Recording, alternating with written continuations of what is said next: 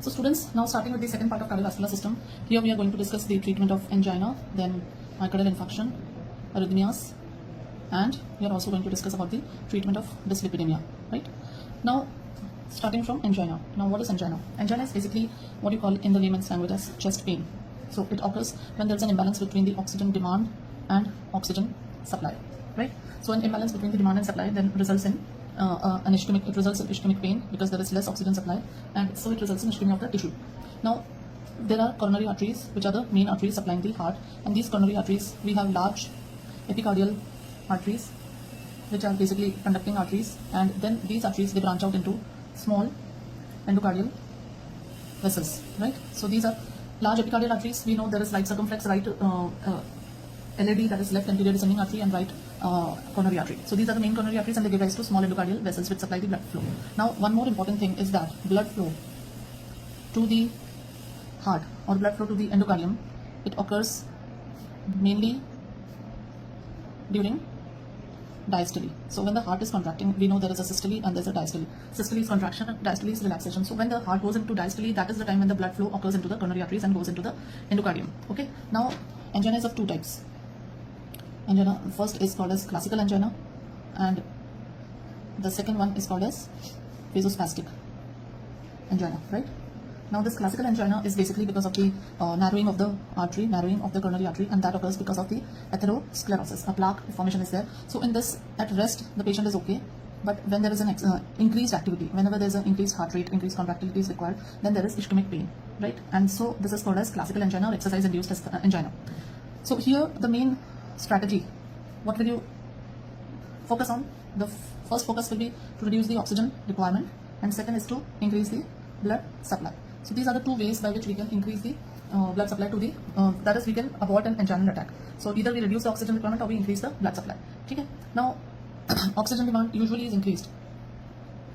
Oxygen demand कब increased होती है? Increased exercise में होती है whenever there is an increased heart rate or increased contractility or increased size of the heart, right?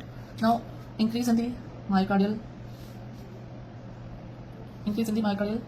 fiber tension and increased ventricular pressure, they also increase the oxygen requirement. Then increase in the end diastolic pressure means more blood is in left ventricle at the end of diastole. So increased end diastolic pressure will also increase the duration of systole, less time in diastole, which together will result in reduced blood flow, right? So basically underlying चीजें जो होती है ना, वो ये होती हैं जब एंजाइना का अटैक आ रहा है. ये सब चीजें, these are the factors which contribute towards development of angina, right? Now, what happens in vasospastic angina? Vasospastic और transmetal angina, जो यहाँ पे हमने लिखा है variant angina भी बोलते हैं इसको. इसमें variant angina में the main vasospastic angina, this is also called as transmetal angina या variant. So इसमें क्या होता है? इसमें the main problem is vasospasm. Vasospastic angina, which is transmetal angina, also called as variant angina. The main problem here is that there is a spasm in the major coronary arteries. So due to the spasm, even normal blood cannot be delivered to the heart. So this can result in pain at rest also. इसमें जरूरी नहीं कि there is exercise और तभी फिर pain होगा. So this is something vasospastic. So these are the two types of angina. So now the therapy which is planned. So what is the planning of the therapy? Or what are the drugs which are available? Now, drugs which are available, first is nitrates. The first category is nitrates, in which we have GTN, glyceryl trinitrate. Then we have a lot of drugs. Okay, we take it there. Then we have beta blockers, in which we have propranolol, atenolol, and metoprolol, right? Then we have CCBs. Now CCBs में we have verapamil and diltiazem, because these are the drugs which are actually useful in heart cases. You know, verapamil and diltiazem are cardiodepressants, while nifedipine is more of a active on the blood vessels. Then we have potassium channel openers. In this we have nicorandil, right? Then we have metabolic drugs होती हैं, which basically convert the metabolism from fat to glucose. And in this we have ranolazine and trimetazidine. Okay. Then we have one more category of drugs, that is sodium channel blockers. And इसमें we have ivabradine, which in the last class we had studied was a funny current inhibitor, right? So ivabradine, and here also we have ranolazine. So this is the classification of drugs which are basically used in the angina treatment. Now let's take them one by one. Let's see the important points related to these drugs. So the first drug in this category that we have to study is nitrates. Now nitrates में जो हमारे पास drugs हैं, we have GTN, glycerol trinitrate, then isosorbide mononitrate and isosorbide dinitrate. Then we have erythritol tetranitrate and we have penta-erythritol tetranitrate and we have amyl nitrate. Okay, so these are the nitrates which come into this category. Now what is the main mechanism of action? Mechanism of action is that the nitrates, it is very simple. Nitrates, when they go inside the body, they get converted to nitric oxide.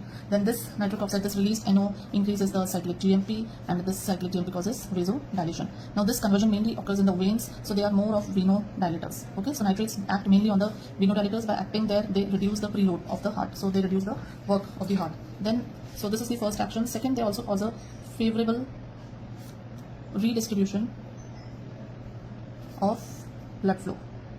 So favorable redistribution of the blood flow to the ischemic areas, right? So what they do is they basically dilate the large epicardial vessels, right? So how do they do a favorable redistribution? They dilate the large epicardial vessels, which are the main arteries. Now what happens is small vessels in ischemic zone are already maximally dilated, right? तो वहाँ पे dilation की दवाई देकर कुछ भी फायदा नहीं होना है. So they are already maximally dilated. So when we increase the blood flow to the large vessels, will increase the blood flow to the endocardial region also, right? So this benefit, why they are applicable, they are useful in variant angina because they cause vasodilatation, and that too in the area which is required. While dipyridamole, you must have heard, dipyridamole is a drug and this causes coronary steal phenomena, right? Now dipyridamole is a drug which causes coronary steal phenomena. What happens is it dilates small vessels. Now they are already maximally dilated. उसमें further dilatation हो नहीं पाता है, and so the blood flow is diverted to non-ischemic region where we don't want it. So that is why coronary steal phenomenon occurs with dipyridamole, right? So now nitrates के important points क्या हैं? That NTG and isosorbide dinitrate can be used to abort acute attack by sublingual route. However, now this is contraindicated because it caused very huge significant fall in BP and causes hypotension. Okay, so that is why we don't use by sublingual route. Then NTG and other nitrates, they are used by oral route. So they are used by oral route and they are now इसमें penta-erythritol tetranitrate is the shortest acting. Just remember जिसका सबसे बड़ा नाम है वही सबसे छोटा सबसे कम टाइम के लिए काम करता है. Then all have very high first pass metabolism except isosorbide mononitrate, which has got 100% bioavailability. Okay, then these drugs are also used in biliary colic, then also used in esophageal spasm because they have a tendency to cause muscle relaxation. Then this drug is also used in a very important, that is cyanide poisoning, and for cyanide poisoning it is given in combination with sodium nitrite, right? Because then this thing glycerol trinitrate forms cyanohemoglobin, and this cyanohemoglobin is then combined with sodium nitrate, forms sodium thiosulfate, and is excreted out. So because of its tendency or activity of causing more relaxation, it is used in these spastic conditions also.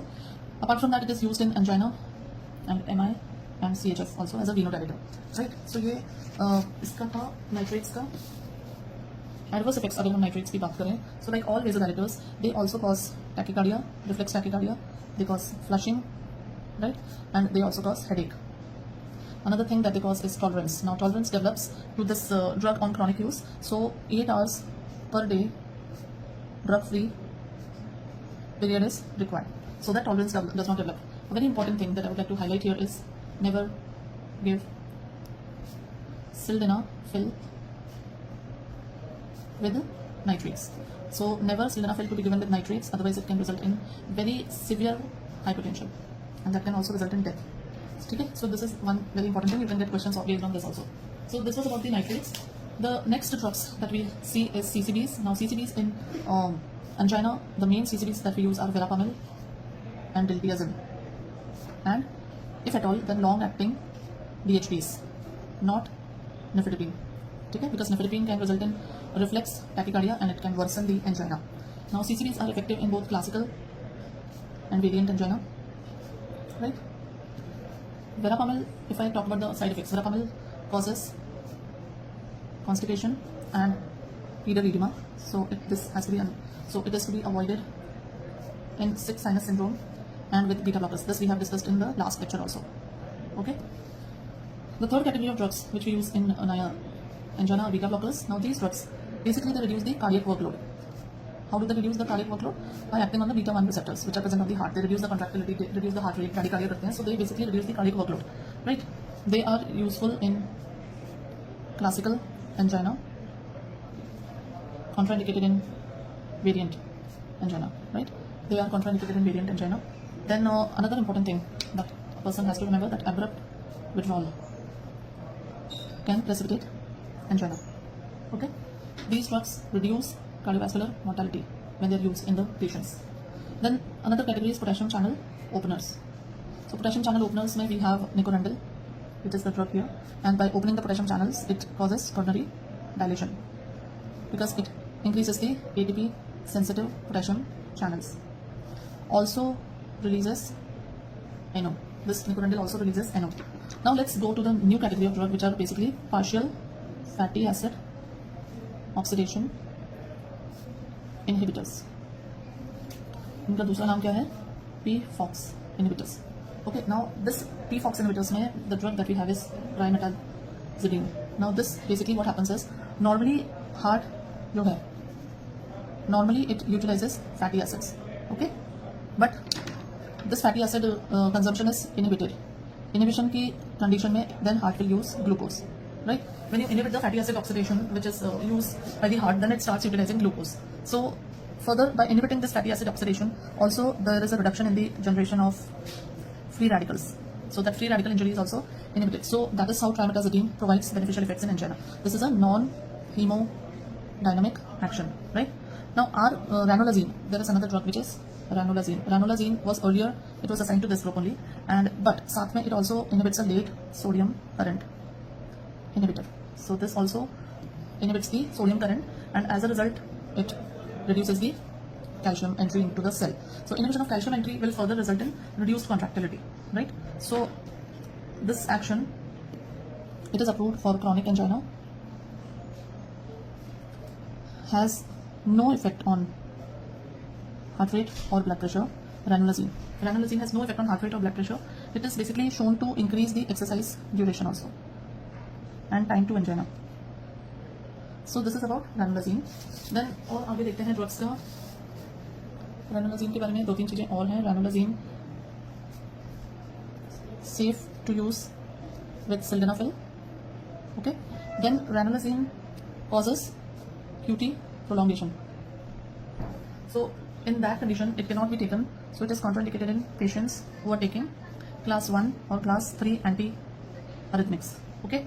So this has to be considered. Then ranolazine also decreases the atrial fibrillation and also reduces the HbA1c. Okay. It is contraindicated in patients with liver and kidney disease. And last thing, not used in acute angina, used only in chronic angina. These are some specific features about ranolazine. Now the next drug that we had studied earlier also, ivabradine. So this ivabradine is a drug which is basically inhibitor of activated sodium channels carrying the funny current. Okay, so these ivabradine, how does it do? It causes bradycardia. It reduces the heart rate. So by causing bradycardia, it reduces the workload and oxygen demand of the blood, of the heart. So that is why this is ivabradine is good. इसका एक adverse effect होता है that it causes visual disturbance. So that is one adverse effect, important adverse effect of ivabradine. Then there is a new drug, fasudil. So what is fasudil? Fasudil is actually a rho kinase inhibitor. Okay, so rho kinase is an enzyme. Now this rho kinase is an enzyme. This plays an important role in vasoconstriction and cardiac remodeling. Okay, so this inhibiting this rho kinase, it causes, so this rho kinase inhibitor है, तो it causes vasodilatation, and so it is used in angina and also cerebral vasospasm, right?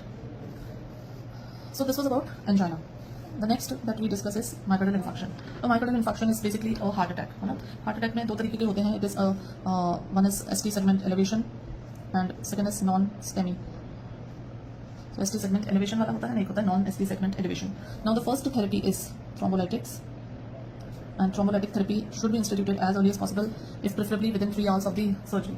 Now thrombolytic therapy में यहाँ पे हम देते हैं, आपको सबको पता है, we have studied also in hematinics. We have streptokinase, urokinase, alteplase, retiplase, and tenecteplase, right? So these are the thrombolytic therapies. Within 3 hours they should be instituted. Then that will reduce the mortality to a huge level. The second category of drug is morphine like opioid. Now morphine like opioid is given because it reduces the pain and it reduces the sympathetic activity, right? Now they इसमें important है pentazocin and pethidine are not used because they cause tachycardia. So if you use them, you are actually increasing the workload of the heart and will worsen the symptoms.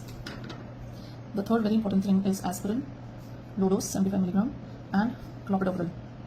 So what will this? It is called as dual platelet inhibitor, right? Dual platelet inhibitor therapy. This is very important therapy nowadays, and both these drugs, when they're given together, they are anticoagulants, antiplatelet agents, so they'll reduce the thrombus formation and will limit the size of the thrombus also. Then the fourth agent, which is nowadays very important in therapy of myocardial infarction, is beta blocker, that is metoprolol. Now how do they benefit? Starting them early will reduce the infarct size, will reduce the incidence of arrhythmias, because the major cause of death in myocardial infarction is ventricular fibrillation, so it reduces that. It also reduces reinfarction. So usually after the main infarction there are very small infarctions which happen again. So metoprolol reduces all these things.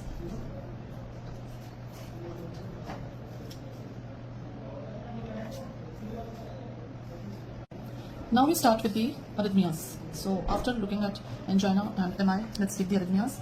Now arrhythmias, what do we understand by arrhythmia? Arrhythmia is basically any deviation from the normal pattern of cardiac rhythm. Okay, so it is basically an electrical abnormality in the conduction of the electrical impulse in the heart that causes arrhythmia. So to understand the arrhythmia, let's understand the basic physiology first. So this is the graph that I am drawing here, and this is how the action potential, cardiac action potential, I'll say specifically of the ventricles is this, and I'm making it in an easy manner to make it understand to you. Now this is called as phase 4, right? This phase 4 is the RMP, is the resting membrane potential, which is usually minus 80 to minus 85 to minus 95 millivolt. This is the resting membrane potential, and this usually is associated with diastole, and there are certain fibers which have automaticity, that is the SA node fibers. So SA node fibers have direct, they get like generated, the action potential is generated without any stimulation, so that is automaticity, that is seen in the SA node. Now this, once a stimulus comes here, then further after phase 4 comes phase 0, and phase 0 is basically because of sodium channels opening. And what happens in phase 0? Let's phase 0, sodium ion comes inside, right? Now phase 0 is the rapid depolarization phase, and the slope, it indicates the maximum rate of depolarization. The slope is very important. Slope indicates the Vmax, the maximum rate of depolarization, right? Now these sodium channels, we know that they remain in one active state, then that is I'll say that they are open state, then they are inactive state, and they are closed state. So here the channels mostly lie in the inactivated state, and when the stimulus comes, then they get activated, they open, then at the end, then they again close, and finally again inactivated. So these channels are the sodium channels which are responsible for phase 0. Next, here it indicates that this is phase 1. Now here sodium channels close and potassium channels open. Now this, what are the potassium channel? Phase 1 is sodium channels close, so now sodium doesn't come inside and potassium channels open. And potassium की कौन सी channels होती हैं? वो delayed rectifier potassium channels. Okay, so now potassium channels open, and this causes this drop, which is phase 1. Okay, now then we have a phase 2, which is a plateau phase. This is called as phase 2, which is plateau, because here now calcium channels open and potassium channels are already open. So in phase 2, calcium channels open, so now calcium starts coming inside, and this causes this plateau phase, and potassium channels continue to remain open, so potassium continues to go out through the slow delayed rectifier potassium channels. After this, then further phase 3, is the repolarization phase, where potassium channels are open and the calcium channels, they also close. Now this ensures that there's a net outward current which results in what is called as repolarization. So phase 3 is what? Potassium channels are open, and this is called as repolarization. Then these, they close when RMP reaches again minus 85 to minus 95 millivolt. So this is how this whole system it goes on. An important part here is that potassium is the main cation that determines the resting membrane potential of cardiac cells. Okay, so potassium is the main cation that actually determines the RMP of cardiac cell. Okay, so any question based on this, I hope that you can answer. This is a understanding of the now SA node and AV node. The upstroke of action potential is due to calcium channels and not sodium channels. This is an important point that in the SA node and the AV node, which are the pacemaker, which are called as pacemaker because they are having an automaticity. Now, the type of drugs that we have for arrhythmias. The first category is drugs that block the sodium channel blockade, right? So drugs which block the sodium channel. Then second, drugs which block the calcium channel, and then drugs which block the potassium channels, right? Potassium channel blockers. So what will be the change in the action potential? So understand that when sodium channels and calcium channels are blocked, तो normal हमारा ऐसे आ रहा था, right? And then the second one is like this. So in sodium and calcium channel blockade, it is seen that the threshold potential goes up and remaining things, they remain the same. So this difference is there, increase in threshold potential at which they get stimulated. When sodium channels are blocked, then what happens is, this is the normal, then sodium channels, potassium channels, they actually, it goes here only, but it increases the APD. So increased action potential duration is seen. So increased threshold potential is seen with sodium and potassium channels. Sodium and calcium के साथ ही होता है, potassium के साथ ऐसा होता है. So this, whichever point they are affecting, whichever point the drug is affecting, that particular segment gets affected. Right, now next, so let's see the classification. So classification में बहुत simple तरीके से I'll explain because you have studied the classification in KDT and in all the books, and I know antiarrhythmics are very difficult. So class 1 is divided into class 3 parts, 1A, 1B and 1C. But the mechanism of action in all the 3 categories is same, that is they cause sodium channel blockade. Okay, then class 2 is beta blocker, class 3 is potassium channel blocker or potassium channel blockade, class 4 is calcium channel blocker or calcium channel blockade, and then class 5 is basically miscellaneous. So this is the classification of these drugs. Let's see them one by one, and as we study, the understanding will also develop. So coming to class 1. Now these class 1 basically interfere with the activity of the sodium channels, right? They all decrease the Vmax, the Vmax of the phase 0. जो phase 0, जो first phase था, increase up जो जा रहा था, upward moment, that Vmax of that phase 0 is reduced. Right? Now these drugs, इसमें आता है class 1A. Class 1A जो agents होते हैं, these drugs also block potassium channels. So they prolong the action potential duration also. And so they cause torsidus D pointis, that is prolonged QT interval, because they are potassium channel blockers, they prolong the APD, and so they cause the prolonged QT interval. So these basically they reduce the conductivity and increase the refractoriness of the fibers. Okay, now the drugs which are coming in this category, what are the drugs here? They are quinidine, then procainamide and diazopyramide. Right?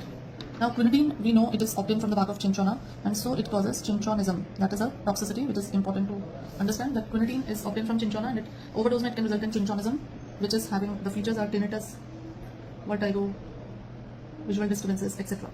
Second, it can precipitate digitalis toxicity by reducing the renal clearance of digitalis. So these are the actions of quinidine. The second drug, procainamide. Now procainamide is a derivative of procaine. Okay, procainamide is a derivative of this drug procaine, and it is metabolized by acetylation and produces the N-acetyl procainamide. Now again यहाँ पे acetylation से ये metabolize होती है, plus this drug can cause DLE in slow acetylators. right? And it is the drug of choice in atrial fibrillation with WPW syndrome.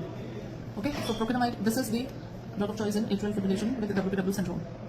Now, these drugs, you can use them in atrial fibrillation, but they should be used in conjunction with a drug which is a blocker kind of thing, a AV blocker like digoxin or verapamil, because they can result in paradoxical tachycardia. So, use in combination with digoxin or verapamil or beta blocker in AF. Okay, so this is about class 1A. Next, we come to class 1B. Now, class 1B agents are lignocaine, mexiletine, procainide, and phenytoin. Right? Now, these are sodium channel blockers. We know they block the sodium channel in inactivated state, and they also have potassium channel openers. Right? They have fast onset and offset kinetics. They reduce the action potential duration and also reduce the refractoriness because they are potassium channel openers, right? Now these drugs, they are used only for ventricular arrhythmias. They are not used for any other arrhythmia. This is important. They are used only for ventricular arrhythmias, right?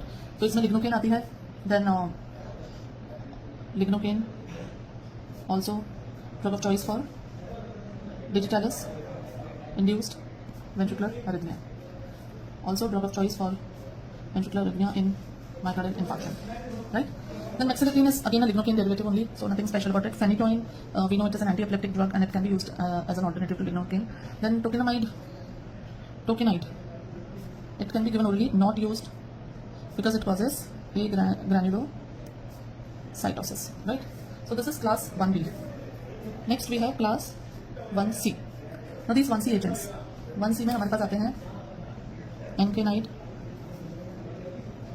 फ्लेकेनाइड, propafenone, and morisizine.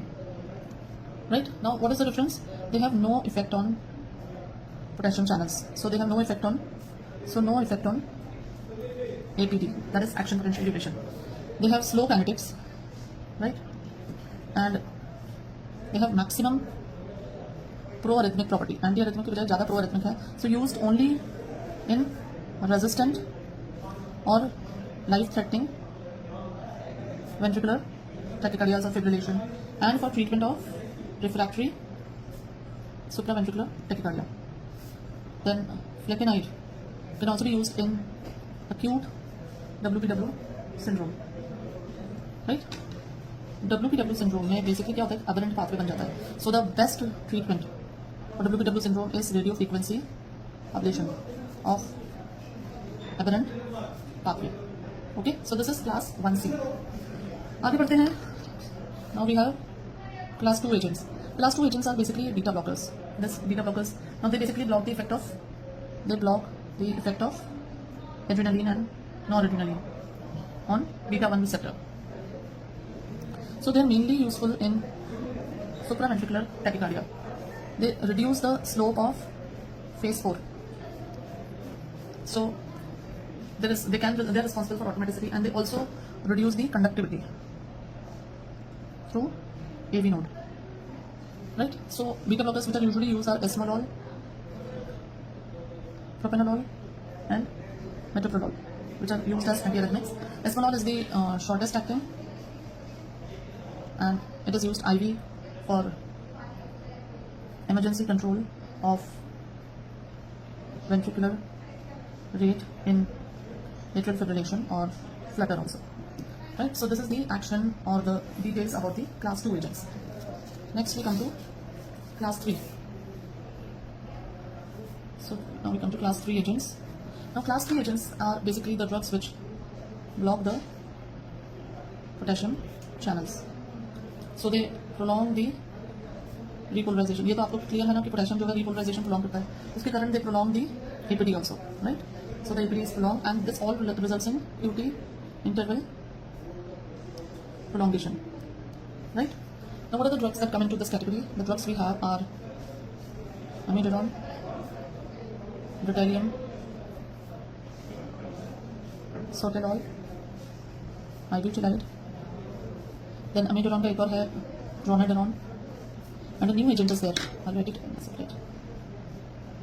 That is vernaculant. Okay. So these are the agents of class 3 category. इसमें amiodarone सबसे famous है because of its side effects that it causes. Amiodarone सबसे पहले longest active होता है. Its half life is 3.8 weeks. It has all the actions. It causes sodium channel blockade, it causes potassium channel blockade, it has got beta blocker activity, it causes calcium channel blockade. So it is basically widest spectrum, widest antiarrhythmic spectrum is there. So amiodarone has got the widest spectrum. Then it contains iodine. So because of its content of iodine, it can result in hyperthyroidism, can cause hyperthyroidism, and because it inhibits the peripheral conversion of T4 to T3, so it can also result in hypothyroidism. Okay, so these are the two situations seen with amiodarone. Then other adverse effects are peripheral neuropathy. Then it can cause myocardial depression. Then it causes pulmonary fibrosis. Then it also causes hepatotoxicity. It causes corneal microdeposits, and it also causes photosensitivity. Right? इसी का जो दूसरा कंजीनर है, that is dronedaron. It is basically non-iodinated, so it has got less side effects, but also less efficacy. Right? So now amiodarone, they are basically used in treatment of refractory ventricular tachycardia, ventricular fibrillation, especially with ischemia. Right? Also used for prophylaxis of almost all arrhythmias. So that is amiodarone. Next we have Brutilium. Brutilium का क्या है, कुछ specific देखते हैं. So Brutilium is basically a adrenergic neuron blocking drug. It is used IV for arrhythmias. Adverse effect इसका है postural hypotension. Brutilium was called as pharmacological defibrillator. Okay, that is Brutilium. Then we have sotalol. Now sotalol is basically a beta blocker, right? Now, it is basically used in ventricular tachycardia and AV reentrant arrhythmia. Then ibutylide. Ibutylide is basically similar to sotalol. Then it is approved for acute conversion of atrial fibrillation to sinus rhythm. And the last drug in this category, that is vernaculant. This drug is basically, it's a multi-ion channel blocker, and it is used for converting atrial fibrillation to sinus rhythm. Okay, so these are the important drugs of class 3. Next we come to class 4. Now class 4 is basically calcium channel blockers. In this we mainly have diltiazem and verapamil. These drugs are used in PSVT and controlling the ventricular rate in atrial flutter and fibrillation. Verapamil is also the drug of choice for supraventricular tachycardia and prophylaxis of PSVT. Okay. Then we have class 5, that is miscellaneous. In this we have adenosine. So adenosine actually it opens potassium channel, so it leads to hyperpolarization of AV node. This is the drug of choice for PSVT. And what drug will inhibit adenosine action? That is theophylline, because it is an adenosine antagonist. And what drug will potentiate its action? That is dipyridamole, as it potentiates the action by inhibiting the reuptake of adenosine. It inhibits the reuptake of adenosine. So dipyridamole will potentiate and theophylline will inhibit. It has got a very small half-life, 10 seconds. So first is adenosine, then we have digoxin. Digoxin increases vagal activity. So it mainly causes AV blocks.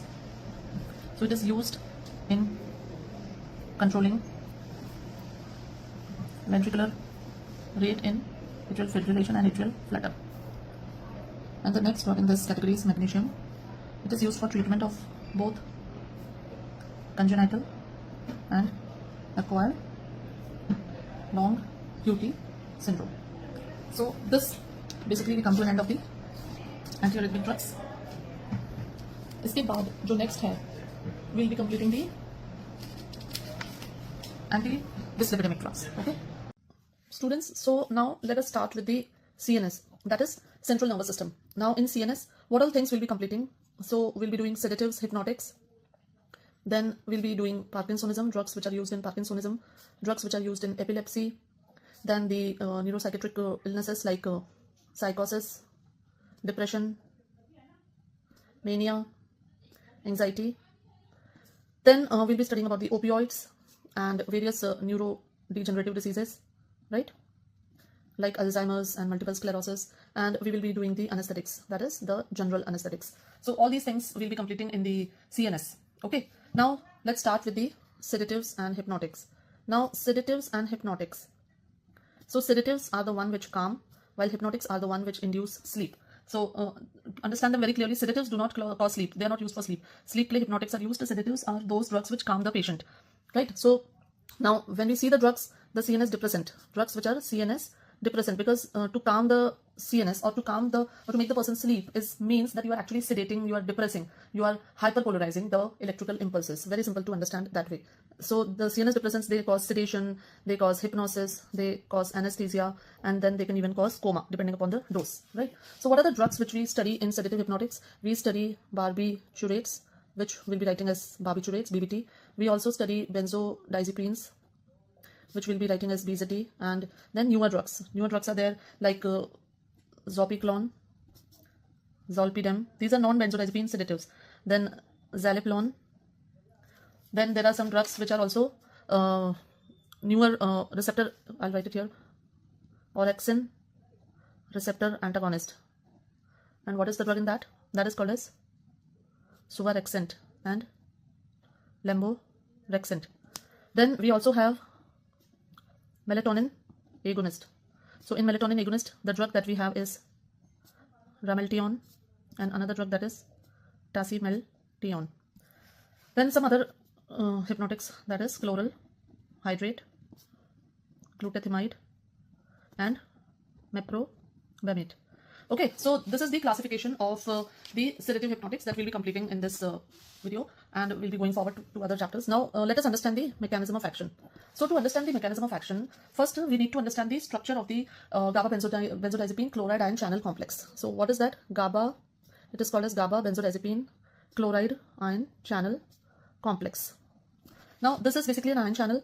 So say this is the cell, extracellular, intracellular. Now this is actually a pentameric rosette structure. Okay, so it has got 5 leaves structure. I'm showing the what I'll say a 2-dimensional transfer section. So here there is the chloride ion channel, like this it goes.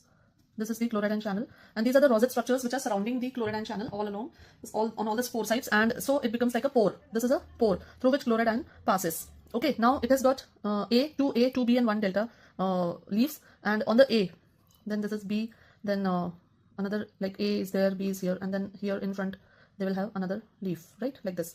So now the various sites that basically what happens, see, increased chloride ion conductance.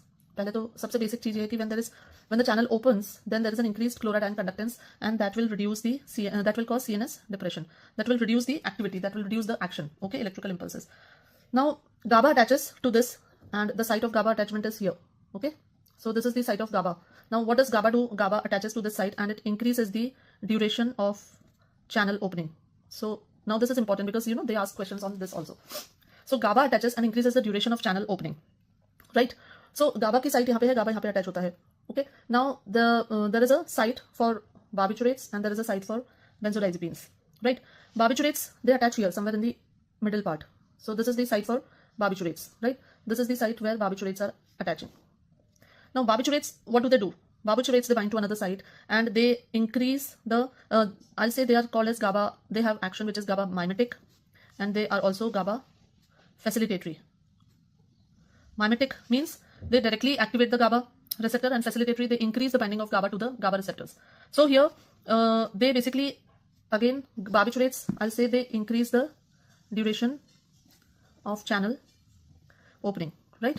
So this is the action of barbiturates. Benzodiazepines, now benzodiazepines are different. Benzodiazepines, they attach somewhere here. This is the action site of benzodiazepine. So benzodiazepines, what do? They basically bind to a different site and they increase the binding of GABA. So they are mainly GABA facilitatory. they don't have GABA mimetic, and they increase the frequency of channel opening. Okay, so when barbiturates, they increase the duration of channel opening. Benzodiazepines, they increase the frequency of channel opening. Okay, so we have studied the sites. Now let us see the other agonist and antagonist. Now there is a drug called as bicuculin. Now this bicuculin, it binds to GABA A receptor. Okay, and this acts as a competitive inhibitor or competitive antagonist of GABA, right, and non-competitive antagonist of benzodiazepine. So bicuculin कहाँ attach होगा? Bicuculin भी यहीं पे attach होता है. Bicuculin attaches here. So this is a competitive antagonist of GABA and inhibits the action of GABA. Then there is another drug which is called as beta carbolin. Now beta carbolin is an inverse agonist at benzodiazepine site. So beta carbolin, it is an inverse agonist at the benzodiazepine site. So ये जो benzodiazepine की site है यहाँ पे inverse agonist के रूप में beta carbolin attach होता है, and it inhibits the action of benzodiazepines. It increases convulsions. It is a drug which will produce convulsions. Okay, and there is another drug, that is flumazenil. This flumazenil is a competitive antagonist at benzodiazepine site, and so it inhibits the action of benzodiazepine and also inhibits beta carbolin. So flumazenil, again, it acts here. So flumazenil is the drug which is a competitive antagonist at benzodiazepine receptor, and it inhibits the action of benzodiazepine as well as beta carbolin. So you can see that this is the GABA A benzodiazepine chloride and channel complex. Opening of chloride channel causes CNS depression. GABA produces its action by directly attaching to its receptor and increases the duration of channel opening. Barbiturates, they are mimetic as well as facilitatory. Benzodiazepine is only facilitatory. And these are the flumazenil, bicuculin and beta carbolin are the antagonists of these drugs. Okay, now let us see them one by one. So let us first see barbiturates. Specific features of barbiturates. Now barbiturates, they basically, we have understood the mechanism. They increase the duration. Barbiturates in clinical practice, they are used very less. Like in epilepsy, phenobarbital may be used, right? And anesthesia, these are the only two uses, that is thiopental. So apart from these two uses, barbiturates are not used nowadays. Now why not used? Because first thing, they have a very narrow therapeutic index. Their safety profile is very low. They're not safe because they have a steep DRC. So a very little increase in the dose is going to increase the depression manifold. Then secondly, they are very powerful enzyme inducers. So they cause a lot of drug interactions, right? Then third thing, they have very high abuse liability. So producing this abuse, they can precipitate withdrawals. Then we don't have no specific antidote for poisoning. Okay, so if somebody takes them by accident, suicidal or homicidal, we don't have any antidote, specific antidote for them. So that is why these drugs are not preferred nowadays, right? What are the adverse effects? Let's see the adverse effects of these drugs. Now, first of all, they cause hangover because they have a very long duration of action, and they also reduce the duration. They distort the sleep architecture. They reduce the duration of REM stage 3 and 4 and increase the duration of stage 2. So they distort the sleep architecture. Then they impair the memory, impair the learning and memory. So they can cause amnesia. Then they cause idiosyncratic reactions also, so excitation in some patients. Then fourth, they are absolutely contraindicated in acute intermittent porphyria because they increase porphyrin synthesis. How? Because they induce the enzyme porphyrin delta ALA synthetase, right? Fifth point, very important, at high doses they cause poisoning, right? Poisoning कैसे treat होती है? Let us write it here. Poisoning of barbiturates. Now, how do we treat the poisoning of barbiturates? The first thing is gastric lavage. So we reduce the absorption of any barbiturate that is lying in the stomach. Second is they are treated by forced alkaline diuresis, right? And the third thing that we can do is hemodialysis. We can just increase the excretion of barbiturates from the urine. So this is the detail about the barbiturates. Okay, now next we go to benzodiazepines. So benzodiazepines के हमने देखा कि they are GABA facilitatory action. Now these drugs, they are used as anxiolytics. They are used as anticonvulsants, and they are also used as central muscle relaxants, right? So these are the barbiturates have got a lot of use. They are very good drugs and very commonly used. So now the multiple central muscle relaxants may be normally used diazepam. Then anti-anxiety may we have diazepam, lorazepam, alprazolam, which is very commonly used, and chlordiazepoxide. In muscle relaxants also chlordiazepoxide is used. In anticonvulsants we have diazepam, we have clonazepam, we have clobazam, we have lorazepam. So these are the various drugs Then in hypnotic uses, that is for sleep, we have many drugs like diazepam is there, flurazepam, nitrazepam, temazepam, triazolam, quazepam, and midazolam. So these are the various drugs which come under benzodiazepines. Now benzodiazepines are preferred over barbiturates. Why? First of all, they have a safety profile is good, and they have a flat DRC. So, and they have a high therapeutic index. Okay. Second, they cause less hangover and less distortion of sleep architecture, and that is why they are more beneficial in insomnia. Then, in fact, nitrazepam increases the REM sleep. REM sleep is the dream sleep. Then less drug interactions. In fact, very little drug interactions they have. They don't have any. Then less abuse liability, and they do not cause dependence.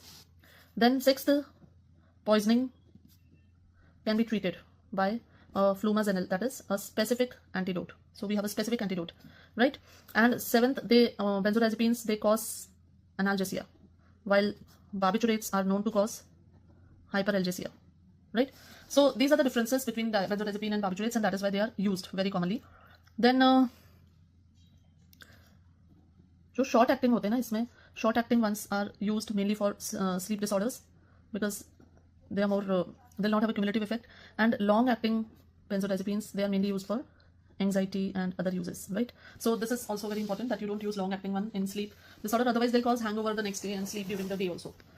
Okay, now let us see the adverse effects. What are the adverse effects? Now they are usually much safe, and they can also impair memory and learning.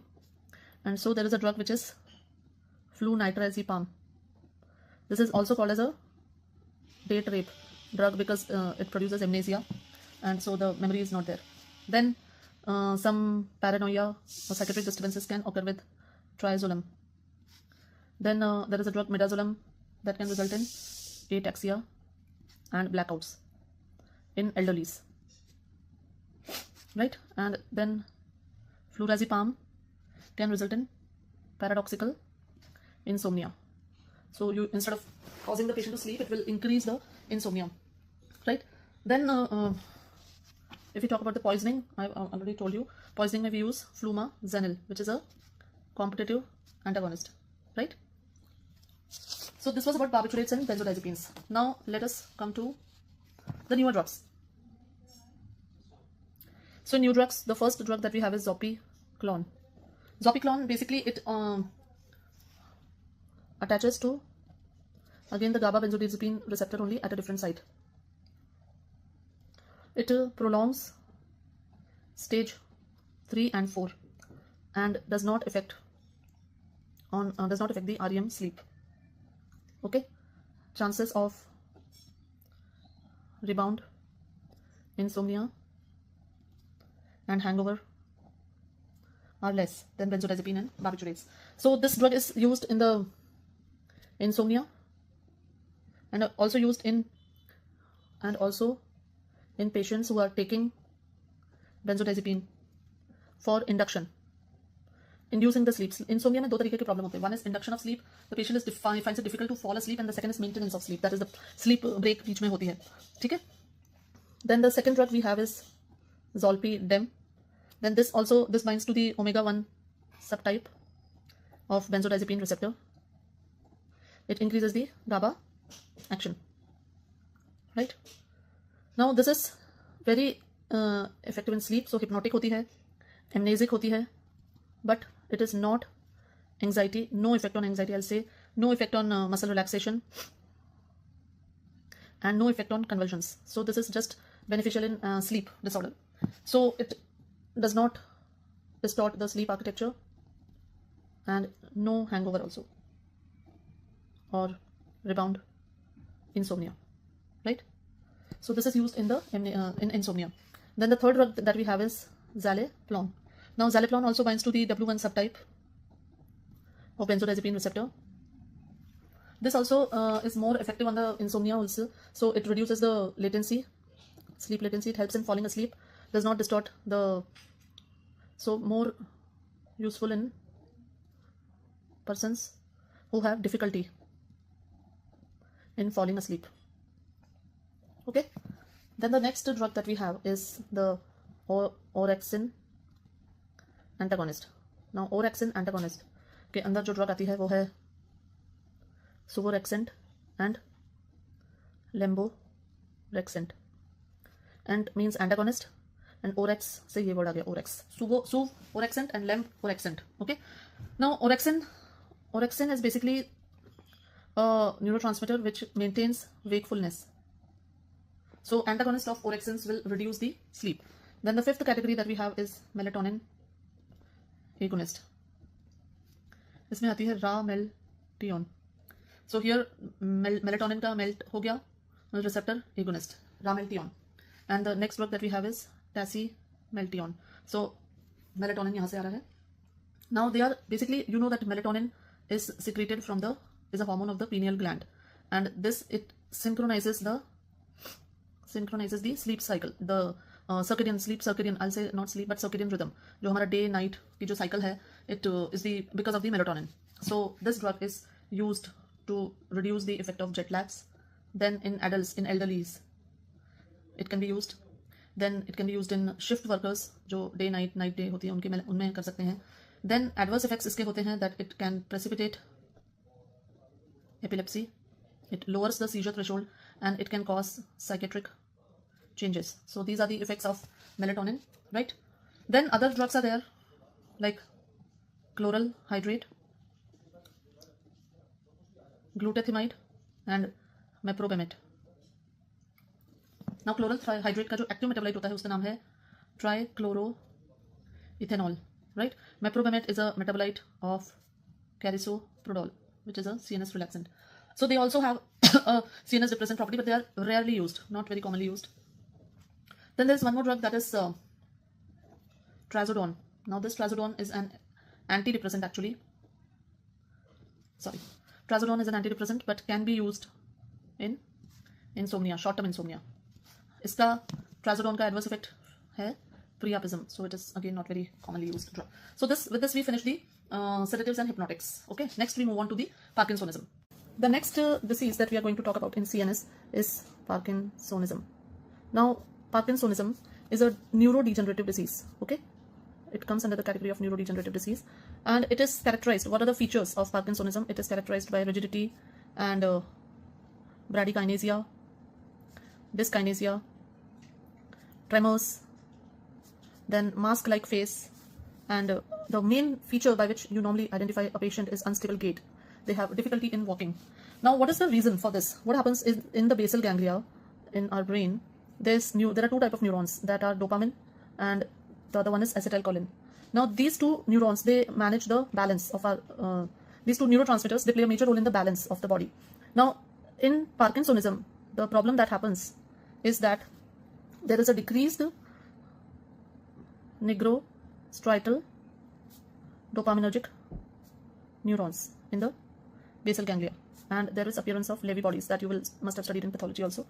So as a result, in Parkinsonism, what happens is there's an increased acetylcholine activity and there's a decrease in the dopamine activity. Now, increased acetylcholine and decreased dopamine activity results in an imbalance, right? And this imbalance causes the features of Parkinsonism that we see.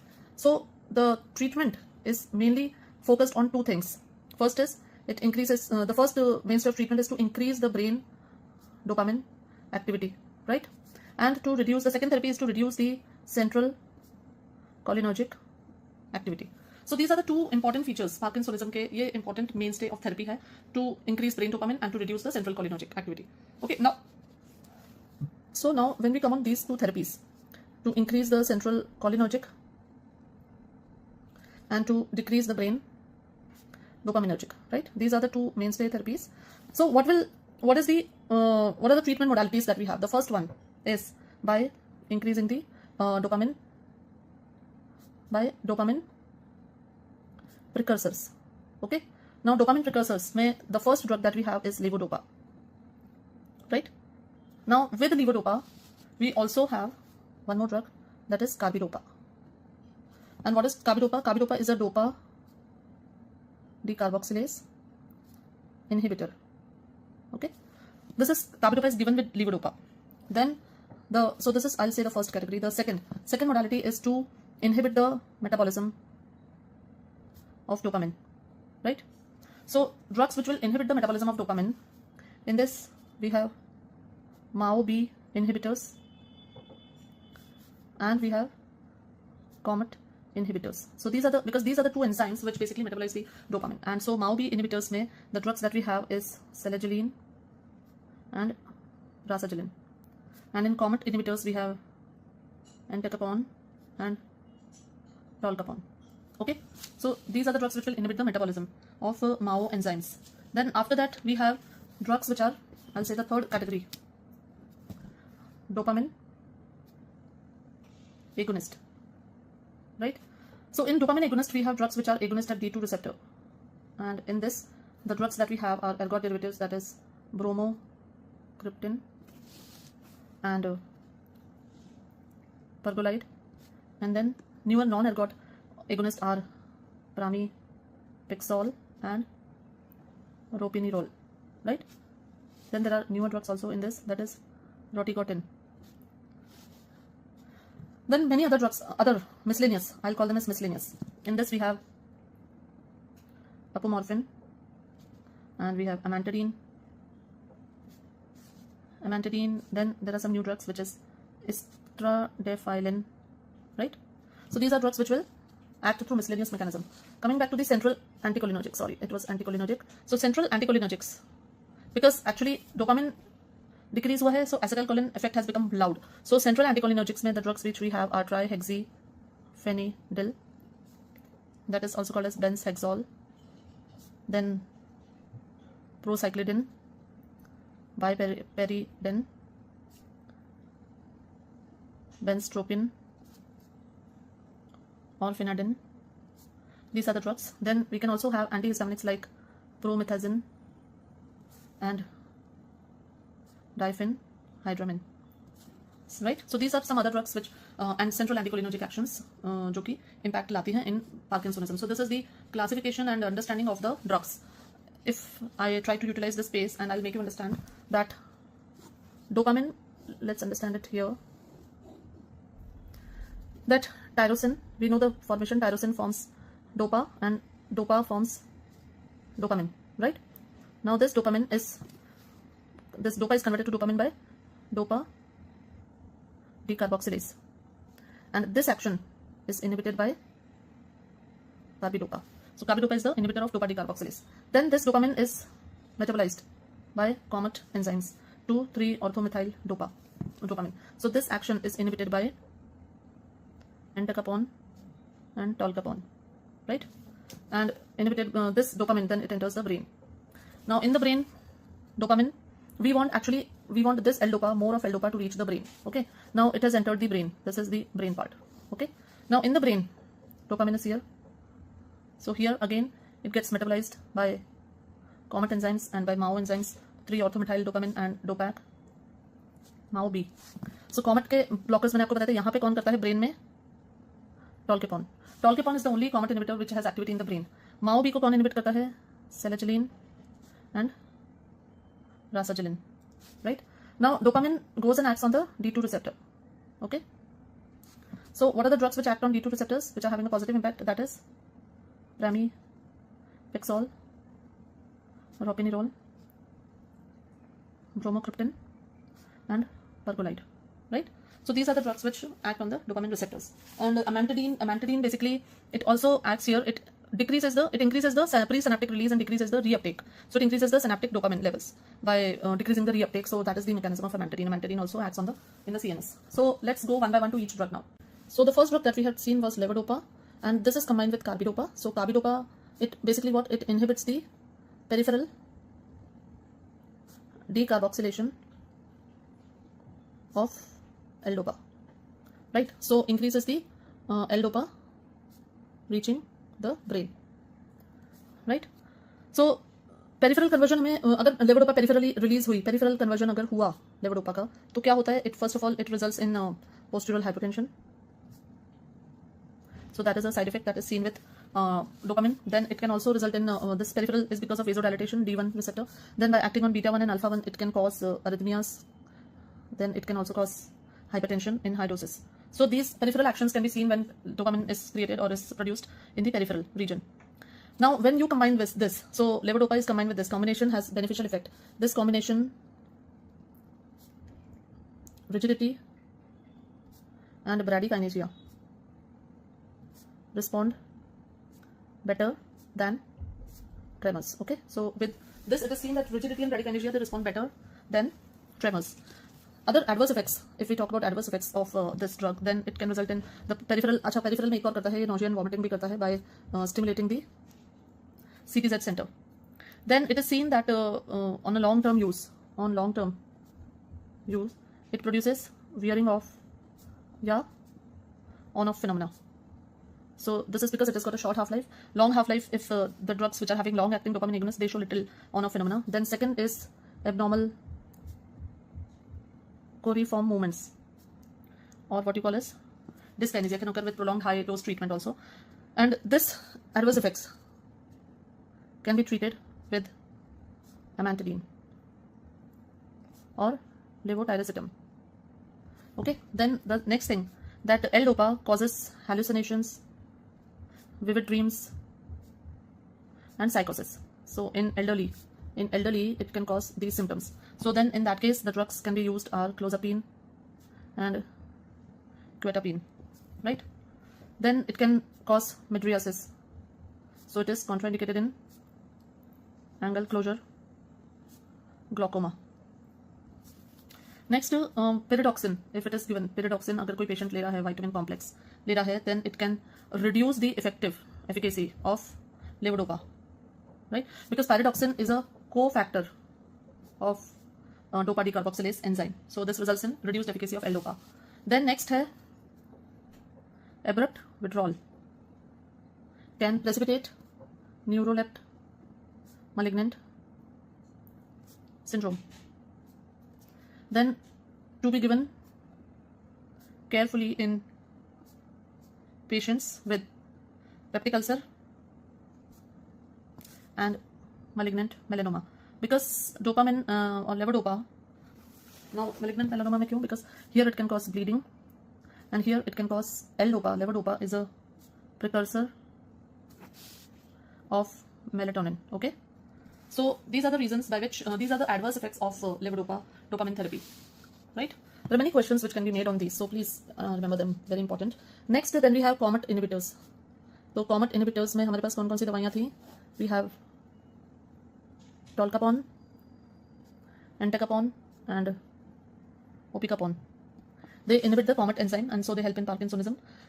They are always given in combination. इनको अकेले देने से कोई फायदा नहीं है. So they are given in combination with L-dopa plus carbidopa, right? Because when we inhibit the dopa decarboxylase enzyme, the metabolism move towards comet. So we need to, if we give these drugs, then it will be very beneficial, right? Then tolcapone acts in the brain also. So this has got activity in the brain also. So these are the drugs, and now tolcapone is more potent and longer acting, but it is, इसके साथ एक problem है, but it is hepatotoxic. So this is not used now. Now new drug that has come is opicapone, which is the drug which is preferred, and it is used for treatment of off episodes when there is full-blown Parkinsonism, right? Then the next category drugs that we had was MAO inhibitors. Now MAO inhibitors में हमारे पास जो drugs हैं वो हैं selegiline and rasagiline. And selegiline and rasagiline, they are selective irreversible inhibitors of MAO B, and at high doses they inhibit MAO A also, and can result in hypertensive crisis, which is seen in cheese reaction and serotonin syndrome. Okay, these drugs, MAO inhibitors, also reduce the disease progression, right? So this is also very important, not just symptom amelioration but also reduction of the disease to progress, to reduce. Then there's a new drug, safinamide. It is a new MAO B inhibitor. Okay, safinamide is a new MAO B inhibitor, and it is used in combination with L-dopa plus carbidopa. It is not used alone, used always in combination with L-dopa and carbidopa, right? Then next, coming to the next category of drug that we have, that is dopamine agonist or dopamine agonist, right? Now dopamine agonist में the drugs that we have are those which are D2 receptor agonist. So इसमें जो हमारे पास drugs हैं वो हैं bromocriptine and pergolide. These are ergot derivatives. They are short acting, firstly, and secondly they also cause digital vasospasm that can lead to gangrene also, and can also lead to erythromyalgia. So long-term use of pergolide can also result in cardiac valvular defects. Okay. Then non-ergot derivatives, we have pramipexole and ropinirole, and these are non-ergot derivatives. They do not cause gangrene and they are very long-acting. They are long-acting also. Now ropinirole is also approved for restless leg syndrome. They are the first choice for Parkinsonism now, even earlier than levodopa. Levodopa से भी ज़्यादा preferred drugs हैं ये. Important adverse effect is excessive daytime sleepiness. It is rare also, not very commonly, right? Then these drugs, dopamine agonists, also associated with impulse control disorders like gambling, pathological gambling, hypersexuality. So ropinirole is also used in that. Then there's a new drug which is rotigatin. Now this drug is also a dopamine agonist. It was earlier given with transdermal patch, but now discontinued as there was crystal formation on the patches. Okay, so this is about the dopamine agonist. Now other drugs, miscellaneous. We have amantadine. Now amantadine is actually an antiviral drug. It is used in anti-influenza, right? But it is seen to be useful in Parkinsonism because it increases the synaptic dopamine levels. It increases the release and reduces the reuptake. So by this it increases the synaptic dopamine level. Plus it is also anticholinergic and also NMDA blocker, right? Now adverse effect of amantadine is very peculiar. It causes livedo reticularis. So this is one side effect of amantadine which is very problematic.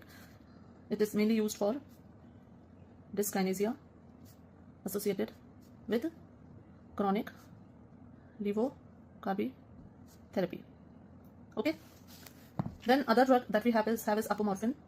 Now what is apomorphine? Apomorphine is a selective antagonist at adenosine A2A receptor.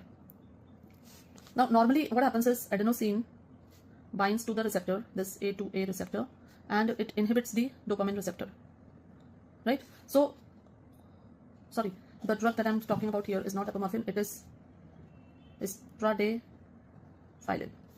Istradifylline is selective antagonist at adenosine A2A receptor.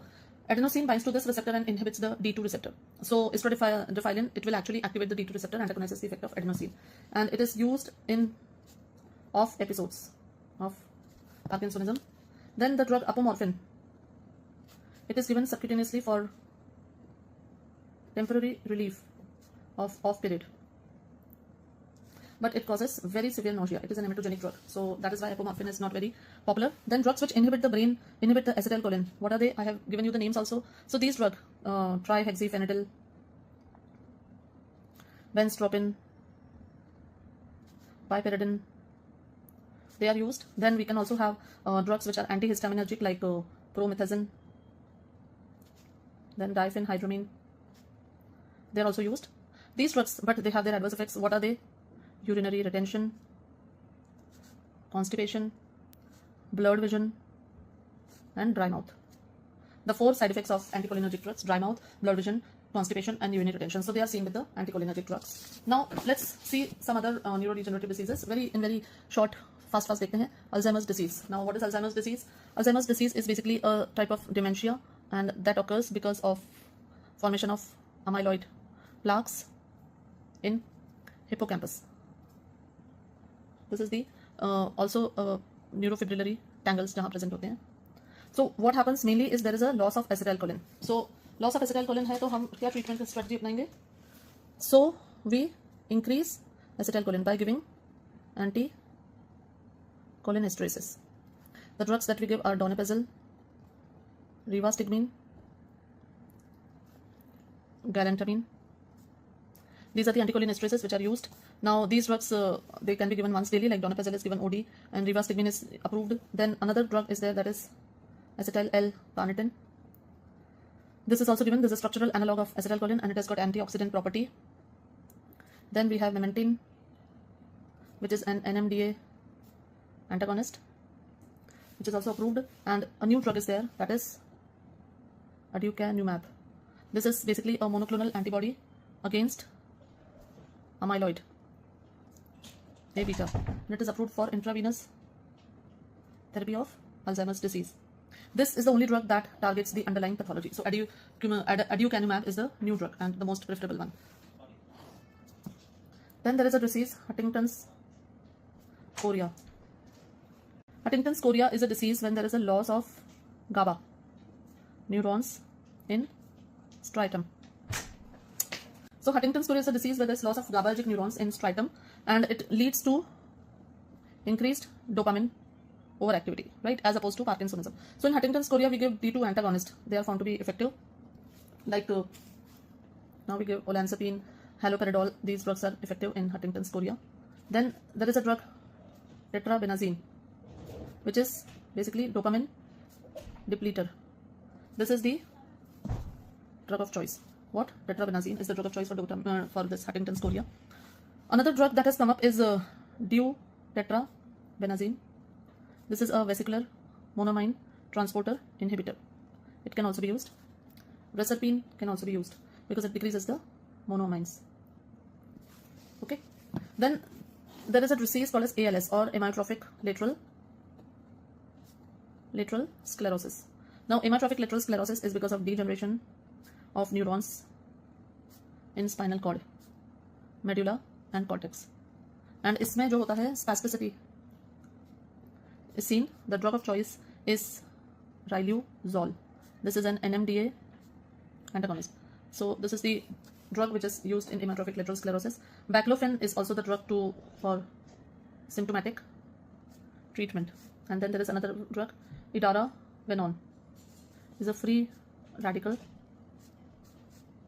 scavenger, also recently approved in ALS. Edaravone, baclofen and riluzole. These are the drugs used in ALS. Then there is another disease that is Wilson's disease. Now this is basically hepatic or hepatolenticular degeneration disease due to increased copper accumulation. So इसमें जो drug है वो है हमारे पास वैसे D-penicillamine. D-penicillamine is a chelating agent and it can reduce the copper, but it causes lupus. It causes optic neuritis and it also causes blood dyscrasias. So it cannot be used. The other drug that we use is zinc sulfate and potassium sulfide. These two decrease the intestinal absorption of copper. So these are the drugs which they also sequester excess copper in the body. So they are used and they can be used in pregnancy and in children also. Then there is one more drug in Wilson's disease, that is trientine. This is another copper chelator and less toxicity. So in Wilson's disease, the drugs that we have, D-penicillamine, because of toxicity, it is not used. The other drug that we have is zinc sulfate and potassium sulfide, and another drug, trientine. So these are some diseases. There's one more left, that is called as multiple sclerosis. One degenerative diseases which is left is multiple sclerosis. ये हमारा अभी बचा है, तो इसको भी हम खत्म करते हैं. So multiple sclerosis is a degenerative disease. Basically, it is an autoimmune disease, and this autoimmune disease is resulting in demyelination of neurons. Now, multiple sclerosis is important because they ask many questions on this. So, acute episode of multiple sclerosis, the drug of choice is corticosteroids. So, you have to give steroids for that, and it hastens the recovery, but the extent of recovery remains unchanged, and long-term treatment with steroids gives no benefit. Now, first-line drugs for multiple sclerosis, for relapse prevention. They are interferons. उसके बाद आती है Fingolimod. Then another drug which is named as glatiramar and teriflunomide. There are many drugs. ठीक है, अब Fingley mode वगैरह का देखते हैं. Fingley mode, basically these drugs are sphingosine 1-phosphate receptor modulators. So sphingosine 1-phosphate receptor modulators, these drugs include Fingley mode. Then other drugs are Cyponi mode, then Ponesi mode, and Uzani mode. Now these drugs, they activate or they stimulate the sphingosine 1-phosphate receptors, right? And they prevent the egress of lymphocytes from lymph nodes and thus reduce the autoimmune system. Now इसके adverse effects क्या होते हैं? They cause bradycardia and can also result in heart block. So the monitoring of heart is continuously required. Fingley mode is also associated with lymphopenia. They can be given orally, right? So these are the drugs, Fingley mode, which are sphingosine 1-phosphate receptor modulators. Then second category of drugs are fumarates. So in this category, the drugs that we have are dimethyl fumarate and diroximel fumarate, right? Now they activate, इनकी action क्या है? They activate the nuclear factor like 2 pathway, and so they benefit in the autoimmune neuroprotective pathway. These drugs are also given orally. Now one adverse effect with these drugs is progressive multifocal leukoencephalopathy, that is caused by these drugs, progressive multifocal leukoencephalopathy. So used in patients with negative JC virus testing, right? This is seen with the fumarates. Now another thing, Fingley mode is also associated with the varicella zoster infections, because they are playing with immunity, so they can also result in varicella zoster reactions. Then we have monoclonal antibodies. Now monoclonal antibodies में the drugs that we have, natalizumab, alemtuzumab. Then another drug is metozentron. Okay, let's take natalizumab and alemtuzumab. Now natalizumab is very effective, but again natalizumab also increases the risk of progressive multifocal leukoencephalopathy, right? And the other drug, alemtuzumab, this can also result in increased varicella zoster infection. So if the disease activity continues despite the first line drugs, that is Fingley mode fumarates, then you can give natalizumab, alemtuzumab, and other drugs. Then the other drug that we have is metozentron. This is cardiotoxic also. Then another drug is teriflunomide. Another drug is there, that is dalfampridine. This is basically an oral potassium channel blocker, and it is given in patients to improve walking. It can cause seizures. Then we have modafinil, which we have also seen with ADHD. Modafinil is used to improve fatigue in patients with multiple sclerosis, right? Then we have ocrelizumab. This is a CD20 directed monoclonal antibody, and it is approved for relapsing and primary progressive multiple sclerosis. It is used there. Then there's a new drug that is amifampridine. जैसे ऊपर ये देखिए ना dalfampridine, ऐसे ही amifampridine. It is a new potassium channel blocker, and it is approved recently for the oral treatment of Lambert-Eaton myasthenic syndrome. Okay, so this is the therapy of these are the various drugs which we use in multiple sclerosis. Acute episode में we use corticosteroids. First line drugs में we have interferons, beta and Fingley mode, glatiramer and teriflunomide. Then Fingley mode is a sphingosine 1 receptor modulator, but it causes some side effects also. Fumarates, they activate the nuclear factor like 2 pathway, but they cause progressive multifocal leukoencephalopathy.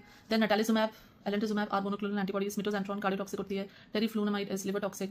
Dalfampridine is a drug which it is used in improving the walking. Modafinil is used. Ocrelizumab used. Then amifampridine is now recently approved for treatment of Lambert-Eaton myasthenic syndrome. The next video will have drugs which are acting on epilepsy. So anti-epileptic drugs, antipsychotics, antidepressants, anti-maniac, anti-anxiety, and the opioid receptors also. Good afternoon, students. So now in this video, we are going to discuss the drugs acting on the dyslipidemia or hypercholesterolemia. Okay, so before we understand the drugs, let's also understand the whole mechanism, how cholesterol is formed, how it is transported, what are the various transporting agencies, and what is the pathophysiology. Now see, सबसे पहले एक होता है हमारा liver, ठीक है? एक होता है liver और एक है हमारे जो intestines, ठीक है? तो अब जो टारगेट्स हैं यहाँ पे आप साथ के साथ you will understand what are the various targets also. So सबसे पहले from the intestine, the triglycerides, they are basically absorbed, cholesterol, triglyceride, everything is absorbed and then it is transported in chylomicrons, right? Now chylomicrons mein triglyceride content is more than the cholesterol content. This is first thing.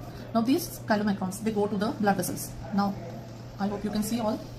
Okay, so they go to the blood vessels. Now in the blood vessels, the triglycerides in the chylomicrons are converted into free fatty acids, and then the chylomicrons, they become chylomicron remnant. Okay, now they contain only cholesterol, and this triglyceride is used by it goes to the muscle and adipose tissue. Okay, now this chylomicron remnant then goes to the liver and it is absorbed there by the receptors. So this is one cycle, right? Now another cycle that happens is from the intestines, from the enterocytes and from the hepatocytes also, there is a secretion of HDL. You all know that HDL is called as a good cholesterol and LDL is called as a bad cholesterol. So from enterocytes, nascent HDL is secreted. This HDL का काम होता है tissues से scavenge करके लाना, बटोर के लाना. So ये जो है टिश्यूज, मैक्रोफेजेस, सबसे जो है कोलेस्ट्रॉल बटोरता है and this then gets laden up with cholesterol, right? Now this nascent HDL is converted by an enzyme LCAT, that is lecithin cholesterol acyl transferase, and it becomes a mature HDL, right? Now this mature HDL comes back to the liver. So इसने क्या करा, basically tissues से इसने cholesterol उठाया, mature हुआ और फिर ये वापस इस cholesterol को liver में लेकर आ गया. So it is scavenging the cholesterol from the liver.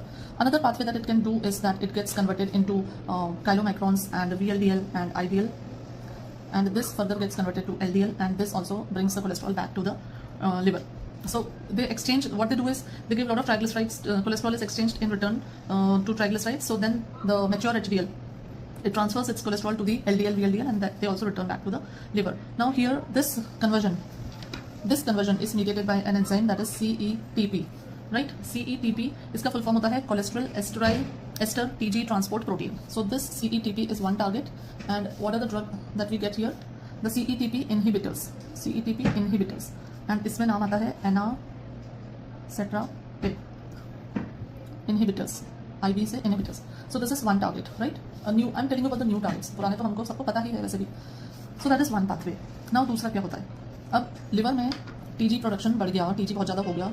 So what does it do is that it forms VLDL. Now VLDL is basically rich in TG as compared to cholesterol. This VLDL is then brought to the tissues. I'll make it here. It's brought to the blood vessels, and this VLDL is then converted, again the TGs get converted to FFAs, free fatty acids, which goes to muscle, etc. And so the VLDL, they become IDL. Now this IDL has got two fates. Either it is converted to LDL, right, by the metabolism of remaining TGs by hepatic lipase, right, or it is taken up by the liver through the LDL receptors. So these are the two fates. So now LDL will also further go to the receptors. Only it will further transport its cholesterol. It can go to the tissues and give its cholesterol there also, or then it is taken up by the liver by LDL receptor. So here again, this is the mechanism here. Now there is one enzyme, इसको जो target कर रहा है, and that enzyme is called as PCSK9. That is pre-protein convertase subtilissin caxin type 9. ये क्या करता है, ये LDL receptors को basically ले जाता है lysosomes के पास और इनको खत्म करा देता है. इनको lysosomes के पास ले जाके degradation, like they take the LDL receptors to the lysosomes and they cause the degradation. So we have PCSK9 inhibitors.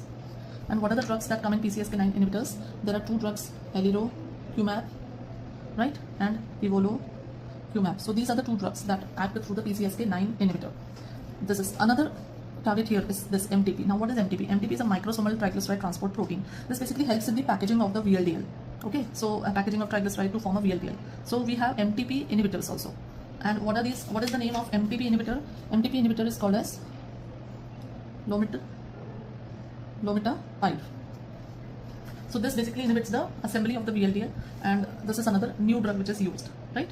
So these are some new drugs: CETP inhibitors, PCSK9 inhibitors, MTP inhibitors, right? इसके अलावा जो बाकी की जो drugs है वो तो हमें पता ही है. सबसे पहले आती हैं statins. Now what is the mechanism of action of statins? They are HMG coenzyme A reductase inhibitors, right? And this HMG coenzyme A reductase is the rate limiting step. This is the rate limiting step in the biosynthesis of cholesterol.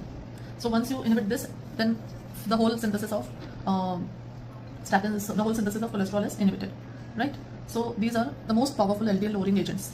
It also increases the LDL receptors on the liver, right? So what happens is when there's a reduction in the number of cholesterol, then the reduction in the formation of cholesterol, then liver will basically, because it requires cholesterol for synthesis of bile acid and steroid hormone, so it will increase the uptake of LDL from the tissues. So increased LDL receptor will increase the uptake of tissue LDL. So more and more cholesterol from the tissues will get cleared and it will come to the liver. Second category of drugs that we have is absorption, I'll say absorption inhibitor. कहाँ से? That is intestinal absorption. जो भी हम endogenous cholesterol, जो exogenous cholesterol खा रहे हैं, so intestinal absorption of cholesterol is inhibited. And what is the drug which is used here? It is ezetimibe.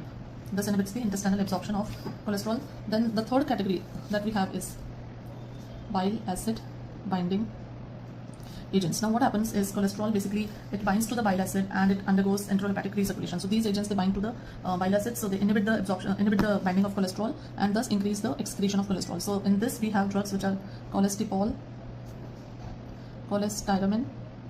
and cholecivlam, right? Then the fourth category of drugs that we have is niacin. Now niacin is nothing but vitamin B3, and niacin basically inhibits the lipolysis in adipose tissue, right? So niacin, by inhibiting the lipolysis in adipose tissue, it is helpful in hypertriglyceridemia. Sorry, maximum इसका effect होता है HDL पर. HDL को ये बढ़ाता है. So if patient has got less HDL, then niacin is a wonderful drug for them. And the fifth category, then we have one more category of drugs, that is, which is a new category, I'll say, again, a drug called as mepomycin. Now what is this mepomycin? This is an antisense oligonucleotide and it targets the mRNA for ApoB, and it is also used in familial homozygous hypercholesterolemia, right? So this is the main classification that we have to study for the cholesterol drugs. Now let us see them one by one. So the first category of drugs that we have is statins. Now statins, as we understand that they are HMG coenzyme A reductase inhibitors. They inhibit this enzyme by competitive inhibition and they result in reduced cholesterol synthesis in the liver. Now as liver requires more and more cholesterol, so it results in increased uptake of tissue cholesterol.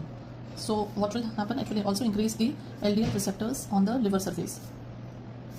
So that will scavenge the cholesterol from the body. So they are the most powerful lipid or LDL lowering agents, right? इसमें जो drugs आती हैं, what are their names? Now rosuvastatin is there, atorvastatin, pravastatin, simvastatin, right? Now another very important effect of statins is pleiotropic effect, right? Now what is pleiotropic effect? Pleiotropic effect of statins is basically that they have antioxidant, then anti-inflammatory, anti-proliferative properties are there. So these are the statins, the pleiotropic effects of statins. And why they're helpful? Because they reduce the cardiovascular mortality. So these drugs are very helpful in actually reducing the cardiovascular mortality also in the patients. Now usually HMG coenzyme A is reductase is most active in night, so giving them at the night is very beneficial. But rosuvastatin and atorvastatin are very long acting, so you can give them any time of the day. Like rosuvastatin ki half life is around 19 hours and atorvastatin is 14 hours, so you can give them.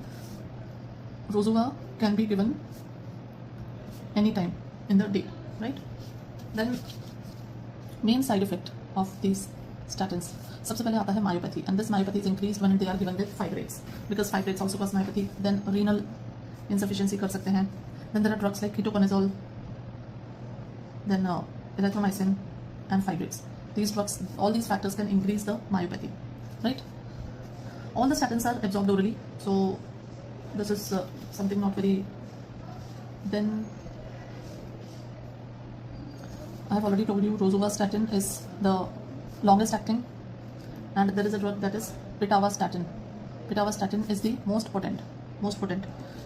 Side effect myopathy, hepatotoxicity is another side effect that can be caused. Plus they also increase the risk of diabetes mellitus. So this is also there, that patients can develop diabetes mellitus, but the benefits of statins, they outweigh the risk. So we should always use the statins. They are the first line drugs for almost all kind of hyperproteinemia, cholesterolemia. Now, in children with the heterozygous familial hypercholesterolemia, we prefer pravastatin. It is approved for more than 8 years, and other statins are approved for more than 10 years.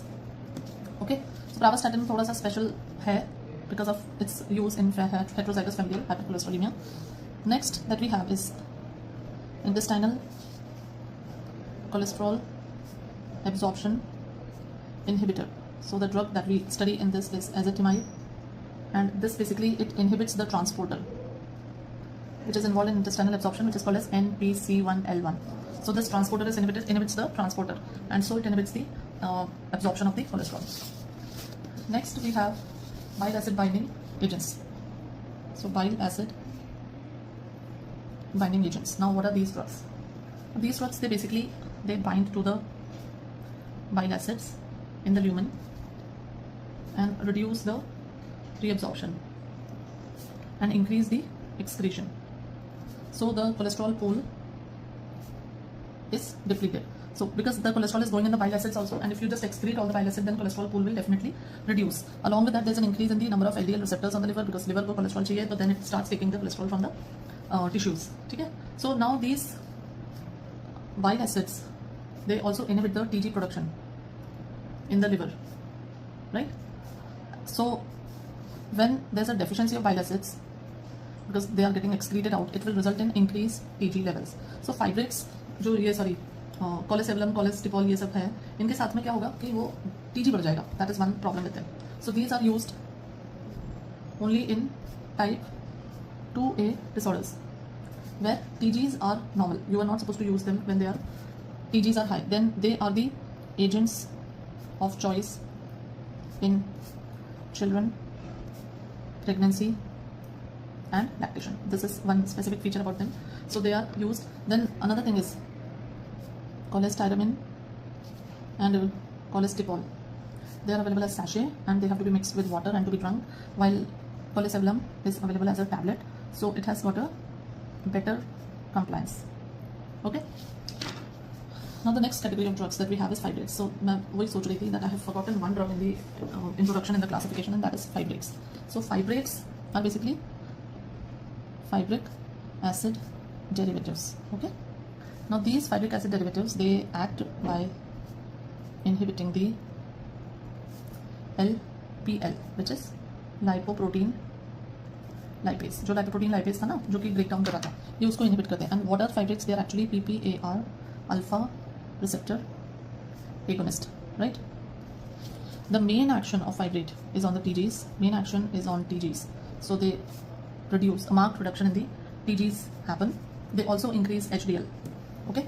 Now what are the drugs in fibrates? We have gem, fibrozil, we have fenofibrate, we have benzafibrate. Okay, they are the drugs which are currently available. Fenofibrate is a prodrug, and it is the drug having the longest maximum action, and it is also the one having the maximum action, right? They also reduce fibrinogen level. So these drugs, they are of choice in mainly familial hypertriglyceridemia. Disease में use करते हैं with other drugs also. Then fenofibrate is also uricosuric, so it can also be given in patients of gout. It increases the excretion of urine. Then myopathy, they increase myopathy when they are combined with statins. So this is another one point. The next category of drugs that we have are statins. Sorry, niacin. Niacin is vitamin B3, and as I told you, it inhibits the lipolysis in adipose tissue. It has got maximum HDL increasing property, so it is useful in patients having increased risk of coronary artery disease. Then it also decreases lipoprotein A and fibrinogen. Okay, now they have a very big side effect. What is that side effect? You can get many questions on that. That is, they cause a cutaneous flushing reaction. That is basically vasodilatation, and that causes this redness feature, right? So what is the drug of choice for this flushing reaction? The drug of choice is aspirin. Then after that, these drugs, niacin is avoided, to be avoided in diabetics. Okay, because it impairs insulin sensitivity. Then adverse effects में आता है, it causes GI toxicity, and it also causes hyperuricemia. Plus it can also cause hepatotoxicity. Another side effect of niacin is acanthosis nigricans, which is basically dark colored skin lesions, okay, and maculopathy. So these are some side effects which are seen with niacin. So if I summarize it, so maximum LDL lowering seen with statins, maximum TG lowering is seen with fibrates, and maximum HDL increasing is caused by niacin, right? Now coming to the miscellaneous drugs. तो miscellaneous drugs में एक हमने पढ़ा था PCSK9 inhibitors, जिसमें थे क्या नाम था, evolocumab and alirocumab, right? They're used in familial hypercholesterolemia. Then the second category is MTP inhibitors. इसमें आती है lometapide, and this is used in familial homozygous hypercholesterolemia, right? Then the next category is CETP inhibitors, and in this we have torcetrapib, then dalcetrapib, and evacetrapib. Okay, now these drugs, they have actually failed the clinical trials. They have resulted in death. Now there's a drug, enacetrapib, which is under investigation. Okay. Then the fourth category of drug is mipomersen, which I have told it is an antisense oligonucleotide, and this is used in familial homozygous hypercholesterolemia. इसके साथ एक black box warning है with mipomersen of liver disease. So mipomersen has got a black box warning of liver disease, right? So these are the main drugs which are basically used. Now lastly, there are one or two new drugs also. One is bempedoic acid. Now what is bempedoic acid? Bempedoic acid is basically a drug which inhibits the enzyme ATP citrate lyase. So this enzyme basically helps in the conversion of citrate to acetyl coenzyme A, which is required for the formation of cholesterol. So this drug is used orally for hypercholesterolemia. Then there's another drug, avacimab. This is basically an inhibitor, inhibits the enzyme ACAT1, that is acyl coenzyme A cholesterol acyl transferase 1. So this enzyme also is responsible for formation of cholesterol ester from cholesterol. So this avacimab, it inhibits this enzyme, right? Then there is another drug which is evinacumab. Now what is this evinacumab? Evinacumab is basically a monoclonal antibody against ANGPTL3. Now what is this ANGPTL3? This is angiotensin-like 3 protein. Now normally this basically it inhibits lipoprotein lipase and endothelial lipase. Now we know lipoprotein lipase का क्या काम है? It breaks the triglycerides and it forms free fatty acids. Now by inhibiting this enzyme, by inhibiting the angiotensin like 3 protein, there is an increased function of LPL. It increases the action of LPL, which will basically cause more breakdown of chylomicrons and VLDL, resulting in decrease in TG, VLDL and LDL cholesterol, right? Now this results in evinacumab, this results in decrease of total triglycerides. It also reduces cholesterol, it also reduces LDL, VLDL and also HDL. So major disadvantage, what am I writing? Disadvantage of this drug is that it decreases the cholesterol independent, it is an advantage, what am I doing? Major advantage is that it decreases the cholesterol independent of the LDL receptor levels.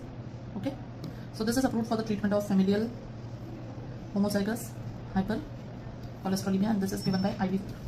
So with this we finish the dyslipidemias. and with this we finish the complete CVS. Now students, starting with the next chapter in CNS, that is called as anti-epileptics. So in this chapter now we are going to discuss the drugs which are used in epilepsy. Okay, now epilepsy, as we know that it is basically जो हम आमतौर की बोलचाल की भाषा में बोलते हैं मिर्गी, and basically it is a condition in which there are recurrent episodes of seizures. So these seizures are classified into, they can be generalized,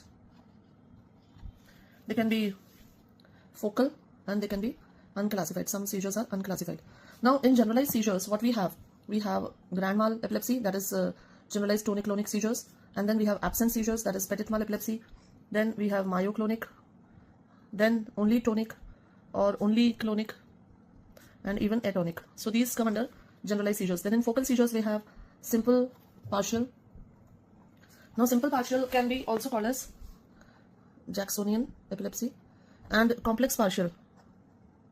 And complex partial is called as temporal lobe epilepsy or psychomotor, right? Then in unclassified we have different types of epilepsies like febrile seizures, then infantile spasms, and then a very interesting Lennox-Gastaut syndrome. That is a specific type of epilepsy with impaired cognitive function and a very specific ECG wave. So these are this is the classification. Now let us see the classification of epilepsy. Now let us see the drugs which are used in epilepsy. So पहली जो family होती है, the first family is the GABA family. So let's see what are the drugs acting on the GABA. So I'll just make a diagram and I'll explain it through this diagram. So this is the presynaptic receptor of GABA, and this is the postsynaptic receptor on which we have GABA A and GABA B, right? So this is GABA A and this is GABA B. Now here from glutamide we make GABA. So from glutamide GABA is made. Now this GABA is here, it is released. Now after release, then this is metabolized by GABA transaminase. This is the enzyme that metabolizes GABA, and there is a receptor transporter here. This is known as GAT1. This is the reuptake, okay? And then GABA also attaches to the receptors A and B. So what are the drugs that are acting here? So the first drug that we will see, one second. So GABAergic, GABA mimetic बोल सकते हैं, GABA की action को बढ़ाने वाला वो होता है valproate, right? Then there's a drug which inhibits the reuptake. So valproate has a positive action. Here an inhibitory action. So inhibition of reuptake of GABA in the neurons is done by tiagabine. Okay.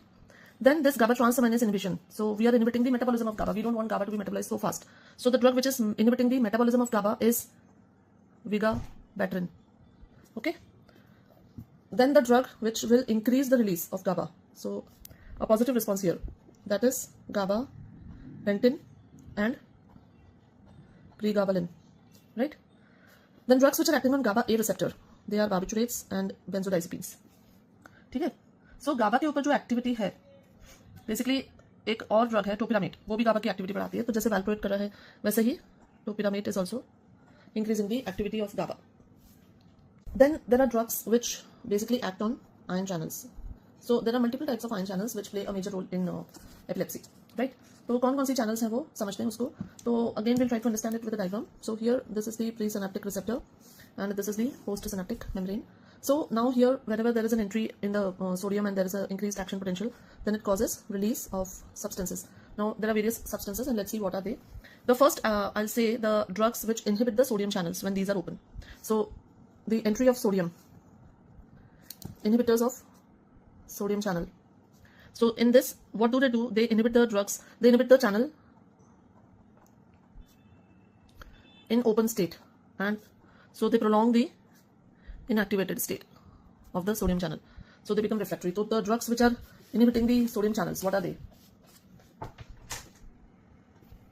So sodium channels, the drugs which inhibit the sodium channels are phenytoin, then carbamazepine, valproate, ये तो है ही है ना. उसके बाद आती है topiramate, then lamotrigine, then zonisamide,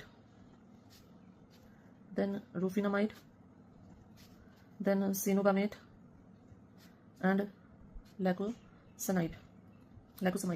So these are the drugs that are acting through the sodium channels. So many drugs, they are acting and inhibiting the sodium channels and thus reducing the depolarization as you can see here. ठीक है, so ये पूरी action इनकी हो गई. उसके बाद फिर there are some potassium channels. And इन पोटेशियम चैनल्स का नाम है KCNQ potassium channel, right. So इसके ऊपर then there are drugs which inhibit this potassium channels. Then there are some calcium channels, they are T type calcium channels. Then there are some drugs which inhibit this calcium channel. So what are those drugs? Let's see. The drug which inhibits the calcium channel is ethosuximide. The drug which inhibits the potassium channel is retigabine. Okay. Then there are AMPA receptor. AMPA and glutamate and aspartate, they are the excitatory amino acids. So now the drug which inhibits the AMPA receptor, that is a new drug, that is perampanel. Okay. There is a receptor which is called as kainate receptor, and this kainate receptor is inhibited by topiramate. Okay. Another receptor is there, that is AMPA receptor. AMPA receptor is inhibited by felbamate. Okay. उसके अलावा कुछ additional drugs होती हैं जिनकी miscellaneous सी action होती है, वो मैं आपको यहाँ पे लिख के बता देती हूँ कि जैसे एक ड्रग होती है levetiracetam. So this basically this binds to the SV2A receptor and it inhibits the depolarization and vesicular release. There's another drug, brivaracetam.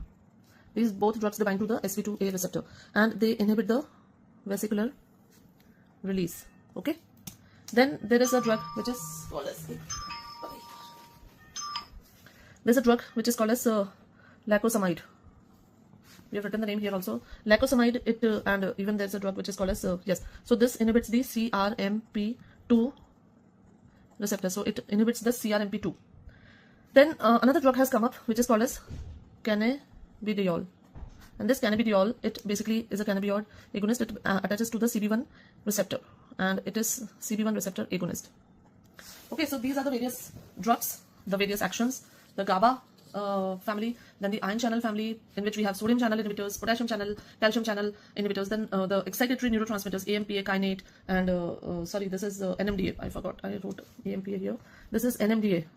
So the excitatory neurotransmitters inhibitors are these. Then some drugs which are acting by some miscellaneous routes. Okay, so these are the drugs, these are the important drugs which we have to study for the anti-epileptic. Anti-epileptic. A lot of questions are asked on epilepsy, and so it is something that you have to be very, very good at. The first, now let's take the families one by one. So barbiturates and benzodiazepines. We have earlier discussed barbiturates and benzodiazepines in detail in sedative hypnotics. So we know all their contraindications and indications. Barbiturates में the drug which is basically phenobarbital. It is used for GTCS in infants, right, and causes hyperkinesia in older children, so not used there. So GTCS in infant के लिए use कर सकते हैं. Barbiturates cause paradoxical excitation, and also they are contraindicated in porphyria. They also have a lot of interactions, so they are not very much preferred. Now benzodiazepines की अगर हम बात करें तो benzodiazepines में the drugs that we have are diazepam. They are very commonly and very preferably used in epilepsy. Diazepam, lorazepam, and clonazepam, and clobazam. Now these drugs, they are GABA facilitatory and they increase the frequency of potassium chloride and channel opening. They are used IV for status epilepticus. Okay. Here the drug which is used is lorazepam. Then given by per rectal route, they are used in febrile seizures in children. Okay, and they are also having good sedative effect. So these drugs cannot be indicated for long-term use because they have they develop tolerance. So that is the reason. The second the drug that is very important is phenytoin. Now phenytoin, as we all know, that it is also a drug which is antiarrhythmic. It is also an antiarrhythmic, and it is in class 1B, where it is used for the treatment of digitalis induced arrhythmias. Now इसका एक congener होता है phosphenitoin, and this phosphenitoin can be given IV or IM for status epilepticus. Right? Now this drug acts by inhibiting the sodium channels. It is very commonly used in GTCS and partial seizures. In both GTCS and partial seizures it can be used. Then phenytoin के कुछ important features होते हैं. Phenytoin causes saturation kinetics. So that means it has as the concentration increases, the metabolism changes from first order kinetics to zero order kinetics, and then in zero order kinetics there is accumulation and toxicity of the drug that can occur. Then toxicity, when there are toxic, then oral dose can result in cerebellar symptoms. We get cerebellar symptoms, that is ataxia, vertigo, nystagmus, and diplopia. So these are the symptoms which usually the patient presents with.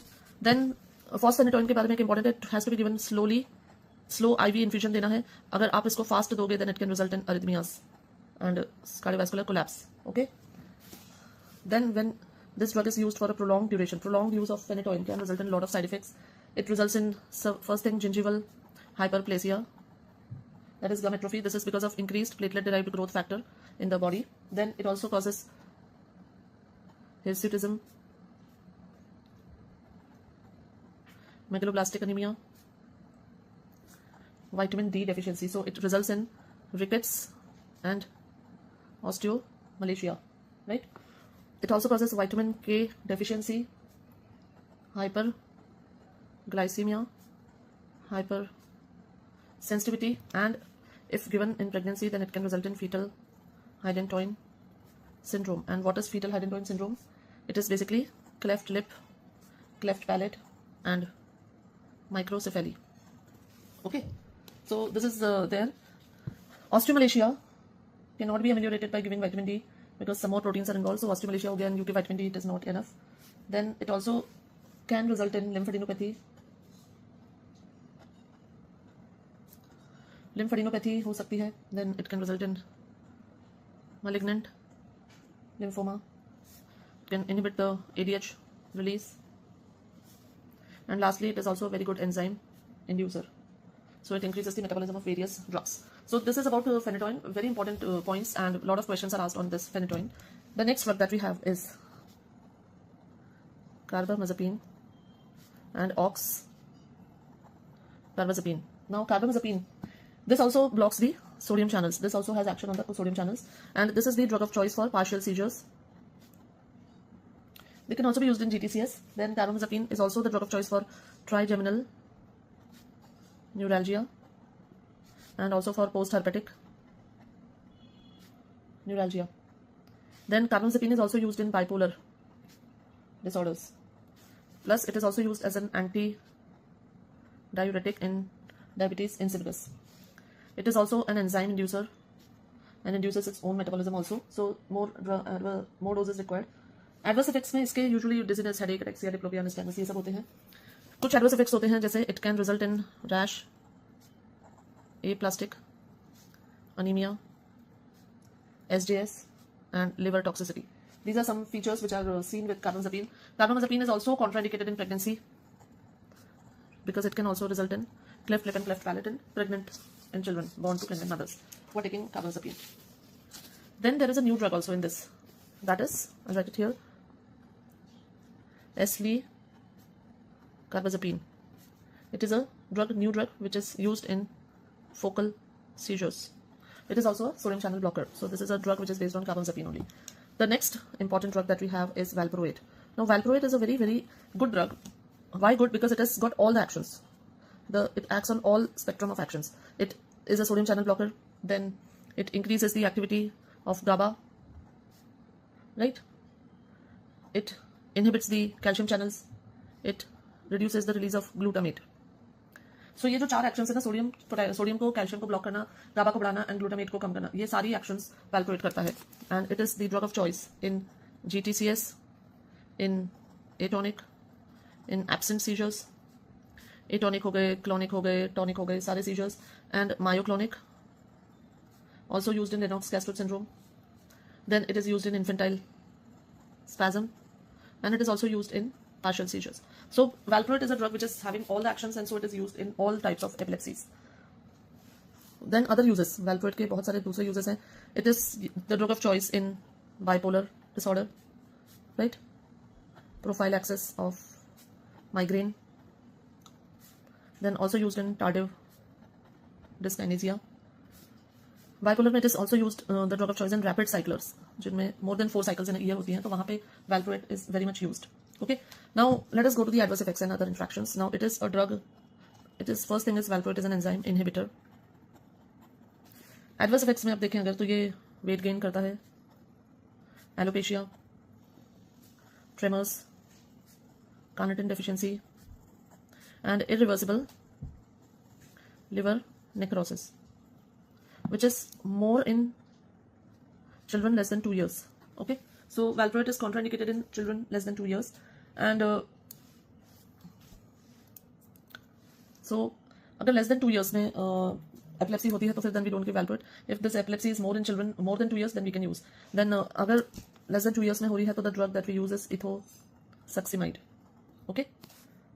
Then it also causes acute pancreatitis and hyperammonemia can be also used. If it is given in pregnancy, then it can result in neural tube defect.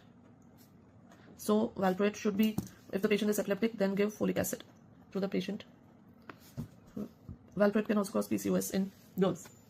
Okay, so valproate is a very good drug and it has got multiple uses, but adverse effects होते ही हैं, उनको देखते हुए फिर हमें लेना है. The next drug that we have to study is ethosuximide. Now ethosuximide is the drug of choice in absent seizures. This basically acts by inhibiting the calcium channels, T-type calcium channels. So it is the drug of choice only in absent seizures, and it is specifically in children less than 2 years of age. It is used, right? There is a drug which is its congener only, that is trimethadione, like ethosuximide, but this causes an adverse effect which is called as hemerotopia, which is photophobia and glare effect. So trimethadione causes hemerotopia and photophobia and glare, which is. Then let us see other drugs. Other drugs may the drugs which are acting through the GABA channel. So in this we have vigabatrin, which is an irreversible inhibitor of GABA transaminase. Okay, so it increases the GABAergic activity. It is the drug of choice for infantile spasms associated with tuberous sclerosis, right? In all other infantile spasms, the drug of choice is ACTH. It is only in infantile spasm associated with tuberous sclerosis that we use vigabatrin. The adverse effect of vigabatrin is that it causes visual field defects due to retinal atrophy. So this is a side effect which has to be taken care of. Next drug that we have is lamotrigine. Now lamotrigine is a very broad spectrum anti-epileptic drug and it is used for various seizures, including absent seizures and myoclonic. It is indicated for depressive phase of manic depressive psychosis. It causes adverse effects, that is Stevens-Johnson syndrome and toxic epidermal necrolysis. These are important adverse effects of this drug. Then the next drug that we have is gabapentin. Gabapentin increases the release. It also inhibits, इसके दो mechanisms है. It first of all increases the release of GABA and it attaches to the alpha 2 delta 1 subunit of presynaptic calcium channels. Okay, so this is useful in GTCS and in partial seizures. Then also used in diabetic neuralgia and post-herpetic neuralgia. Another drug which is similar to gabapentin is pregabalin. Okay, so this is about gabapentin, vigabatrin and lamotrigine, the drugs which are acting through the GABA mechanism. Then there are some more drugs of epilepsy. Then there is this drug which is ganaxolone. Now this ganaxolone is basically a neurosteroid. Okay, this is synthesized in the brain and it is found to be effective in absent seizures, in infantile spasm, and it is also found to be effective in catamenial epilepsy. Catamenial epilepsy is epilepsy which occurs during menstruation. Okay, so that is ganaxolone. Then another important drug is topiramate. Topiramate also has got almost all the actions. Sodium पर act करता है, calcium पर करता है, GABA पे करता है, glutamate पे करता है. So this is also a drug which can be used in almost all type of epilepsies. So this is used in GTCS. This can be used in partial seizures, and topiramate is also used in Lennox-Gastaut syndrome. Okay, this drug, it causes weight loss. Then there is another drug, zonisamide and topiramate. They both cause renal stones also because they inhibit the carbonic anhydrase, so they cause development of renal stones. Then next drug is felbamate. Felbamate is basically an NMDA blocker, NMDA receptor blocker. So this is used in drug-resistant epilepsies, but it causes hepatotoxicity and also causes aplastic anemia. So not very commonly, which is इसलिए इस drug का इतना ज़्यादा use नहीं है. Then next drug that we have is perampanel. Now perampanel is a drug which is basically a new and it is AMPA receptor blocker, and this is used for focal seizures, right? Then levetiracetam and brivaracetam. These are two drugs which are basically, they modify the release of GABA and glutamate by attaching to the synaptic vesicular 2A protein, right? The adverse effects में आता है because CNS adverse effects like irritability, aggression and lability of mood. Okay, then a very important drug, magnesium sulfate. This is the drug of choice for treating convulsions during labor, which is also called as eclampsia. Okay, then other drugs that we have is tiagabine. This is used in partial seizures and it is basically inhibitor of GABA reuptake. That is GABA transporter होता है GAT1, उसको ये inhibit करते हैं. Then we have lacosamide. It's a new drug for partial seizures and this basically blocks the CRMP2, that is collapsin response mediator protein, and so it blocking of this results in inhibition of neurotrophic factors like BDNF and NT3 on the axonal and dendritic growth. So this is the action of lacosamide. Then there is a new drug, stiripentol. What is stiripentol? It is a new oral drug. It increases the GABA activity and it is approved for Dravet syndrome. Okay, what is that? Dravet syndrome के लिए we use stiripentol. Then another new drug, rufinamide, is a recently new drug which is used for Lennox-Gastaut syndrome. Okay, so this is also important. Rufinamide used for Lennox-Gastaut syndrome. Then this drug which is remaining, that is reticabine, which is a potassium channel blocker. Wait, it is a potassium channel opener, not a blocker. Okay, and this reticabine, it is approved for use in partial seizures. Adverse effects reticabine के होते हैं blue pigmentation of iris. It also causes urinary retention. So these are the side effects seen with reticabine, which is a drug acting on potassium channels. Then there is a new drug which is cenobamate. जैसे felbamate होता है ना, तो cenobamate is also used for focal seizures. Felbamate तो NMD के ऊपर act करता है. This acts only on sodium channels. Then another new drug, that is cannabidiol. Now this cannabidiol is a CB1 receptor agonist. Now this cannabidiol is also used for Lennox-Gastaut syndrome. It is also used for Dravet syndrome.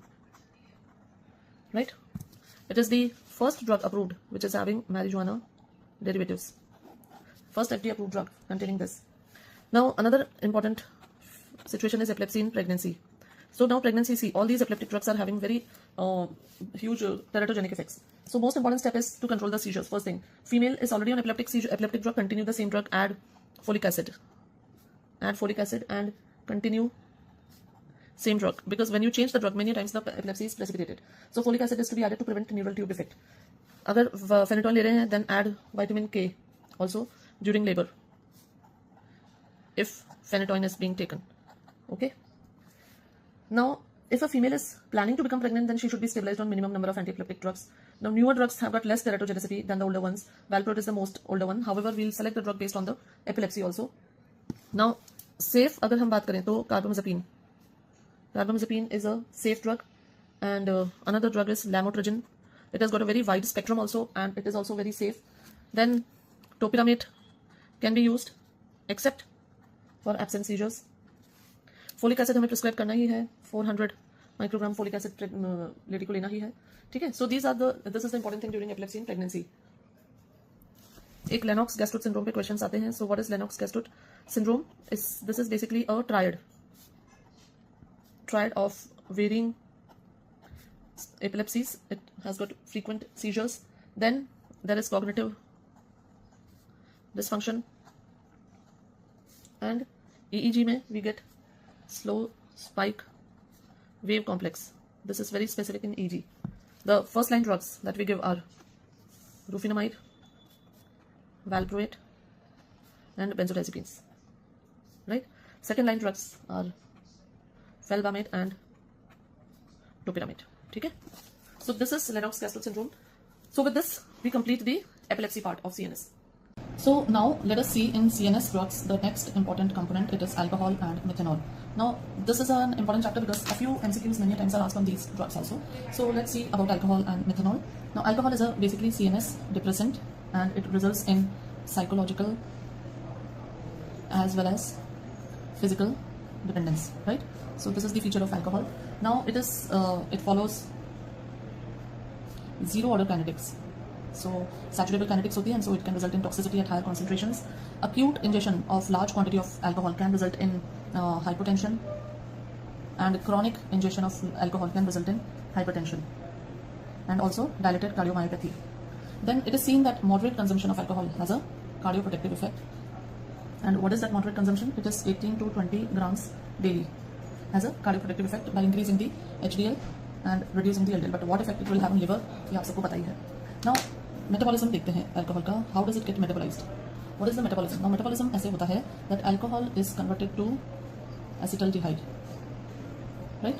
And acetaldehyde is converted to acetic acid. This we have studied in organic chemistry also. And the enzyme which causes conversion of alcohol to acetaldehyde is alcohol dehydrogenase. And acetaldehyde to acetic is aldehyde dehydrogenase. Okay. So this is the metabolism of alcohol. Now what happens? There is a drug. What is that drug called as? Disulfiram. Now this disulfiram, it inhibits this alcohol dehydrogenase. So because of the inhibition of I'm so sorry. It inhibits aldehyde dehydrogenase, and because of the inhibition of aldehyde dehydrogenase, there is increased quantity of acetaldehyde. So it causes increased acetaldehyde in our body, and this acetaldehyde results in unpleasant symptoms. And so disulfiram is the drug of choice in patients who want to leave alcohol. Now there are some more drugs which have action like disulfiram. So what are those drugs? Disulfiram like action. They are chlorpropamide, cefoperazone,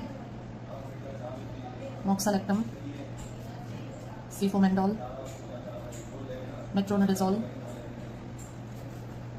greaseprevin. So these are some drugs which have a disulfiram-like action, and if they are given to a patient who is alcoholic, then they can result in accumulation of acetaldehyde and lead to severe distressing reactions. Now, chronic alcohol consumption also induces the microsomal enzymes. So it is seen that increased generation of the toxic metabolite of paracetamol is seen more in alcoholics. Okay.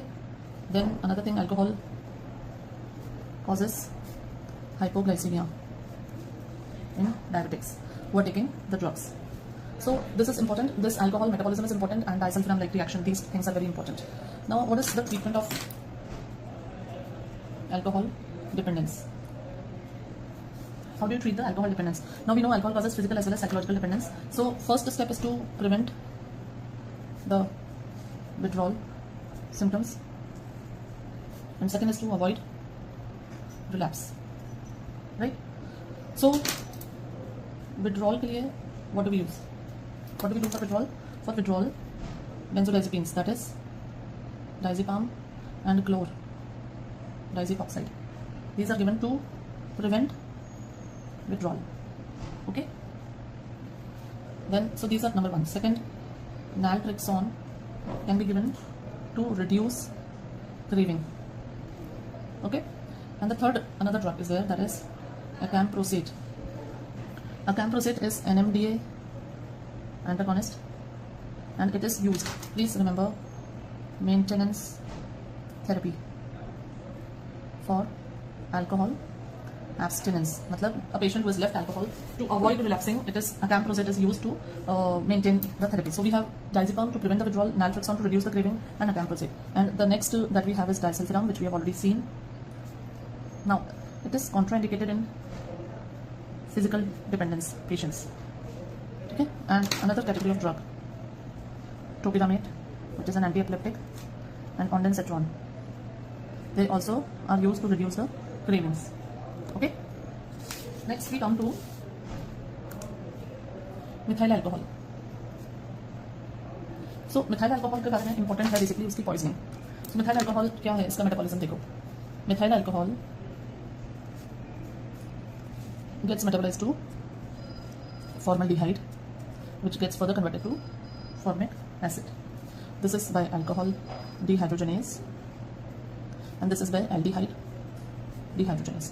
Okay, just like alcohol, this is also metabolized. Now formaldehyde and formic acid. Now this formic acid is responsible for the toxicity. It causes metabolic acidosis, it causes blindness and death, right? So accumulation of this formic acid results in blindness and death. It causes optic damage, retinal damage. Now this treatment, how do you treat? So treatment of poisoning.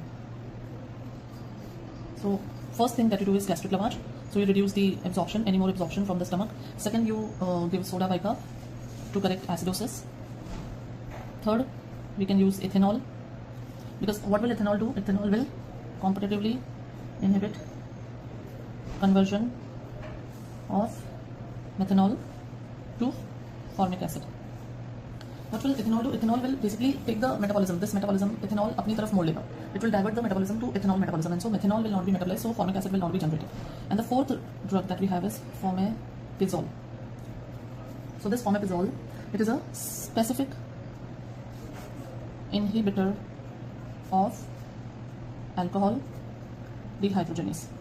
So this alcohol dehydrogenase is inhibited by fomepizole, and so the metabolism of methanol is inhibited. So this fomepizole is given.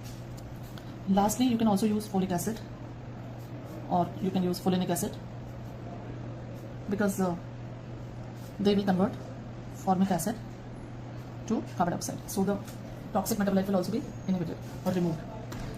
Then in methanol and ethanol, one more item is there that we study, that is ethylene glycol. Now what is ethylene glycol? Ethylene glycol is used basically as an industrial solvent, and it is used as antifreeze in industry. Now how is it metabolized? Now ethylene glycol gets converted to glycoaldehyde, which further gets converted to glycolic acid. So toxicity happens, and what is the toxicity? Then it causes renal tubular acidosis. This glycoaldehyde and glycolic acid, because renal tubular acidosis, and there is excretion of oxalate crystals in urine, right? So again, the drug of choice here is fomepizole. This is the drug of choice for ethylene glycol poisoning. Okay, so this is about ethylene glycol. Next, let's see the opioids. The next category of drugs that we have to discuss in CNS is opioids. Now opioids, as we know, they are substances obtained from papaver somniferum, which is poppy plant, and morphine is the prototype in this opioids, and the receptors that we have are mu, kappa and delta receptors, right? Mu receptor mediates sedation, then analgesia, constipation, respiratory depression, constriction of pupil, that is miosis, euphoria, and truncal rigidity. So you can see that majority of the actions of morphine are mediated by mu receptor. Then kappa receptor mediates dysphoria, not euphoria, dysphoria. That is, there are psychomimetic effects are there. Then it also mediates constipation and analgesia, right? And delta receptor बहुत कम चीजें करता है. It basically mediates spinal analgesia, hormones and neurotransmitters release. So these are the major factors, major actions which are mediated through the receptors. Now there are some endogenous opioids. Endogenous opioids में हमारी body में होता है endorphins, and these endorphins are managed by mu receptor. Then we have dynorphins, and they are mediated by kappa receptor. And then we have enkephalin, which is mediated by delta receptor. Then there's another substance which is called as nociceptin, and this nociceptin, a new endogenous peptide, it acts on the nociceptin orphanin FQ or you can say it orphanin like receptor. So we also write it as NOFQ. So nociceptin is a new endogenous peptide. This acts on this particular receptor. Okay. Next, what are the pharmacokinetic characteristics? Let's see the pharmacokinetic characteristic. Morphine is metabolized to morphine 3-glucuronide, and this morphine 3-glucuronide is excitatory in nature, or you can say it's neuroexcitatory, right? Then renal failure can lead to decreased clearance of morphine and increase toxicity, and it is seen that it can even precipitate seizures, right? Next है pethidine. Pethidine is metabolized mainly to methadone acid by mouth, and it is also demethylated to norpethidine. It can result in seizures, right, if it is used for prolonged uses.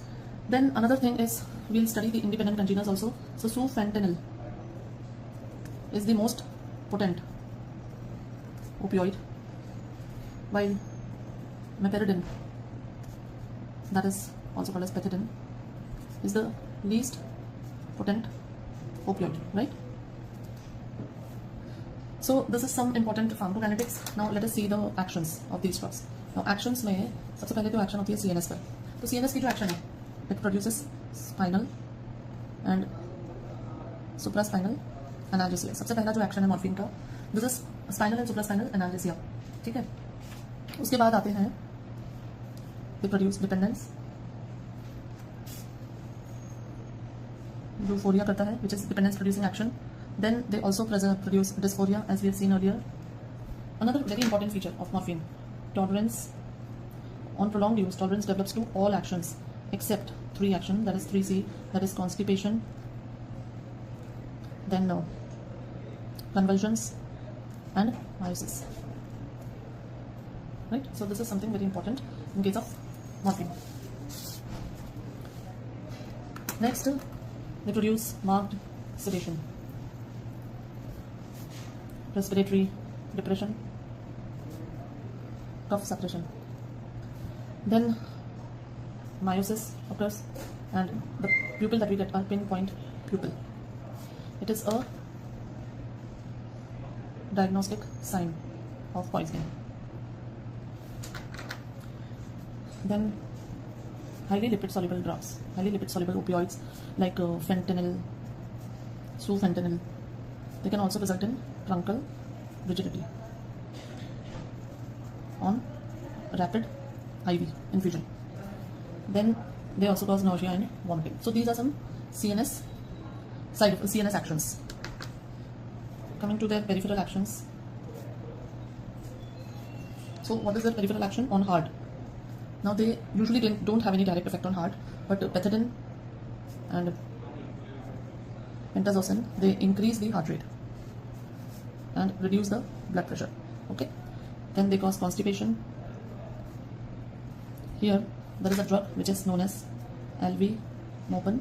This is a peripheral opioid antagonist which is used for paralytic ileus.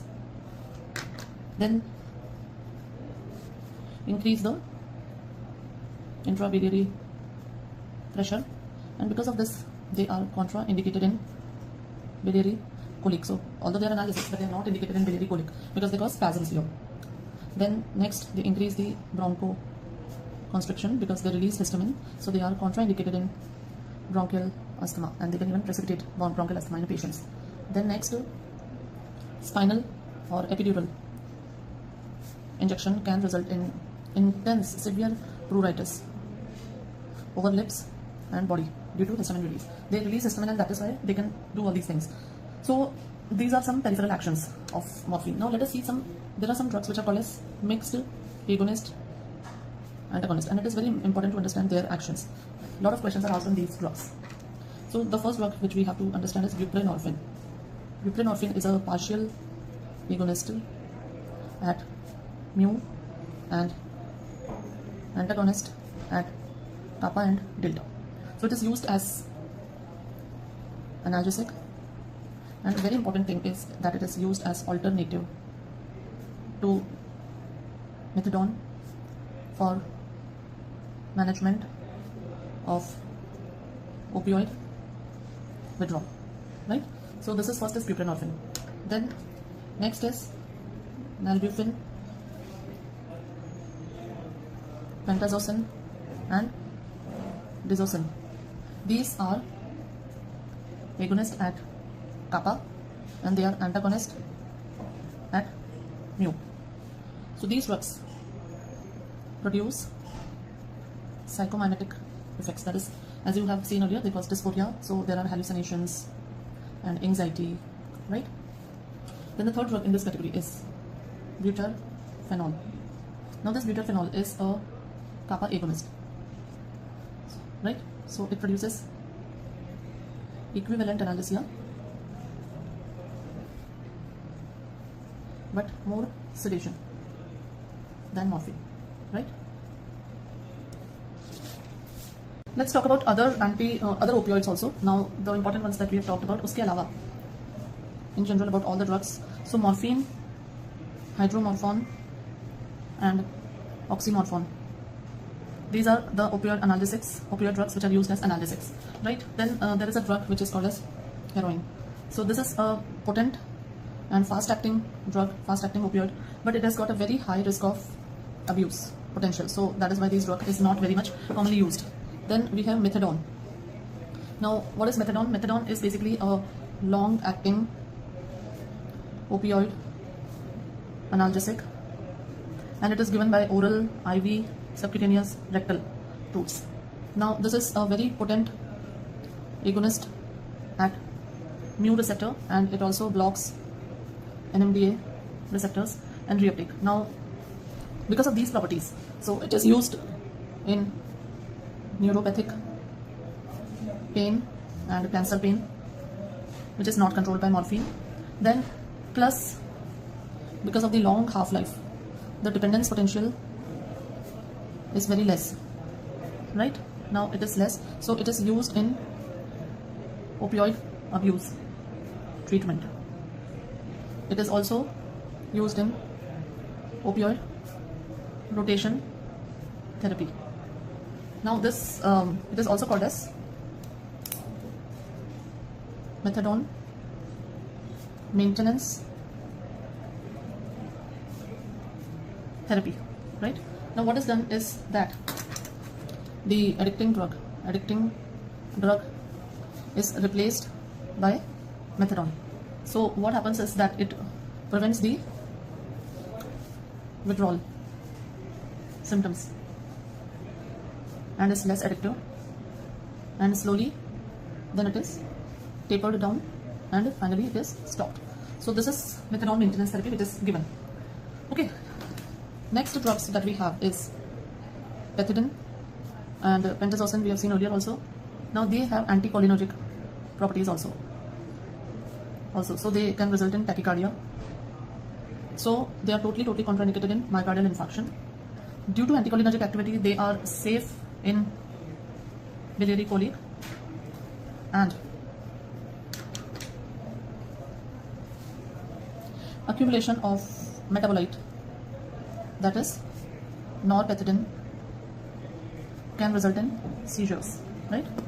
Sorry, can result in seizures. Then next drug that we have is levorphenol.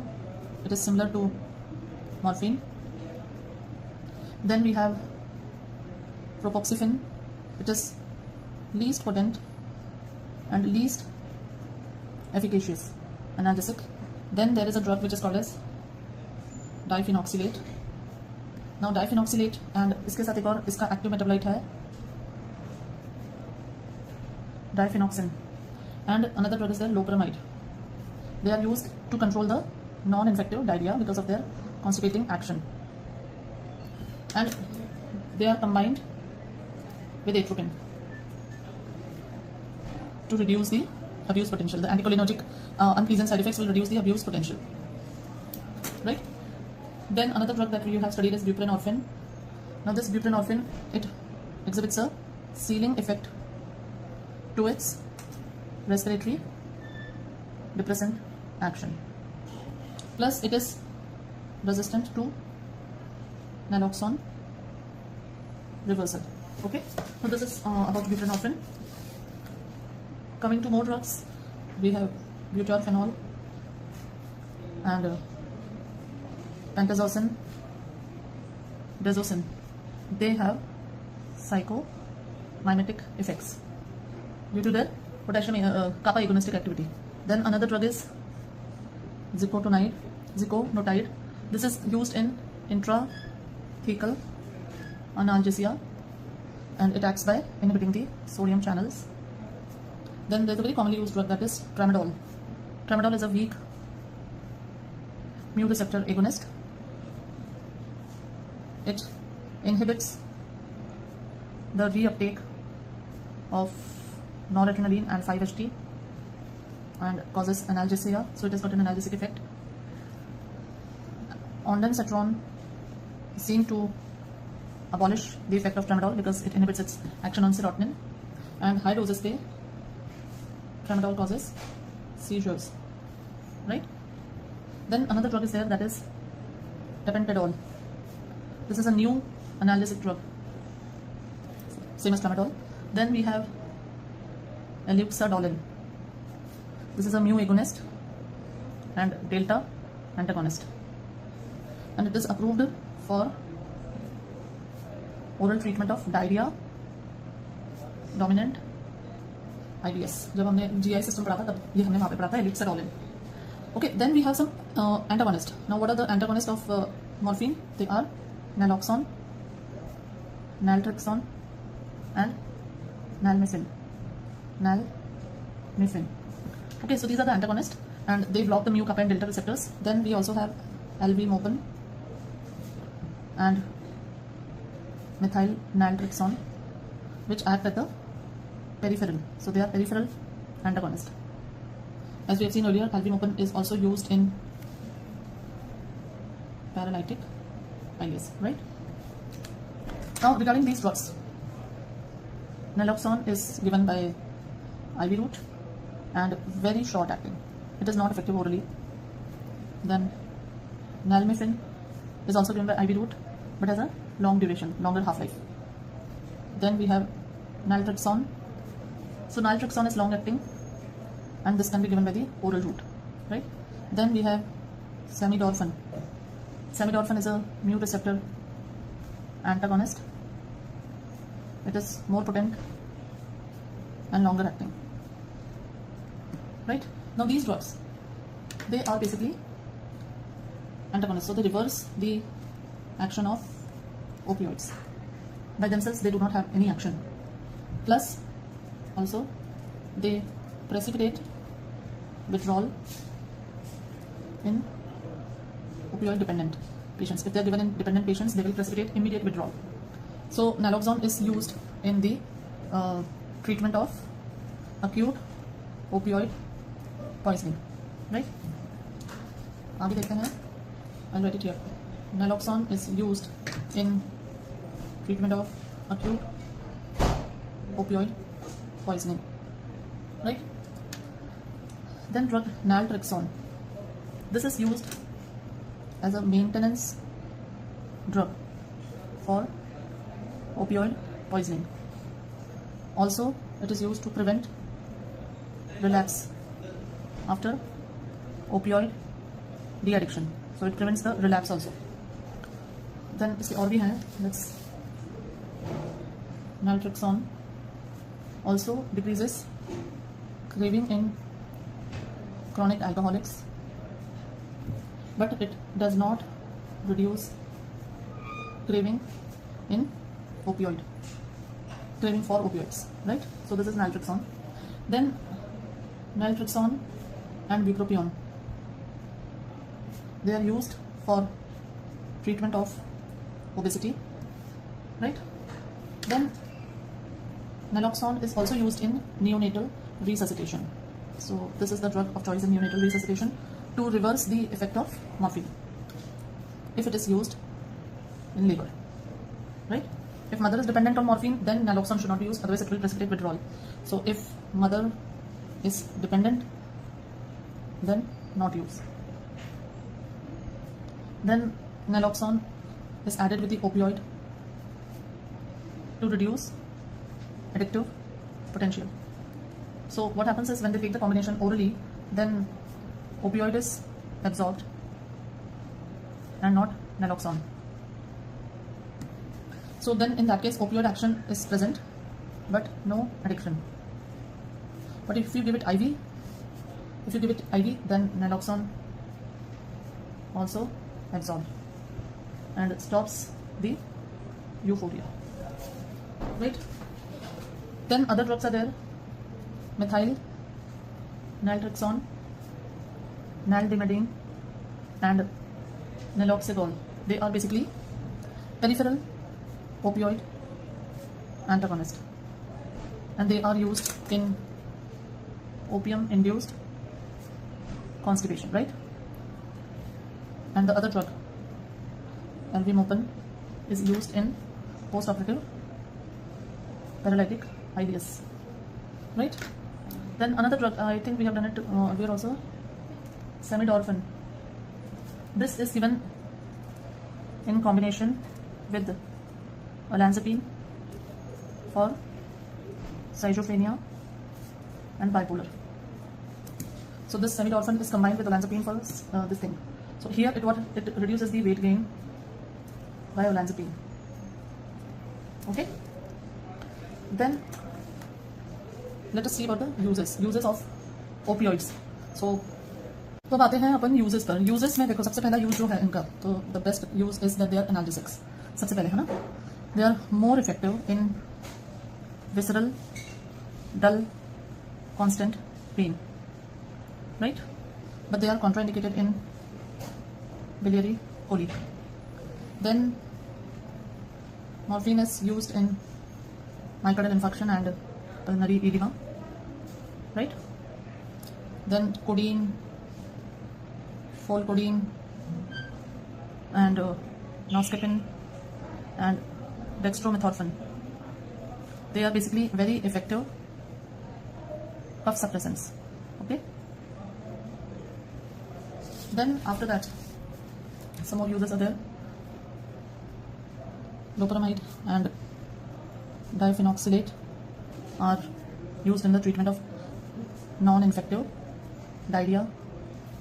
Then morphine is used as pre-anesthetic medication, and other drugs like fentanyl used as adjuncts. Fentanyl, so fentanyl, alfentanil.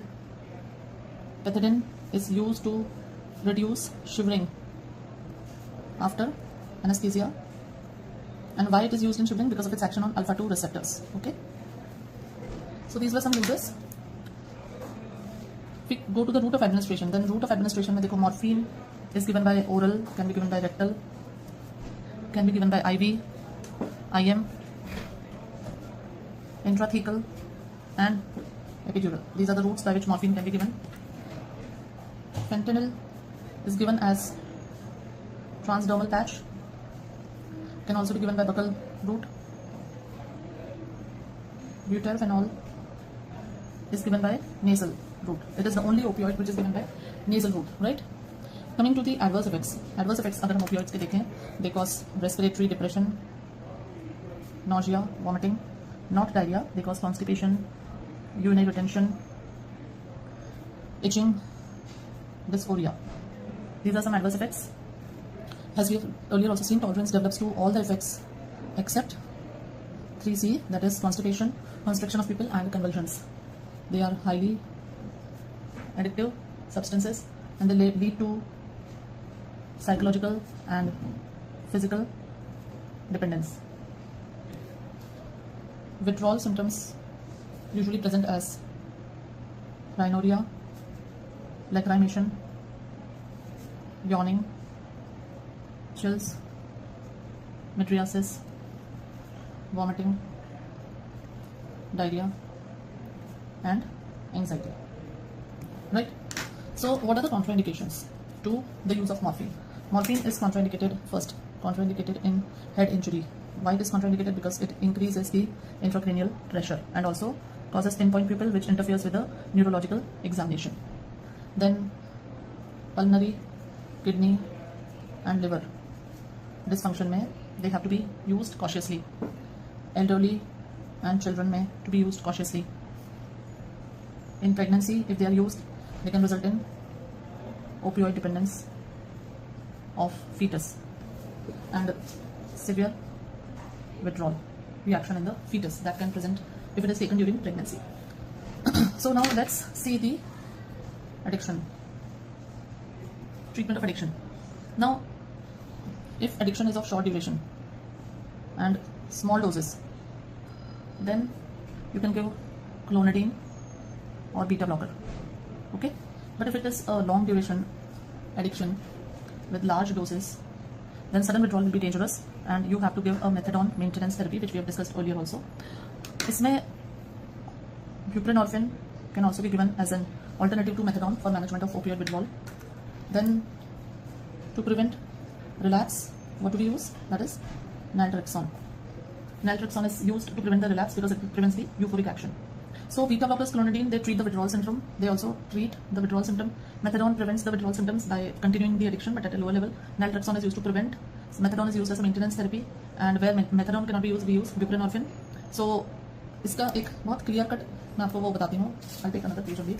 That methadone is maintenance therapy in opioid dependence.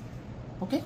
And naltrexone is maintenance therapy in opioid poisoning.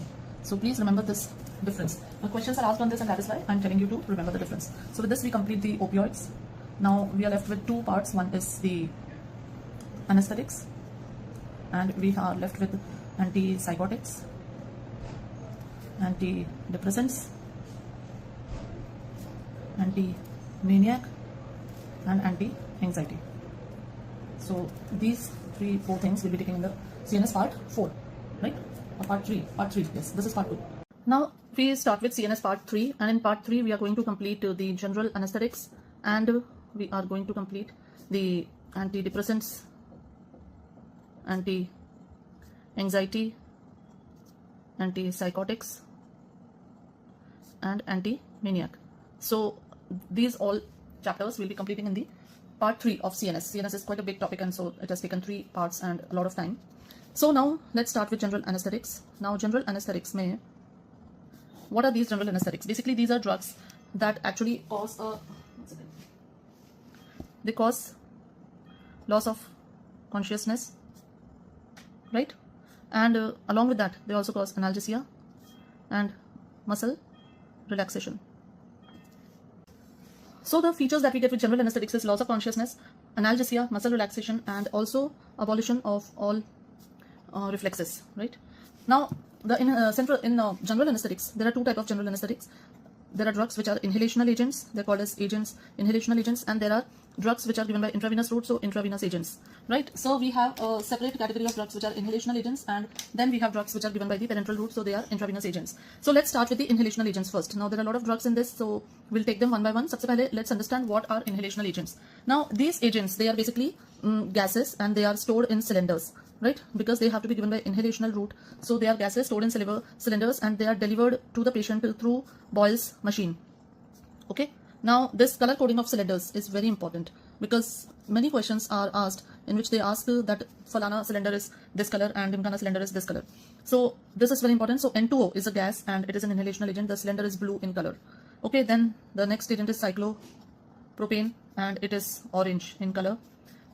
Air cylinder is gray body and white shoulders. Okay, gray body with white shoulders is air. Then oxygen is black body and white shoulders. Then carbon dioxide is gray. Then helium is brown. And there is a gas which is Entonox. Entonox is blue body and white shoulders. इसके अलावा भी बहुत सारे cylinders होते हैं, ऐसा नहीं है कि यही cylinders हैं. So if you see any other color cylinder lying around in any place. It can be for an industrial purpose also. So, but these are the medicinal cylinders which are important. What is Entonox? Entonox is a mixture of 50% N2O plus 50% oxygen. Okay, so that is Entonox. Now, apart from the color of the cylinders, another important thing is, so color coding of cylinders के अलावा एक दूसरा index, pin index system. So sometimes, you know, they can give you a photograph of a cylinder, or they can give you the photograph of the pin index system, and then they can ask you that which cylinder is this. Pin index system is basically for safety, so that required cylinder fits.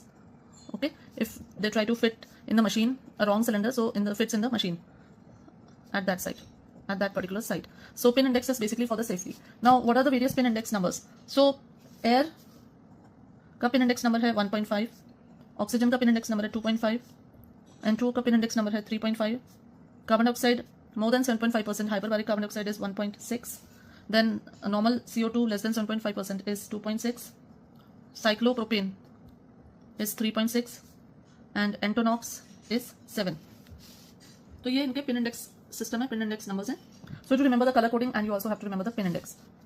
Now there are two important things which are usually studied when we study the inhalational agent. Two concepts are there. One is the minimum alveolar concentration, that is also called as MAC, short form. Now, what is minimum alveolar concentration? This is the minimum concentration of the drug, of the inhalational agent which is required in alveoli to produce unresponsiveness to skin incision in 50% patients. So in 50% patients, unresponsiveness to skin incision मतलब patient को anaesthetise हो गया है 50%. 50% patient में anaesthesia इतना हो गया है कि उसे स्किन इंसिजन फील नहीं हो रहा है. So in that condition the minimum concentration which is required to produce that response is the MAC. Now a very important fundamental is that it is the measure of potency. Okay, so more is the MAC, less is the potency. Please remember this. Agar the concentration required to produce 50% response is more, then that means the potency is less. So it is seen that N2O has maximum MAC, so it is least potent, right? So N2O is not a good complete anesthetic. Then the drug methoxyfluorine has least MAC, and so it is most potent. Okay, then the second fundamental. The second fundamental is blood gas partition coefficient, right? Now, what is blood gas partition coefficient? Now, this basically, it is determined by the solubility of the drug in the blood, right? So, when a drug is inhaled from the as a gas in the alveoli, it has to go as a gas in the blood. Now that depends upon the solubility. More is the solubility, the drug will spend less time in the lungs and it will immediately get transferred to the blood, right? And a drug which has got a low blood gas low solubility will not go into the blood so fast. It will try to remain in the lungs for a longer time. So this blood gas partition coefficient, it basically determines the onset and recovery. By onset or recovery, दो ही time पर only at 2 times this blood gas partition coefficient is required. So it is seen that more or greater is the blood gas partition coefficient, less is the speed of onset and recovery. So more partition is there between blood and gas for a drug, then that means it will take it will take more time to solubilize in the blood, and so the speed of onset and recovery will be the lowest. Now in this, xenon is the drug, is the gas. It is the fastest acting as it has minimum blood gas partition coefficient, right?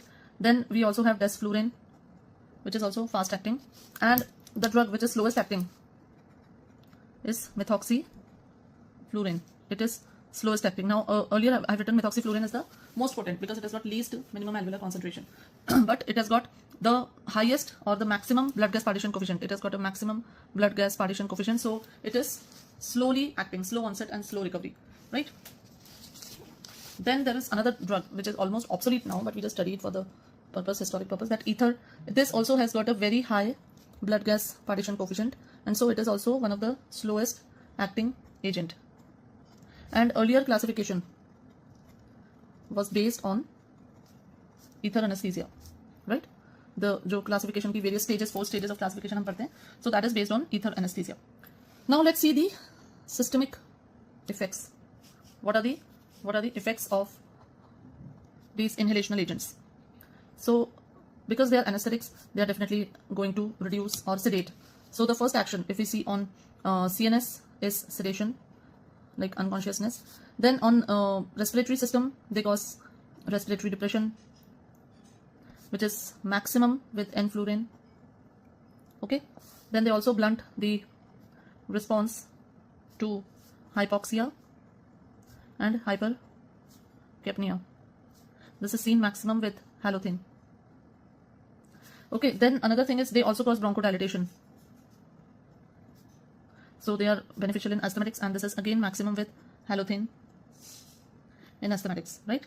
And sevoflurane also has this effect. Then they reduce the ciliary activity also, except ether. Ether increases the ciliary activity in respiratory system. Then next we have their action on the CVS. So CVS may they cause hypertension. All of them, they reduce the blood pressure. Now maximum response is seen with the isoflurane, and so isoflurane is used in anesthesia for producing controlled hypertension. Okay. Then except one drug, which is cyclopropane. Now cyclopropane increases blood pressure, so it is preferred in patients with shock condition. जहाँ पे BP कम हो गया तो वहाँ पे फिर cyclopropane is preferred. Then they reduce the cardiac output, and this reduction in cardiac output is seen maximum with enflurane, right?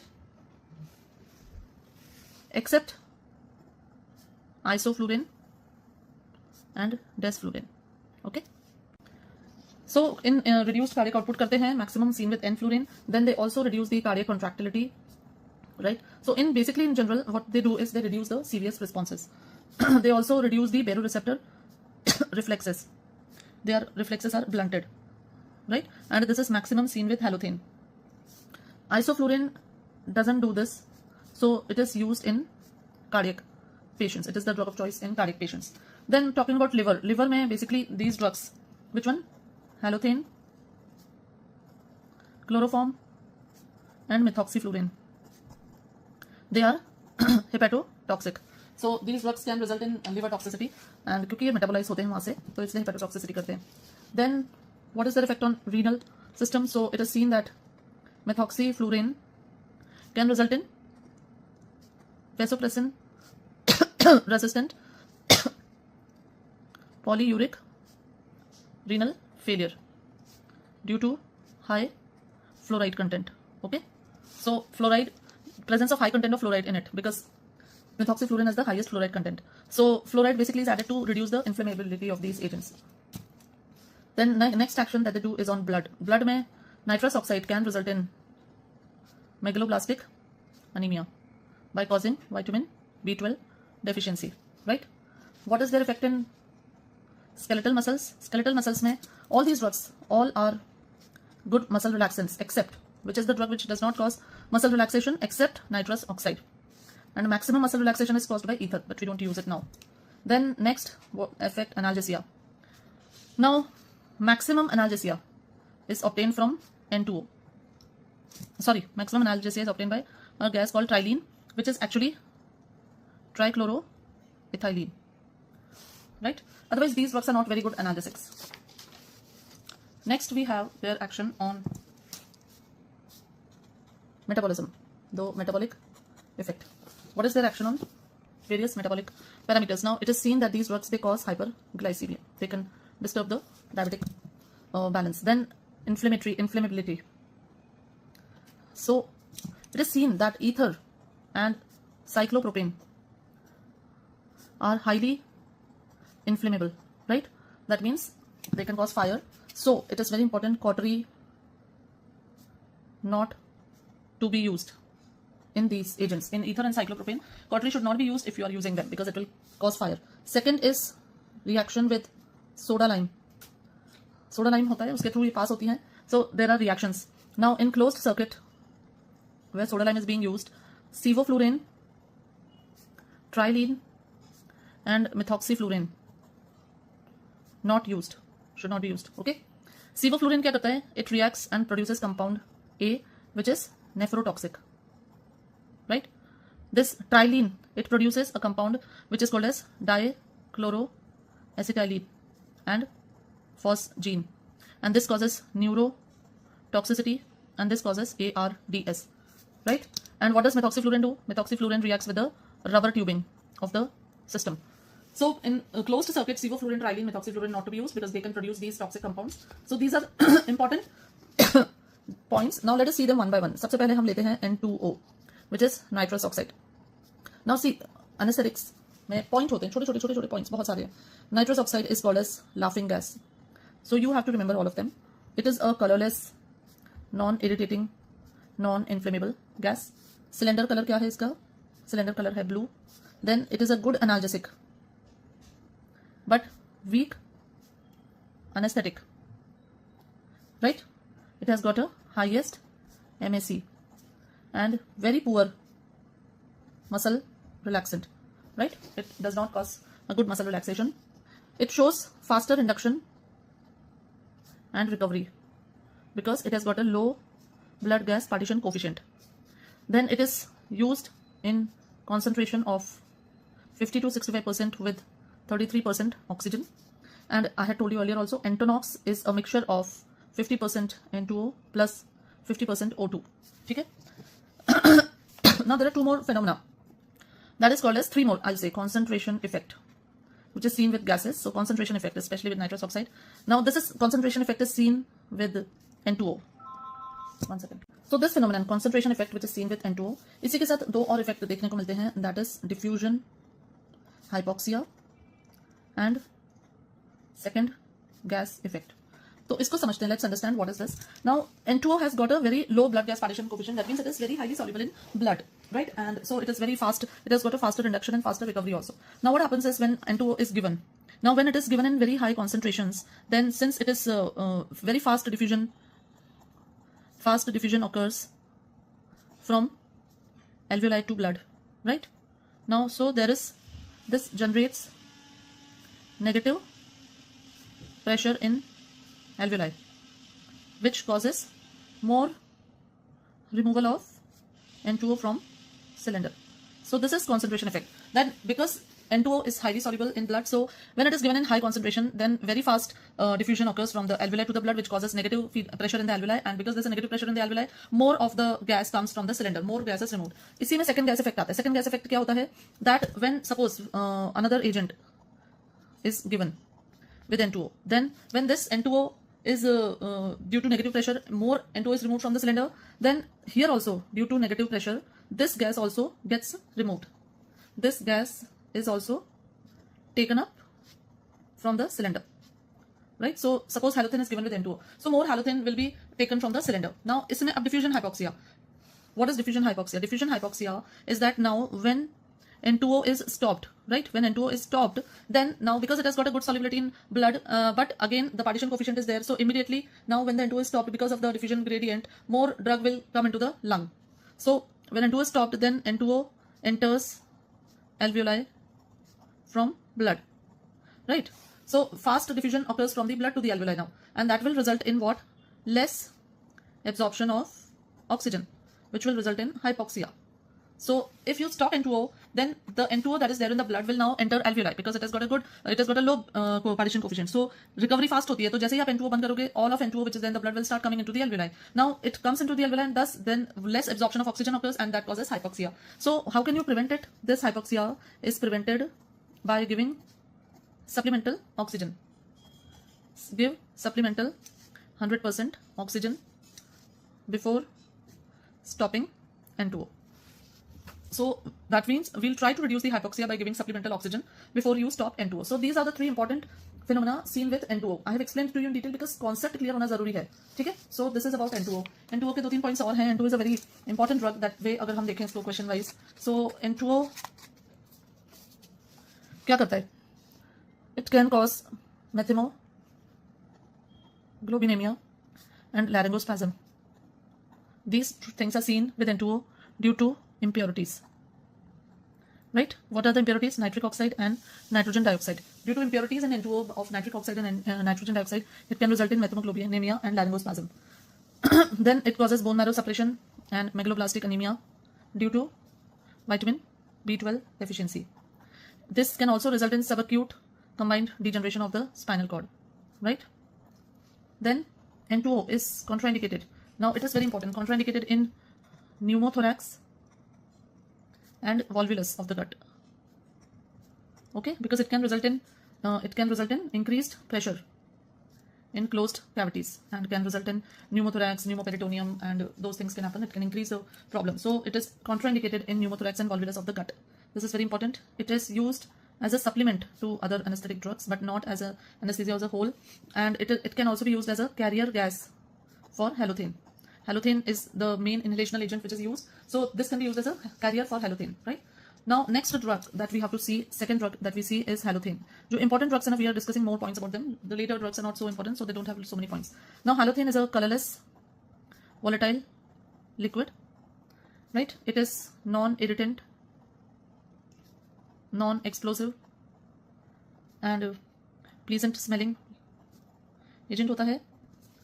It is stored in amber colored bottles because exposure of sunlight can oxidize this. Right, and it contains thyroid 0.01% as preservative.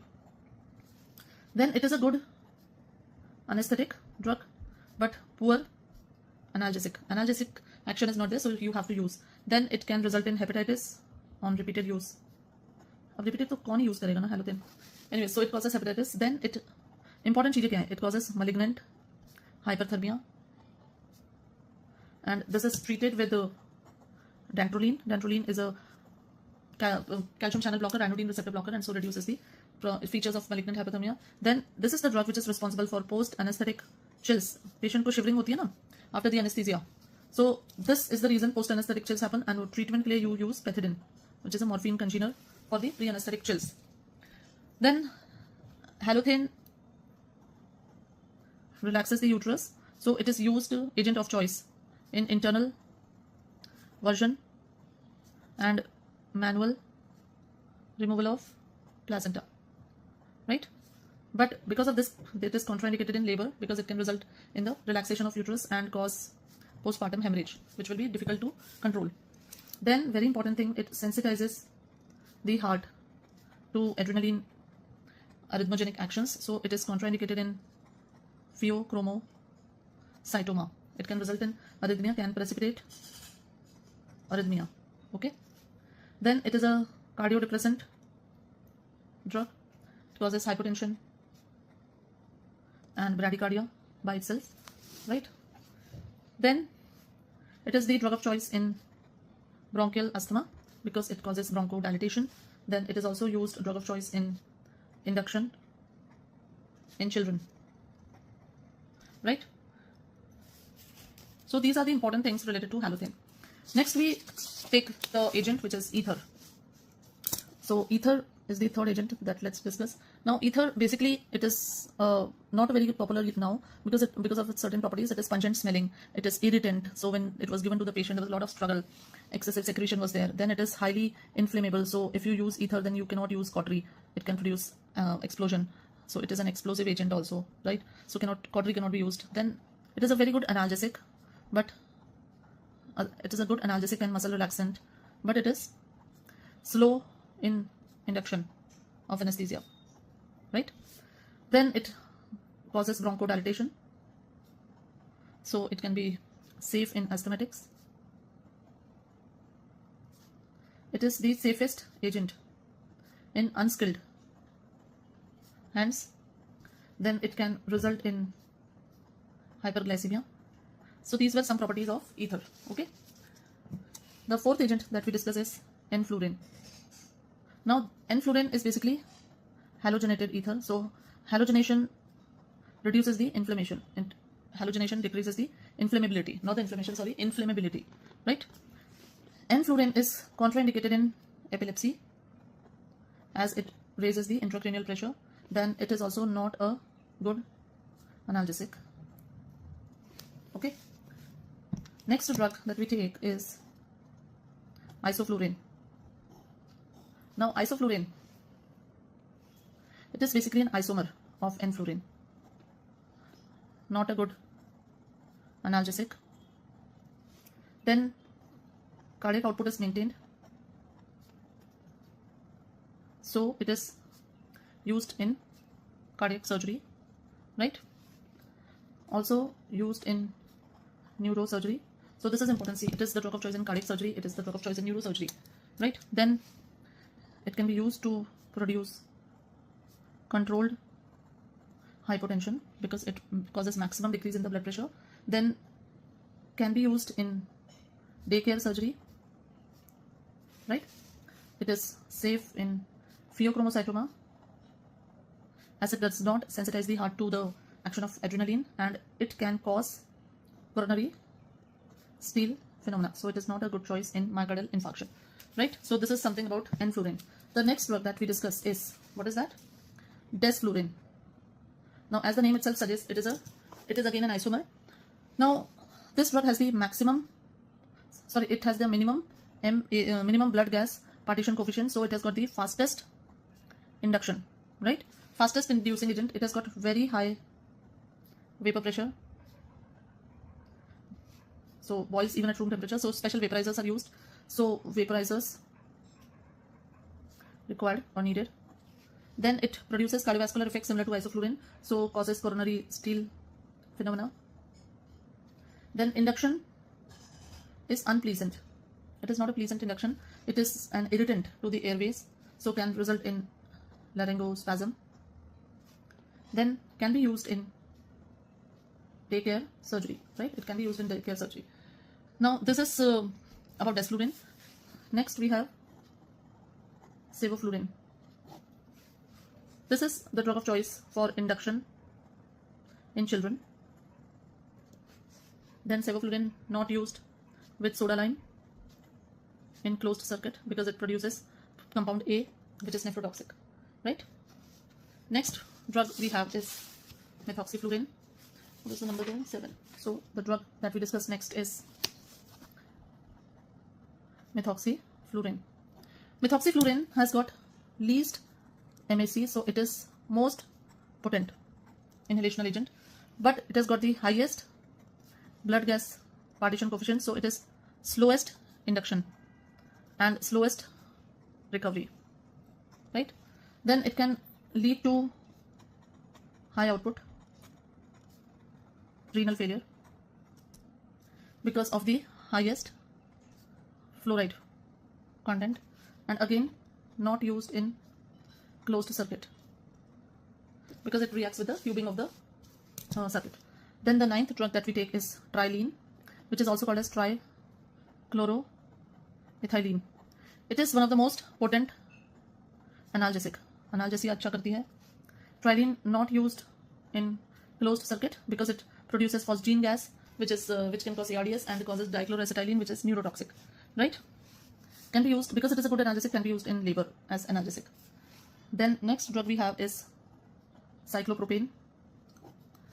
Now cyclopropane is highly inflammable and explosive like ether. So cyclopropane का ये problem है. Cylinder का color इसका क्या होता है? Cylinder is orange in color. Then it is the drug of choice in hemorrhagic shock because it increases the blood pressure, right? So it increases the sympathetic tone, so can be used in shock condition. Then stop slowly, as sudden stoppage can result in hypotension, which is called as cyclopropane shock. Okay, so this is about cyclopropane. Next we have chloroform. You all must have heard about chloroform and seen in the movies also how it was used for anesthesia, kidnapping and all. Now this is a cardiotoxic agent, so it results in ventricular fibrillation. It is also a hepatotoxic drug and it also causes hyperglycemia. तो अभी आजकल chloroform तो कहीं पे भी use नहीं होता है. Okay. Then some other agents are there. One of them is carbon dioxide. Carbon dioxide का cylinder होता है grey color का, and it is used in creating pneumoperitoneum in abdominal laparoscopies. उससे क्या होता है, पेट में हवा बन जाती है, गैस बन जाती है, and it gives a clear view to the surgeon. So it is used to create pneumoperitoneum in laparoscopy. Then next drug we have is helium. Helium is lighter than air, so you'll see that the balloons filled with helium, they rise in the air. Then a mixture of 80% helium and 20% oxygen is used in tracheal obstruction. Okay. Next we have a drug which is called as xenon. Now xenon is Greek word, it means stranger. This is a gas which is anesthetic under normobaric conditions. So this is an extremely rare gas and very close to an ideal agent. So xenon जो है gas, वैसे it is not used for as a anesthetic agent. It is basically colorless and odorless. Then it has the lowest blood gas partition coefficient, so it has got a rapid induction and recovery. It is a good analgesic, anesthetic and muscle relaxant. MSE is 60%, so reasonable inspired oxygen concentration is there, moderate is there. Then it does not cause respiratory depression, no effect on CVS, not metabolized in body, excreted via lungs. It is non-toxic, no interaction with soda lime. Then it is stable on storage, non-inflammable. The only problem is it is highly expensive, so routine use is not possible. So these are the inhalational agents that we have completed till now, right?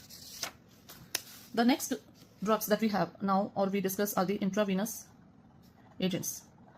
So these are the drugs, intravenous agents. They are fast acting and slow acting. So fast acting are used in induction and the slow acting are used for maintenance. So in this, the drugs that we have is thiopentone, methohexitone, ketamine, propofol, etomidate. These are the fast wale, and slow में आते हैं हमारे पास we have BZTs, benzodiazepines, then opioids, then some neuroleptic agents, okay, like droperidol. So these are the slow acting agents.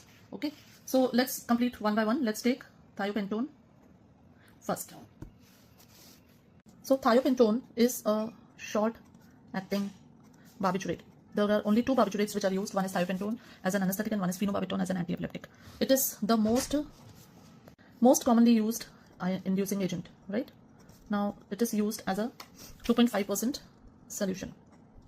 Now a very interesting fact about thiopentone, you all know that it is very highly lipid soluble, right? So due to high lipid solubility, it has a phenomenon which is called as redistribution, in which from the brain say it goes to fat, right? And so continuous IV infusion is required to be given. Then now next thing, it has got anticonvulsant action. So this can be used for ECT, that is electroconvulsive therapy. Then it is the agent of choice in cerebral protection because it decreases the oxygen consumption, it decreases the intracranial tension, it decreases the metabolic rate. So it is said to be cerebroprotective. Then it causes peripheral vasodilatation, so it can result in hypotension. Okay. Then it produces hyperalgesia. It, instead of producing analgesia, it produces hyperalgesia. Then respiratory depression and apnea can be seen with this. Another very important thing that with thiopentone you have to remember, on accidental injection in artery, it can result in thrombosis, vasoconstriction करेगा, and it results in necrosis and gangrene, ischemia. Necrosis is too big a word, it causes ischemia. So what you do now, the first step is to leave needle in situ. Don't take it out, don't withdraw the needle, just leave it there in situ, right? Then second, dilution with saline to be injected so that it gets diluted. Third, immediate heparinization, immediate heparin has to be given, right? And papaverine. So heparin will prevent coagulation, thrombosis, papaverine will relieve the spasm. Then fourth, you can give vasodilator. One second, right? Vasodilator दे सकते हो आप इसमें, lignocaine दे सकते हो, urokinase which is a fibrinolytic can also be given, right? Then brachial plexus block and stellate ganglion block, they both can be given. Sixth, absolute contraindication in it is not this point, it's a new point. Absolute contraindicated in acute intermittent porphyria. So just because barbiturates are contraindicated in acute intermittent porphyria, so we cannot give thiopentone in this patient, right? So this is about thiopentone. Some very important points are there. Second drug that we see is methotrexate. Now this methotrexate is a very ultra short acting barbiturate, right? It is 3 times more potent than thiopentone. It induces seizures. So it is used in ECT, electroconvulsive therapy. I am wrong. In the earlier part, thiopentone I have written. Thiopentone मैंने लिखा है. It is an anticonvulsant. It is not used for ECT because of its property of reducing the convulsions. It cannot be used in ECT. Methotrexate induces seizures, and that is why it is used in ECT. Okay. Then next drug that we have, the third drug that we discuss is ketamine. Now ketamine is basically a hallucinogenic. Okay. So it is hallucinogenic, and this is delivered in the dose of 2 mg per kg. Onset of action is within 30 to 60 seconds and 15 to 20 minutes में होता है, and there is redistribution. This drug blocks the NMDA glutamate receptors, and so it reduces the cerebral activity. Then ketamine is a very good, very strong analgesic but poor muscle relaxant.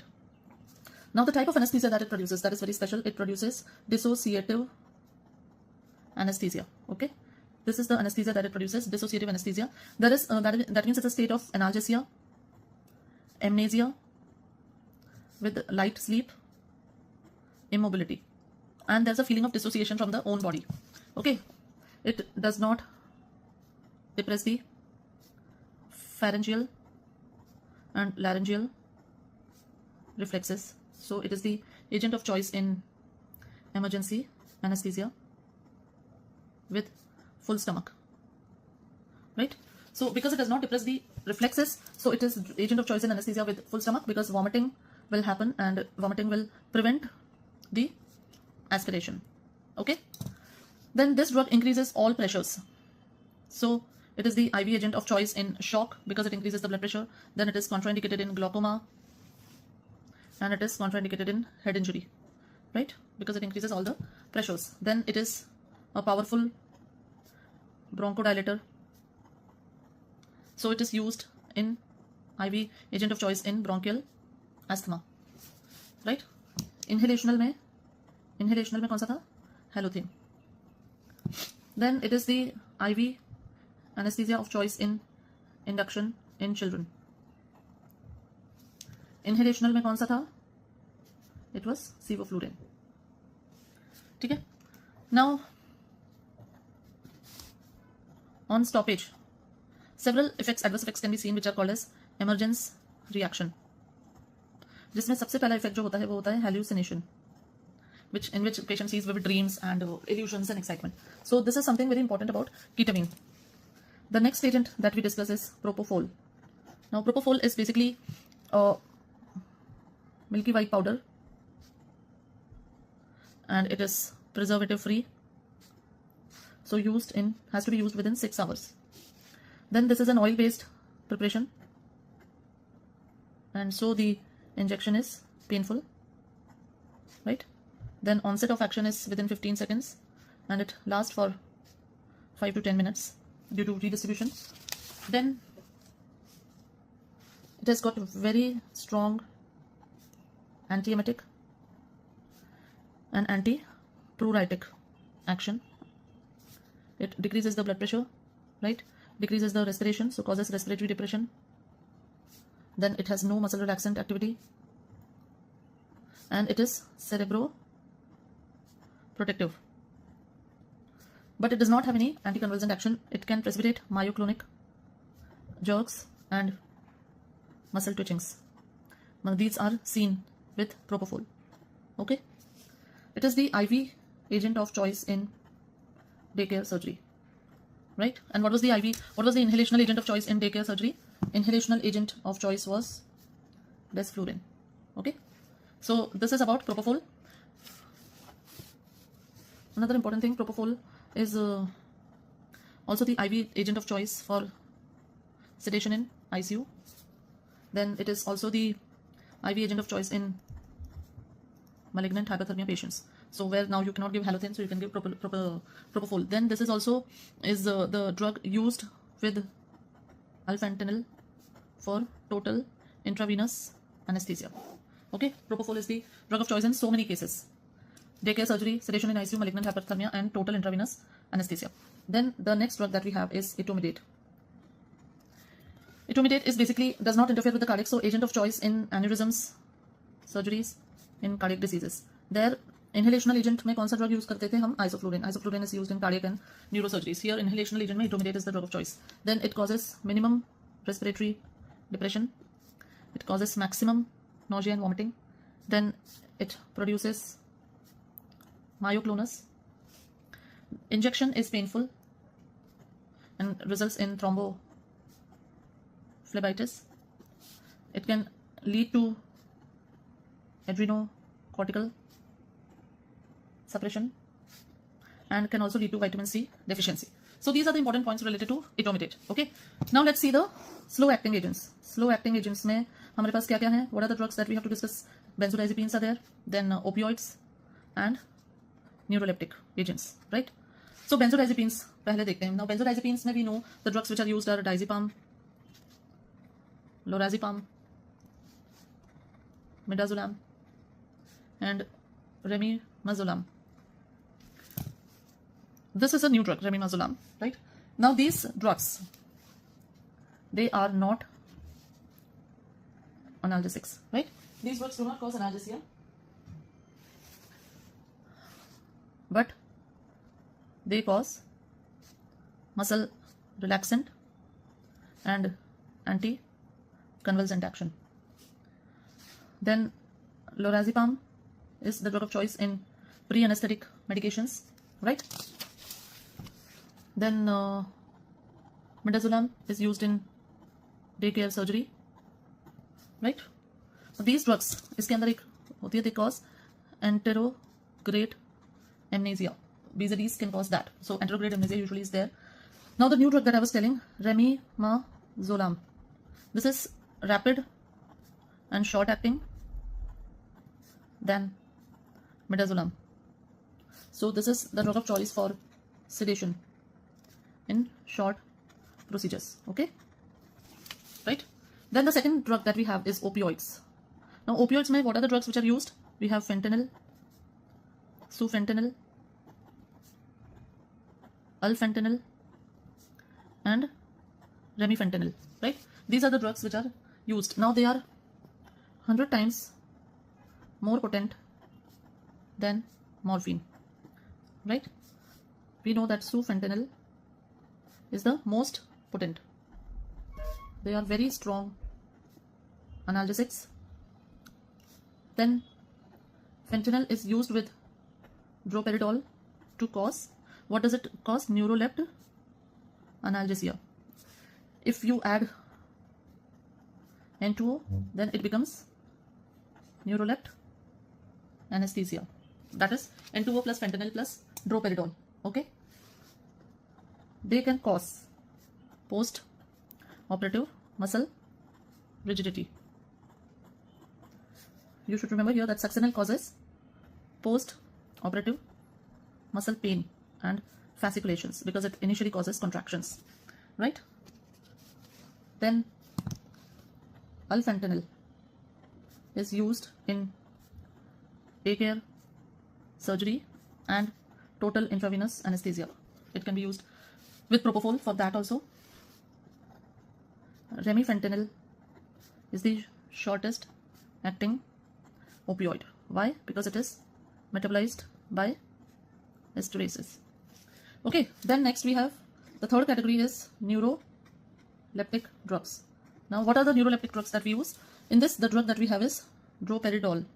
It is a D2 receptor blocker. Now this droperidol is used with fentanyl to produce neurolept analgesia that we have seen earlier. It can produce extrapyramidal symptoms because it is a D2 receptor blocker. So let us summarize the anesthetics now and then we finish this general anesthesia. For daycare surgeries, we use propofol as IV agent and we can use desflurane as the inhalational agent. Ischemic heart disease, a patient cardiac myocardial infarction, the drug of choice is etomidate. It is best in cardiac surgeries. Here we have isoflurane, right? Congestive heart failure hai agar, then left to right shunt, you use isoflurane. Right to left shunt, use ketamine, right? Shock condition, use ketamine. Then to produce controlled hypotension, we use isoflurane because it produces hypertension to the maximum extent. Then in asthma and COPD, we use ketamine. Halothane can also be used because it is also causing bronchodilation. Epilepsy patient, because of its anticonvulsant property, we use thiopentone. And for ECT, we use methotrexate because it produces convulsions. Then thyrotoxicosis, thyroid patient. So thyrotoxicosis may we use thiopentone, right? Cardiac surgeries, I've told, we use isoflurane. Neurosurgery also, we use isoflurane. So these are some summaries of the anesthetic drugs that are to be used in particular conditions. So now with this, we finish the anesthetics, and the next chapter that we take up is the psychiatric disorders, mood disorders. Now coming to the last part of CNS, that is the psychiatric disorders, depression, mania, and anxiety. So here now we start with the easiest ones first. Let's complete them so that finally it gets over. So the first treatment that we discuss is anti-anxiety drugs, right? Now anxiety is said to occur whenever there is a reduction in GABA or an increase in serotonin. These two things can result in anxiety, right? Now it can be because of drug induced also. It can be drug induced, it can be situation induced. So the drugs that we use are basically CNS depressants. They have to be first like drugs which will increase GABA. So here we have benzodiazepines. They increase GABAergic action, right? So one drug that we use is benzodiazepine. The second therapy that we use is because there is an increased serotonin, we want to reduce the serotonin. So here we use 5-HT 1A partial agonist. And what is that? That drug is buspirone. Okay. Third, sometimes propranolol is used because it is a beta blocker, and it inhibits the adrenaline rush, you can say, and or the sympathomimetic action manifestations of anxiety. So in benzodiazepine, the drug that we use, benzodiazepine the anti-anxiety drug, that is chlordiazepoxide. This is used in chronic anxiety, right? While lorazepam, alprazolam, they are used in short-lasting acute anxiety, right? Oxazepam and lorazepam, they are safe in elderlies and in liver disease also. So these benzodiazepines are most commonly used drugs. You must have seen them also being used. Sedation, cognitive impairment, abuse liability, these are potential limitations. 5-HT 1A partial agonist, we have यहाँ पे हमारे पास जो drugs हैं वो हैं buspirone, then gpirone and ipsapirone. These are the drugs which act as partial agonist at 5-HT 1A receptor. So they reduce the release of serotonin. Okay. Now in drugs में फायदा क्या है? Do not have abuse potential. These drugs do not have any abuse potential. They do not cause sedation or cognitive impairment, right? So now these drugs, they take at least 2 weeks to develop the action, so not effective in acute anxiety, right, or panic attacks, and they are usually used in mild to moderate anxiety states, right? Beta blockers, as we have seen, they are used in to reduce the adrenaline rush. Then what are the other drugs that can be used? So we have hydroxyzine. This is H1 antihistaminic, but it causes sedation because it is an antihistaminic. Then SSRIs like fluoxetine can be used as a drug of choice in panic attacks, right? But benzodiazepines usually are the drug of choice in acute panic. So here, drug of choice for acute management of generalized anxiety is BZT, right? And drug of choice for sustained treatment of generalized anxiety is SSRI. Okay, and in short-lasting acute anxiety, the best drug is lorazepam. So this was about anxiety. The next treatment that we study is mania. Now mania, as you know, it can be unipolar, so that is only mania, and it can be bipolar, so that is basically mania with depression. So manic depressive episodes ho jate hain. Right, now mania mein the drug, the main molecule that we study is lithium. Lithium is basically a monovalent cation, right? It does not produce any acute effect. So this thing should be clear that it does not have any acute effect. So it is not to be used in acute mania. On prolonged use per it basically then causes mood stabilization, and so it is found usage in mania, right? What is the mechanism of action? It is very important to understand the mechanism of action. Now we know that in the brain we have a G protein coupled receptor, and they have a pathway in which PIP2 is broken down to IP3 and DAG, right? And then it brings its response. Now what happens, this IP3 then is further broken down into IP2 and then IP1, and then this IP1 combines with inositol. It combines with inositol and it forms PI, right? Which becomes PIP, and then it becomes PIP2. So this IP3, it helps in regeneration of PIP2, right? Now this usually is found to be highly increased during mania. Mania mein what is found, that there is an increase in this regeneration of PIP2 from IP3, right? So this mechanism, this is inhibited by lithium. So lithium does what? Lithium basically, it inhibits the regeneration of PIP2 by inhibiting inositol monophosphatase enzyme, right?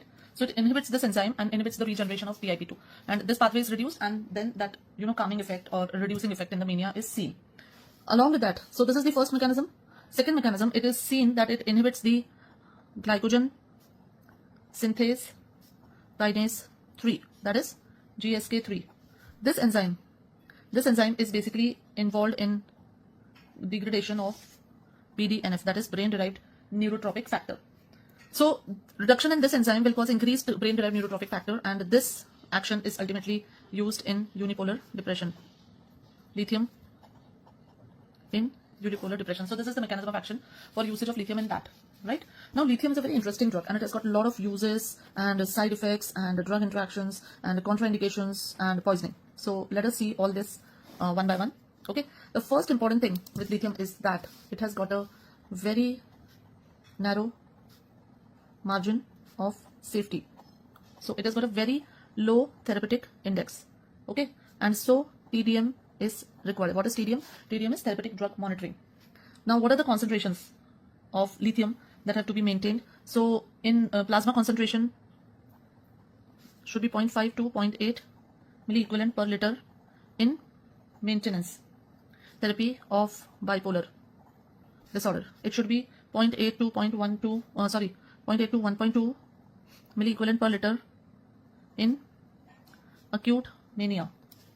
Okay, toxicity कब दिखेगी? Toxicity आएगी if the plasma concentration is more than 1.5 milliequivalent per liter. So this is the time when the toxicity will happen. Now what are the signs and symptoms of toxicity? Let's discuss the poisoning here only. So it is acute intoxication mein there is vomiting, there is diarrhea, there is tremor, and they are coarse tremors, ataxia, coma, convulsions. It can also result in hyperreflexia, dysarthria, all these things. Then cardiac arrhythmias, albuminuria, hypotension. Okay, so these are the signs and symptoms of toxicity. What is the treatment? What is the treatment of toxicity? Now the bad part is that we don't have any specific antidote. There is no specific antidote for lithium toxicity. The only thing that we can do is dialysis, right? When levels are more than 4 milliequivalent per liter in acute overdose and more than 1.5 milliequivalent per liter in chronic. So this is the detail about the plasma margin of safety. कितना concentration होना चाहिए maintenance के लिए 0.5 to 0.8, acute में 0.8 to 1.2, more than 1.5 toxicity starts happening. Dialysis to be done when the concentrations in acute poisoning are more than 4 and in chronic poisoning are more than 1.5. And lithium is the drug in which we have to do the TDM monitoring. So TDM is very much required in lithium. Okay, now let us see other things about lithium. So it is the drug of choice for prophylaxis of bipolar disorder. It is used in the prophylaxis, right? Then it is only drug which has documented anti-suicidal properties, right? Then acute mania. Acute mania mein usually it is not beneficial, can be used with benzodiazepine like lorazepam. Can also use olanzapine if benzodiazepines are not effective. One important thing, interaction. Diuretics, they precipitate toxicity of lithium.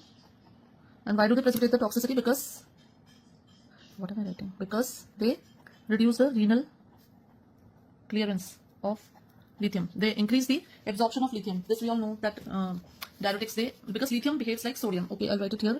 Lithium behaves like sodium. So that is why with absorption of sodium, lithium is also absorbed. Then it increases leukocytes, causes tremors, this we have seen, causes hypothyroidism.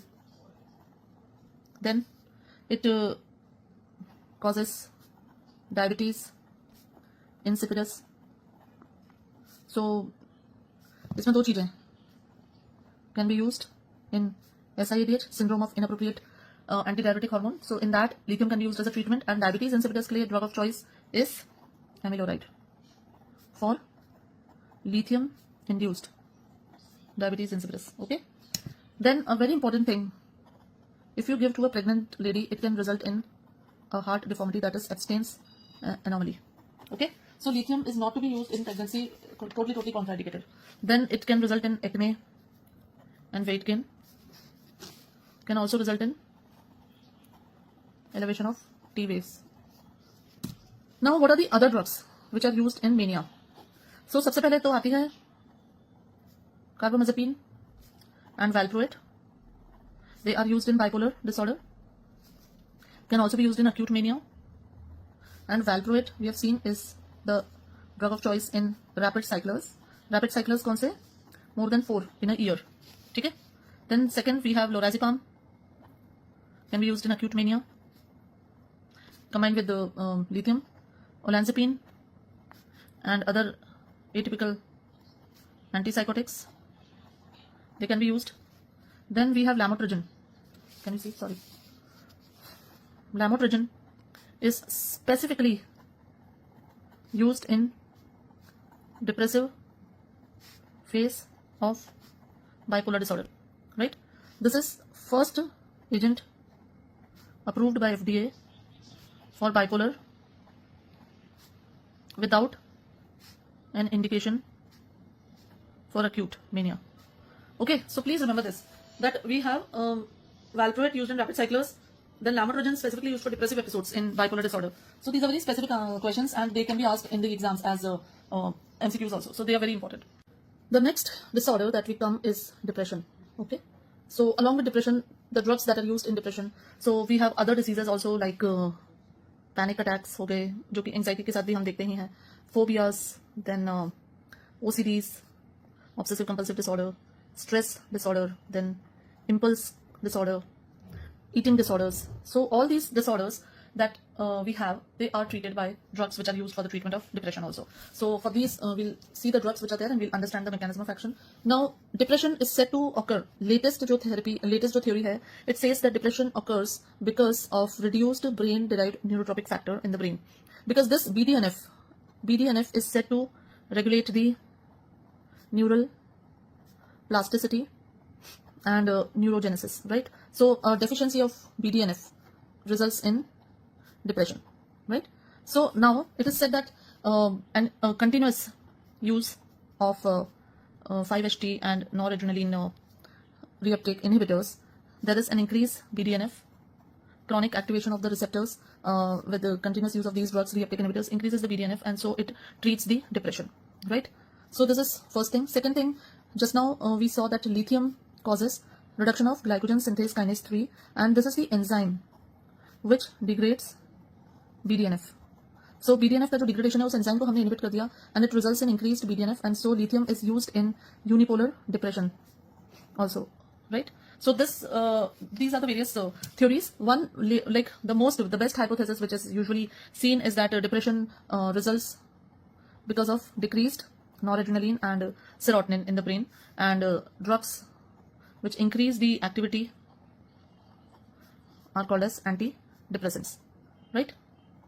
So now drugs which are, the two categories of drugs are those drugs which increase the noradrenaline and 5-HT activity, and they are called as typical antidepressants, and drugs which are acting by other mechanisms, they are called as atypical, right? Now other mechanisms may basically they are acting on other neurotransmitters or other mechanisms. मतलब we'll discuss them one by one. NMDA वगैरह पे भी act कर रही हैं. So these are the this is how the drugs are classified. Now in typical, again they are classified as MAO inhibitors. To increase noradrenaline and 5-HT, if you inhibit the metabolizing enzyme, that is MAO A and MAO B. So MAO A, MAO B को आप inhibit करोगे तो भी आप increase कर रहे हो, right? And the second mechanism is to inhibit the reuptake. So inhibit the reuptake, so that is also one mechanism. Now MAO A, MAO B में we have selective MAO A inhibitor, so that is moclobemide, right? And non-selective drugs में हमारे पास आती हैं, tranil, cypromin, carboxazide, and phenelzine. So these are non-selective drugs which act on both MAO A and MAO B. Selective MAO A inhibitor we have moclobemide. Selective MAO B inhibitor, remember, that is selegiline, which is used in Parkinsonism. Reuptake inhibitors पे हम आते हैं, तो यहाँ पे again हमारे पास आते हैं non-selective. That means drugs which are acting both on 5-HT and noradrenaline. So here the drugs that we get are tricyclic antidepressants, in which we have imipramine, amitriptyline, which are the prototype drugs, right?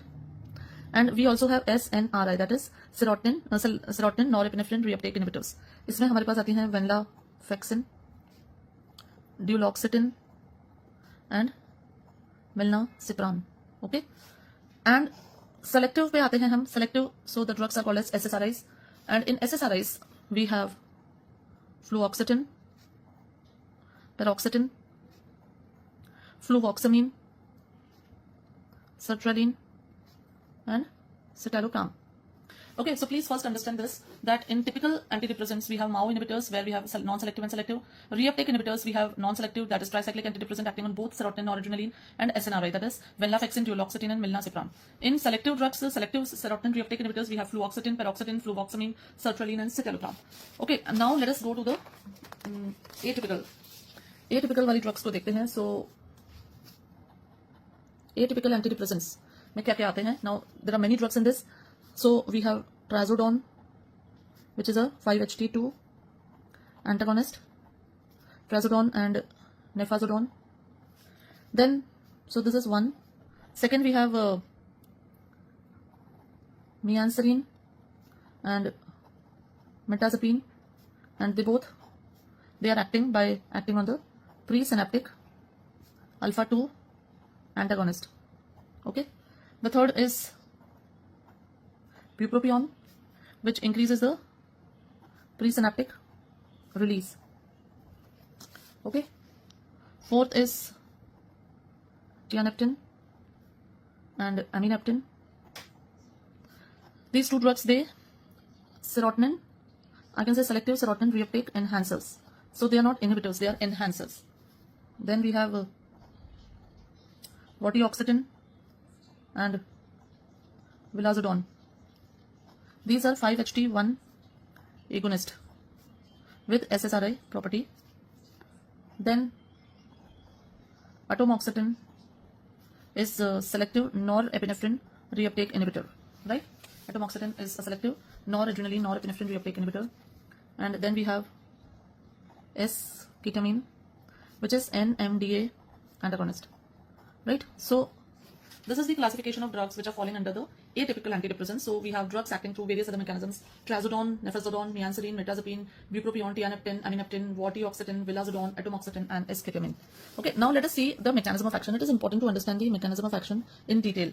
Now the main action, ठीक है, ये लोग कैसे काम करते हैं? तो basically what they do is these drugs, they मोटे-मोटे तौर पे they inhibit the reuptake of serotonin and noradrenaline, right?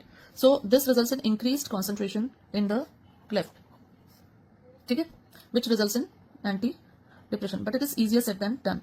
How they are doing it? Initially these drugs, what they do is they attach to the presynaptic alpha 2 receptor and 5-HT1A receptor. Now these, you know that the presynaptic alpha 2 and 5-HT1A are basically autoreceptors, auto or suicide receptors. They reduce the sympathetic drive and they reduce the serotonin drive. So as a result, what happens? They decrease the firing of neurons in locus coeruleus and raphe magnus. Okay, so initially there is a reduction in the serotonin and in the noradrenaline because you have activated the autoreceptors, but on long term these receptors get desensitized. Okay, now they get desensitized and then enhanced transmission is seen, right? So this is the mechanism, and that is why this whole thing takes around 2 to 3 weeks, and that is why we get the response of antidepressants is seen after 2 to 3 weeks. So there's a latency in the action, and the students who are preparing for the MBBS exam, please remember this. It can be asked as a explain why question, that why antidepressants do not produce an action immediately, why they take around 2 to 3 weeks to develop a complete action. So this is the mechanism of action of antidepressants. Okay, remember this. So coming back to the drugs now independently. So the first category that we had was MAO inhibitors, right? Now MAO inhibitors में we have, सबसे पहले clear कर लेते हैं, MAO B सेलेजिलिन होता है and it is used in Parkinsonism, तो इसका तो लेना देना कुछ है ही नहीं. Then we have MAO A inhibitor selective. It is called as REMA. REMA क्यों? Because it is a reversible inhibitor of MAO A, and the drug which comes here is, what is the drug? It is moclobemide. So moclobemide, it inhibits the MAO A enzyme reversibly selectively, right? It does not exhibit cheese reaction, so it can be used as an alternative. Now what is cheese reaction? What happens now when we give non-selective MAO inhibitors? जब हम दे रहे हैं, so these drugs, they basically again take 3 to 4 weeks to develop, and they basically inhibit the enzyme metabolism, right? And so increase the amount. Now what happens is, in these patients, when a cheese or beer or wine, these food which contain a lot of tyramine, when a patient who is taking MAO inhibitor takes these items which are containing a lot of tyramine, now since tyramine usually is metabolized by MAO, right? Now because this action is already inhibited, so tyramine results in increased quantity of catecholamines and causes a hypertensive crisis, right? This is what happens in patients who are on MAO inhibitors and who take cheese, beer or wine, and so it is called as cheese reaction. Okay, now what is the drug of choice for treatment of cheese reaction? That is phentolamine. ये हमने पढ़ा है पहले भी, है ना? So this is cheese reaction. Second, so ये तो हुआ first. Second होता है serotonin syndrome. Now what happens that if MAO inhibitors are stopped and SSRIs are given immediately, then SSRIs, they can result in serotonin syndrome. Now हो क्या रहा है? देखो, MAO inhibitors basically metabolism of catecholamines को stop करके रखे थे.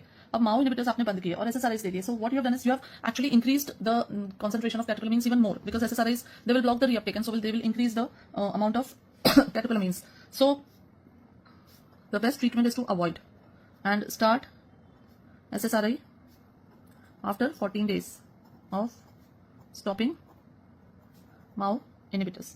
Okay, so this will give sufficient time for MAO enzyme to be regenerated, and then metabolism of catecholamines can be done properly. So ये तो बात रही हमारे MAO inhibitors की. अब हम आते हैं हमारे रीअपटेक इनहिबिटर्स पे, ठीक है, reuptake inhibitors. Now reuptake inhibitors में सबसे पहले हम बात करते हैं TCAs की, that is tricyclic antidepressants. Now tricyclic antidepressants are the typical ones, so they have a lot of adverse effects. They cause sedation, सबसे पहला problem, right. They lower the seizure threshold,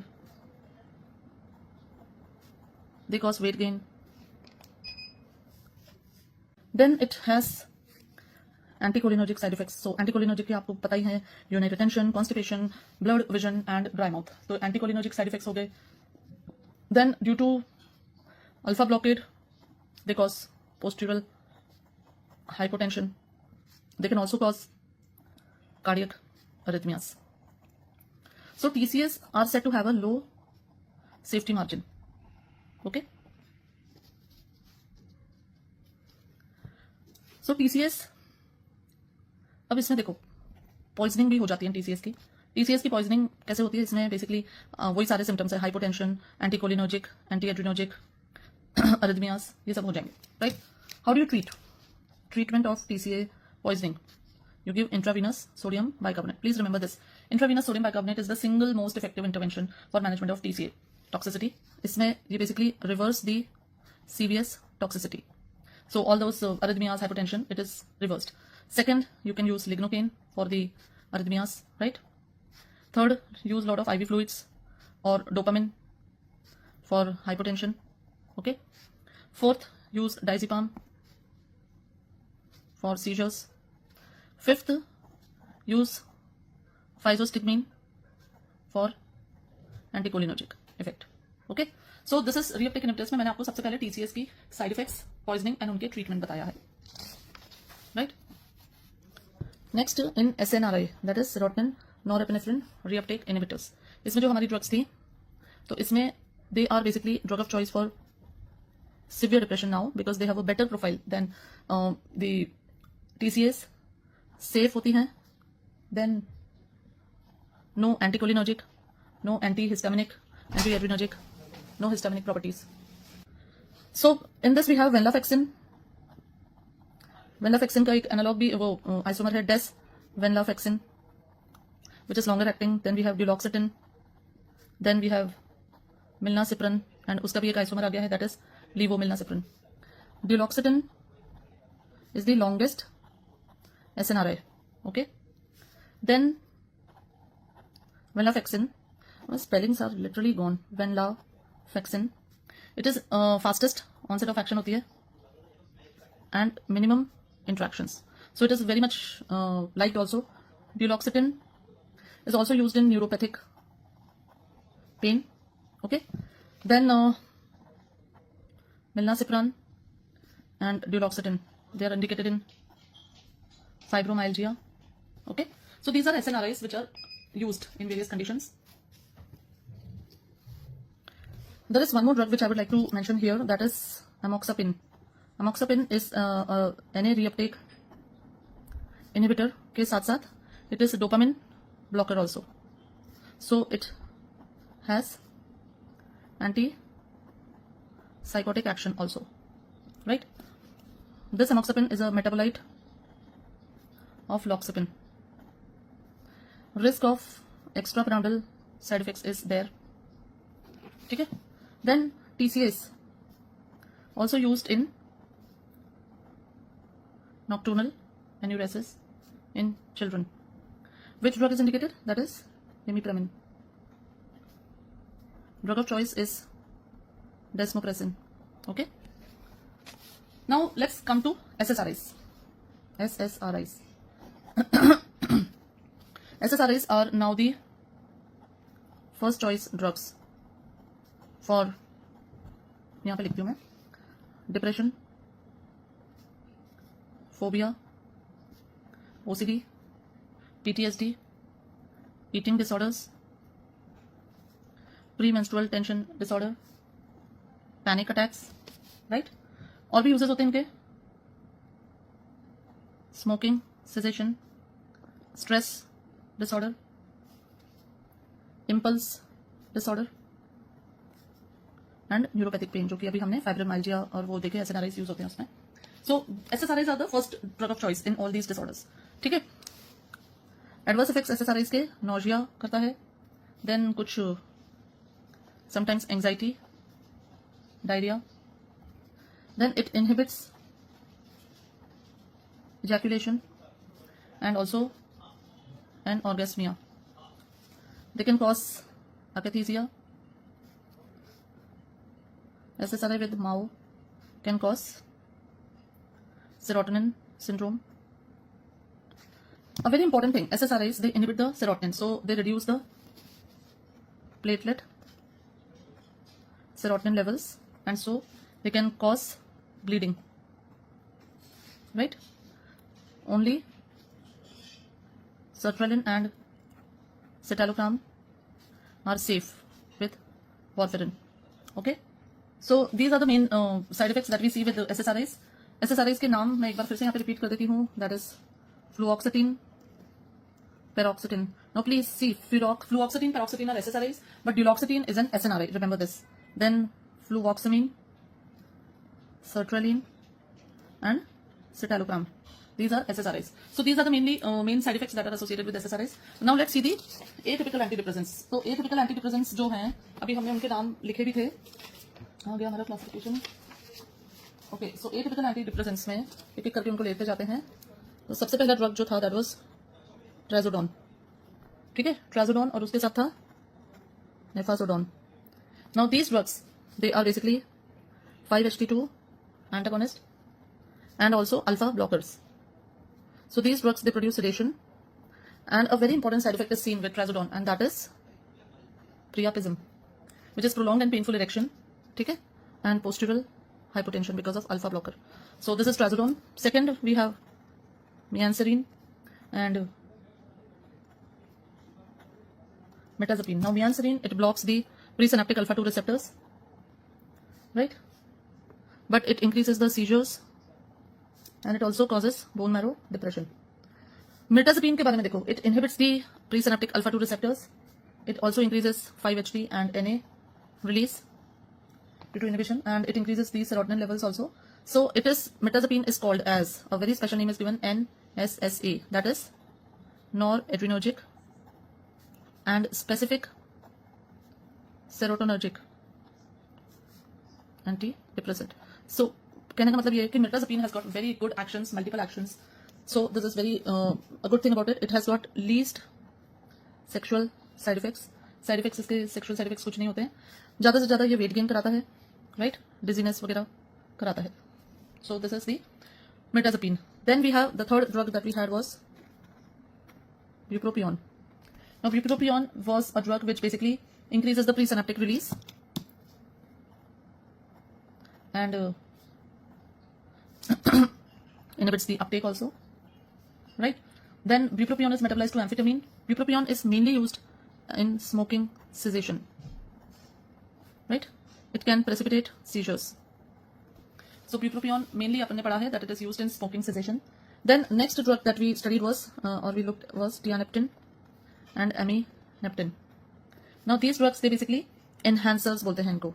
Enhancers हैं ये SSR, selective serotonin reuptake enhancer. So the action is just opposite to the serotonin inhibitors, but they produce antidepressant action. ठीक है. Then next we have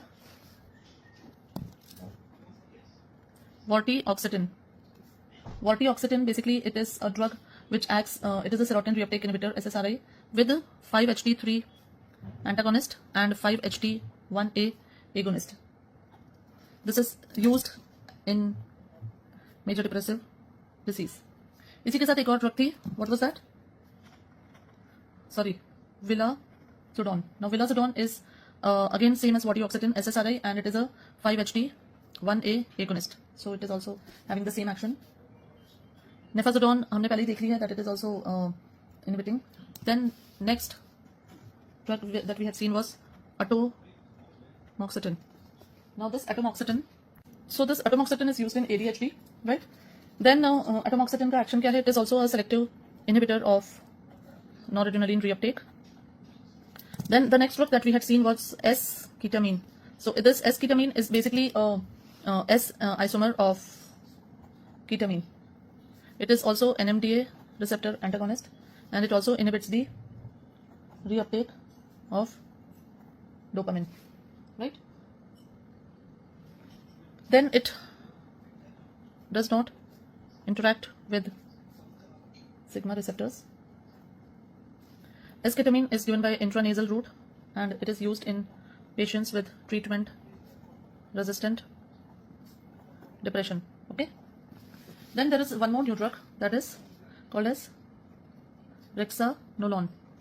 This is basically a neurosteroid. It is used in postpartum depression. It is given by the IV route and it acts on GABA A receptors as a positive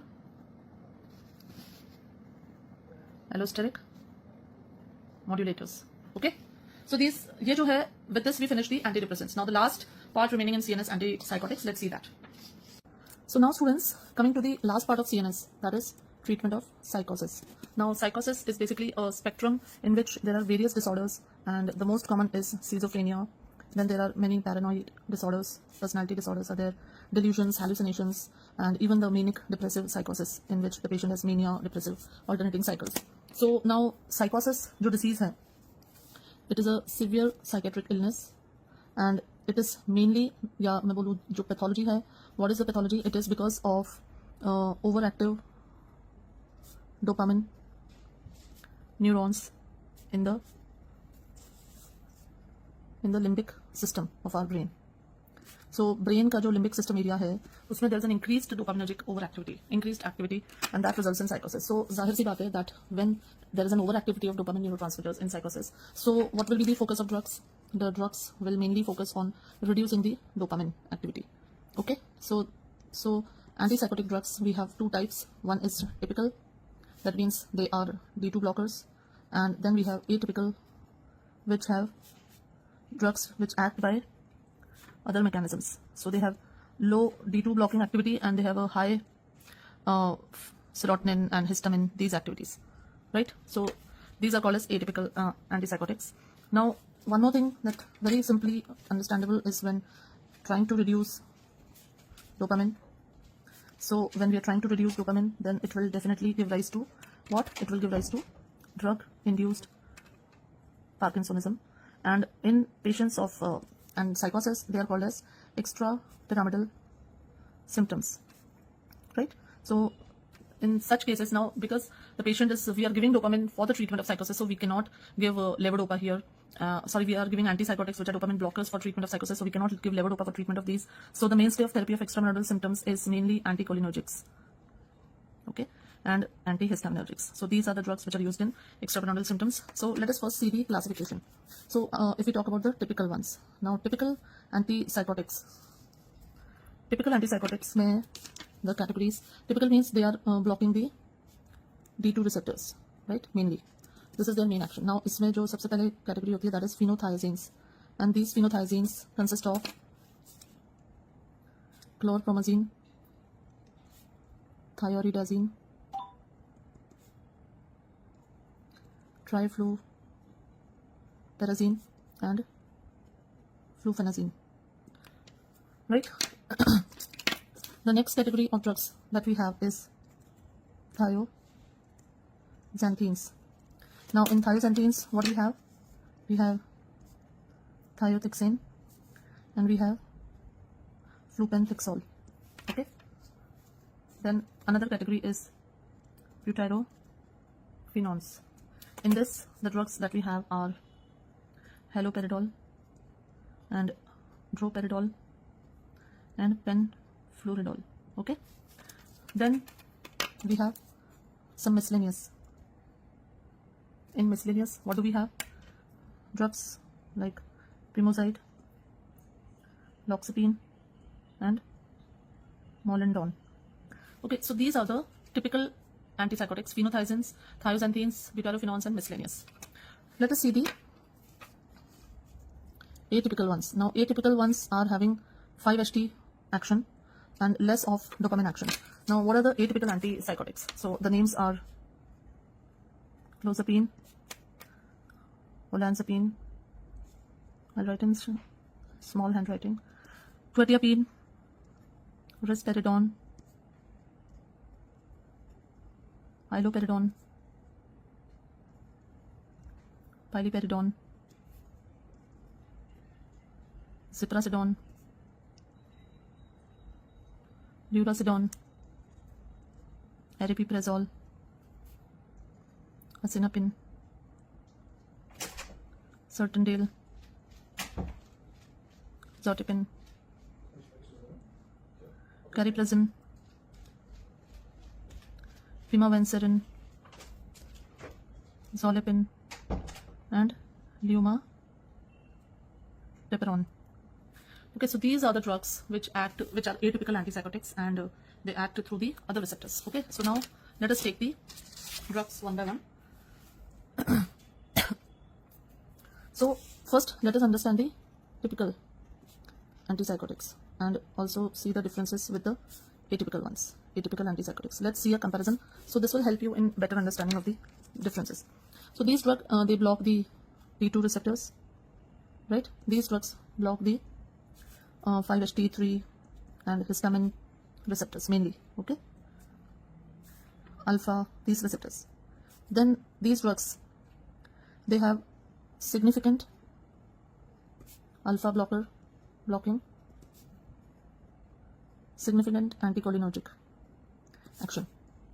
These drugs do not have anticholinergic. These drugs do not have anticholinergic or alpha blocking activity, right? Next, अब इसमें देखो, they are highly sedative. एक sedation वाला जो problem होता है वो इनके साथ होता है. They are not sedating so much. Then another thing, these drugs have a propensity to develop extrapyramidal syndrome or extrapyramidal symptoms. They are less likely to develop extrapyramidal symptoms, right? These drugs, they have some other side effects also, like they reduce the seizure threshold, they increase the prolactin release, because जो PRIH है वो actually dopamine होता है, prolactin release inhibitory hormone, and because we are giving antidopaminergic drugs, so it is reducing dopamine, so increasing prolactin. While these drugs, they result in weight gain, they increase the lipids, they increase the glucose, so they can precipitate diabetic-like condition, right? So atypical और typical में basically मोटे-मोटे differences ये होते हैं. In atypical antipsychotics, one more thing is there are low potency drugs and there are high potency drugs. Now understand that low potency drugs have significant alpha and anticholinergic activity, right? High potency drugs, more extrapyramidal side effects. ठीक है? High potency drugs have got less anticholinergic and alpha blocking activity. ठीक है? So this is the difference. As you increase the potency of the drug, now low potency drugs, they are highly sedative, while these are not sedative. But high potency drugs, as you increase the potency, their tendency to cause extrapyramidal side effects increases. While low potency drugs are not so potent, but they don't cause extrapyramidal side effects, right? So this is something important. Let's talk about their adverse effects first, then we'll take the individual drugs. So सबसे पहला adverse effect होता है sedation. Now this sedation is maximum with chlorpromazine and minimum with ziprasidone and aripiprazole. ठीक है? Then second होता है weight gain. So first side effect is sedation. Second, weight gain. Weight gain seen with all except haloperidol, and in newer ones except ziprasidone. So weight gain is produced by all these drugs. The third thing is seizures. That means they precipitate convulsions. This is seen more with clozapine, olanzapine, and chlorpromazine, and less with risperidone and quetiapine, right? Then another thing, hyperlipidemia plus diabetes mellitus like condition. Now these are seen with all atypical antipsychotics except ziprasidone. So ziprasidone does not cause these problems, right? Then there are some very specific side effects also, जैसे retinal degeneration is seen with thyroidazine. इस पे these are fact based questions, so ये आते ही आते हैं and इसमें गलती नहीं होनी चाहिए. Then A granulocytosis is caused by clozapine. Then cataract formation is seen with quetiapine. Cholestatic jaundice is seen with chlorpromazine. Then anticholinergic side effects are there. Dry mouth, constipation, urinary retention, blurred vision. They are seen by the older ones, and it is usually maximum with thyroidazine. And then we have the extrapyramidal symptoms. Now these extrapyramidal symptoms are because of D2 blockade, and they are related to the potency of the drugs. So let us see what are these extrapyramidal symptoms. They are very important, and a lot of questions are asked on these extrapyramidal symptoms. So the first symptom that is usually seen is acute muscular dystonia. Acute muscular dystonia, this is the earliest presenting symptom, and this usually presents as torticollis. तो गले में एक spasm आ जाता है और locked jaw, right? So treatment क्या दोगे यहाँ पे आप? Treatment is again central anticholinergics like trihexyphenidyl, benztropine, piperidine. So anticholinergics, central anticholinergics are used in the treatment. The second extrapyramidal symptom is usually Parkinsonism, that is drug-induced Parkinsonism, and this presents in 1 to 4 weeks of therapy. Right? This may be treatment is central anticholinergics are given for drug-induced Parkinsonism. The third extrapyramidal symptom is akathisia. What is akathisia? Akathisia is the irresistible desire to move. Right? So there's an irresistible desire to move among the patient, and it is one of the most commonmost. इसके लिए the drug, the treatment that is given is propranolol and also central anticholinergics. Propranolol actually reduces the anxiety and the movement condition. Fourth thing that presents is malignant neuroleptic or neuroleptic malignant syndrome. So this presents with the hyperthermia, rigidity, generalized rigidity in the body, and altered mental status, and it is treated by IV dantrolene. Like dantrolene is used in malignant hyperthermia syndrome, you can also use bromocriptine here. Okay, then the next EPS is tardive dyskinesia. Now what happens in tardive dyskinesia? It occurs late in therapy, and it is characterized by purposeless involuntary movements, right? So the movements are like chewing or puffing of cheeks, etc. And this happens because of supersensitivity of the dopamine receptors. So now here central anticholinergics are contraindicated. And what is approved? A drug which is VMAT inhibitor, that is valbenazine. This is approved for tardive dyskinesia. Okay, so these are the EPS, extrapyramidal symptoms. Acute muscular dystonia, earliest symptom होता है. Use central anticholinergic. Parkinsonism 1 to 4 weeks of therapy में आता है. Again anticholinergics. Akathisia is an irresistible desire to move. Then propranolol is used here. Malignant neuroleptic syndrome, use dantrolene. Tardive dyskinesia, central anticholinergics contraindicated. Here we use valbenazine. Okay. Now let us take drugs individually. So the first drug that we take here is thyroidazine. So thyroidazine is an old drug, right? Now it has got, coming to individual drugs. Now thyroidazine, basically it has the least incidence of extrapyramidal symptoms, right, among typical antipsychotics, because it has got a low potency. It is a low potency drug, but because of alpha blocking activity, it causes, what is it? It causes inhibition of male sexual, it inhibits the ejaculation. Then it can cause cardiac arrhythmia, it causes retinal damage. So this is about thyroidazine. Then second drug that we talk about is haloperidol and trifluperazine, and fluphenazine. Now these are basically high potency drugs, right? So they have less alpha blocker, they have less anticholinergic, less sedative, but a higher tendency to cause extrapyramidal symptoms. Then there's a drug penfluridol. It is the longest acting antipsychotic drug. Another drug is the pimozide. Now pimozide is a drug which selectively blocks only D2 receptors. It does not have any action on, no action on alpha and cholinergic receptors, right? But this has a risk of QT prolongation. So this has a risk of causing that arrhythmia. Next drug that we study is clozapine, right? Now clozapine is an atypical antipsychotic. It has got main action is on 5-HT2, alpha adrenergic and D4 receptors. Okay, clozapine के बहुत specific चीजें हैं. It is very interesting. It basically suppresses positive as well as negative symptoms.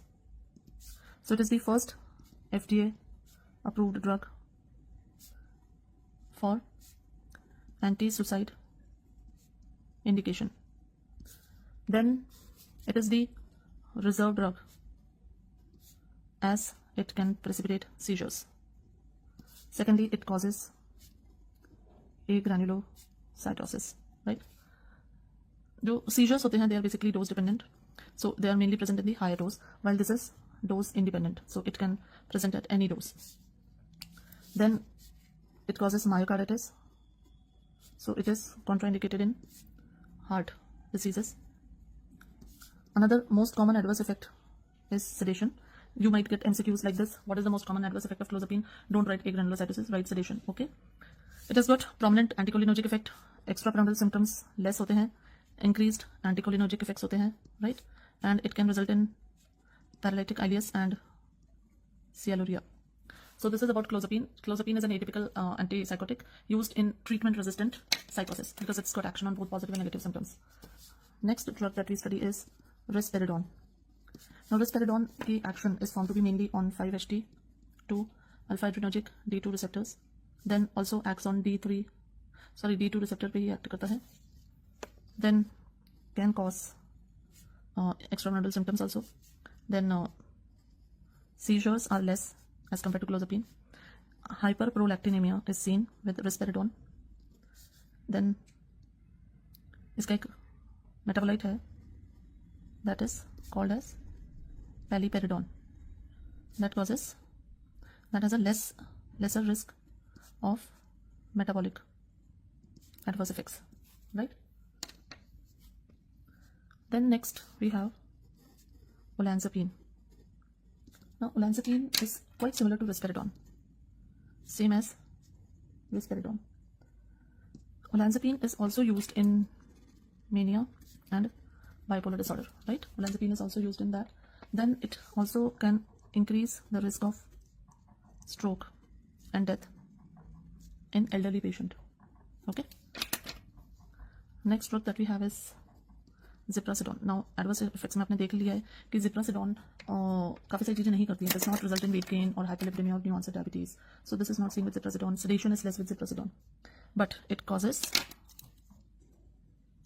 QT prolongation, so carries the risk of arrhythmias, but less risk of weight gain and metabolic side effects, right? Then the next drug that we discuss is quetiapine. Quetiapine causes cataract formation. The next drug that we have is aripiprazole. Now what is aripiprazole? Aripiprazole is basically partial agonist at 5-HT1A D2 receptor and antagonist at 5-HT2A receptors. It is also called as dopamine serotonin stabilizer. Okay. Then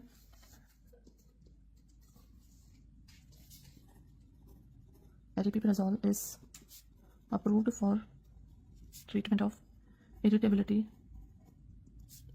associated with autistic disorders in children, right? Then another drug that we have is asenapine. This is used sublingually for schizophrenia and in acute mania. Then another drug is iloperidone. This drug has less risk of extrapyramidal side effects, but it can prolong QT interval. Okay. Then we have brexpiprazole and cariprazine. These are new drugs, and these drugs, they are new for schizophrenia, right? Then we have pimavanserin. This is basically used oral treatment for hallucinations and delusions associated with Parkinson's. Okay. Next drug that we have is lumateperone. This is basically an antagonist at 5-HT2A, and this is approved for treatment of schizophrenia. It also causes alpha-1 antagonism, right? So long-acting injectable drugs used in uncooperative patients. What are the drugs which are used in uncooperative patients by injection? We use flufenazine, we can use haloperidol, we can use risperidone, and we can use paliperidone also, right? Now इसके अलावा जो ये अभी हमने सारे drugs देखे हैं, इसके अलावा अब यूजेस देख लेते हैं. यूजेस तो वो एक तो these drugs are used in acute mania, bipolar disorder, like olanzapine is the drug of choice in mania in pregnancy. Haloperidol is also safe in pregnancy. So एक तो इनके ये यूज हो गए. Secondly, there is a condition called as Gilles-de la-Tourette syndrome, right? Then there is one more condition, Huntington's disease. So Gilles-de-la-Tourette syndrome is a tic disorder. इसमें the drug of choice is tetrabenazine. Okay. What is the drug? Tetrabenazine is the drug of choice. Antipsychotics में we can use haloperidol, we can use pimozide, clonidine can also be used. Okay. So these are some more uses. Another एक और use है Huntington's chorea. उसके बाद एक use होता है, they are also used in alcoholic hallucinosis, right? And they are also used in one more thing, alternative to ECT, in severe depression with psychotic features. So these are also some of the uses. Then एक drug आई है, I'll write it here, that is samidorphan. This is a mu receptor agonist. ठीक है, ये क्या है? ये basically opioid है, and this reduces the weight gain caused by olanzapine. So it is approved for use in treatment of schizophrenia and mania and bipolar disease. Samidorphan is used in combination with olanzapine for the treatment of schizophrenia and mania and bipolar disorder. So with this, we now complete the CNS part 1, part 2, part 3. We have completed all the drugs which are covered under CNS. Next and the last topic, that is antimicrobials and anti-cancer, which we'll be completing now. Now students, let's take this video on anti-cancer drugs. Now anti-cancer drugs, in this chapter we'll be studying the anti-cancer drugs plus immunomodulators. Okay, so these two categories we'll be completing in this particular video. Now anti-cancer drugs are basically drugs which kill the cancer cells, right? Now these drugs, they also kill the normal cells, and because of that they are toxic, they cause their toxicities. The most common toxicities are bone marrow suppression, alopecia, mucositis, right? These are the common toxicities which are seen. Now anti-neoplastic drugs or anti-cancer drugs are divided on the basis of cell cycle specific or cell cycle non-specific. Okay, cell cycle specific drugs, basically they are effective when the cells are dividing, right? And cell cycles non-specific drugs are active even in resting phase. So Even when the cells are not dividing, these drugs are effective. So they are classified as cell cycle specific and CCNS, that is non-specific. Now in non-specific drugs, a non-specific category, we have alkylating agents. Okay, that is the first category. Then we have platinum compounds, in which we have cisplatin, carboplatin. We'll be seeing them individually also. Then we have anthracycline derivatives, that is doxorubicin, daunorubicin, metoxantron. Then we have antibiotics also, which are active against tumors like dactinomycin or mitomycin. So these are the drugs which are cell cycle not specific. Then coming to the cell cycle specific category, now here they are antimetabolites. Here these are the drugs which mainly act on DNA part. So antimetabolites are here. Then topoisomerase inhibitors, right? Antimetabolites में हमारे पास methotrexate, mercaptopurine, thioguanine, fluorouracil, capecitabine, ये सब आती हैं. Topoisomerase inhibitors में we have tecans, irinotecan, topotecan, etoposide, bleomycin. Then we have vinca alkaloids. Okay, so vinca alkaloids में we have vincristine, vinplastin, vinorelbin. Then we have taxanes, in which we have docetaxel, paclitaxel, and cabazitaxel. Right? Then there are some newer agents also which are acting. We'll be seeing their names also one by one. Okay, so anti-cancer drugs, they basically can be considered under 4 categories. First are cytotoxic drugs. Second is considered as a targeted chemotherapy, targeted drugs. Then we have hormones, and hormones which act as anti-cancer drugs. And then we have miscellaneous, in which we cover various new category drugs. So we'll be studying the anti-cancer drugs under these 4 categories. Let us start them one by one. So the first category of drugs, that is cytotoxic drugs. Cytotoxic drugs means which are damaging to the cell.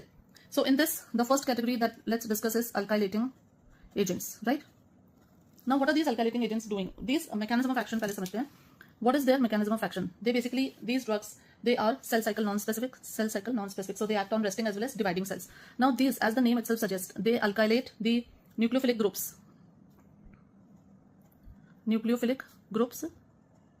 on DNA basis, right? And in this, N7 of guanine is most susceptible. Okay, so they alkylate the nucleophilic groups on DNA basis, and then because of this action they lead to cross linking of base. Then they can cause abnormal base pairing, right? And they also cause DNA strand breakage. So this is the action of alkylating agents. And what are the side effects that they cause? What are the adverse effects that they can cause? They cause GI distress, bone marrow suppression, alopecia, secondary leukemias, and sterility, right? So these are the common side effects seen with these drugs. What are the names of drugs in this category? Let's see the names also. Now the classifications are very difficult in anti-cancer drugs. So we have nitrogen mustards, in which we have, I'll take one name, cyclophosphamide, right? Then other drug in this is ifosfamide, melphalan, chlorambucil, the more commonly known drugs, right? Then we have ethylene amines, in which we have thiotepa, then hexamethyl melamine, then alkyl groups, that is busulfan, then nitrosoureas, in which we have carmustine, lomustine, right? Then another category we have is triazines, in which we have procarbazine, dacarbazine, and temozolomide, right? So these are the anti-alkylating agents. So ये हमने इसका mechanism of action देखा, और हमने देखा कि इसका side effects क्या क्या होते हैं. अब इसमें देखते हैं सबसे पहले नाइट्रोजन मस्टर्ड्स को देखते हैं, जिसमें हमने पढ़ी थी cyclophosphamide. What is the drug? Pro drug cyclophosphamide. The main prototype drug is cyclophosphamide, and it is a pro drug, right? It gets converted to on metabolism gets converted to aldophosphamide. One of the degradation products of aldophosphamide is acrolein, and this acrolein causes hemorrhagic cystitis, right? This hemorrhagic cystitis can be treated by a drug called as Mesna. The full form is mercaptoethane sulfonic acid plus hydration. A vigorous hydration needs to be given. Okay? So this is a very important side effect of cyclophosphamide, and it is normally asked in questions also. Second side effect that it causes is pulmonary toxicity. Then it can also cause syndrome of inappropriate ADH secretion. Okay? So this is one drug. Then there is one drug, ifosfamide. Ifosfamide, it produces a compound which is called as chloracetyldehyde, and this is nephrotoxic. Then it also produces acrolein, so that is also toxic. So ifosfamide देखा जाए तो it has higher risk of neurotoxicity, nephrotoxicity and bladder toxicity, right? Then a very important part here is that cyclophosphamide is drug of choice for a disease which is called as Wegener's granulomatosis. Okay, so this is the use of cyclophosphamide also. Then there is a drug which is called as miclorethamine. This is used in Hodgkin's disease. It is also a vesicant, right? Then there is a drug melphalan, which is the drug of choice in multiple myeloma, right? Then some more drugs, that is next category drugs that we see as nitrosoureas. Now these nitrosoureas, इसके अंदर कौन कौन सी drugs आती हैं? Carmustine, lomustine and semustine, right? These are the drugs that come under nitrosoureas. They are highly lipid soluble, and because of this they cross the blood-brain barrier, so they are used in brain tumors. They are used in brain tumors like gliomas, right? They cause delayed neutropenia. ठीक है? Then other drug, one more drug is there, dacarbazine. Dacarbazine, it basically affects the RNA and protein synthesis, does not affect the DNA. And then there is one more drug, streptozocin. It also destroys the beta cells of pancreas. Okay. Other alkylating agents, let's see what are they. So in other alkylating agents we have busulfan. Now busulfan causes pulmonary fibrosis, skin hyperpigmentation and also hyperuricemia. Then there is a drug which is procarbazine. It is leukemiogenic. It also causes disulfiram like reaction with alcohol. Okay? Procarbazine also causes hypnosis and vivid dreams, right? Then another drug is there, that is chlorambucil. Now chlorambucil spares myelocytes and it is used in CLL. Okay. Next drug is lurbinectedin. Now this is an alkylating agent. It also inhibits RNA polymerase 2. This is approved for treatment of small cell lung carcinoma. It causes hepatotoxicity. That is the side effect which is seen with lurbinectin, right? Next we come to platinum compounds. Now in platinum compounds we have cisplatin, carboplatin and oxalplatin, right? Now these drugs are not alkylating agents, but they are discussed here because of the same mechanism of action. Now only difference is that instead of alkylation they insert platinum is inserted to form the dimers of DNA. मतलब जैसे alkylating agents जो है alkyl group को incorporate कर रहे थे ना DNA nucleotides में, यहाँ पे instead of alkyl group platinum is inserted and as a result then they destroy the DNA protein synthesis. They cause nausea and vomiting, which is the maximum seen with any other anti-cancer drug. Then they also cause bone marrow suppression. They are nephrotoxic, they are ototoxic and they are neurotoxic. So all three toxicities are seen with these drugs.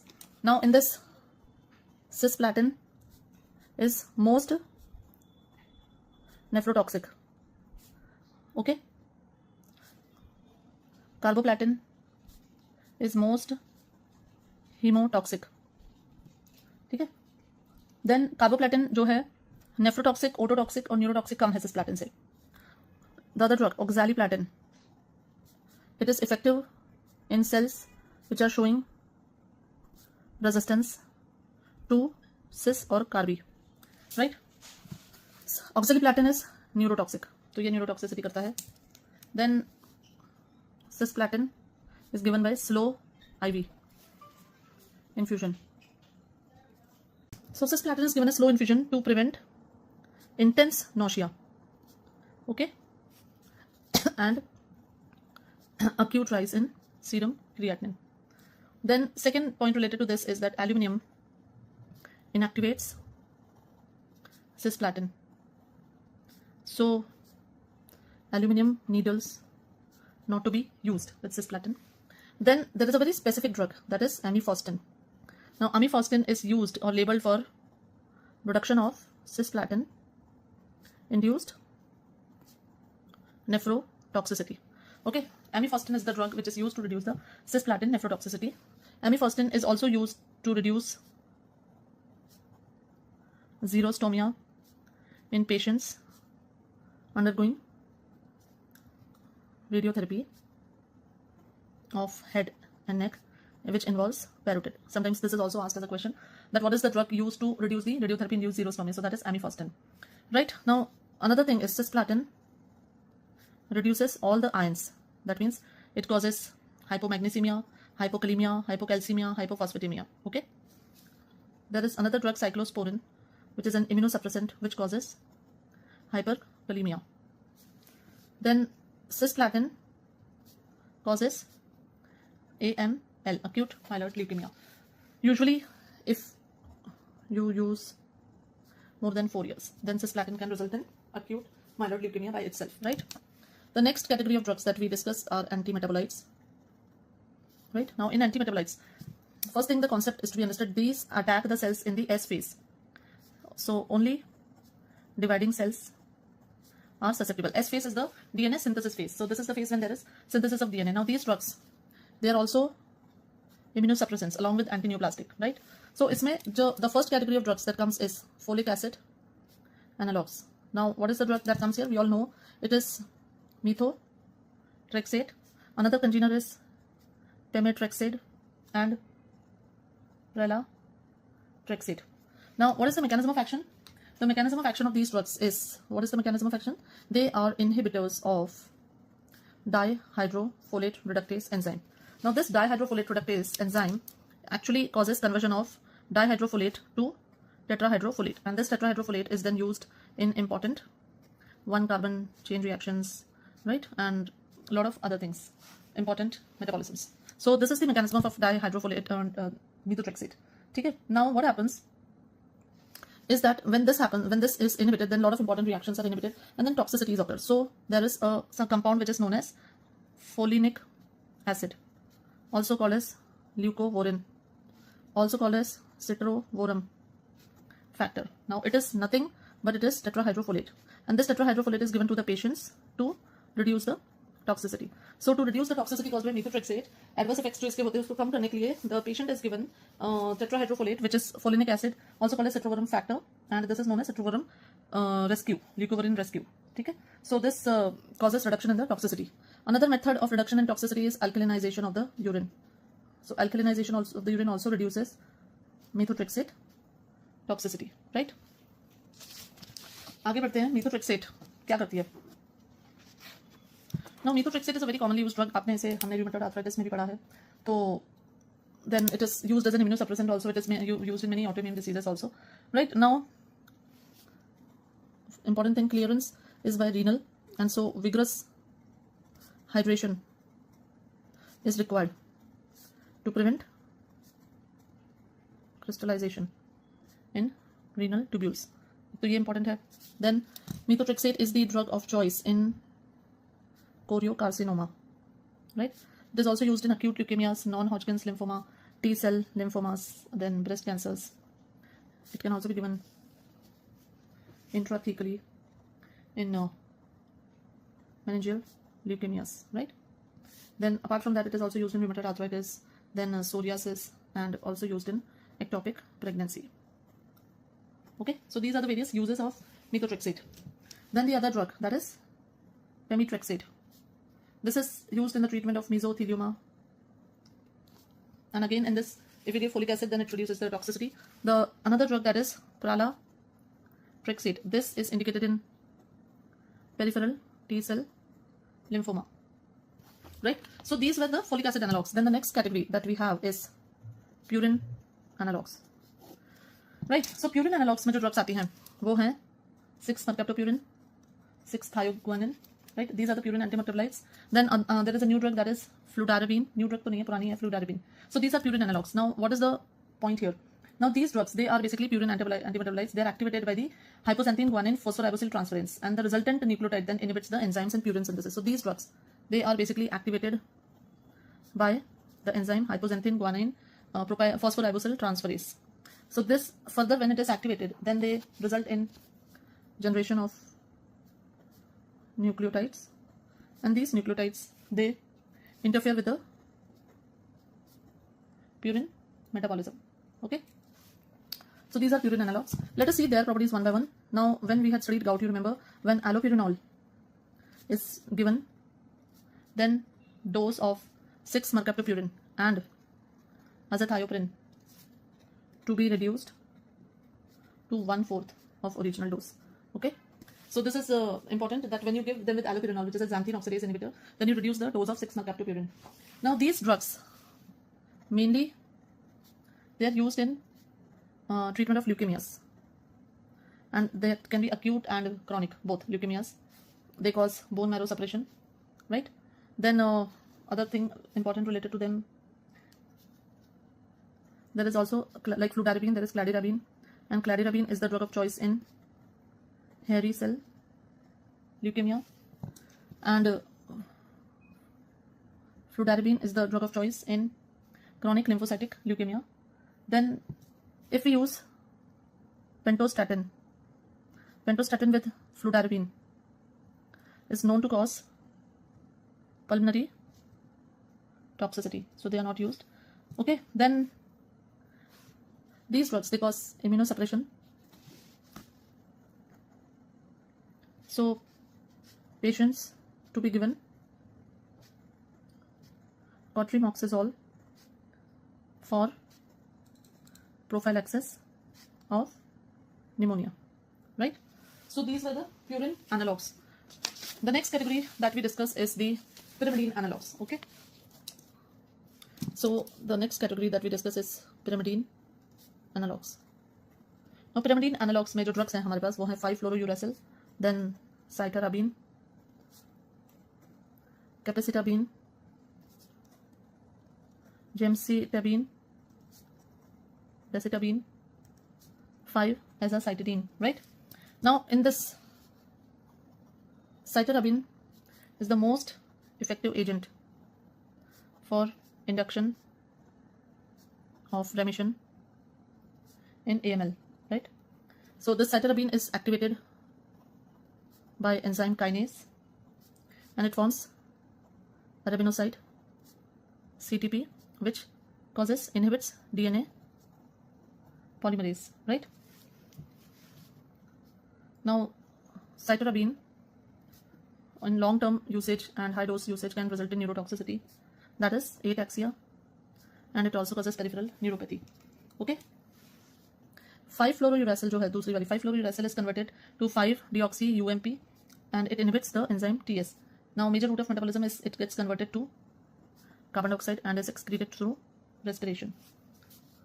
Then the next drug, capecitabine, is an oral prodrug of 5-fluorouracil. Okay, then thiopurines, 6-mercaptopurine and 6-thioguanine, they are metabolized by thiopurine methyl transferase, and 5-fluorouracil is catabolized by dihydropyrimidine dehydrogenase. So these two enzymes, some people can have pharmacogenetic deficiencies, and that can affect the metabolism of these drugs in those patients. Then capecitabine can cause hand and foot syndrome in some patients, which is basically tingling, numbness, erythema, swelling, all those things. Then leucovorin, the folinic acid, it augments the action of 5-fluorouracil. Then another drug that we had seen was gemcitabine. Now, gemcitabine is a very potent radiosensitizer, and it is the drug of choice for pancreatic cancer, right? Then there is another drug, 5-azacitidine. This is used for treatment of myelodysplasia, right? And there is one more drug, cedazuridine. This is basically used in combination with decitabine for chronic myeloid leukemia and myelodysplastic syndrome, right? So these are the drugs which we have studied in pyrimidine analogs. Next category of drugs is the drugs which affect the mitosis. So mitosis affect करने वाली drugs में आती हैं विनका, alkaloids, taxanes, and some miscellaneous single drugs. So let us see these drugs which affect the mitosis. Now mitosis में सबसे पहले विनका alkaloids. तो विनका alkaloids में हमारे पास हैं विनक्रिस्टीन, vinblastine and vinorelbin. Now what do these drugs do? They inhibit the polymerization of microtubules, right? मतलब they inhibit the formation of mitotic spindle. So these drugs basically you can say that they affect in the M phase, that is the mitosis phase of the cell cycle. Now vinblastine is known to cause bone marrow suppression and vincristine is neurotoxic, neurotoxicity, peripheral neuropathy कराता है, and these drugs they also can result in SIADH. This is important, it is also asked as a question many a times, right? Now vinblastine is mostly used in the treatment of metastatic testicular tumors. And vincristine with glucocorticoids, it is the drug of choice for inducing remission in childhood leukemia. Okay? It can also be used in solid tumors and it can also be used in lymphoma. So this is about vincristine and vinblastine, that they basically inhibit the formation of mitotic spindle, act in the M phase. Then vincristine is causing peripheral neuropathy, used in solid tumors and childhood leukemias. Vinblastine causes bone marrow depression and is used in metastatic testicular tumor. The next category of drugs that we have in this is taxanes. So taxanes में हमारे पास आता है paclitaxel and docetaxel, right? Now these drugs also interfere with mitotic spindle formation and they prevent the disassembly. See, vinca alkaloids prevented assembly. They prevent disassembly of the microtubules. Okay. Now paclitaxel causes hypersensitivity reactions. Now we have a new protein bound paclitaxel that is called as NAB paclitaxel. इसमें they have a reduced hypersensitivity. Okay. Then both cause bone marrow suppression and neurotoxicity, right? Then another thing is cisplatin reduces paclitaxel clearance, right? Then there's a new drug in this category that is called as cabazitaxel. This is used in combination with glucocorticoids for hormone refractory metastatic prostate cancer. Okay, so these are the main drugs which basically are called as mitotic inhibitors. कुछ new drugs इसमें आई हैं. Name is Ixabepilong. This is used in the treatment of advanced breast cancer. ठीक है. Then there is a drug which is called as erbuline mesylate. This is again a microtubule inhibitor and this is also used in metastatic breast cancer. Then there is a drug estromestin. Now this is basically a combination of estrogen and mechlorethamine, and this is used in the treatment of prostatic carcinoma, right? It is also an anti-mitotic drug. So ये तो बात रही अपने सारे anti-mitotic drugs की.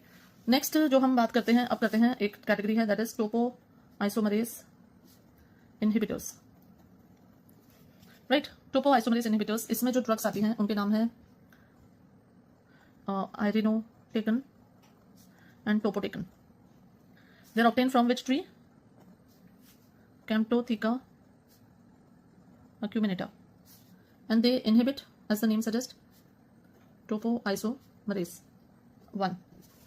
This enzyme nicks the DNA, introduces negative supercoil. Now this topotecan is used in ovarian cancer, right?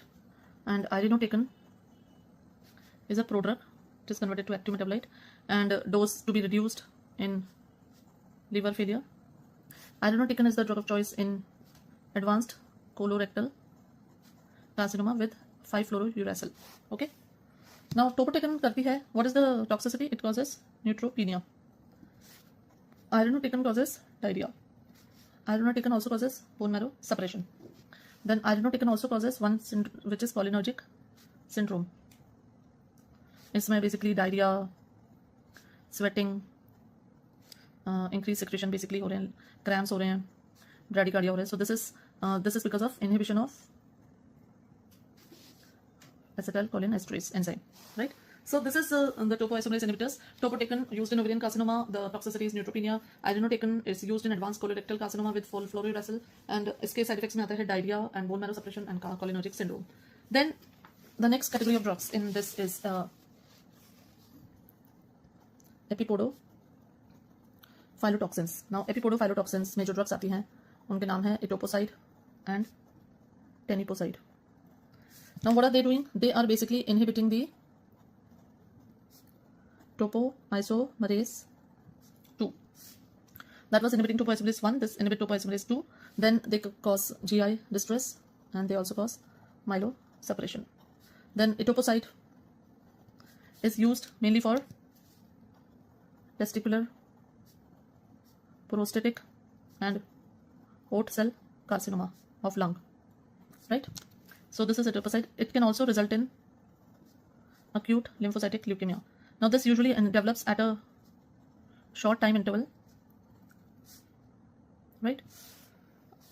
There is also absence of myelodysplastic period preceding leukemia. Etoposide is also hepatotoxic, right? The next category of drugs that we have to discuss or that is important are the anti-tumor antibiotics, right? So now in anti-tumor antibiotics, the drugs that we have are first is anthracycline derivatives. Second, we have dactinomycin. Third, we have bleomycin. And fourth, we have mitomycin. Right, now in anthracycline derivatives, the drugs that we have are doxorubicin, daunorubicin. This doxorubicin is also called as adriamycin. Okay, then we have epirubicin and darubicin. Okay, so these are the anthracycline derivatives. Dactinomycin is there, bleomycin and mitomycin. Let's see these drugs one by one. Now in the anthracycline derivatives, the first category. So anthracyclines, their main mechanism of action is that they inhibit topoisomerase 2, right? Their main action is that they inhibit topoisomerase 2. In this doxorubicin and daunorubicin, they are mainly used in acute lymphatic leukemias, while epirubicin, they are mainly used in solid tumors. Okay, toxicity क्या करते हैं ये? They are cardiotoxic. They cause cardiotoxicity, and this is usually manifested in the form of dilated cardiomyopathy and congestive heart failure. Now this adverse effect can be reduced by using alpha tocopherol and dexrazoxone. Okay, right? Even if and also liposomal forms if they are used, then they can also reduce the toxicity. Plus these drugs also cause red colored urine, which is not hematuria, but they cause red colored urine. And another thing that they cause is radiation recall reaction. Now radiation recall reaction mein basically there is erythema and desquamation of skin, right? Then another metozentron is another drug which is belonging to this group, and this is metozentron is also approved for AML and advanced hormone resistant prostate cancer and also multiple sclerosis.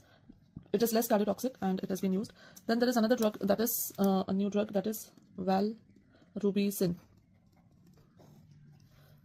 This valrubicin is approved for intravesical therapy of BCG, refractory urinary bladder carcinoma, urinary bladder in situ. Okay, so this is the antibiotic belonging to the anthracycline class, and this is a new drug, valrubicin, used in intravesical therapy of urinary bladder cancer. The next drug that we see is dactinomycin. Now what is this dactinomycin? Now dactinomycin is basically it inhibits DNA dependent RNA synthesis, and it is indicated for solid tumors in children. And what are they? They are Wilms tumor and rhabdomyosarcoma and choriocarcinoma, right? It is also a radio sensitizer. Okay, so this is dactinomycin. The next drug that we discuss is bleomycin. Now bleomycin is a cell cycle specific glycopeptide drug, and this acts in G2 phase. It causes DNA strand breakage and free radical formation, right?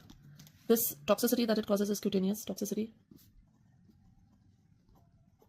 It also causes pulmonary fibrosis, which is very important. Then next antibiotic that we discuss is mitomycin. Mitomycin is basically an alkylating agent, and it is used for intravesical therapy to treat superficial bladder cancer and anal carcinoma, right? Then it can cause, what is the toxicity? It causes hemolytic uremic syndrome. Then it is also used as an adjuvant to X-ray radiation to attack hypoxic tumor cells, right? So that is about mitomycin. Next category of drugs now that we discuss are the targeted anti-cancer therapies. Okay, so in targeted anti-cancer therapies, let us see these drugs specifically target the small molecules which are present, and these drugs can be divided into monoclonal antibodies, or they can be small molecule inhibitors. Okay, so let us see them one by one. Now monoclonal antibodies के अंदर जो drugs आती हैं, the classification is huge, so we'll take them one by one, right? So drugs, the first classification is immune checkpoint inhibitors. Now what are the drugs which come under immune checkpoint inhibitors, and what is immune checkpoint inhibitor? Now it was basically it is seen that certain immune regulations can be inhibited, and that will result in anti-cancer effect. Now the first checkpoint one receptor is PD1, that is programmed death receptor. Okay, then next another one is CTLA4. Then we have one more, that is PDL1, and then we also have CD80 or 86. Now what are the drugs which are acting on these? Let us see. Programmed cell death receptor, programmed death receptor पे act करती है nivolumab. Okay, then pembrolizumab and semiplimab. When the antigen binds to these receptors, they result in T cell inhibition. क्या करते हैं ये? T cell inhibition करते हैं, right? So they help in destroying the cancer cells. Then PDL1 पे आती है atezolizumab, then avelumab and durvalumab. Okay, then drugs which are coming on CTLA4 inhibitor है ipilimumab. ठीक है, this drug is used for the treatment of malignant melanoma. ठीक है, then we have a lot of drugs which are acting against CD antigen. Now CD antigens होते हैं जैसे CD3, 19, 20, 22, 30, 33, 38, 52. All these antigens are there, and there are many drugs which are active against these antigens. जो सबसे important या एक common most है वो है जो important है rituximab, which is acting against CD20. It is used in SLE, in idiopathic thrombocytopenic purpura, in rheumatoid arthritis. Then it is used in hemolytic anemia. It is also used in non-Hodgkin's lymphoma, and it is used in CLL, that is chronic lymphoid leukemia, right? So this is about the first category. Then there are antibodies, monoclonal antibodies. The third category, that monoclonal antibodies against growth factor receptors. So what are the growth factors that we have? We have EGF, we have VEGF, we have HER2, then we have PDGF. So these are various growth factors, and they are associated with development of many cancers. Now coming to the drugs that we have. So there is cetuximab, then panitumumab, and we have necitumumab. Now these are monoclonal antibodies against endothelium epidermal derived growth factor receptor. It is also called as human epidermal growth factor 1. Okay, now cetuximab is used in colon cancer and head and neck cancer. It can result in skin rash, then it causes hypersensitivity, and it also causes hypomagnesemia. Then after cetuximab we have another antibiotic which is panitumumab. Now this is again active against EGFR only, and this is also used in colon cancers. Right? Then there is one drug, trastuzumab, and another uska congener hai pertuzumab. Now these are monoclonal antibodies. They are active against human epidermal growth factor receptor, or what we call as HER2. Right? Now this trastuzumab is used in the treatment of breast carcinoma. And what is the toxicity? The toxicity that it causes is cardiotoxicity, right? Then there is another congener of this drug, that is trastuzumab. This is a conjugate of trastuzumab and mirtazapine. It is a conjugate of trastuzumab plus mirtazapine, right? And it is approved for the treatment of metastatic breast cancer. Then another drug is pertuzumab. Ye tha. So pertuzumab is also basically used in combination with trastuzumab for the breast cancer only. So these drugs are basically used in the treatment of breast cancer. Then there is a drug called as bevacizumab. This bevacizumab is basically active against VEGF, that is vascular endothelial growth factor, right? And it is basically antibody against vascular endothelium growth factor, and there is a drug which is called as ramucirumab. This is active against VEGF receptor. Okay. Now this bevacizumab, basically it is active against VEGF, so it reduces angiogenesis. So it is approved for breast cancer, then renal cell carcinoma, non-small cell lung carcinoma, then glioblastoma, multiforme, all these cancers. Okay. Ramucirumab is basically approved for use in non-small cell lung carcinoma, and it is also used in gastroesophageal junction carcinoma, right? Then we have another drug that is called as olaratumab. And this is against a platelet-derived growth factor, and it is used in approved for the treatment of soft tissue sarcoma. Okay, so this is olaratumab, and this is the usage. Then we have other drugs also, small single drugs, हैं जैसे है denosumab. It is used against the rank ligand, and denosumab is also used in osteoporosis, and it is also used in giant cell tumor. Okay. Next we have denutuximab. This is active against glycolipid GD2, and it is approved for the treatment of neuroblastoma, right?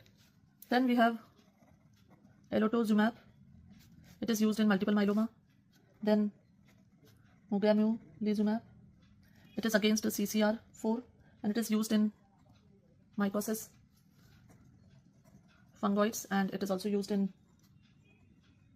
Sézary syndrome. Okay, so these are the various monoclonal antibodies which are used against growth factor receptors and miscellaneous drugs also. Then the next category is small molecule inhibitors.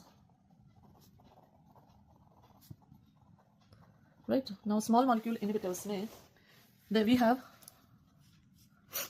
tyrosine kinase inhibitors. Right, now tyrosine kinase inhibitors में the drug that we have is imitinab. This is an oral drug, and it is used in the CML. Okay, it is basically an inhibitor of ABL kinase. Then there are other drug is also there in this category, that is dasatinib and nilotinib. Right, now imatinib is a drug of choice for it is used in CML, and it is also used in another tumor, that is gastrointestinal stromal tumor. Right, then other drugs that we have, one more is there, geftinib and erlotinib. Now these drugs are inhibitors of tyrosine kinase associated with epidermal growth factor receptor. These drugs are indicated in non-small cell lung carcinoma, and the drug that we have here is erlotinib. This is specifically effective here. It is also indicated for pancreatic carcinoma. Okay? Then there is a drug which is called as sorafenib and sunitinib. These are small molecule inhibitors of tyrosine kinase.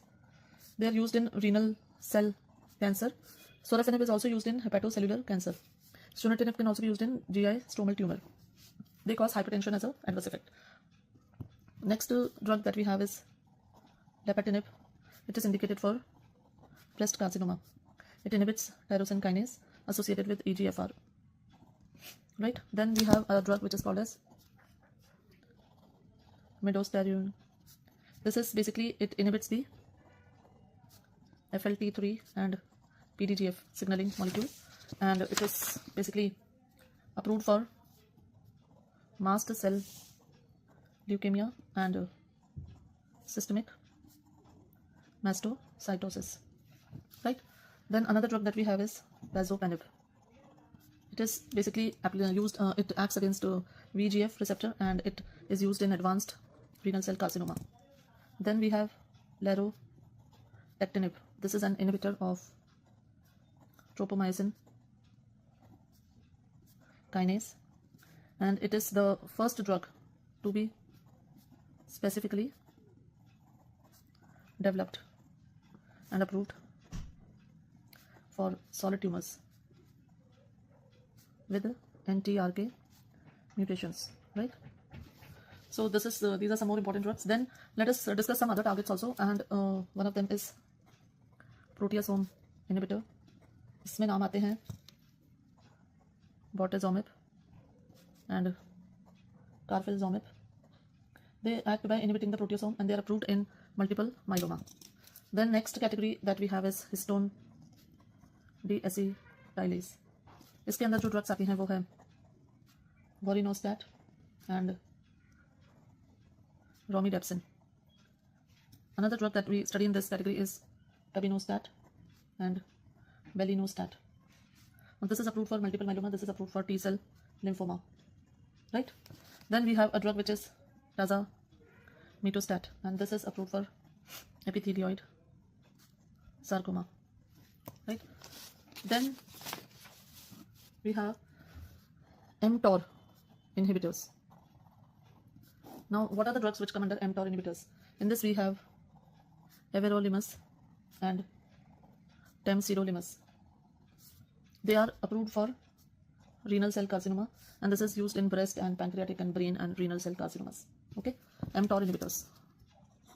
The next category of drugs that we have is PARP inhibitors. So PARP inhibitors में जो drugs आती हैं वो हैं olaparib and rucaparib. Then another drug is niraparib. Now these drugs are used in breast carcinomas. The next category is CDK inhibitors. In CDK inhibitors we have palbociclib, then we have abemaciclib, and we have ribociclib, right? These are used in breast cancers. Then next category we have is PI3 kinase inhibitors. In PI3 kinase inhibitors, the drug that we have is adalimumab, copanlisib, then duvelisib and umbralisib. Another drug is alpelisib. Okay. Then another category is apoptosis inhibitors. In this we have indinol mebutate. This is used in actinic keratosis, right?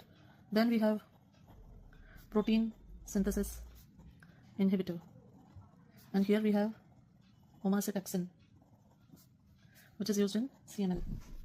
Then we have hedgehog pathway inhibitors. So hedgehog pathway inhibitors में the drugs that we have is sonidegib and vismodegib, right? These are the new anti-cancer drugs and they are used in basal cell carcinoma. Then next category drugs that we have is BCL2 inhibitors. Right, BCL2 inhibitors may we have the drug that is venetoclax. Then we have isocitrine dehydrogenase 2 inhibitors. In this, the drug that we have is inacidenib. Right. Then there is a drug which is called as selinexor. This is a selective inhibitor of nuclear export, that is SINE. Right, now this it basically inhibits this receptor, and by inhibiting it results in accumulation of tumor suppressor genes. Okay, it is used for oral treatment of B cell lymphoma. The next category that we have to discuss is the hormones which are used as anti-cancer agents. Right, now this we have almost done in the hormones, but we'll just have a quick recap here. Now hormones में सबसे पहले आते हैं corticosteroids. So these corticosteroids are combined with the ondansetron in chemotherapy associated vomiting, plus they are also used in the leukemias and lymphomas. Right, then we have estrogen, which were earlier used, high dose estrogen, but now not used. It is also effective in prostate cancer, so it was used in breast and prostate cancer earlier.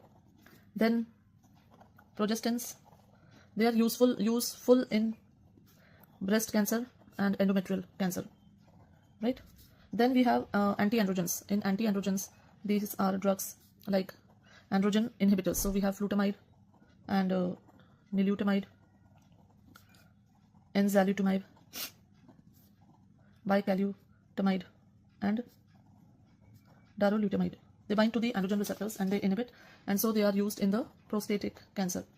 With GN, gonadotropin releasing hormone, they produce a complete androgen blockade. Okay, the next category is gonadotropin releasing hormone agonist.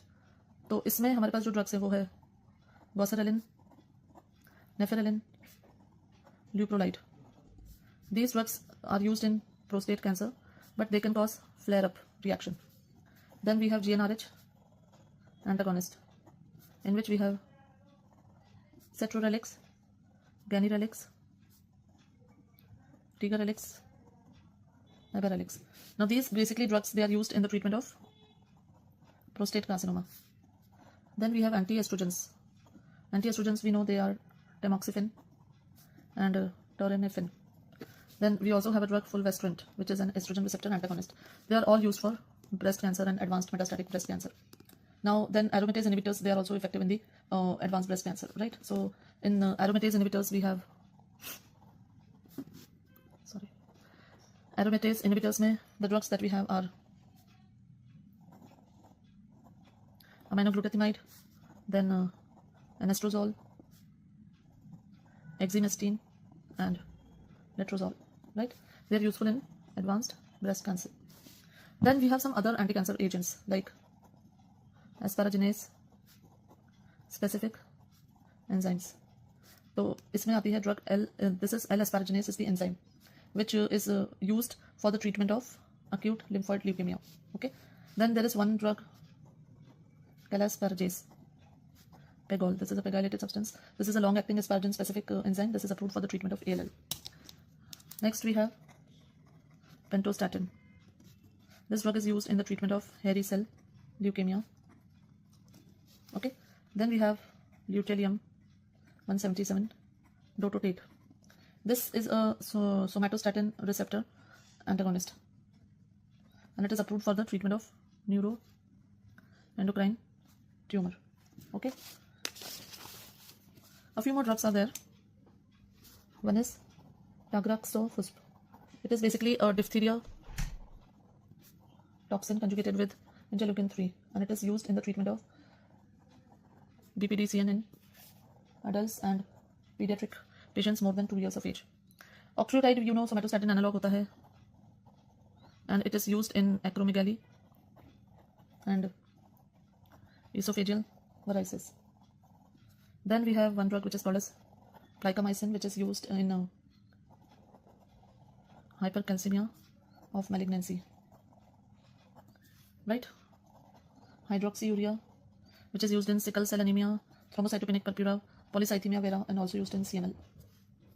Then tretinoin or retinoic acid. Now this is basically used in acute promyelocytic leukemia. Then we have AS203. This is used in acute promyelocytic leukemia. Another drug is Sapuleucel T. It is an immunotherapy used in prostate cancer. A very important drug, thalidomide. Many times asked also because it was banned for creating phocomelia. Now this is used in multiple myeloma and melanoma. इसका एक और congener है, that is lenalidomide. This is more potent and non-teratogenic, and this is used in mantle cell lymphoma. Apart from this, it is also used in erythema nodosum leprosum and in skin manifestations of SLE. So thalidomide के ऊपर ये questions आते हैं. इसमें एक नया drug और आया है, that is pomalidomide. So thalidomide is a very important question, and you should always remember this drug. Then a few more drugs. Zoledronic acid. It is a bisphosphonate, right? Metotane. It is basically adrenocortical carcinoma. Then aldesleukin. It is recombinant interleukin 2 and renal cell carcinoma and malignant melanoma. Then we have denileukin, DefDetox. It is interleukin 2 with diphtheria toxin and is used in cutaneous T-cell lymphoma. Okay, now just adjuvant chemotherapy किसको बोलते हैं? It is administered after surgery or chemo. And neoadjuvant किसको बोलते हैं? It is basically administered before surgery or radiotherapy.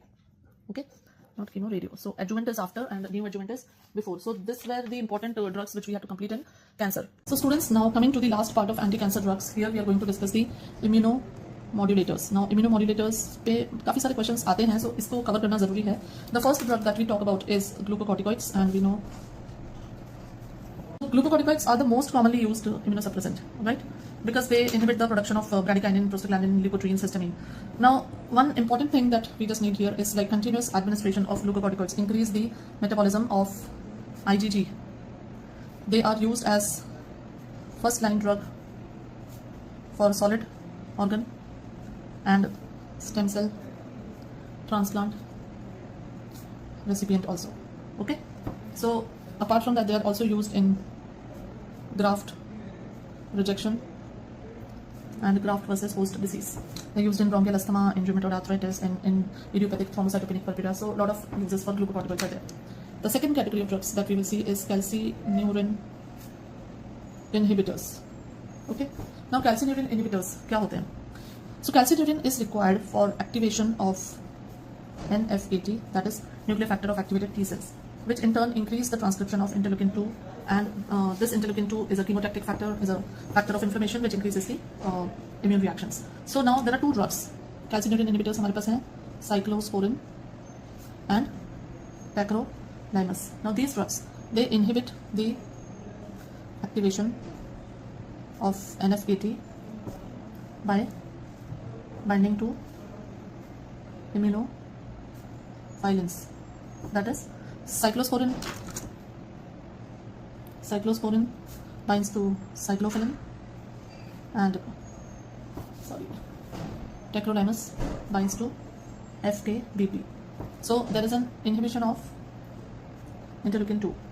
So these two drugs, they are used in graft versus host disease, they're used in organ transplantation, they're used in autoimmune diseases, right? Now what are the toxicities caused by these? So it is seen that cyclosporin causes nephrotoxicity, causes hepato, then hyperkalemia, a lot of toxicities. It causes hyperkalemia, hyperlipidemia, hyperuricemia, hyperglycemia, hirsutism, then gum hyperplasia, neurotoxicity. Okay, it causes hypertension. So these are the toxicities caused by cyclosporin. And what are the toxicities caused by tacrolimus?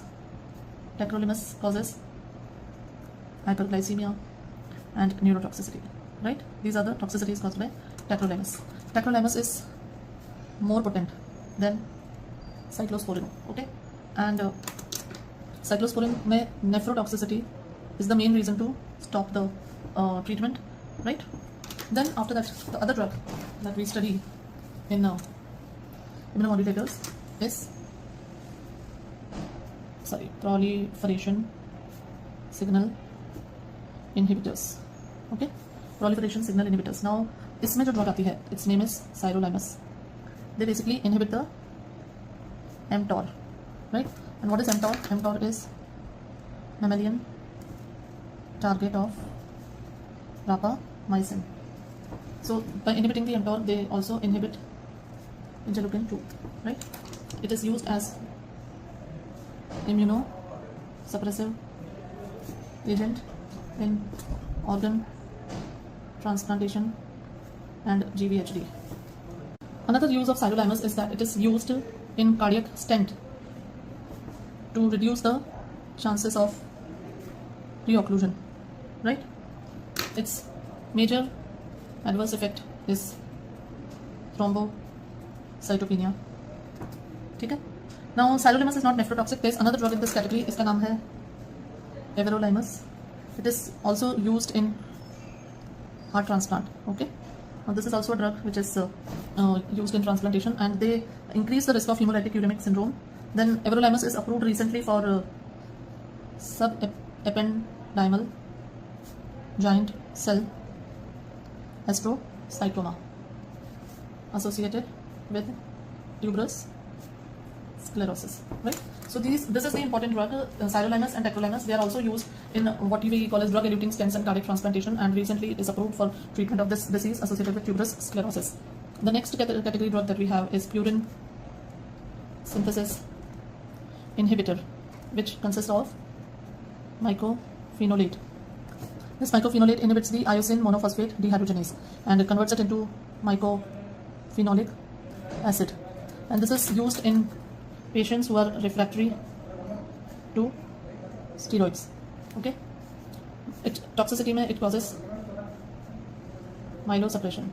Okay, the next drug that we have are antimetabolite. In antimetabolites, the drug that we study is azathioprine. So this is used as an immunosuppressant but not as anti-cancer. It is a prodrug, okay, and is converted to 6-mercaptopurine, which is an anti-cancer drug, right? The only toxicity that it causes is bone marrow suppression. Another important thing which we have repeated many times: dose to be reduced if used with allopurinol. Okay.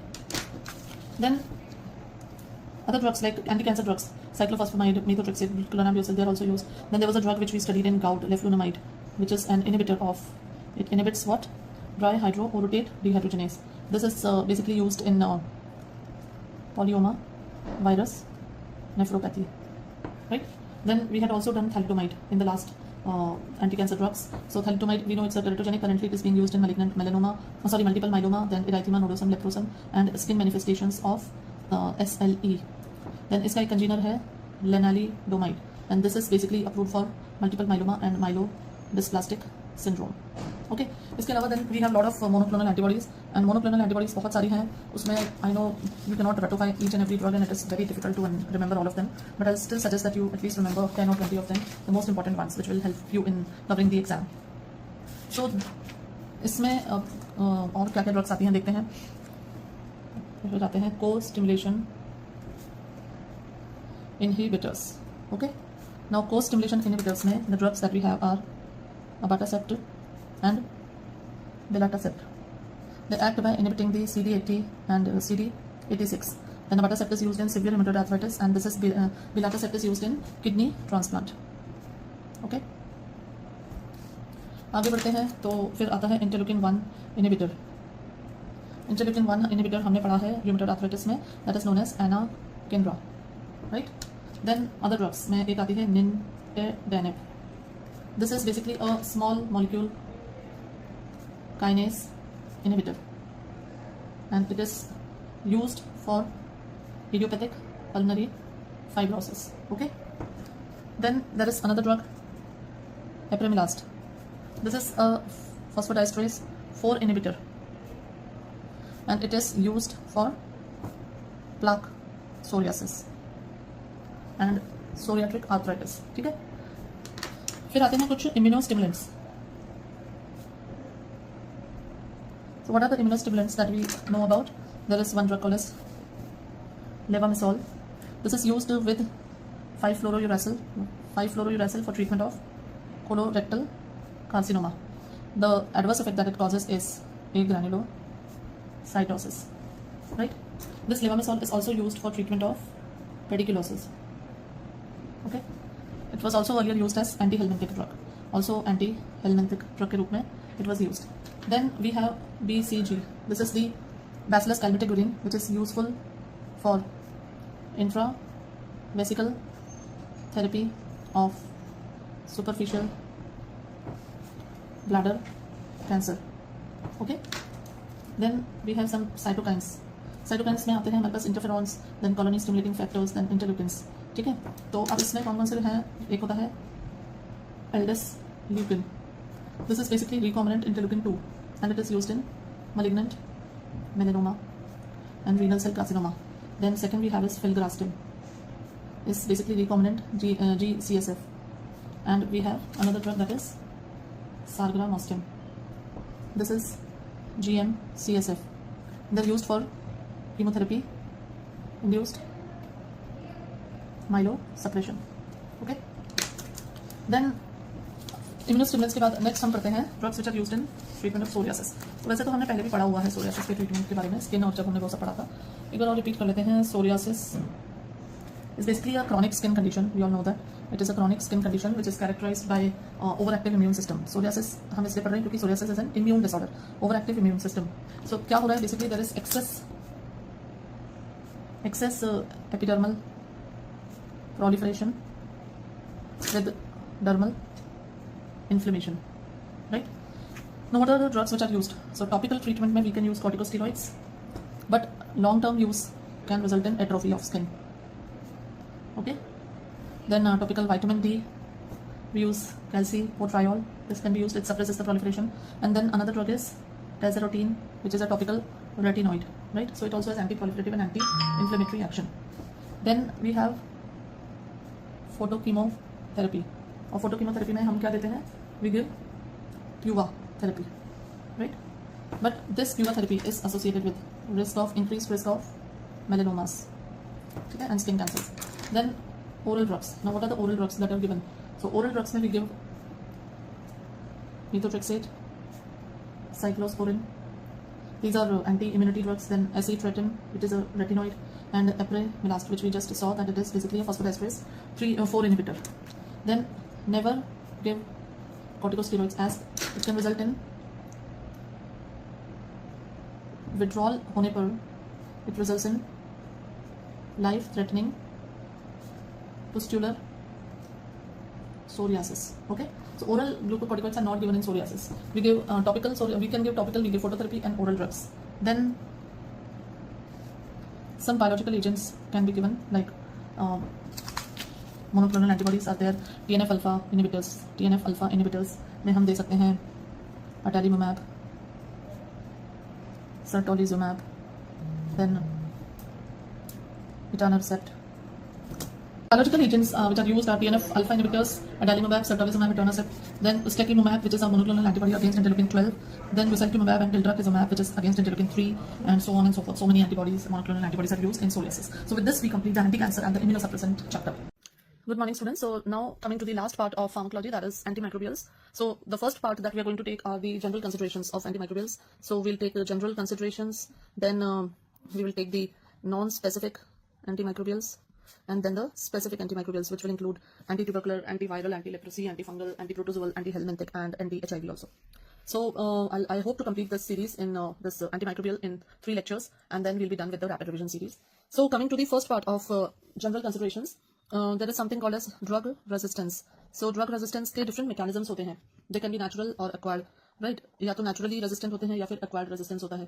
Then this acquired resistance can be because of a single step mutation, or it can be because of multiple step mutation, right?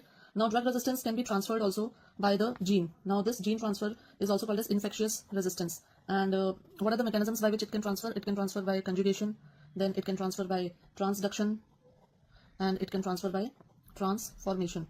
Okay, now what is conjugation transfer? When there's a physical contact. So both the cells, they come into contact physically, and this is developed. This causes this mechanism is responsible for development of resistance in chloramphenicol and streptomycin. Okay, then what is transduction mechanism? Transduction mechanism is transfer through a bacteriophage. So a bacteriophage takes the gene from one cell to another, and this type of transfer is seen in penicillins, then erythromycin, and also chloramphenicol. Okay, the next is transformation. It is the transfer of resistance gene through the environment. There is no physical contact and there is no bacteriophage through the environment, and it is not very significant clinically. It is mainly seen in penicillin G.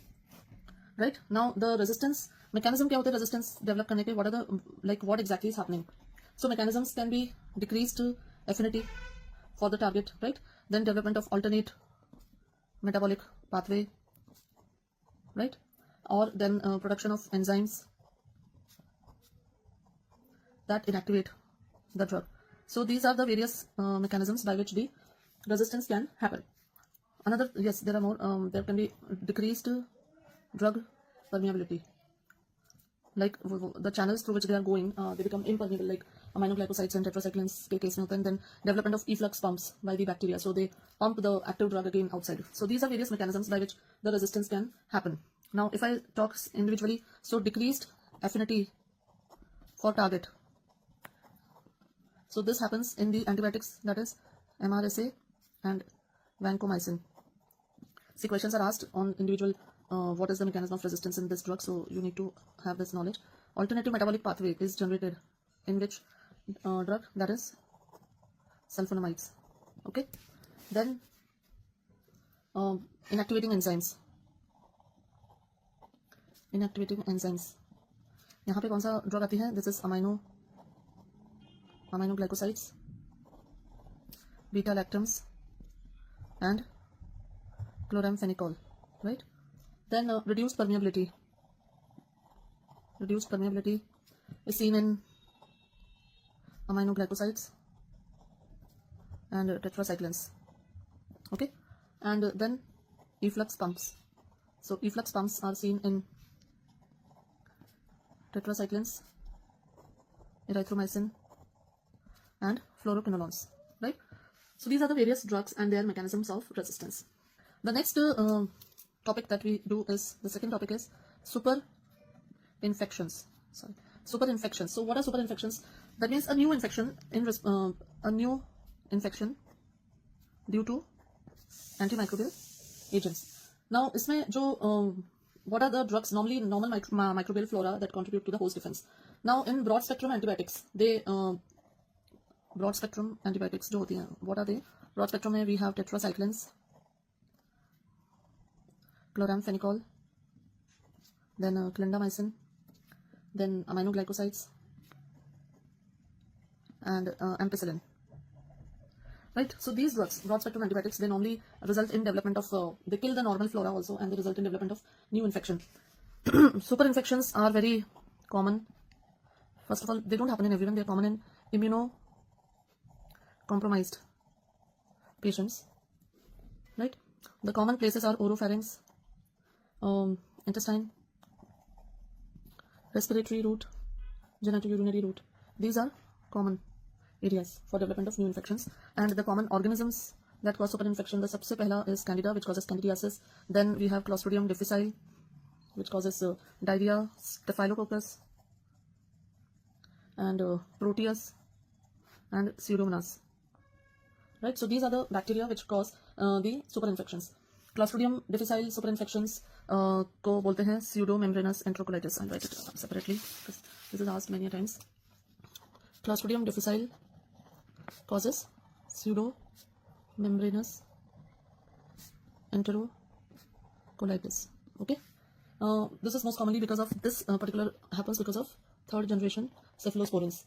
Now, what are the drugs which are used in this pseudomembranous enterocolitis? The treatment is given by oral vancomycin. Then another drug that can be given is fidaxomicin. Okay, another alternative drug is metronidazole. Right, now another and a monoclonal antibody has also come up. Its name is bezlotoxumab. This has been approved to reduce the recurrence of Clostridium difficile. Then there is also usually warfarin के साथ देखा होगा आपने कि वो reduced microbial flora and reduced vitamin K producing bacteria को. Then now coming to another important definition is called as concentration dependent killing, time dependent killing, and post antibiotic effect. इन तीनों चीजों को समझते हैं. Concentration dependent killing, when basically the killing effect is of an antibiotic is high. Killing effect is high when the ratio of peak concentration to MIC is more. This type of killing behavior is usually seen by the aminoglycosides and fluoroquinolones, right? So these drugs, they are very good as large single dose. So when their concentration is much above the MIC, they are very effective. Now, what is time dependent killing? Time dependent killing is basically the killing effect is more. Killing effect is more when the length of time the concentration remains above MIC is more, right? So these this particular scenario is seen with the beta lactams and also seen with vancomycin.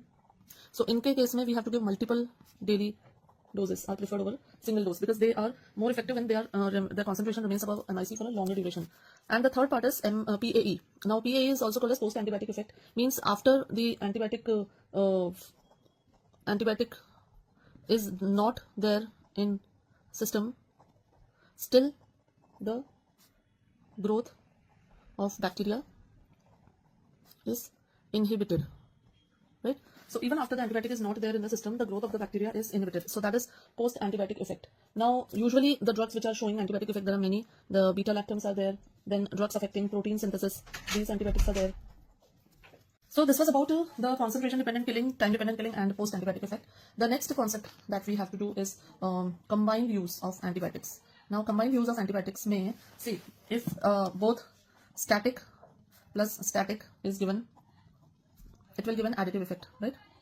Both sidal drugs are given together, it will give additive effect if the organism is sensitive to both. For example, we combine isoniazid plus rifampicin in tuberculosis. If you give static plus sidal, again it will be additive, but if the organism is sensitive to sidal drug, right? For example, we give streptomycin plus tetracycline combination for brucellosis, okay? But if you give static plus sidal, then this is antagonistic if the organism, यहाँ पे है low sensitivity, if the organism has got a high sensitivity to sidal drug. For example, if you give penicillin plus tetracycline for pneumococci, then in that case the static drug will inhibit the action of sidal drug and this combination will become slow or antagonistic, right? Now what are the, let's come to the factors affecting the action or choice of an antimicrobial. तो सबसे पहले आता है as. As में क्या factor होता है? जैसे क्लोरामफेनिकोल के साथ it is given in newborn and it results in gray baby syndrome, okay? Then sulfonamides, if given in newborn, will cause kernicterus. Then half-life of aminoglycosides is increased in elderlies.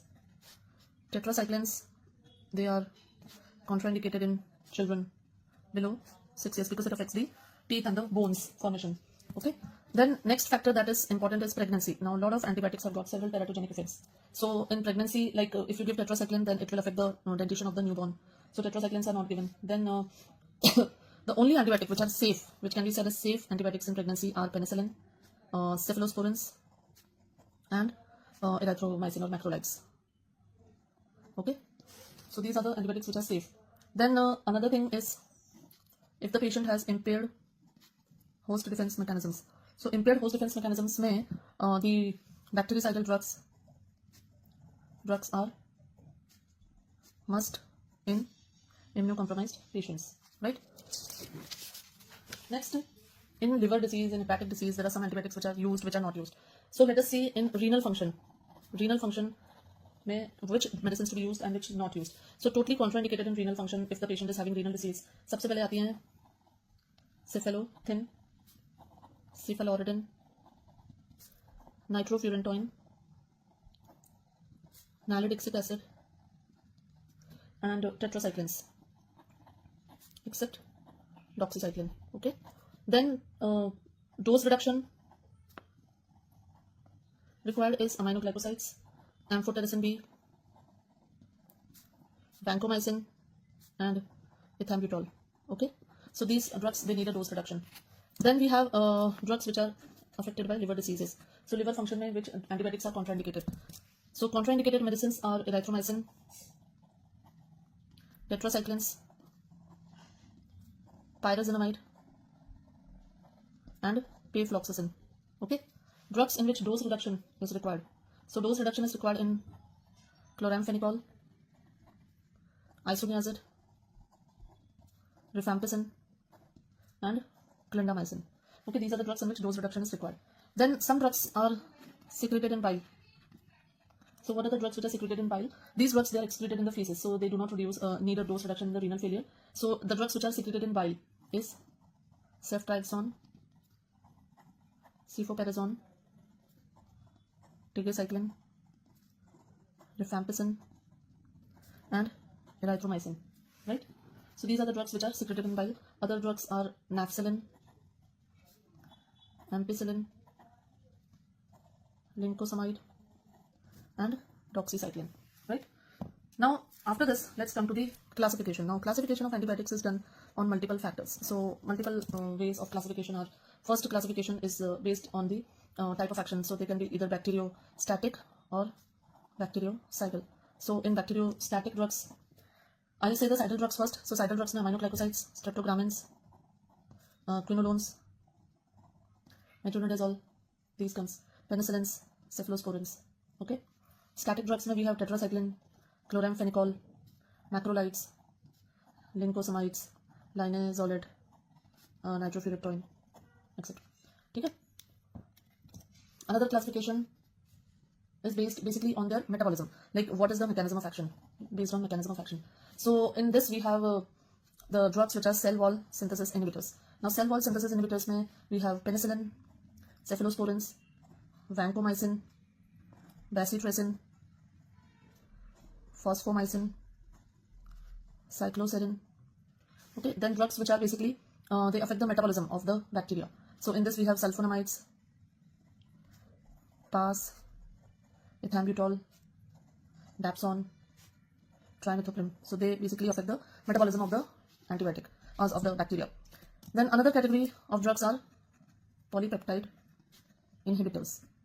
So in this we have amphotericin B, colistin, and polymyxin B. Another thing that we have to discuss is the genetic factors which also can affect the choice of drug. For example, the patients who are G6PD deficient patients, in we don't contraindicated our malarial drugs like primaquine and chloroquine, quinine. These drugs are contraindicated because they develop what? Hemolysis, right? So these drugs are inhibited. Then another concept that you need to understand is the MBC. What is MBC? Minimum bactericidal concentration. This is the concentration which kills 99.9% of bacteria. Okay.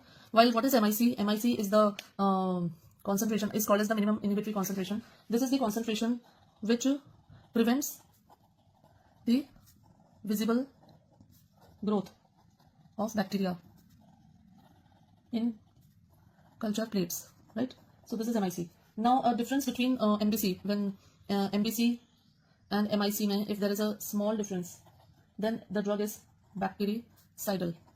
And if the difference between MBC and MIC is large, then it indicates bacteriostatic action. Okay. In immunocompromised patients always use bactericidal drugs. Okay. So now after this we'll start with the first category of drug, that is drugs affecting the cell wall synthesis. Okay. So let's complete the drugs, non-specific antimicrobials one by one. Now coming to the antibiotics that cause that inhibit the cell wall synthesis. Okay. Now inhibiting cell wall synthesis में कौन सी antimicrobials आती हैं? Here we have penicillins, then cephalosporins, then monobactams, then we have carbapenems. Okay. And other antibiotics. So let us see their mechanism. Now सबसे पहले bacterial cell wall समझ लो कि bacterial cell wall में होता है peptidoglycan. And this peptidoglycan contains N-acetylmuramic acid and N-acetylglucosamine, right? Then it also contains a pentapeptide unit which is attached to N-acetylmuramic acid. Now basically the enzymes that play a role in the formation of the cell wall. So सबसे पहले होता है this N-acetylglucosamine is conversion of UDP N-acetylglucosamine to UDP N-acetylmuramic acid in presence of an enzyme which is called as enol pyruvate transferase. And this enol pyruvate transferase is an enzyme which is inhibited by phosphomycin. Okay. Then UDP and acetylglutamic acid then acquires the pentapeptide alanine racemase and alanine ligase, helps in the formation of pentapeptide unit. So this enzyme alanine racemase and ligase, this is inhibited by the enzyme, the drug cycloserine. Okay. Then UDP is then removed from this UDP pentapeptide by bactoprenol, which is a membrane lipid carrier, and N-acetylglucosamine is added. Then these resulting molecule is then transported across the plasma membrane by bactoprenol.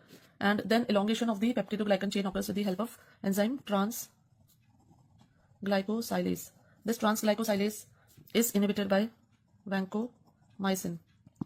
Then elongation of this, elongation happens by transglycosylase. Then strength to this peptidoglycan chain is provided by cross-linking, and that is done with the help of transpeptidase. Right, and the drug which inhibits transpeptidase is penicillin and cephalosporin. Okay, so these are the drugs. Then another last is there is this bactoprenol. So dephosphorylation of bactoprenol results in, this is done by bacitracin. So these are the various targets in the cell wall synthesis, and these are the antibiotics which inhibit them. Now all these drugs, they are all the beta lactams are bactericidal. They bind to a penicillin binding protein which is there on the cell membrane, and they inhibit the transpeptidase enzyme, which is responsible for the cross-linking. Then bacteria which are formed without the cell wall, then they die. So this is how they act. If some bacteria which are cell wall deficient or have a structure like mycoplasma, they are resistant to beta lactam. They are intrinsically resistant to beta lactams, right? Now coming to the penicillin G. So what are the important points that we have to discuss about penicillin G? Naturally, what is the compound that it is obtained from? It is obtained from Penicillium chrysogenum, right? It is only the naturally occurring penicillin, while others there are a lot of semi-synthetic penicillin. Now naturally occurring penicillin hai to not, it was not effective orally. That is why there was a need to prepare synthetic penicillins. Then very short duration of action because it rapidly gets excreted out. Then very narrow spectrum. So narrow spectrum means it is just acting against gram-positive bacteria. And the last thing is that a lot of resistance has developed to it. Plus it also caused hypersensitivity reactions. So this is why the original naturally occurring penicillin is not used nowadays. Now the newer penicillins, what are they? So now as we know, penicillin G is not effective orally because it is gastric acid labile. So then we developed some acid resistant penicillins, in which we have V-penicillin, then oxacillin, then dicloxacillin, cloxacillin, amoxicillin, and ampicillin, right? So these are the various acid resistant penicillins. Then to make it long duration, benzathine and procaine added to increase the, or to make it long acting, right? So benzathine penicillin is the longest acting penicillin. Then probenecid can be added to reduce the excretion and make it longer acting, right? After that extended spectrum penicillins were made. So in extended spectrum penicillin, the drugs that we have, let's see it on the other page. In extended spectrum penicillin, we have amino penicillins, in which drugs that come are ampicillin and amoxicillin. Then we have carboxy penicillins, in which we have carbonicillin, ticarcillin, urido penicillins, in which we have mesalocillin, azlocillin, and piperacillin, right? So now all these drugs all are effective against gram-negative bacteria also. Then last 5 penicillins are effective against pseudomonas also, and the last 3 penicillins are effective against Klebsiella also. So with the increase in the penicillins, there is a spectrum increase. Then resistance, how they have managed the resistance? Resistance is managed by adding beta lactamase inhibitor, right? So these the drug that is beta lactamase inhibitor is clavulanic acid. Then there are penicillinase resistant penicillins, which are cloxacillin, oxacillin, napcillin, methicillin, right? Hypersensitivity reactions, they can occur with all of them, and they are the ones which cause anaphylactic shocks also. Coming to the important pharmacokinetic parameters. Now pharmacokinetic parameters may the important things are like 1 gram of penicillin is equivalent to 1.6 million units, right? Then gastric acid breaks down penicillin, so penicillin results in decreased bioavailability. Then ampicillin and nafcillin are excreted partly in bile. Then penicillin G is given by injection, IM, and it has short half-life, so it is given 6 to 12 hourly. Procaine penicillin is 12 to 24 hourly, and benzathin is the longest acting. Right? Coming to the clinical uses. Now, clinical uses of penicillin. So, what are they? First, penicillin G is the drug of choice for syphilis. Right? Benzathin penicillin is used for primary, secondary, and early latent syphilis. That is 2.4 million units intramuscular as single dose, and latent and tertiary syphilis for 3 weeks, once weekly. Right? Aqueous penicillin G is drug of choice for neurosyphilis because benzathine penicillin has little entry in the brain. Then other infections that it is the drug of choice is meningococci, actinomycosis, tetanus, gas gangrene, rat bite fever, yaws, leptospirosis, streptococci, staph, endocarditis. Then also against anaerobic bacteria except bacteroids. Then there is methicillin, nafcillin, oxacillin, cloxacillin, but methicillin resistance has developed, which are called as MRSA. So in case of methicillin resistance organism, they are treated by vancomycin or teicoplanin. Okay, and if they develop vancomycin resistance, then they are treated with linezolid or streptogramins. Okay. Then we have other drugs like ampicillin, amoxicillin. So like ampicillin, amoxicillin is also very effective. Ampicillin, amoxicillin, which are aminopenicillins, they are drug of choice in listeria monocytogenes and even UTI, which is caused by Enterococcus faecalis. Right? Then the category is piperacillin, ticarcillin, carbanicillin, azlocillin. Now they are used with beta lactamase inhibitors and with aminoglycosides for complete coverage. And जो uridopenicillins हैं like azlocillin, meslocillin, they are also effective against Klebsiella. So they are basically used in the ICU setup also. Okay, so इसके बाद next हम आते हैं toxicity पे. What are the various toxicities? So the first toxicity was hypersensitivity, right? Commonly associated. So intradermal sensitivity testing is developed. Then if the patient is sensitive, then all the penicillins are contraindicated except aztreonam. Okay. Then ampicillin can result in maculopapular rash, also in patients with viral diseases like infectious mononucleosis. Then methicillin can cause interstitial nephritis. Ampicillin causes diarrhea. Procaine penicillin results in seizures and CNS abnormalities. Oxacillin causes hepatitis. Nafcillin causes neutropenia.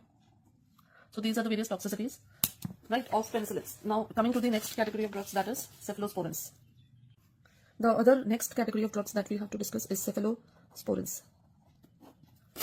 Now cephalosporins mein there are 5 generations. Okay.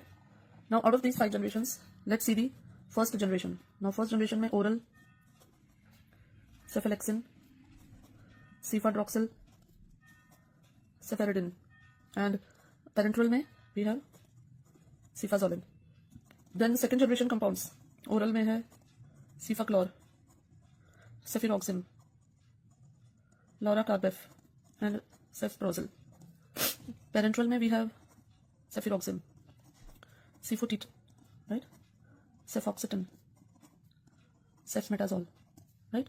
Then third generation compounds में oral we have cefixime, cefpodoxime, ceftibutin, ceftitorin, cefdinir.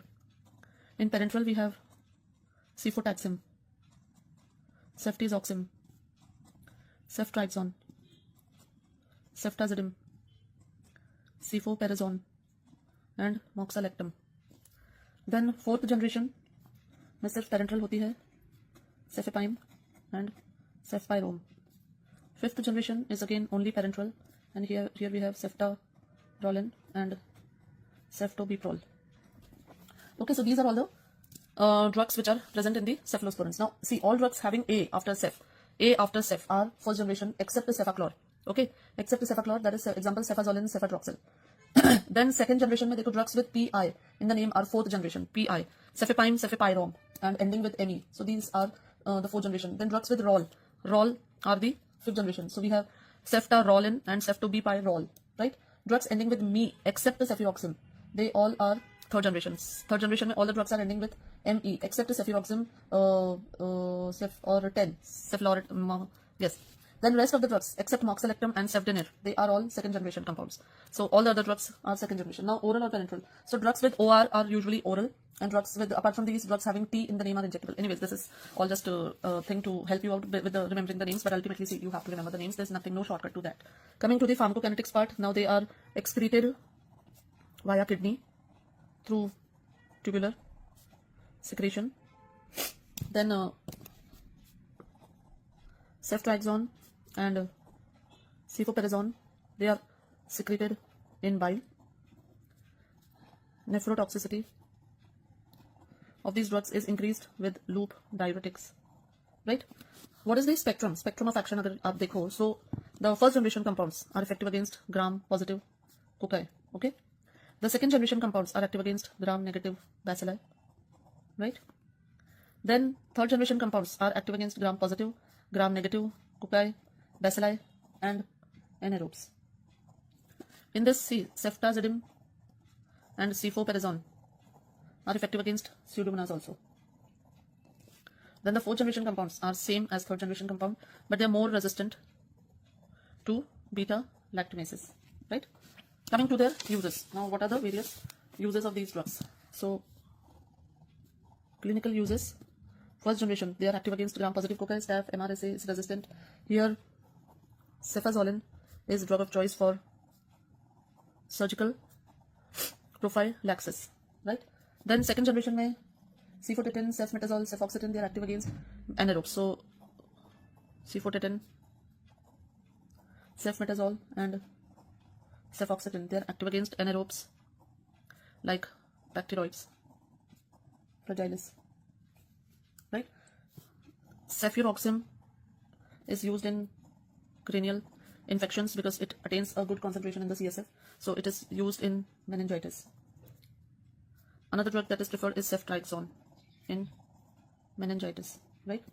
Then third generation compounds. What are coming to the third generation compounds? Now these are active against gram-negative organisms also. Then they penetrate the CSF, the blood-brain barrier also, except cefoperazone. And so all these drugs, they penetrate the blood-brain barrier except cefoperazone and cefixime.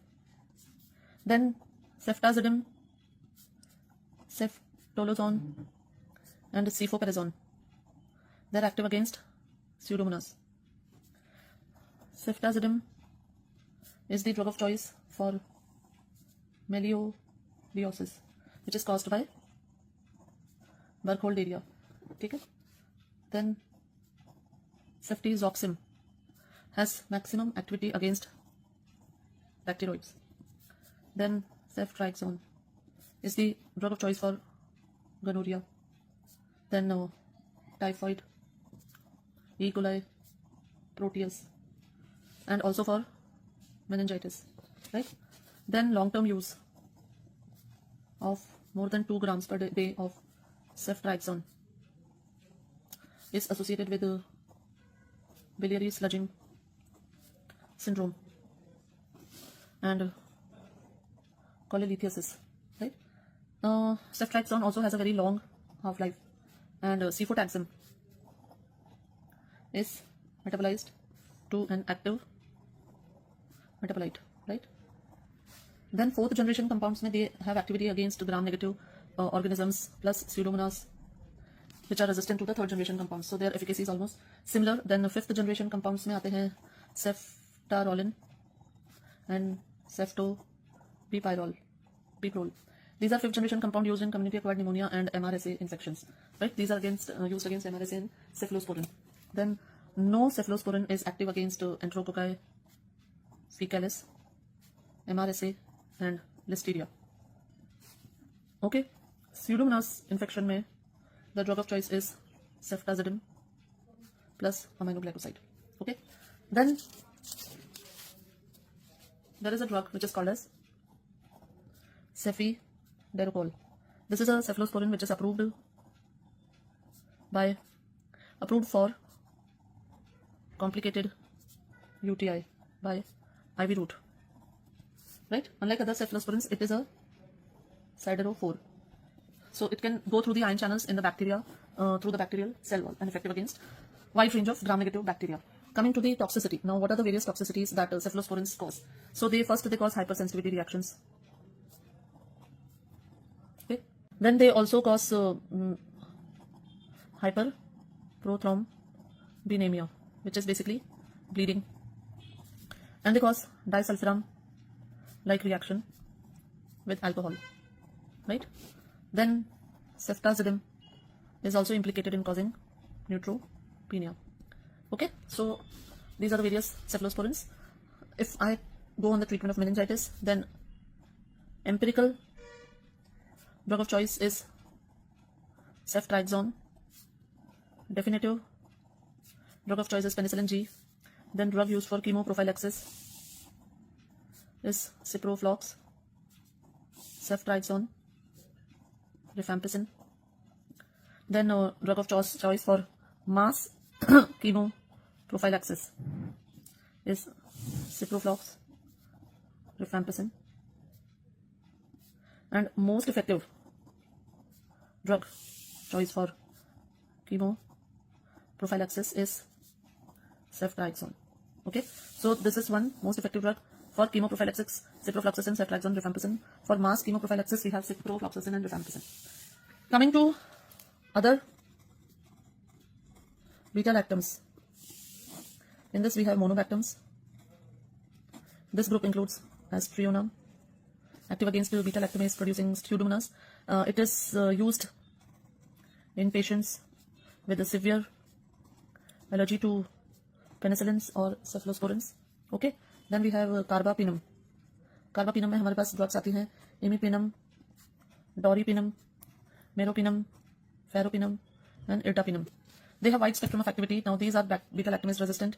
Drug of choice in Enterobacter, Klebsiella, and Acinetobacter. These are the only beta-lactams effective against extended spectrum beta-lactamase producing organisms, and so they are drug of choice in these ESBL producing bacteria.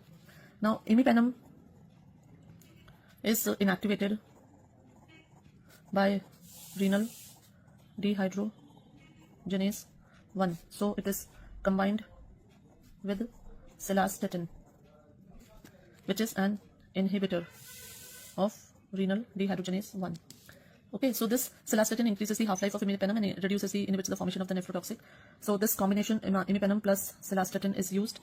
इसका adverse effect एक होता है that it causes seizures and GI distress.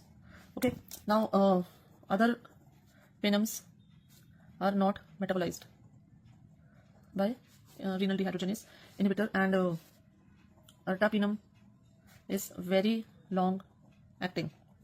Okay, then there is a new drug in this category that is called as loracarbev. Loracarbev. This is chemically similar to cefaclor. It is given orally, and overdose can cause seizures. Then other drugs like beta-lactamase inhibitors. Now beta-lactamase inhibitors may we have clavulanic acid, sulbactam, tazobactam, and avibactam. Right? These are more active against plasmid encoded beta lactamase. Then amoxicillin combined with clavulanic acid, ampicillin combined with sulbactam, piperacillin is combined with tazobactam. Okay. Now there's another combination. Ceftazidime is combined with avibactam. It is approved for complicated UTI, pyelonephritis, वगैरह है ना, pyelonephritis. Then meropenem vaborbactam is a new combination which is used for complicated UTI, and relibactam is approved for the treatment of intra-abdominal infections. This is used in combination with imipenem plus cilastatin. Right? Then the other category of drugs that is called as extended spectrum beta lactamase, ESBL. Now these are the enzymes that confer resistance to most of the beta lactam antibiotics. They are found exclusively in gram-negative bacteria, especially Klebsiella and E. coli. Right? They can be inhibited by clavulanic acid or tazobactam. They cannot hydrolyze carbapenems. Carbapenems are drug of choice for treatment of infections caused by ESBL. Okay. Then what are the other cell wall synthesis inhibitors? इसमें आता है glycopeptides. इसमें आती है vancomycin. This inhibits the transglycosylase. Right? So vancomycin is narrow spectrum, active against gram positive, including MRSA, SA, penicillin resistant, and Clostridium difficile also. So it is the drug of choice in MRSA infections, Corynebacterium jejuni, and penicillin allergic, okay, patients. Then another drug that is we study is teicoplanin. Another glycopeptide given once daily due to long half-life. It is administered parenterally IV and can be given by IM route also, and is excreted unchanged in the urine.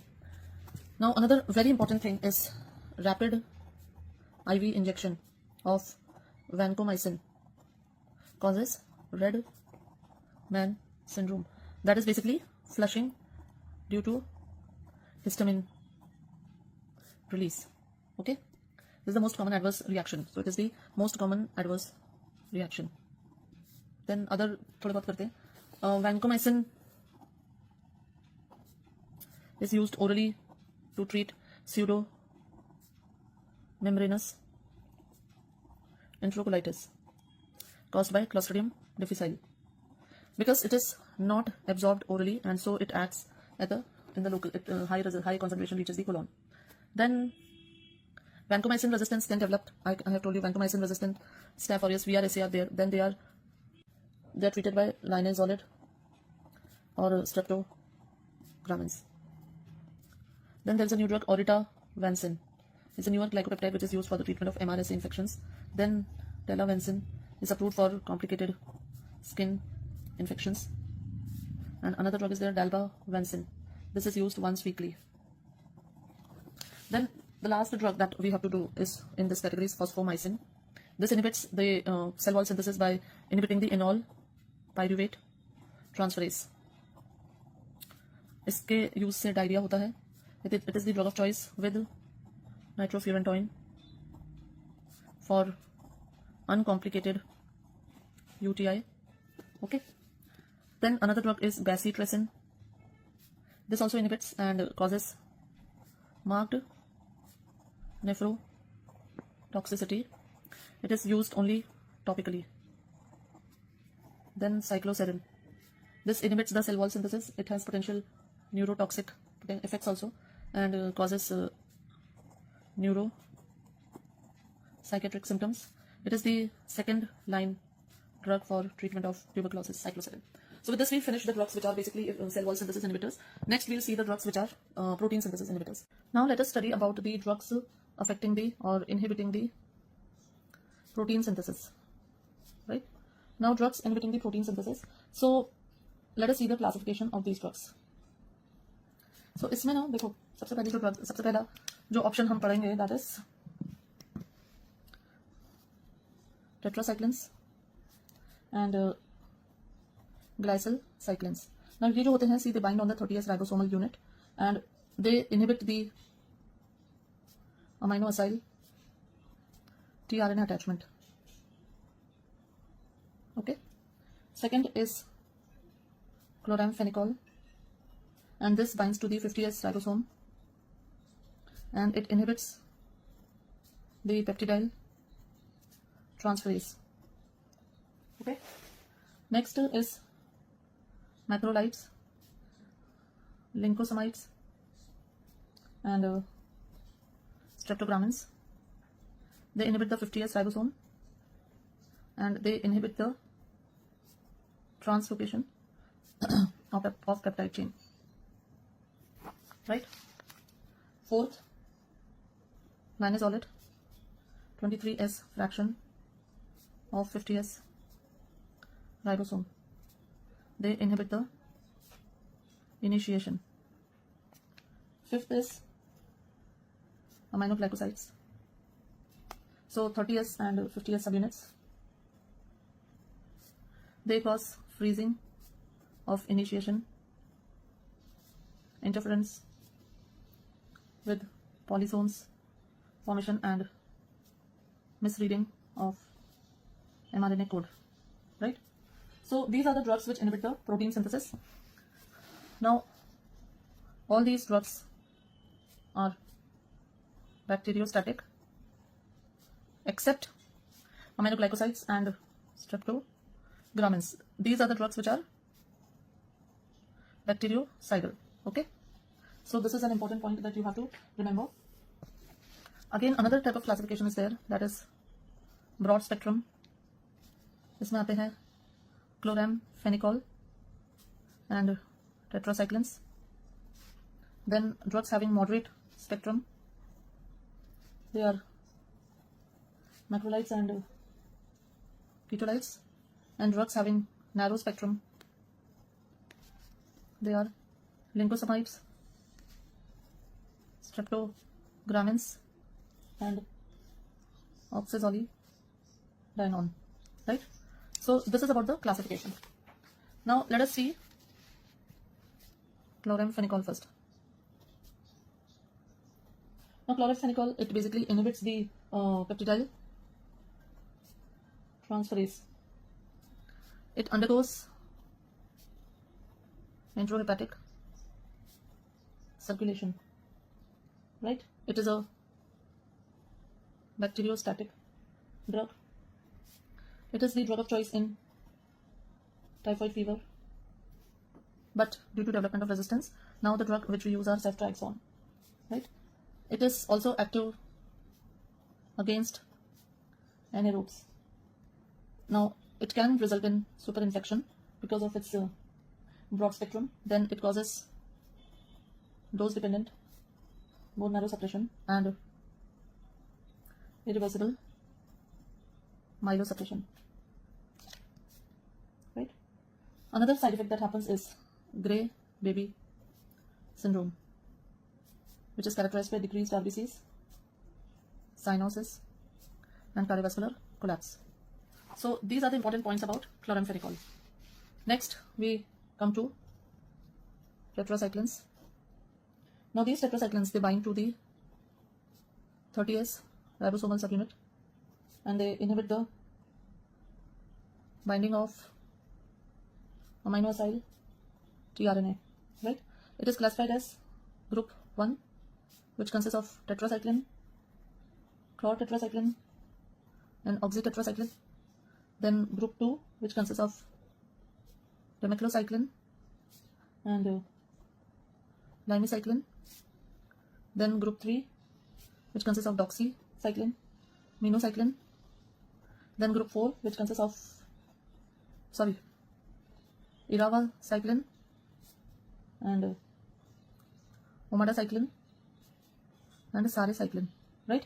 So these are the various tetracyclines that we have. Coming to the pharmacokinetics. Now pharmacokinetics में usually oral absorption is impaired by food and multivalent cations, right? Then tetracycline crosses the placenta and affects the fetus. Next, it undergoes enterohepatic circulation, right? Then they are excreted in urine except doxycycline. So doxy is basically excreted in the feces and it can be used in renal failure patients.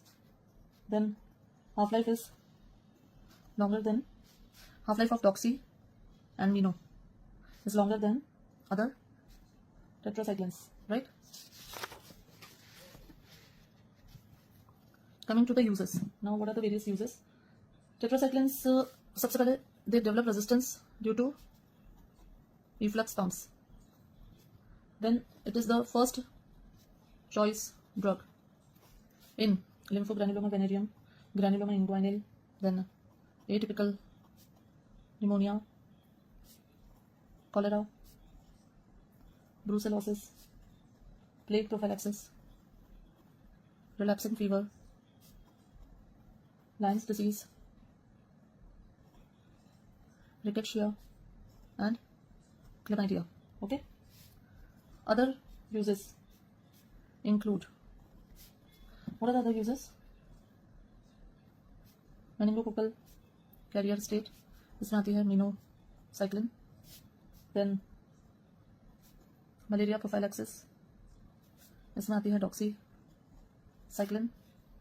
Then amoebiasis, इसमें आती है doxycycline. Then syndrome of inappropriate ADH secretion में we use demeclocycline. Then it is used for pleurodesmosis in pleural effusion due to cancer. Then it is used in leprosy. Minocycline is used in leprosy. Then peptic ulcer is used tetracycline. Okay. Then what are the coming to the new tetracycline? So if we come to the new tetracyclines, इसमें आती है iravacycline IV. It is used in complicated intra-abdominal infections. Then omadacycline is used oral or IV in complicated acquired pneumonia. Then saracycline is used orally in inflammatory lesions of non-nodular acne, right? So these can be various drugs, new drugs that can be used. Coming to the toxicities of tetracyclines. Now the first toxicity is that it can result in superinfection, diarrhea, and it can result in superinfection and diarrhea and pseudo membranous enterocolitis, right? Then it is contraindicated in pregnancy because it affects the teeth and bones of the fetus. Then if you give it contraindicated in children, less than 8 years because it can result in dentition problems. Then it can result in hepatic necrosis. Outdated tetracyclines can result in a syndrome which is called as Fanconi syndrome. Okay. Then tetracyclines can exacerbate the renal dysfunction. Then demeclocycline and doxycycline can result in photosensitivity. Then minocycline may lead to vestibular toxicity. Diabetes insipidus may be precipitated by ADH, antagonistic action of demeclocycline, right? Then there's a new drug. It is called as tigecycline. This tigecycline, it belongs to a new group that is basically called as glycyl cyclines, right? Now, this tigecycline, mainly it is used in serious, complicated skin and skin structure infections, right? It has a broad spectrum, including MRSA, VRSA, etc. It is ineffective against Proteus and Pseudomonas. Tigecycline is administered intravenously. Then it is mainly excreted in bile, so no dose requirement is there. Okay. Now एक important aspect होता है STDs का, that is sexually transmitted disease. Now these sexually transmitted disease को एक बार देख लेते हैं. तो जैसे है, सबसे पहले है urethral discharge. The organism is Neisseria gonorrhoeae. The color is grey, and the color of the discharge is grey, and the tablet which we use is azithromycin or tablet cefixime, right? Then we have vaginitis. Causative organism is Trichomonas gardnerella. The discharge is green. The tablet used is secnidazole, right? Then there is genital ulcer. This is usually caused by syphilis, called as chancroids. The discharge is white, and the treatment here is injection benzathine penicillin. Then we have genital ulcers, non-herpetic due to allergic to penicillin. So here again, if it is syphilis and chancroid, but the discharge is blue in color, then the drug of choice is tablet doxycycline or tablet azithromycin. Then genital ulcer, herpetic, right? It is caused by herpes simplex. The discharge is red, and the tablet is acyclovir. Okay. Then we have lower abdominal pain. Organism is Neisseria gonorrhoeae, chlamydia trachomatis. The discharge is yellow, and tablet is cefixime, right? Then inguinal bubo, caused by lymphogranuloma venereum. The discharge is black, and the organism is the drug that is given is tablet doxycycline. So this was about tetracyclines and doxycyclines. Coming next to other categories, we have macrolides. Now in macrolides, these are the drugs in which we have erythromycin, azithromycin. So the drugs are erythromycin, azithromycin, roxithromycin, clarithromycin, right? There's another immunosuppressant drug, that is tacrolimus. This is also a macrolide antibiotic. This binds to 50S ribosome and blocks the translocation of peptide chain, right? Pharmacokinetics में हम आते हैं, तो this basically is taken orally, and it is excreted by biliary route, right? Excretion of azithromycin is slow. Uses अगर हम बात करें तो macrolides are used in सबसे पहले chancroid by Haemophilus duceli. इसमें azithromycin single dose, right? Then Corynebacterium, diphtheria, Legionella, atypical pneumonia, and whooping cough, right? So these are the indications of using macrolides. It can be used for diphtheria and infection caused by chlamydia. Okay, a single dose of azithromycin is effective in the infection caused by chlamydia. Next there is a drug called as clarithromycin. It is approved for prophylaxis and treatment of Mycobacterium avium complex, right? And also in the treatment of H. pylori peptic ulcer, right? Then macrolides, they also have anti-inflammatory action. They are used in prevention of cystic fibrosis exacerbation, right? Next we have spiramycin. This is the drug of choice for toxoplasmosis in pregnancy, right? Then there is a drug fidaxomicin.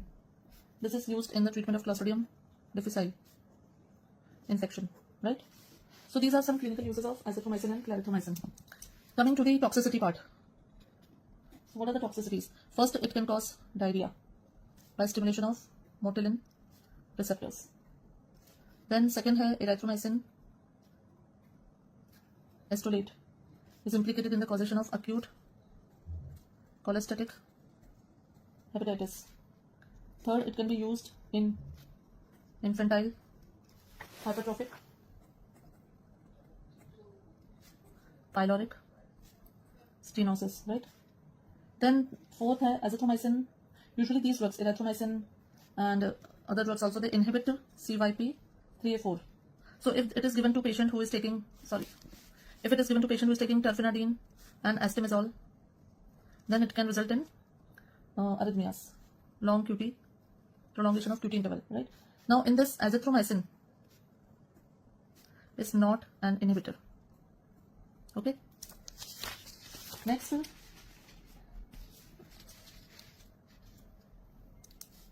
IV erythromycin can cause dose-dependent ototoxicity. Okay, and erythromycin can also increase the plasma concentration of theophylline. Okay, so with this we complete the macrolides. The next drug that we take is ketolide. Ketolides में the drug that we have is telithromycin. This is basically excreted in bile and is an inhibitor of CYP3A4. Then we have lincosamide. Okay, now in lincosamide, this group includes clindamycin and lincomycin. Right? The main use is in against anaerobes like bacteroids and propionibacterium. It is also the drug of choice for treatment of severe invasive group A streptococci, right? Also used in pneumocystis jirovecii and toxoplasma gondii. It is used as an alternative to amoxicillin or ampicillin for prophylaxis against endocarditis following dental procedures, right? It is the most common antibiotic implicated in causing pseudo membranous enterocolitis, right?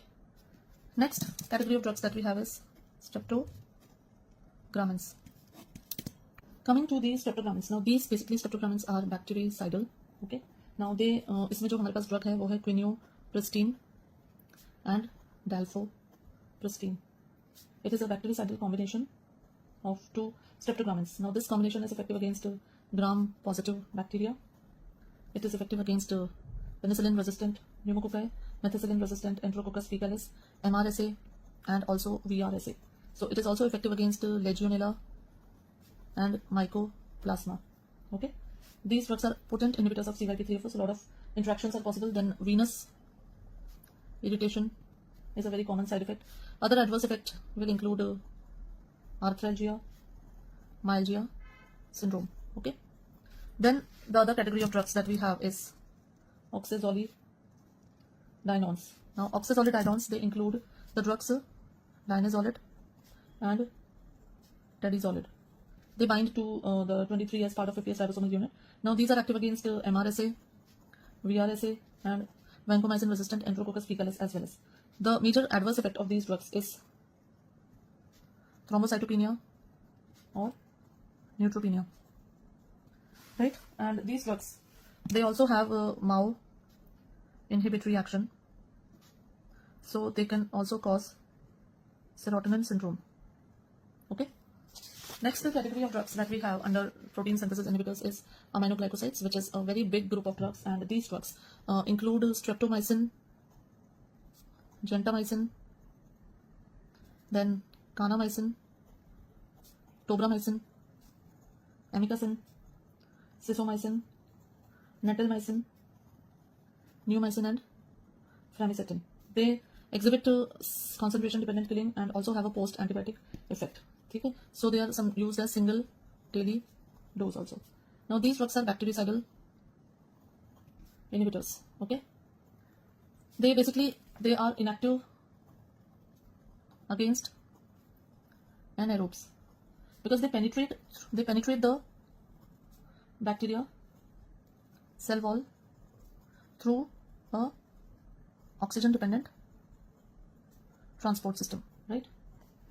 They bind to 30S and 50S ribosomal subunit, 30S and 50S, and they inhibit the freeze initiation and cause misreading of mRNA code.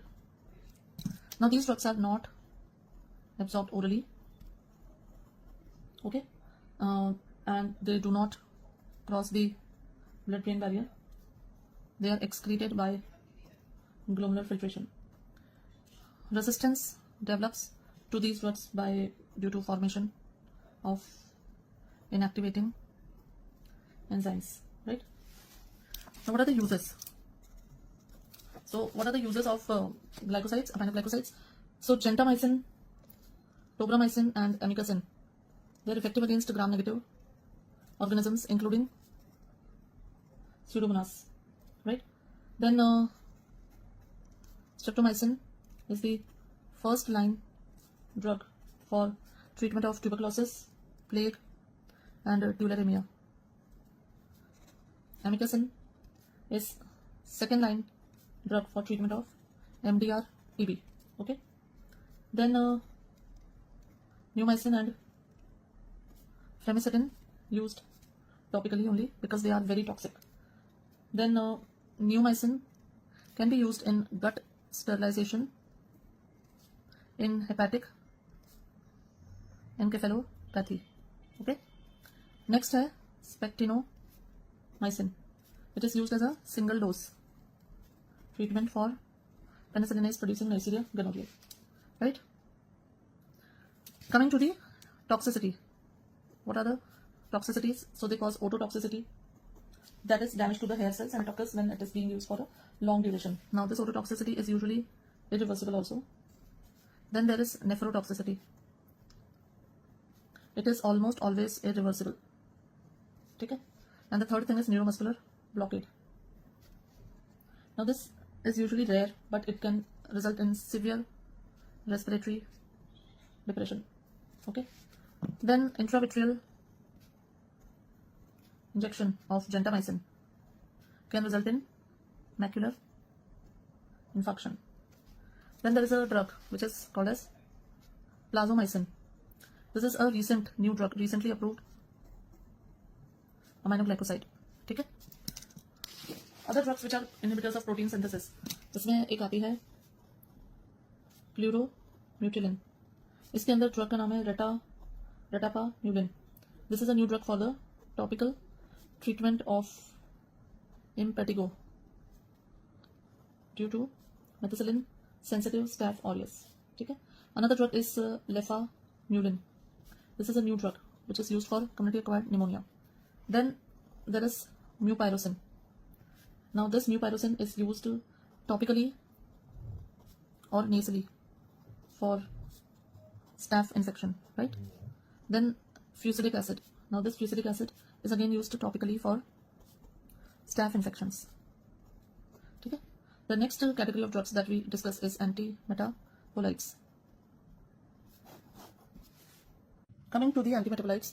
Now these are the drugs which basically inhibit the endogenous metabolic pathways. The most common pathway that is inhibited is folic acid synthesis, right? Now what are the drugs which fall in this category? I'll show you with the mechanism that there is PABA plus glutamate plus pteridine. Now these things, they together form dihydrofolic acid, and this is formed by an enzyme, folic acid synthase. Okay, and the drugs which inhibit this enzyme are sulfonamides, PAS and dapsone.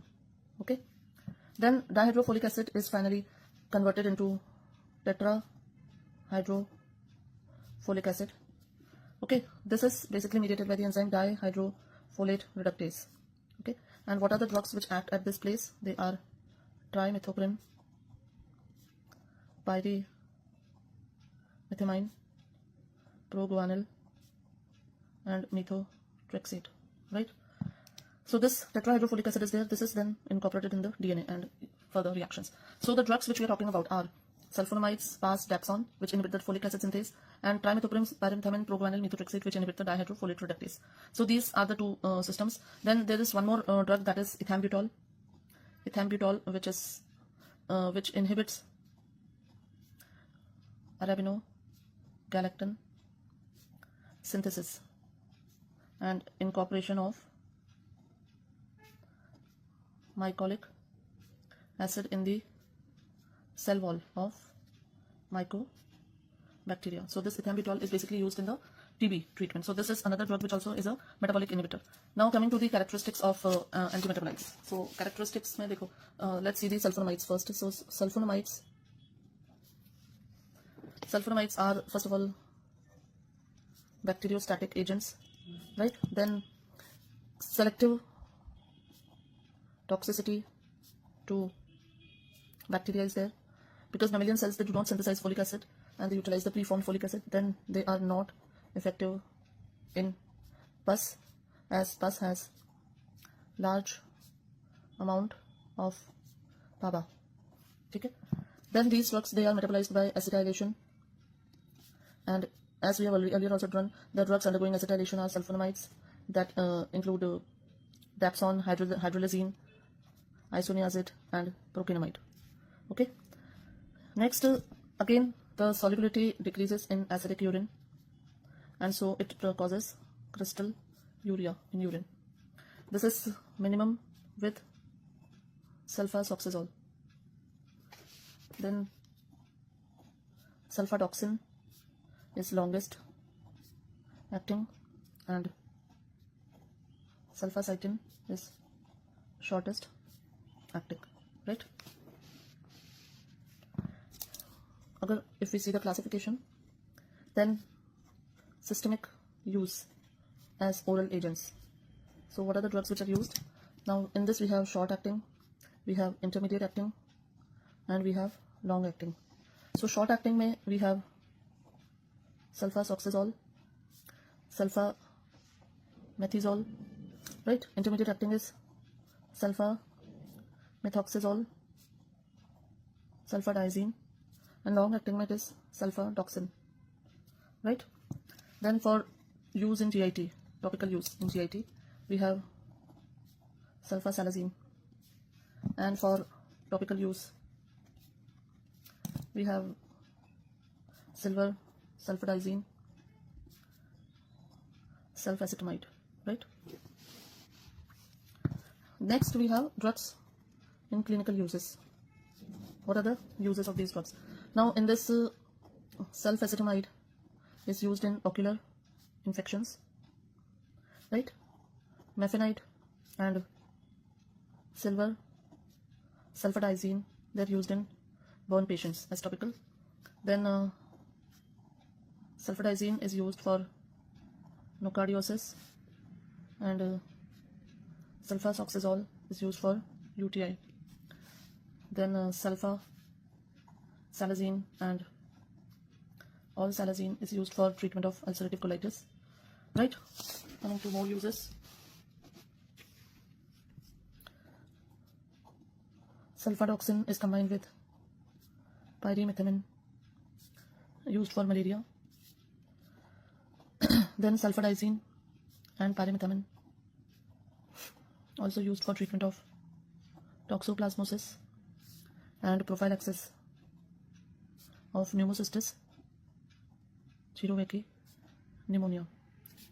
Then silver sulfadiazine is used for fungal keratomycosis. Okay. Coming to the toxicity, in this skin rash can happen, as it is a skin rash can happen because of the hypersensitivity. Okay. They cause granulocytopenia, thrombocytopenia, and aplastic anemia. They can cause acute hemolysis in patients with G6PD deficiency. They precipitate urine and cause crystal urea. Then they displace bilirubin from plasma protein binding and cause kernicterus, okay, in newborn, right? Then the other drug that we normally combine with sulfonamides is trimethoprim. Now trimethoprim is a bacteriostatic agent. It inhibits dihydrofolate reductase, okay? It attains high concentration in prostate and vaginal fluids. Then it is usually combined with sulfonamides and alone used in UTI and prostatitis. It causes megaloblastic anemia, causes hyperkalemia, right? So what is the combination that we're talking about? That is cotrimoxazole. This is basically a fixed dose combination of sulfamethoxazole and trimethoprim in the ratio of 5:1, okay? This combination is bactericidal. Then this bactericidal activity is due to a sequential blockade, okay? When you give FDC in the ratio 5:1, then plasma concentration becomes 20:1, okay? Then because of the difference in the bioavailability and the volume of distribution. Now this cotrimoxazole is effective in UTI, respiratory tract infections, MRSA, and it is the drug of choice for pneumocystis, nocardiosis, and infections which are caused by Burkholderia cepacia, right? So these are the important details related to cotrimoxazole. Next we come to the drugs which inhibit the nucleic acids, that is fluoroquinolones. The next category of drugs that we have to discuss are the drugs which inhibit the DNA, right? Now in this, the drugs that we have is fluoroquinolones. Now fluoroquinolones, they inhibit the DNA guidase enzyme.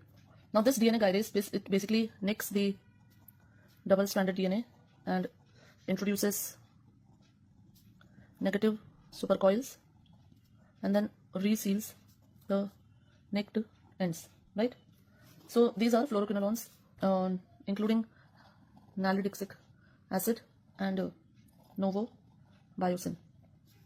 Then another category of drugs which inhibit the DNA is rifampicin. So rifampicin, it basically inhibits the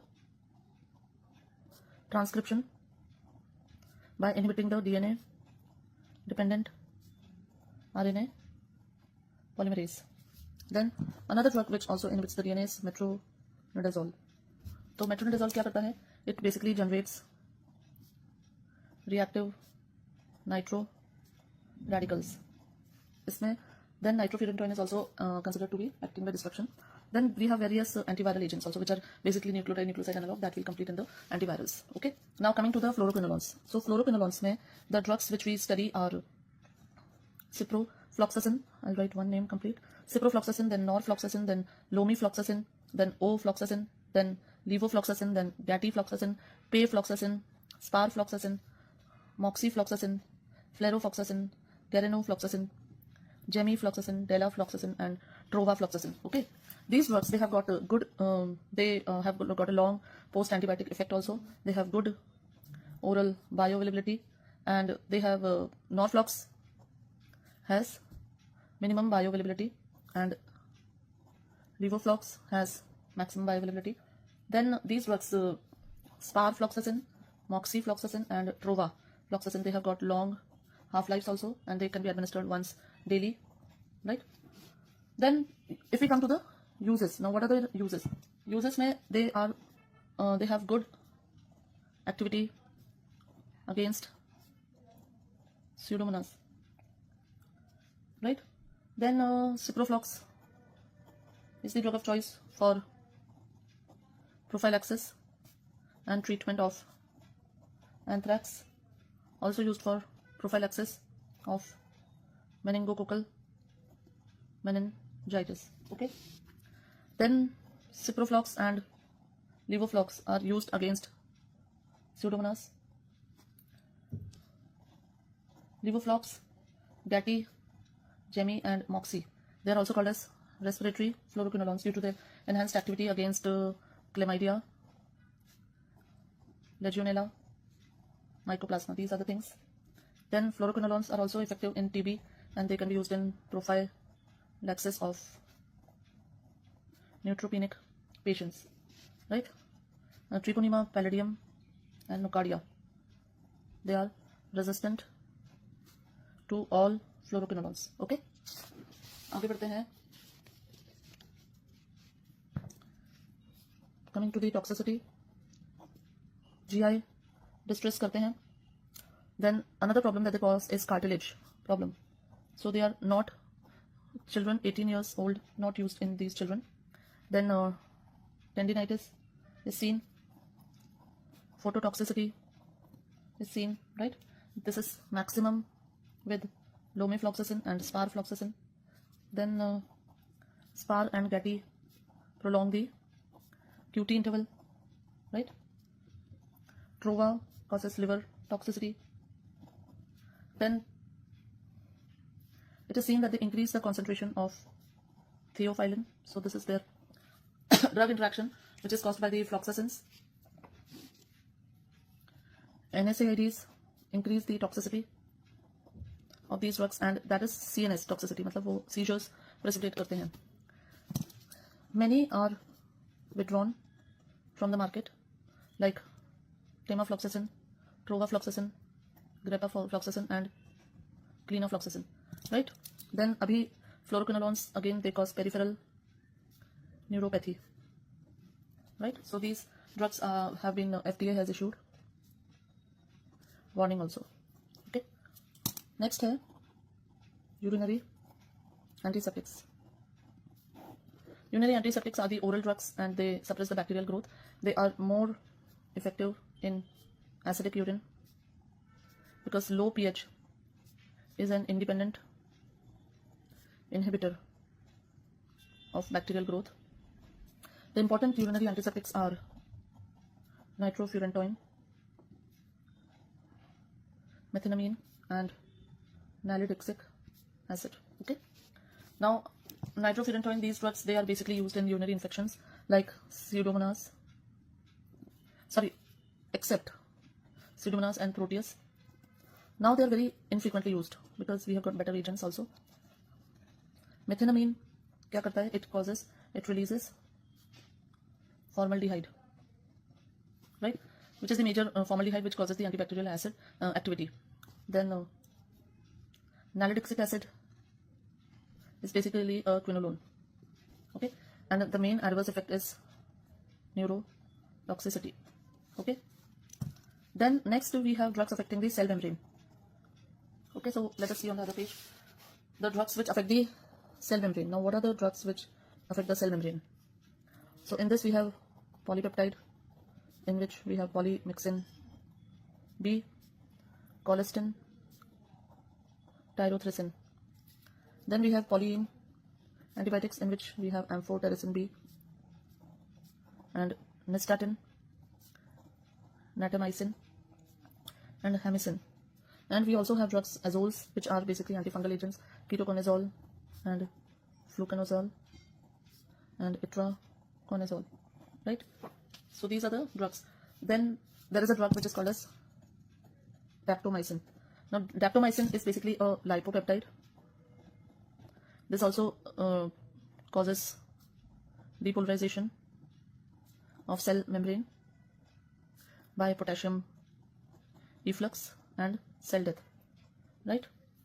Then it is now drug of choice for VRSA. It is also effective in organisms which are resistant to linezolid and streptogramins. Okay, the toxicity caused by these is myopathy, right? Then another pulmonary surfactants, they antagonize daptomycin. Okay, next we have polypeptide antibiotics. Now polypeptide antibiotics include polymyxin B. Bacitracin, colistin, and tyrothricin. Now all these except bacitracin, they affect the cell membrane. Bacitracin is the only drug which inhibits the cell wall. Rest all inhibit the cell membrane. Okay. So with this we complete the general considerations of antimicrobials. Now we have to start with the, so not general but non-specific antimicrobials. यहाँ पे खत्म होते हैं. Now we start with the specific antimicrobials which are active against, so in this we have TB, malaria, antifungal, antiviral, anti-helminthic, anti-protozoal, right, and anti-leprosy also. So these are the topics which are remaining, which I hope to complete them. I'll record all of them and complete them in one go. Okay. So now in antifungal drugs, let's see the classification first. Okay. So what is the classification? Now in the classification, the first category of drugs that we have are polyene, and in this the drugs that we have are amphotericin B and nystatin and hamicin. Their site of action is the membrane. Okay, and what do? They basically bind to ergosterol and form pores in the membrane, and through the pores the bacterial content, the fungal content that gets out, and the fungus is died. Then anti-metabolite. So in anti-metabolite we have 5-flucytosine. This basically acts in the nucleus and it inhibits the nucleic acid synthesis. Okay. Then next category is heterocyclic benzofurans, and these drugs include greasephulvin. They're present in the nucleus, they also act in the nucleus, and it basically inhibits the spindle formation, right? So it disrupts the microtubule function by inhibiting the spindle formation. The next category is azoles. Now in azoles we have triazoles and we have imidazoles. So in triazoles, the drugs that we have are fluconazole, then itraconazole, voriconazole, posaconazole, terconazole, right? They act in the membrane and they basically inhibit the enzyme. They inhibit the formation of ergosterol. And how? By inhibiting the enzyme, that is 14-alpha demethylase. Okay, this is the action of azoles. In imidazoles, the drugs that we have are ketoconazole, clotrimazole, miconazole, and iconazole. These drugs are also present in the membranes only. And how do they act? These drugs, they also act in the same manner. The next category is allyl amines. The drugs that we have in this category are terbinafine, butinafine, and naphthafine. Okay, and these drugs are membranes, and what is their mechanism of action? They inhibit the enzyme squalene epoxide, and thereby they cause accumulation of toxic squalene. Okay, this is their mechanism of action. Then sixth we have echinocandins. Echinocandins में the drugs that we have are caspofungin, then micafungin, and we have anidulafungin. Okay, and these drugs, they act on the cell wall and they inhibit the beta-1,3 glycan. So they inhibit the formation of cell wall. So these are the drugs, antifungal drugs, starting from polyenes, which bind to ergosterol, form the pores, antimetabolites, which inhibit the nucleic acid synthesis, greasephulvin, which inhibits the spindle formation, azoles, which inhibit the formation of ergosterol, allyl amines, which inhibit the enzyme squalene epoxide and cause accumulation of toxic squalene, and echinocandins, which inhibit the beta-1 glycan, right? So now let's take these drugs one by one. So the first drug that we take is the most read ones, that is amphotericin B. Now amphotericin B is a polyene antibiotic similar to nystatin. It is not absorbed orally, so given by slow IV infusion. It is widely distributed except in the CNS. I told it binds to ergosterol and form pores in the membrane.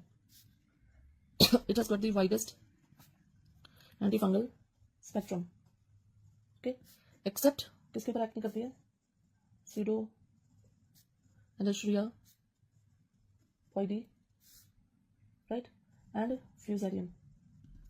Otherwise, it is the drug of choice for most systemic fungal infections.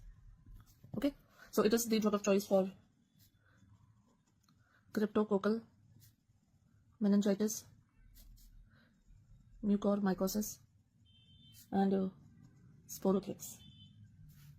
It can be used intrathecally in fungal meningitis, and it can be used locally for corneal ulcers and keratitis, right? Then infusion related reactions seen, and you can give antihistaminics or glucocorticoids for the same. Then dose limiting toxicity is nephrotoxicity, which is manifested as renal tubular acidosis, hypokalemia, and hypomagnesemia. Okay, so how can you avoid by giving intravenous normal saline before giving anti-amphotericin B. So saline loading, it is called as saline loading, will reduce the nephrotoxicity. It can also result in anemia. Now intrathecal injections, हमने यहाँ बोले थे, intrathecal injections can result in seizures also, that is neurological damage. Then one important feature that it is not absorbed orally, so then इसके liposomal वो बनाए गए, liposomal amphotericin B या colloidal dispersion and lipid complex. These are lipid preparations of amphotericin B, and they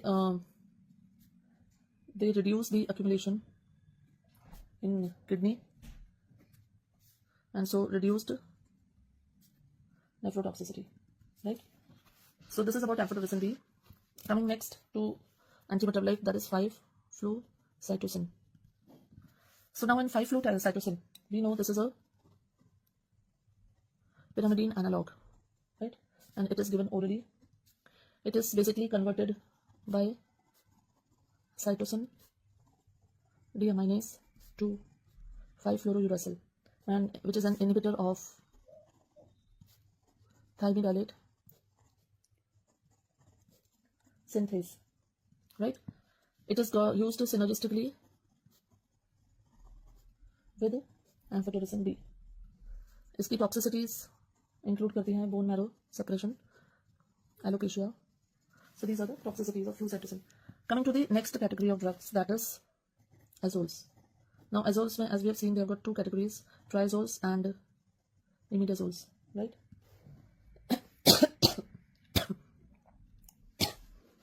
Now mechanism of action is that they inhibit the enzyme 14-alpha demethylase and inhibit formation of aldosterone, which plays a very important role in the formation of the cell membrane. So because of this, they are not used. Now azoles have opposite action to amphotericin B, so they are not used together because they inhibit the formation of aldosterone and they need aldosterone to produce action. Okay, coming to the now individual azoles, let's see, because they are the important drugs. So in this, ketoconazole is there. Ketoconazole, it has got a narrow spectrum and a lot of adverse drug reactions, so now it is rarely used. Okay, secondly, it also inhibits the cytochrome P450 enzymes, so then they cause a lot of drug interactions. So these drugs are again not used. Inhibit cytochrome P450 with the other drugs are voriconazole, fluconazole, and itraconazole, right? So in interaction, and this can even result in gynecomastia and infertility because it causes decreased formation of gonadal hormones. Okay, then the next drug that we have is fluconazole. So fluconazole का क्या है? Fluconazole has got maximum oral bioavailability and also CNS penetration, right? It is the drug of choice for candidiasis, cryptococcosis, and coccidioides, right? Then in cryptococcal meningitis, fluconazole is used for the maintenance therapy after induction with amphotericin B and 5-flucytosine. This is in the cryptococcal meningitis. So fluconazole is the drug of choice in all the C's: candidiasis, cryptococcosis, and coccidioidomycosis, right? The next drug that we have is itraconazole. Itraconazole is basically the drug of choice for blastomycosis, which is non-meningeal. Then it is used in histoplasmosis, coccidioidomycosis, and paracoccidioido, and also sporotrichosis. Sporotrichosis, my earlier potassium iodide was used in sporotrichosis. Then its entry in CNS is limited, so it is not used in CNS meningitis, fungal infections. Fluconazole is the drug of choice for prophylaxis of febrile neutropenia, whereas voriconazole is drug of choice for treatment part, right? The next drug that we have is voriconazole. Now voriconazole is the drug having the widest antifungal spectrum among azoles. So it acts on all except mucormycosis and sporotrichosis, right? It is the drug of choice for invasive aspergillosis, then fusarium and pseudosporium. Okay. Adverse reactions: it causes diarrhea, rash, and hepatotoxicity. It is implicated in prolonging QT interval. It also causes visual disturbances like blurred vision, then color alteration, and photophobia. Long-term use is associated with multi-step phototoxic processes, which include phototoxic processes followed by, it can result in actinic keratosis and squamous cell carcinoma, right? Then we have posaconazole. This is the only azole used in mucormycosis. And there is one drug, isavuconazole. This is an orphan drug, and this is also used for treatment of aspergillosis and mucormycosis. Okay, so this was all about the azoles.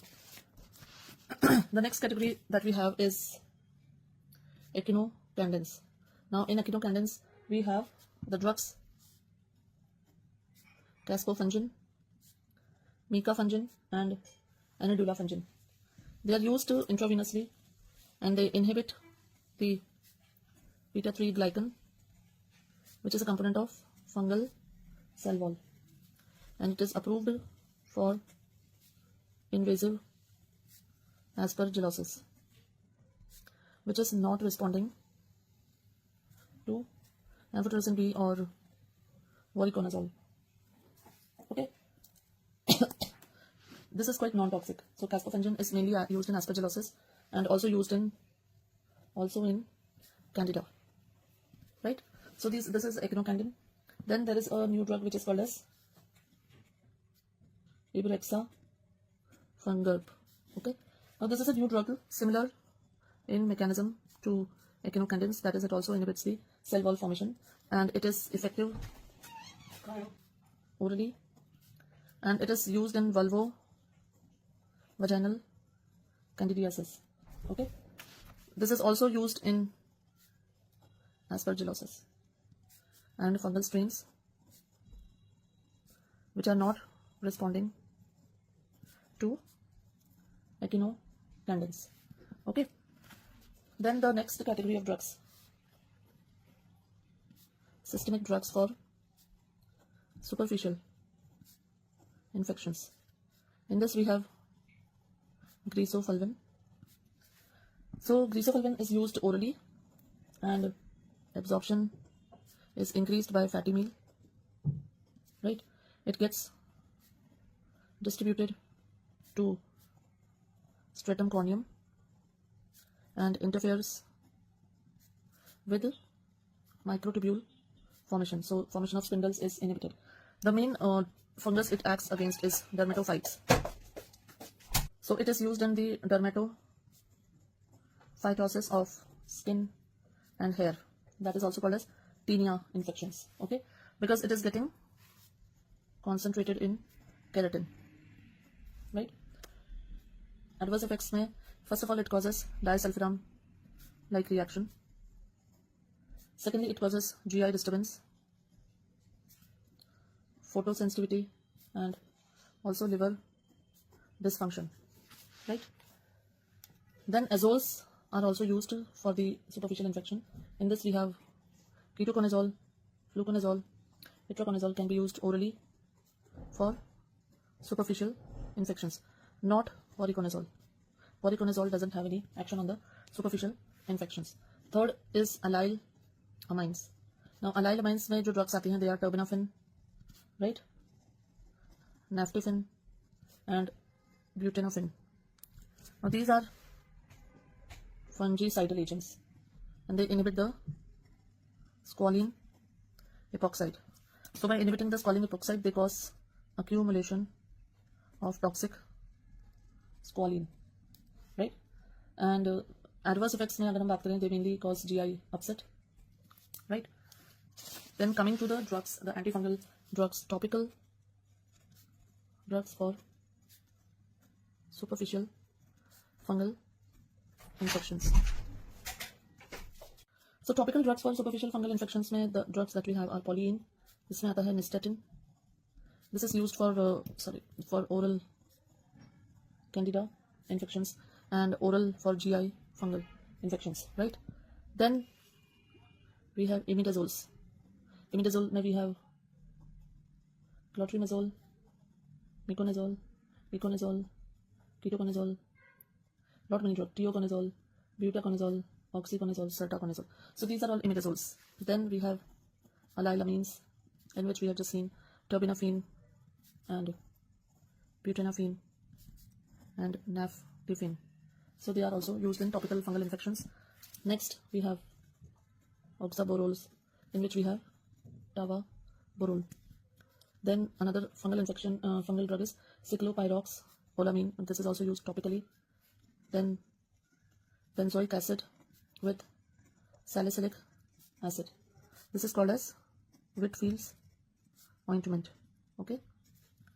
Then tolnaftate, andecyclinic acid, and haloprogen. So these are some topically used antifungal agents also. So with this we finish the antifungal agents. Now next we discuss the drugs used in amoebiasis, so antiprotozoals and antihelminths. Okay, let's see them. The next category of drugs that we have to see are anti-amoebic drugs. Now in anti-amoebic drugs, the classification, if we see, so we have drugs which are, there are two types of drugs, luminal and extraluminal. Okay, so extraluminal drugs, the drugs which are only tissue amoebocytes or tissue cytocytes, they are chloroquine. Okay, in luminal which we have, that means they are acting only in the colon, intestine. So we have diloxanide furoate, then paromomycin, iodoquinol, quinodochlor, and tetracycline. And then there are drugs which are luminal plus extraluminal. In this we have the drugs which belong to nitroimidazole group. So in this the drugs that we have are metronidazole, then tinidazole, then secnidazole, and ornidazole. Okay. Apart from that we also have emetin and dihydroemetin. Right. So the most important category in this chapter is basically the Nitroimidazoles. So let's take them first. Nitroimidazoles. In this we have metronidazole, tinidazole, secnidazole, onidazole. Now these drugs, they are effective orally as well as IV. They are eliminated by liver metabolism, hepatic metabolism, and the nitro group, it gets activated to produce cytotoxic products that damage the DNA. Then important thing, this is the drug of choice for intestinal wall disease and amoebic liver abscess. Okay. This is the drug of choice in intestinal wall disease and amoebic liver abscess. Apart from that, it is combined with a luminal amebicide for these conditions. It is not a very good drug for luminal amoebiasis because see, luminal amoebiasis mein, it is usually completely absorbed in the proximal intestine, completely absorbed in proximal, so it is not really reaching the distal intestine and the colon. Then it is also the drug of choice for other protozoal infections like trichomoniasis, giardiasis, bacterial vaginosis, and also pseudomembranous enterocolitis, which is caused by Clostridium difficile. It is also the drug of choice for anaerobic infections like bacteroids and Clostridium, and also for H. pylori, right? The adverse effects caused by metronidazole are usually nausea, vomiting, metallic taste in the mouth, and also cramps, abdominal cramps. Then it causes discoloration of the urine, right? It causes dizziness and leukopenia. It can also cause seizures. Then, opportunistic fungal infections can occur. Most important is that it causes disulfiram-like reaction with alcohol. Then it has got a lot of drug interactions, so it increases the action of warfarin, right? Now, out of this, secnidazole has the longest half-life. So secnidazole is basically given a single dose also. So these are the various features about the nitroimidazoles. The next drug in this category is diloxanide furoate. Now diloxanide furoate is basically a luminal amebicide. So it is the drug of choice for asymptomatic intestinal amoebiasis. Okay, and it is used with tissue amoebicides for extraintestinal action also. Diloxanide is the drug of choice for carriers. Okay, it is adverse effect may it causes flatulence. So these are the important features about diloxanide furoate. Then the next category is emetin and dihydroemetin. Now these drugs, they act by inhibiting the protein synthesis, and they are used parenterally in severe hepatic amoebiasis, right? Toxicity, it causes emesis, muscle weakness, and cardiotoxicity. It is very rarely used now, so it is not something of clinical importance. Then the next drug that we have is iodoquinol and quinidochlor. Now these drugs are basically again luminal amebicide. They have a lot of side effects. What are the side effects? They cause thyroid enlargement. They cause peripheral neuropathy. Then they can also cause various defects in the eye, and they are responsible for causing subacute myelooptic neuropathy. So remember, quinidochlor causes SMON, subacute myelooptic neuropathy. Then next drug is paromomycin. Now paromomycin is basically an aminoglycoside, okay, and it is used as luminal amebicide.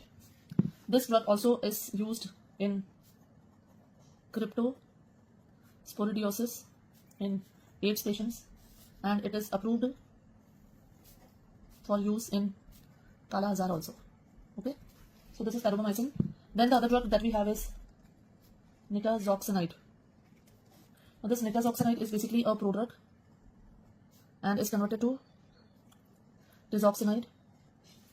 It basically inhibits the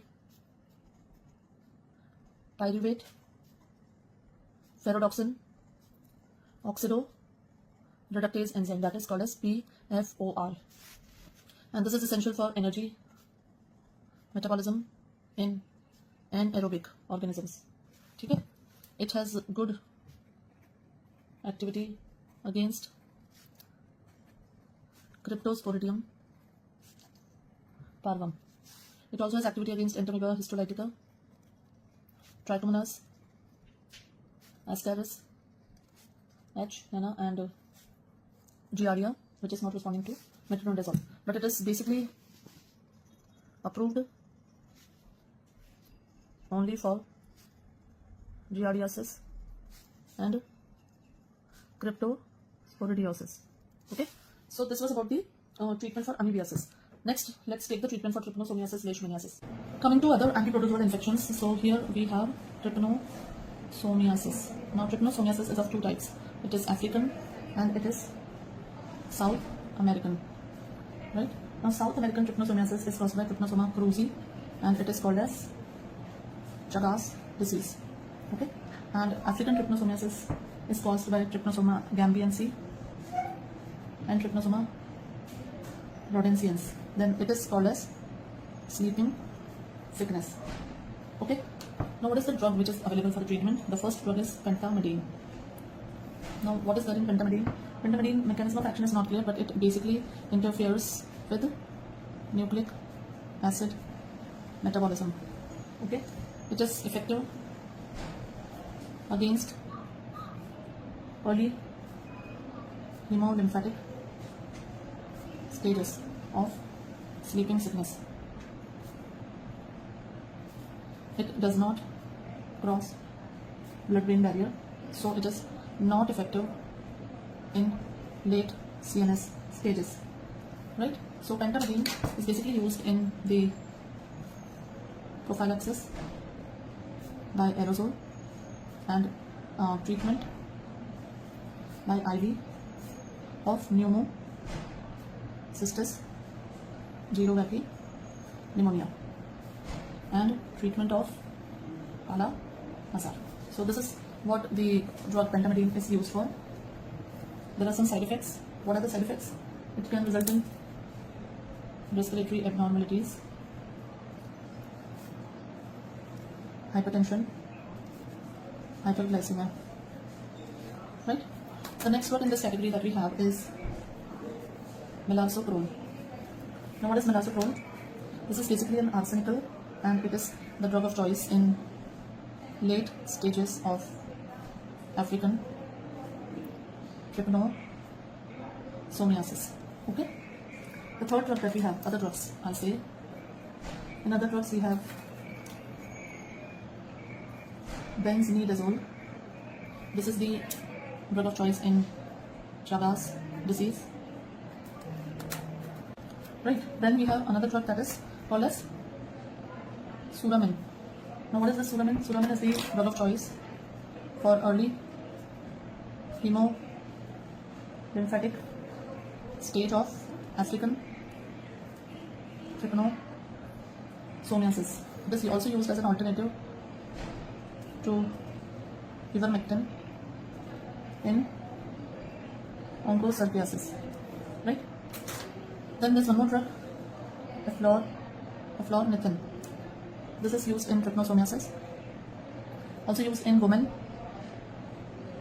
to delay the regrowth of facial hair. Okay, so this is about trypanosomiasis. In early hemolymphatic stages, suramin is used. In late African trypanosomiasis, melarsoprol is used, and in Chagas disease, benzimidazole is used. Otherwise, we also have pentamidine, which is used in the early hemolymphatic stages of sleeping sickness. The next next disease that we look into is the drugs for leishmaniasis. Okay, so in leishmaniasis, we have leishmaniasis of three types. It can be visceral, which is called as Kala Azar. It can be cutaneous, and it can be mucocutaneous. Okay. Diagnosis of leishmaniasis is done by positive RK39 dipstick test. Okay. The drug of choice for visceral leishmaniasis is liposomal amphotericin B. Okay, so this is the drug of choice for visceral leishmaniasis. Then there is another drug, sodium gluconate. This is basically a pentavalent ammonium compound. This is used, most commonly used treatment in all forms, cutaneous, mucocutaneous and visceral. But this is administered parenterally only. And second, this is a cardiotoxic drug. So what it does is it increases the QP interval, right?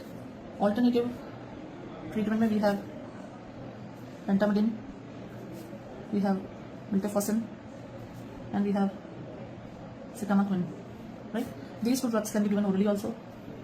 Then paromomycin. This drug also is approved for the treatment of Kala-Azar. And the drug miltefosine, it is basically the drug of choice for post Kala-Azar dermal leishmaniasis. Okay. Then next है fluconazole or metronidazole is used for cutaneous lesions. Then amphotericin B is used for mucocutaneous lesions, right?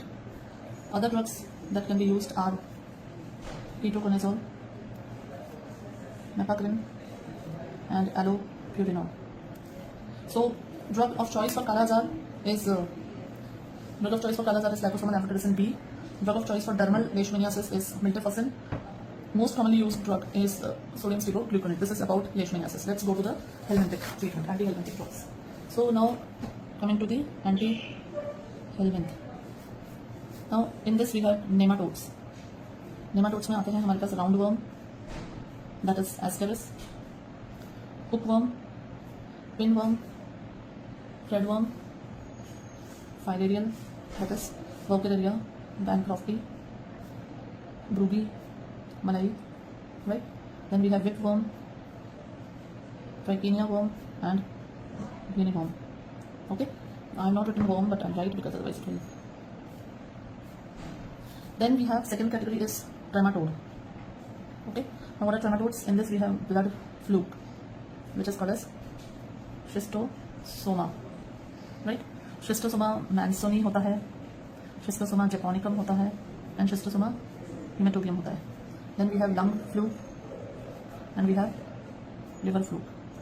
Liver fluke is also called as fasciola hepatica, right? And the third category we have is cystode. In cystode we have pork tapeworm, which is called as Pinia solium. Then we have beef tapeworm, then fish tapeworm, then dog tapeworm, and we have dwarf tapeworm. Okay, so these are the various helminth, nematode, trematodes, and cystode. Let us see their treatment also one by one. So classification, let's see the classification of anti-helminthic drugs. The first category, the drugs which inhibit the polymerization of tubulins. इसमें आते हैं albendazole, mebendazole, thiobendazole, and triclobendazole. The second category is drugs which cause spastic paralysis of the worm. These are basically nicotinic receptor agonist, right? So in this we have pyrantel, pamoate, and levamisole, right?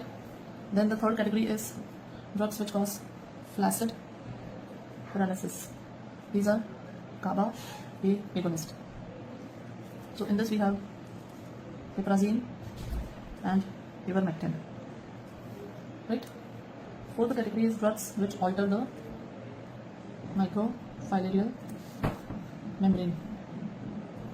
So that is diethyl carbamazine, that is DEC, right? Then we have drugs which cause uncoupling of oxidative phosphorylation. So drugs which cause uncoupling of oxidative phosphorylation, may we have niclosamide and methionine. Okay, and the sixth and the last category is drugs which cause influx of calcium. In this we have praziquantel, right? So this is the classification of the anti-helminthic drug. Now let us take them one by one. सबसे पहले अगर मैं बात करूँ albendazole, mebendazole and pyrantel, they have wide anti-helminth spectrum, right? Next, albendazole is the drug of choice for treatment of all nematode infestation, including cutaneous larva migrans, visceral larva migrans, that is toxopariasis. It is also used in neurocysticercosis, except enterobius, used in Burkhardia and Bruvia also, where we have used DC also, used in onchocerciasis and strongyloids infection, in which ivermectin is also used, and it is also used in racunculus, in which metronidazole can also be used. Okay. The next point, praziquantel is the drug of choice for all trematode and cystode infection except fasciola hepatica. Fasciola hepatica में we use bendazole. Hydatid disease में use albendazole. Next is that high dose albendazole can be used for more than 3 months, like it is used in hydatid disease, and this can result in hepatotoxicity, right? Then dithylcarbamazine, that is DEC, it acts on both microfilaria and adult, while ivermectin, it acts only on microfilaria. Okay. Then there is a disease, onchocerciasis. This is also known as river blindness, and this is treated by ivermectin. Okay. Ivermectin is contraindicated in children below 5 years of age. Then next है niclosamide is used for most of the cystode. It is, however, superseded by praziquantel, right? Next है ivermectin. Ivermectin is also approved recently for treatment of topical inflammatory lesions of rosacea. Then there is a new drug. The name is moxidectin. This is approved for the treatment of onchocerciasis. This basically acts by GABA and glutamic channels. So if you see the drugs active on helminths, we have albendazole, mebendazole, pyrantel. They have a wide spectrum.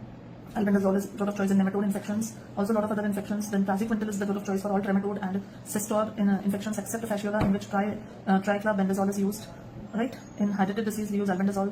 Albendazole, if used for more than 3 months, can result in hepatotoxicity. DC is used for filariasis. Onchocerciasis is used for river blindness. Ivermectin is contraindicated in children below 5 years and also approved for treatment of rosacea. Niclosamide is used for cystode infection. However, it is superseded by praziquantel. So with this, we finish the helminthic treatment. Now, what is remaining is antiviral and antimalarial. So students, now going with the specific antimicrobials, the first disease that we complete or start with is tuberculosis. Right? Now, tuberculosis is caused by Mycobacterium tuberculosis. Okay. Now this Mycobacterium also causes, there is one called as Mycobacterium leprae, which causes leprosy. So these diseases are usually linked. Then there are some atypical Mycobacteria which are seen to cause pneumonia and some infections in immunocompromised patients. Okay. Now what are the drugs which are used for the treatment of tuberculosis? So let us see the first line drugs first. I'll say the first line drugs. The first line drugs are isoniazid, rifampicin, then pyrazinamide and ethambutol. Okay. Then supplementary drugs, or the second line drugs are, streptomycin. These are not second line, these are supplementary additional drugs. Then rifabutin and rifapentin. Okay, and then the second line. What are the second line drugs? Second line drugs are PAS, thioacetazone, ethionamide, cycloserine, kanamycin, ketriomycin, amikacin. Then we have ofloxacin and levofloxacin, moxifloxacin, linezolid, and clarithromycin. So these are the drugs which actually which are the second line drugs. Okay, now let's come to isoniazid and let's take every drug one by one. Now isoniazid is a prodrug, right? It is activated by catalase peroxidase. Now this active metabolite, it inhibits the enzyme that is called as keto-enol reductase. Okay, now this enzyme keto-enol reductase is required for mycolic acid synthesis, which is an integral part of Mycobacterium tuberculosis cell wall. So this is the main mechanism of action of isoniazid, and this is how isoniazid acts in the tuberculosis patients. Now this important points related to it. It is bacteriostatic, right? It acts on rapidly multiplying TB organism. It is effective on intra as well as extra cellular mycobacteria, right? Action is most marked on the rapidly multiplying bacteria. It has got maximum distribution and maximum CSF penetration. Then it is taken orally and it undergoes acetylation. That is the metabolism, and this acetylation is, as you all know, it is genetically controlled, right?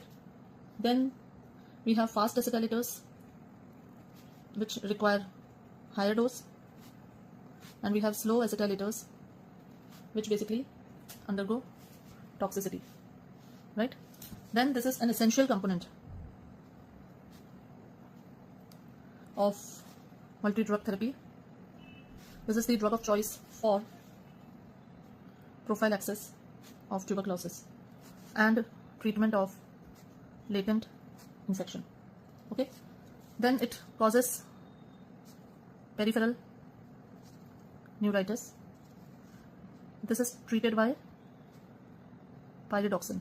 Okay, some more details about isoniazid, that it is hepatotoxic and causes hemolysis in G6PD deficient patients. Then it also inhibits MAO-A, so it can cause cheese reaction.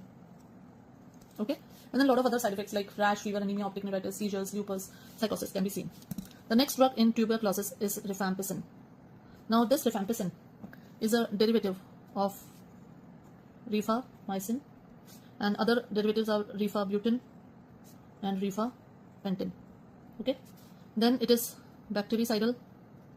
It acts on both dividing and non-dividing bacteria. Then it is it inhibits DNA dependent RNA polymerase. Okay, this is the drug which is acting on the DNA. So this we have discussed last in the drugs which are inhibiting the DNA, that it undergoes enterohepatic circulation, and it basically interferes with the OCP absorption and causes pregnancy, because it causes failure of OCPs. So why this rifampicin should be, if a patient who is pregnant, who wants to become pregnant, or who doesn't want to become pregnant and is on OCPs and is then started with ATT, then can develop pregnancy also. Another important feature is it develops orange discoloration of urine. It can cause orange staining of contact lenses. Then it is eliminated, because it is undergoing enterohepatic circulation, so it is eliminated in feces and used in renal dysfunction.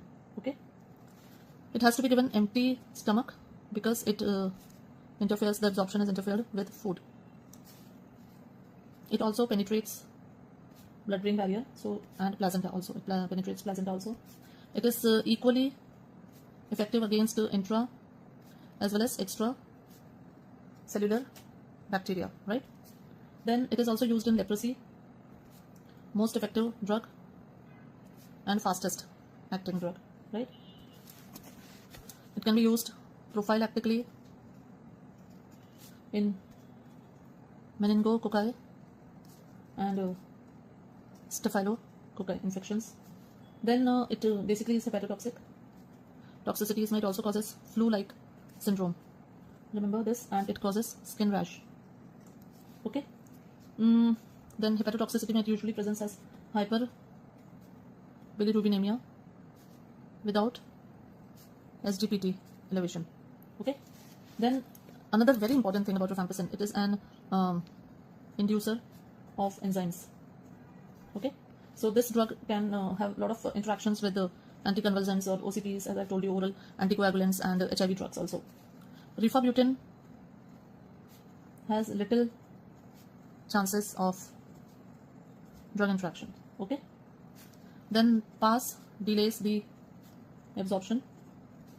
Patients on warfarin should shift to heparin or low molecular weight heparin. Okay. Then there is another analog, rifamycin. Rifamycin is recently approved for treatment of traveler's diarrhea. Okay. So all these points were about rifampicin. Coming to the next drug in antitubercular drugs, that is pyrazinamide. Now pyrazinamide is a weakly bactericidal drug. It is most active on slowly replicating bacteria and in the acidic media, right? So that means it acts on intracellular and at site of inflammation also, right? So it has got the best sterilizing activity. Next here, it is then effective against intracellular mycobacteria. Then it causes non-gouty arthralgia, hyperuricemia also occurs. It causes hepatic dysfunction, porphyria, and also photosensitivity, right? So these are the points against pyrazinamide. Next we come to ethambutol. So ethambutol is a bacteriostatic drug. Then it inhibits, it's a metabolic inhibitor, it inhibits the arabinosyl transferase. It is distributed except throughout the body except CSF, it doesn't go in the brain. Then it causes visual disturbance. What is that? Basically optic neuritis like thing. So there's a reduced visual acuity and there's a central scotoma and loss of ability to see green and less commonly red.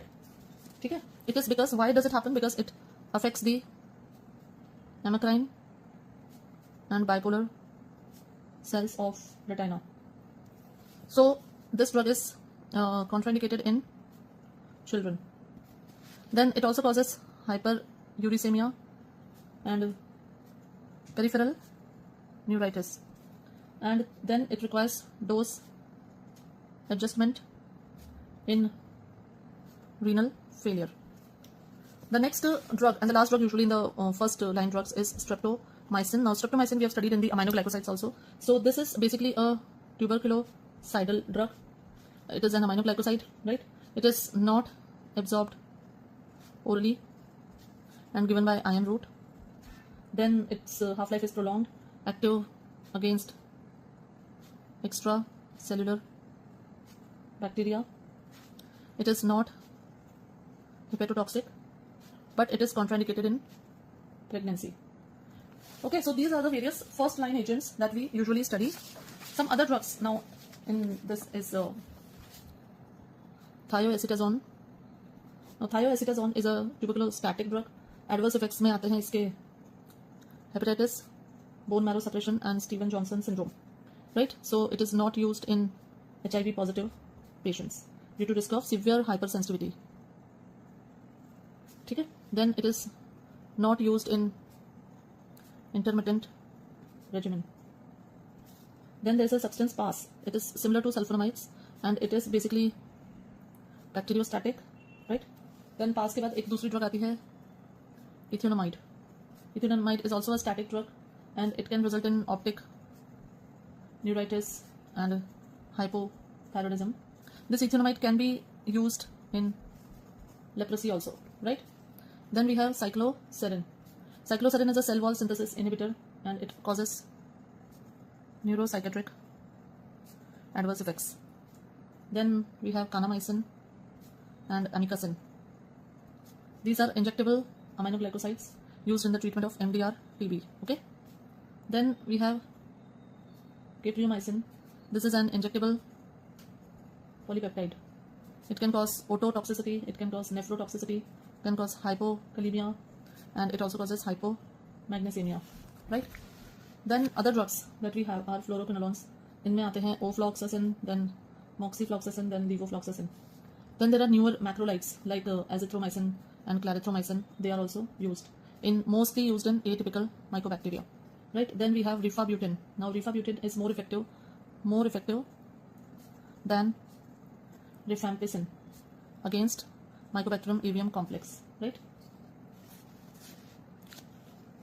It is also preferred in patients on HIV drugs. Okay? After that, this drug can also cause pseudo jaundice. Okay? So rifampicin is more effective against MSE, longer acting होती है, less effective in TB as compared to rifampicin, and no dose adjustment is required in liver disease. Okay? Then similar to rifabutin, there's another drug which is called as rifapentin. Rifapentin is more lipophilic and it is longer acting, right?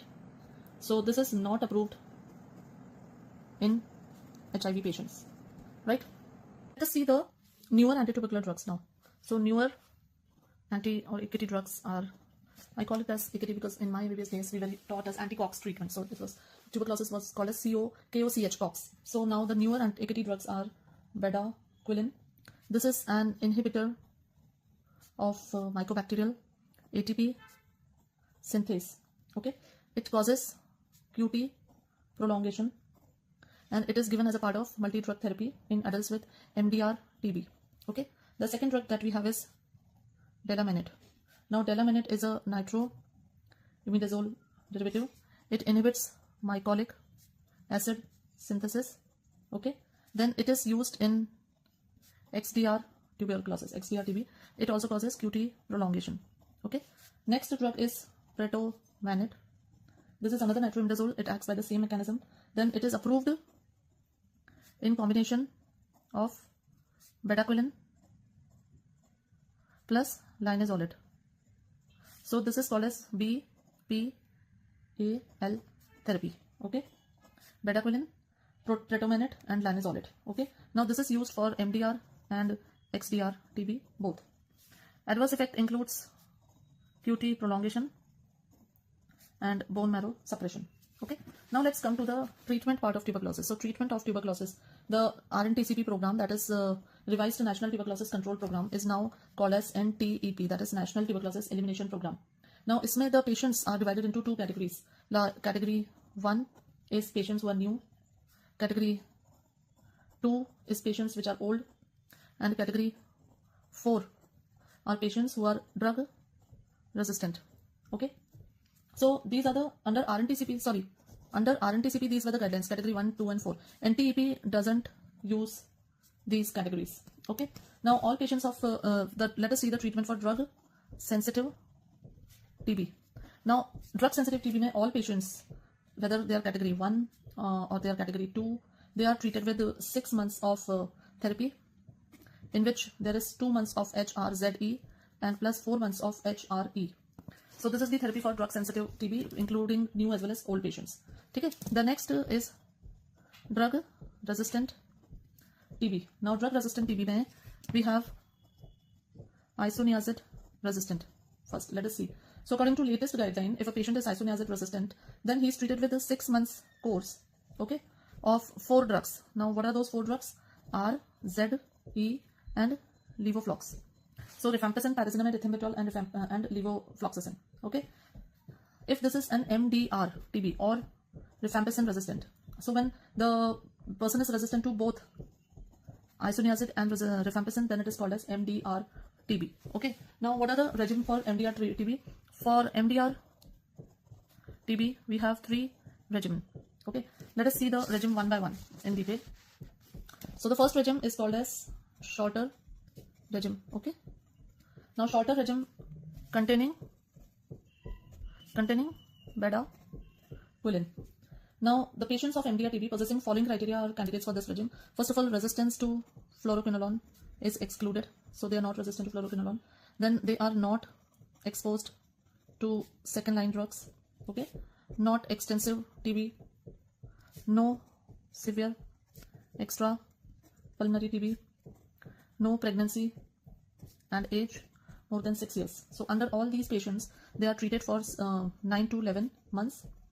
Right now, intensive phase or IP phase consists of 4 months, and it can be extended to 6 months if culture is positive at the end of 4 months, and the continuation phase is of 5 months. Okay. Now, IP, that is intensive phase, the patient is using high dose isoniazid, then pyrazinamide, ethambutol, levoflox, okay, clofazimine, and ethionamide. Now, in the continuation phase, all drugs except isoniazid and ethionamide. Okay, all drugs are given, and apart from this IPCP, bedaquiline is given for first 6 months. Okay, so this is the shorter regimen containing bedaquiline. Isme see injectables not given. Okay, then levoflox is preferred over moxiflox. So if I write it as this, so in short, 6 months के लिए bedaquiline plus 4 to 6 months के लिए high dose isoniazid, pyrazinamide, ethambutol, levofloxacin, clofazimine, ethionamide, plus for 5 months pyrazinamide, ethambutol, levofloxacin, clofazimine. Right. So this is the therapy for the MDR TB shorter regimen containing bedaquiline. Now coming to the next regimen, that is longer regimen for MDR or rifampicin resistant TB. Now, patients who are not candidates for the shorter regimen are given this longer regimen. Now, isme the drugs are divided into 3 groups as follows. What are those 3 groups? Let's see them one by one. First is BPAL regimen. That is, I told you, that is the BPAL regimen was the where is it from? Newer drugs now. Yes, so that is bedaquiline, pretomanid, and linezolid. So BPAL regimen. Now, it is recommended for patients who are resistant to fluoroquinolones, then who are not exposed to bedaquiline or linezolid. So what is this regimen? This is 6 to 9 months bedaquiline plus pretomanid plus linezolid. This is the BPAL regimen. Okay. Now let's come to the preventive regimen. Preventive regimen, that is for prevention of TB. Okay, so prevention of TB mein the close contacts of the patient, active drug sensitive tuberculosis, they are given 6 months of isoniazid daily. Okay, empty stomach, and it is safe in HIV. Another therapy is 3 months of 2 drugs, isoniazid and rifampicin. Okay. Okay.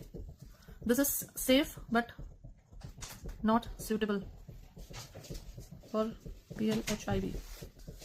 Then तो ये तो हुआ 6 months के लिए isoniazid उनको दी जाए. दूसरी regiment है 6 मंथ्स के लिए आइसोनियाजिड प्लस रिफापेंटिन दी जाए. Then this was close contacts of drug sensitive. Now close contacts of drug resistant. अगर ड्रग रेजिस्टेंट टीबी है तो आप दोगे 6 मंथ्स के लिए isoniazid.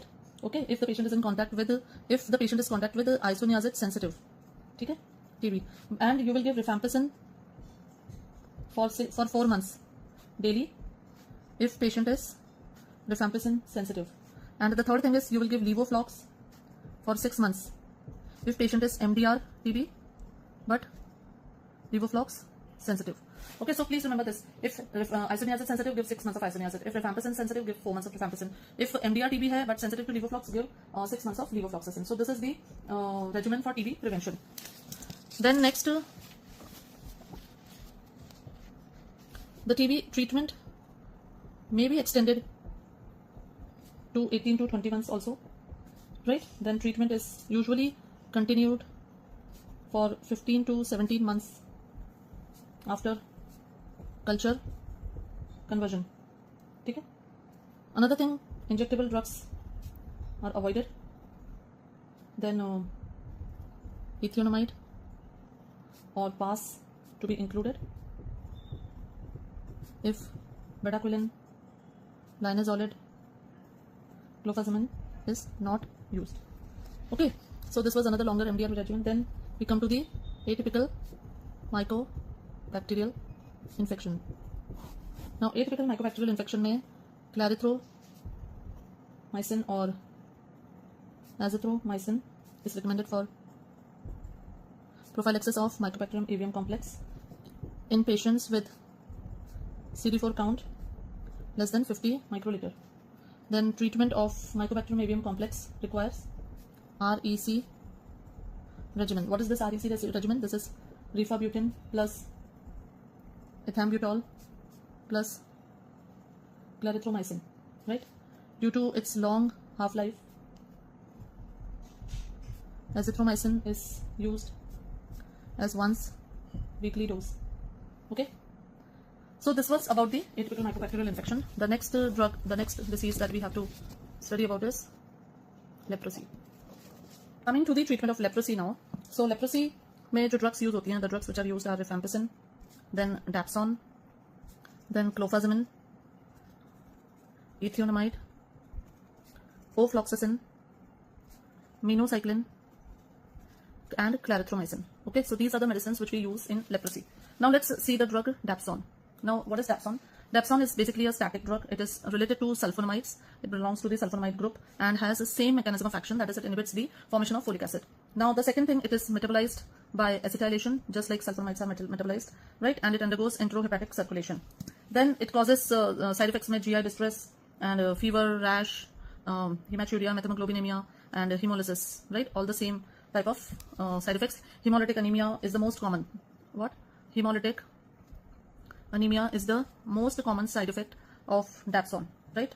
Now it can also result in DDS syndrome, which is sulfone syndrome, that is called as infectious mononucleosis like syndrome. Okay, now इसमें आती है एसिडैप्सोन. It is a repository form of dapsone, and here the single intramuscular injection is effective for 3 months. Dapsone is also the alternative drug for treatment of pneumocystis jirovecii pneumonia in AIDS patient. Okay, it is, I'll write it here, it is the drug of choice for dermatitis herpetiformis. Okay, so this is the detail about dapsone. Let's go to the next drug. The next drug is clofazimine. Now clofazimine is a dye, basically. It is a dye and it has got a leprostatic and anti-inflammatory activity, right? It interferes with the GI irritation, then ichthyosis of skin and discoloration of skin, right? It is used for lepra reaction also because of its anti-inflammatory action. Then next we have rifampicin. Now rifampicin is a cidal drug and most effective drug in leprosy. It is used to prevent development of resistance to dapsone. This is the most important thing, that it prevents the development of resistance to dapsone. Then other drugs. In this we have ethionamide, then ofloxacin, pafloxacin, sparfloxacin, but ciproflox is not active against Mycobacterium leprae. Now, what are the types of leprosy? So leprosy के दो types होते हैं. One is paucibacillary and one is multibacillary. Paucibacillary, in which less than 5 lesions, and it includes TT, BT and indeterminate leprosy. Multibacillary is more than 5 lesions, smear positive cases, and it includes BB, BL and LL leprosy. Okay. Now what are the WHO guidelines for the treatment? So as per the latest guidelines, both multibacillary and paucibacillary to be treated with 3 drugs. Okay, and that is 600 milligram rifampicin plus 300 milligram clofazimine, that is once monthly, plus 100 milligram dapsone plus 50 milligram clofazimine once daily, right? They are given for 12 months in multibacillary and for 6 months in paucibacillary leprosy. So please remember this treatment, that both multibacillary, paucibacillary में 3 drug treatment, rifampicin, clofazimine and dapsone is given for 12 months in multi, for 6 months in pauci. Clofazimine is given once monthly also and daily also, right? So this is basically drug sensitive. Then for drug resistant leprosy is treated for 2 years. For first 6 months 3 drugs are used, right? For next 18 months 2 drugs are used. So this is how that the treatment is given. Now previously paucibacillary leprosy was treated with 2 drugs, clofazimine was not used. Now paucibacillary is also treated with 3 drugs. So this is the treatment guidelines for leprosy. Next we take the next category that we take is antifungal drugs. Okay, the next category of drugs that we have to discuss in this lecture, in this video, we are going to discuss the anti-malarials and antivirals, including HIV. Okay, so starting with the anti-malarials first. Now to understand anti-malarials, it is important to understand the life cycle of malarial parasite. So there is a liver, right? And then there is the blood vessels, and then in the blood vessels it circulates. So like this, let's see. Now in the liver, so the anti-malarials के लिए जो ये malarial की life cycle है, तो इसमें एक मच्छर भी है यहाँ पे, right? This is the मच्छर.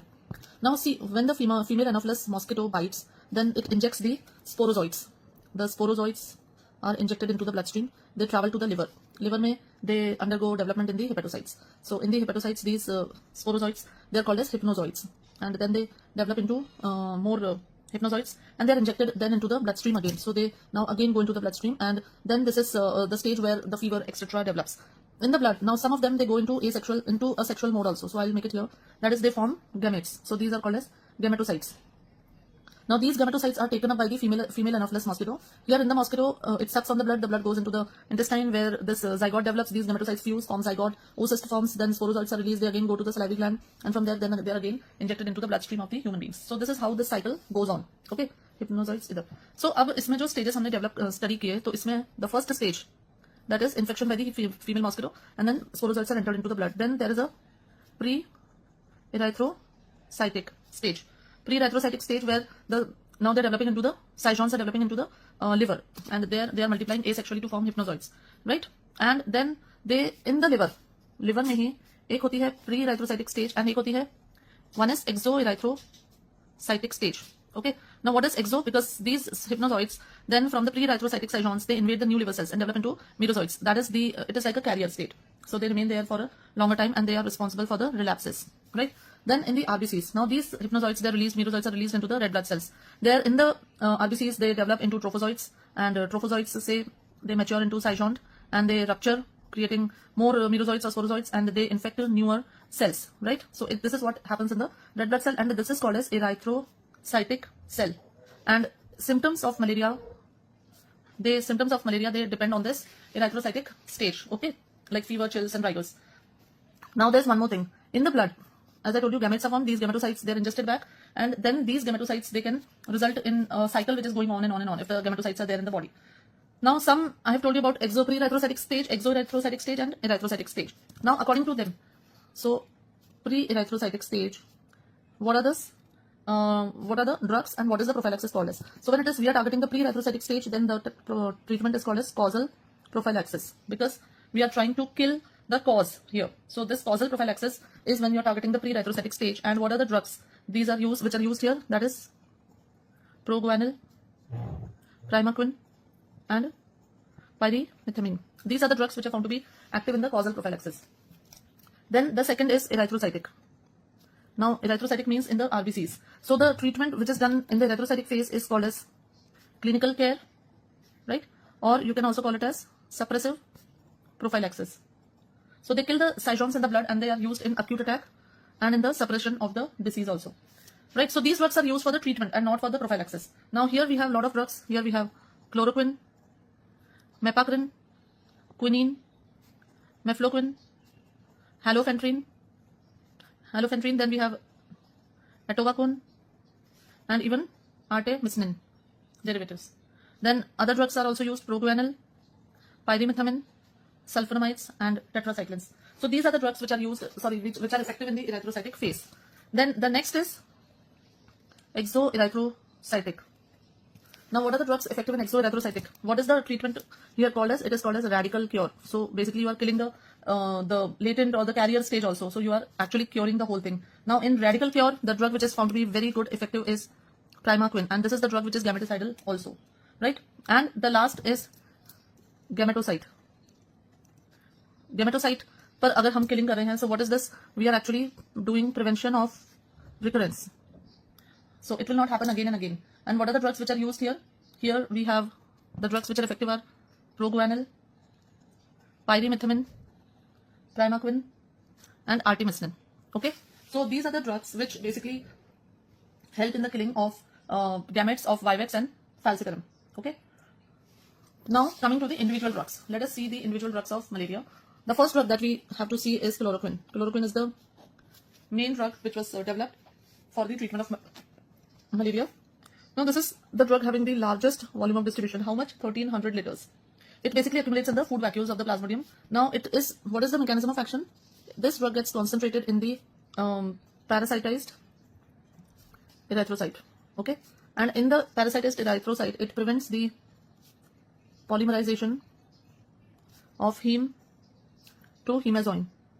Okay, this results in accumulation of heme, which is toxic to the parasite. So this is the mechanism of action, and this is how it kills the parasite. Now this is the drug of choice in treatment and prophylaxis of non-falciparum malaria, and also chloroquine sensitive plasmodium falciparum malaria. Okay, this drug basically it's an erythrocytic salgontocyte. Okay, so it is applicable only on erythrocytic phase and not effective in exoerythrocytic phase. Then other indications. Sometimes you can ask, we ask a question also that what are the following other uses of chloroquine except. So uses of chloroquine में सबसे पहले malaria है, then rheumatoid arthritis, then extra intestinal amoebiasis, okay, discoid lupus erythematosus, lepra reaction, infectious mononucleosis, photogenic reactions, then also giardiasis. So these are the various uses of chloroquine. Now, what are the adverse effects? Adverse effects of chloroquine. It can result in skin rash, that is lichenoid reactions, peripheral neuropathy, hypotension, and myocardial depression, then auditory impairment, and also toxic psychosis, right? Prolonged use can result in retinal toxicity. So prolonged use, usually it is done in rheumatoid arthritis. So what it causes is, it causes bull's eye maculopathy, okay? Then it can also precipitate porphyria, and it can also cause discoloration of nails and mucous membrane, right? Lastly, this is also the drug of choice in pregnancy. So chloroquine is safe to be used in pregnancy. So this is the detail about the chloroquine. Now the next drug that we have is quinine. Now quinine mechanism of action is maybe similar to chloroquine also. The major use is treatment of Plasmodium falciparum resistant to chloroquine. Okay? This is usually combined with doxycycline or clindamycin, right? It is not used for prophylaxis. So quinine is not a drug for use in prophylaxis. There's another isomer, quinidine. Quinidine can be used IV for severe Plasmodium falciparum infections, right? Now, what are the side effects of quinidine? So quinidine causes hypoglycemia, palpitations, tachycardia, right? So it should always give IV quinine in 5% dextrose solution. So remember this, that quinine should always be given in 5% dextrose instead of normal saline. Then in toxic doses, toxicity होने पर it usually causes GI distress, blurred vision, vertigo, right? Tinnitus. So these are the symptoms usually seen with the quinidine toxicity. Now quinidine is also found to be safe in pregnancy and can be used in the chloroquine resistant malaria. The next drug that we study is mefloquine. Now mefloquine is basically used for, again, chloroquine resistant Plasmodium falciparum infections. It can be used for treatment as well as prophylaxis. Okay. Then adverse effects में mefloquine also causes psychosis and cardiac conduction defects and seizures, right? It is contraindicated with halofenfrin or quinine because it causes prolongation of QT interval. Mefloquine is usually given as a single dose treatment of malaria. Then the next drug is the very important primaquine. Primaquine is basically a drug. It basically it forms redox compounds that act as cellular antioxidants. Right? Now this is pre-erythrocytic, erythrocytic and exoerythrocytic. So all phases, and also gametocytes. So it acts on all phases, and so it is effective in any which way, and it also kills gametes of all species. Unlike chloroquine, which is effective only on Plasmodium vivax gametes. Right? Now this drug, primaquine, always used with erythrocytic cytotoxide for a radical cure. ऐसा नहीं कि अकेले दे दिया, it is not given alone. It is given along with erythrocytic cytotoxide for radical cure. It can result, there is a side effect, it can result in methemoglobinemia and also hemolysis in G6PD deficient patients. It is contraindicated in pregnancy and it has no role in radical cure of falciparum because this falciparum has got no exoerythrocytic cycle. Okay, so because this falciparum does not have any exoerythrocytic cycle, so it is not effective in that. Otherwise, it's used in all the infections. Then there's a drug, efenoquine. It is basically a new oral drug similar to primaquine, and this is approved as a single dose for radical cure of Plasmodium vivax malaria. Okay, so this is about the new drug. Now the next drug that we have in this category are basically antifoliate agents. So in antifoliate agents we have the pyrimethamine, then we have the sulfadoxine, and we also have proguanil. Now proguanil is a prodrug and it is activated to cycloguanil. Right? Pyrimethamine, we know it inhibits the dihydrofolate reductase. This proguanil also acts on dihydrofolate reductase, and sulfadoxine acts on thymidylate synthase. So together they cause a sequential block. This we have studied in the other drug, that is cotrimoxazole also. Cotrimoxazole also. That is trimethoprim plus sulfamethoxazole. Now these drugs are slow agents, and they are very good if there is chloroquine resistant falciparum malaria. And there's a combination, proguanil plus atovaquone. It is used in the treatment and chemoprophylaxis of chloroquine resistant malaria also, right? So this is one combination which is used in treatment as well as prophylaxis. You can see that mefloquine is the drug which is used in treatment as well as prophylaxis of chloroquine resistant, and this is one combination which can also be used. Then we have the drug which is atovaquone. Now atovaquone is basically a rapidly acting blood cytotoxide, and it paralyzes the parasite membrane, so it basically makes it inable. Then it proguanil के combination के साथ it is used in, as I've told you. Then atovaquone is also used in pneumocystis xerovecii infection and also used in Toxoplasma gondii infections. Okay. Next drug that we discuss is artemisinin derivatives. Now artemisinin basically are the drugs which artemisinin के अंदर आते हैं artesunate, arteether and artemether. So all these drugs are obtained from a Chinese herb that is called as Artemisia annua. Then this artemisinin is a prodrug and it is activated to form dihydroartemisinin. Okay. Then they generate free radicals, and these free radicals, they damage the parasitic membrane. These are the latest drugs in the treatment of malaria, and they have revolutionized the malarial treatment. Then artesunate is basically has a very short half-life, and it is given IV. These drugs can be used in multi-drug resistant malaria, right? They can also be used in cerebral malaria. They are contraindicated in chemo prophylaxis of malaria, okay? And they rarely cause any QT prolongation. Now, what are the combinations of artemisinin? Usually it is called as, the artemisinin therapy is called as ACT. Now, what is ACT? ACT का मतलब होता है artemisinin based combination therapy, right?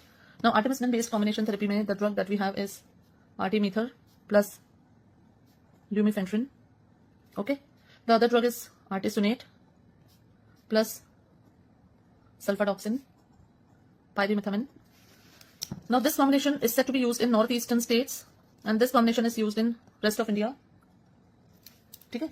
Then another और दूसरे जो combinations है वो है artemether plus lumefantrine, then artesunate plus mefloquine, okay? Artesunate plus amodiaquine. So these are the various combinations which are used in of artemisinin. Majorly uses क्या है artemisinin based therapy के? They are used in severe complicated Plasmodium falciparum infections. Okay, so they are mainly used in a severe complicated Plasmodium falciparum malaria.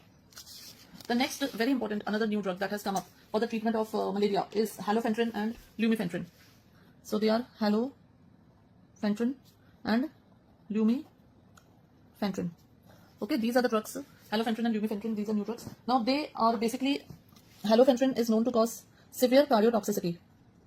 So it is, due to these reasons, it is not recommended, okay, for the chemoprophylaxis of malaria. And use of this drug is usually not recommended in the chemoprophylaxis.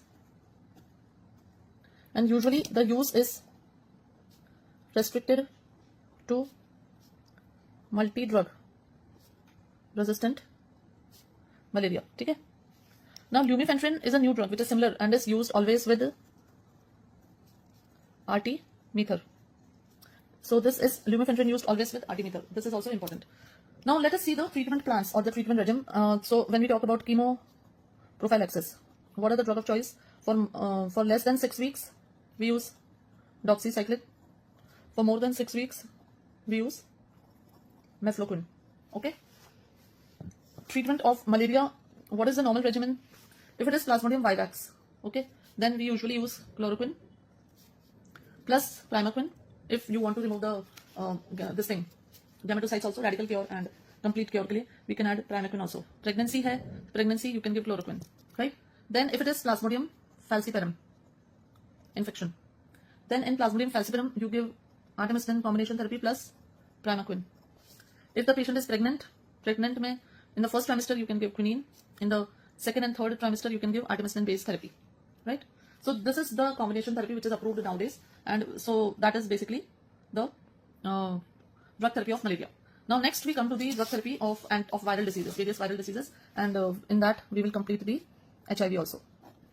So coming to the antivirals. Now before we go on to all the antivirals, it is necessary to understand the life cycle of a virus. So what is the life cycle of a virus? सबसे पहले the virus, there is a fusion of virus with the host cell. Fusion के बाद there is penetration, right? After that there is uncoating. So there is uncoating of the virus and the viral DNA or RNA is released. Then there is synthesis of early proteins, okay? Then there is, it goes into the nucleus and there is synthesis of nucleic acid, okay? Now after nucleic acid synthesis, then there is, it comes out into the cytoplasm and synthesis of late proteins, right? So late proteins are synthesized. Then after that there is packaging and assembly, right? And followed by release. So they go to the cell membrane and then they are released. Now what are the various steps? These are the steps, and so what are the various drugs which are acting at these steps? So here fusion of virus, we have fusion inhibitors, right? Which are used in HIV, that is enfuviritide, right? Then maraviroc, then we have evalizumab, and we have palivizumab. So these are the drugs which inhibit the infusion of the virus with the cell. Then the drugs which affect the uncoating. Uncoating is affected by amantadine and rimantadine. So uncoating of the virus is affected by amantadine, rimantadine. Then synthesis of early proteins is affected by fomivirsin, which is a antisense oligonucleotide. Okay, this is an antisense oligonucleotide. Then in the nucleus, when there is nucleic acid synthesis, so here we have anti-metabolites, right? In which we have drugs like acyclovir, which basically inhibit the viral DNA polymerase after bioactivation, then reverse transcriptase inhibitors in HIV. These are the drugs that inhibit the nucleic acid synthesis. After that, formation of synthesis of late proteins. This is inhibited by protease inhibitors, again in HIV, right? Protease inhibitors, they inhibit this packaging, assembling, and synthesis of proteins. Release is inhibited by, again, neuraminidase inhibitors, and their names are oseltamivir, zanamivir, and perimivir. So these are the various targets and the various drugs which are acting through these targets, right? So let's see all these drugs one by one. We'll see them as per the disease. So the drugs which are acting in herpes simplex. Now in herpes simplex, the drugs which we are using are acyclovir. Now acyclovir is a guanosine analog, and it is active against herpes simplex virus 1, herpes simplex virus 2, also active against varicella zoster virus, right? It is not active against cytomegalovirus. Now how does it act? How does acyclovir act? So acyclovir basically gets it gets activated by thymidine kinase, and what does it form? It forms acyclovir monophosphate. Okay, then it forms, from this it forms acyclovir triphosphate. This product competitively inhibits the viral DNA polymerase. Okay, it gets incorporated into the DNA and causes chain termination. Okay, so this is the action of acyclovir. Now acyclovir is used, it can be used by oral route, IV route, and by topical route. It has got a very short half-life, so multiple daily dosing, excreted mainly by the kidneys. Okay, then this drug is used in the treatment of mucocutaneous and genital herpes, also used in the prophylaxis of herpes infection in AIDS and immunocompromised patients. Then if you give IV administration, then it can result in nephrotoxicity and also neurotoxicity, but it does not cause bone marrow suppression. Then there is another drug, that is mycophenolate. Now this mycophenolate is an immunosuppressant, and it potentiates the anti-herpes activity, right? When the patient is on acyclovir, then maintain hydration, otherwise there is an increased nephrotoxicity, or the chances of nephrotoxicity are more. Then valcyclovir has got a long half-life, and famciclovir is a prodrug, right? So these are the various drugs. Then we have another drug which is ganciclovir. Now ganciclovir is active against cytomegalovirus and herpes simplex virus. The mechanism of action is same. Then ganciclovir used only IV, and there is a isomer valganciclovir is used orally also. Then ganciclovir is the drug of choice for CMV, retinitis. Side effect is myelosuppression. Okay. The next drug that we have is cidofovir. Now cidofovir is basically activated by host cell kinases. It is active against HSV, then it is active against CMV, adenovirus, and it is also active against papillomavirus, right? The toxicity that cidofovir has is basically nephrotoxicity, right? Then it also causes, another is uveitis and iritis. It is also a very potential human carcinogen. Another drug, very interesting drug that we have is foscarnet. Foscarnet, basically, it is not an antimetabolite, does not require any activation. It is used in CMV infections. Then side effects may, it causes nephrotoxicity, then hypomagnesemia and hypocalcemia. These are the various side effects. Coming to other drugs that we have in herpes infection, the other drugs that can be used are vidarabine, idoxuridine, trifluridine, then fomivirsin, and docasenol. Now fomivirsin is a very interesting drug. It is an antisense oligonucleotide. So foamipirsen is the first antisense oligonucleotide, and it is also active against, it is used in CMV retinitis. Okay, so this is the a very different kind of drug, and it is given by the intravitreal route, right? Then idoxuridine. Idoxuridine is basically used topically for keratoconjunctivitis by HSV, right? Then there's a drug docasanol. Docasanol is a long chain, it is actually a long chain saturated alcohol. It is used topically as a cream for herpes labialis. Okay, it prevents the entry of the virus in the cell. Then there is a new drug, letermovir. This is a cytomegalovirus DNA terminase complex inhibitor, right? And it interferes with virion maturation and is used for prophylaxis of CMV infection, right? Then after this herpes simplex के बाद आता है smallpox. Now smallpox, as we all know, that it is almost eradicated, but there is always a risk of bioterror attack. So इसके लिए एक new drug है, that is tecovirimat. It is a new drug that has activity against orthopox and smallpox and monkeypox viruses. Okay, so this is the drug. Then doses, many doses are basically, they are stockpiled in USA to counteract any bioterror attack in smallpox. Then there is Ebola virus. Now the first treatment for Ebola virus is hydration by fluids and electrolytes. Then second is monoclonal antibodies. They have been developed that target viral surface glycoprotein and prevent the entry in the cell.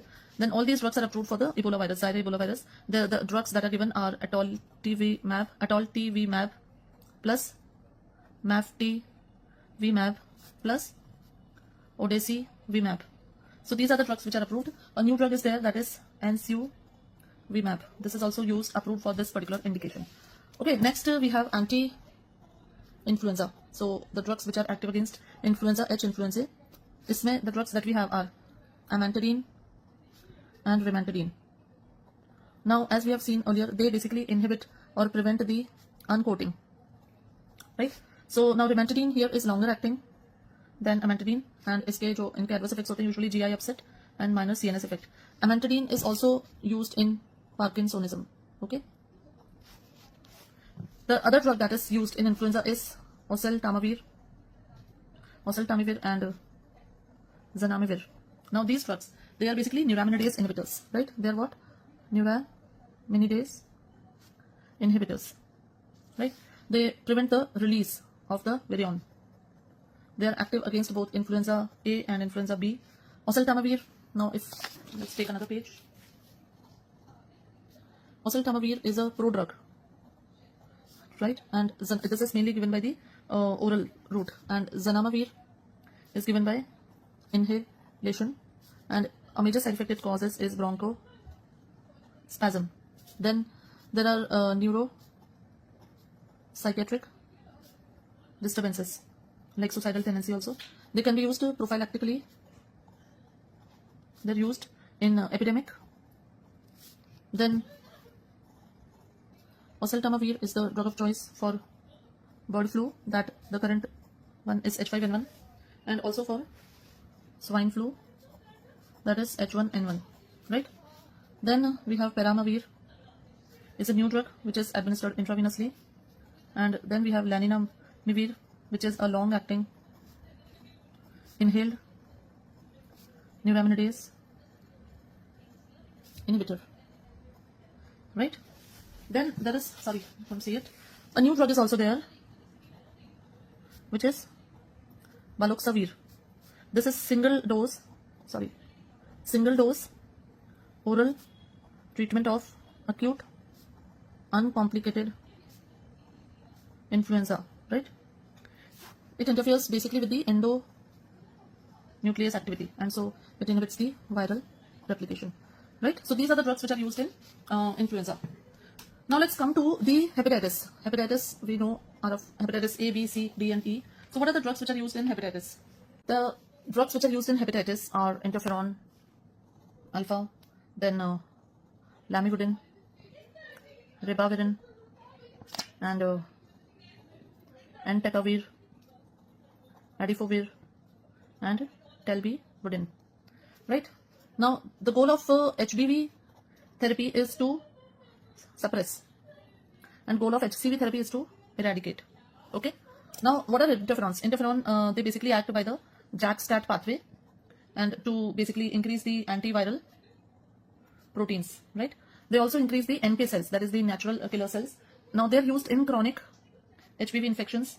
Then, along with ribavirin plus interferons, they are also used in HCV infections, right? Then there is another category of these drugs that is called as pegylated interferon alpha 2A and 2B.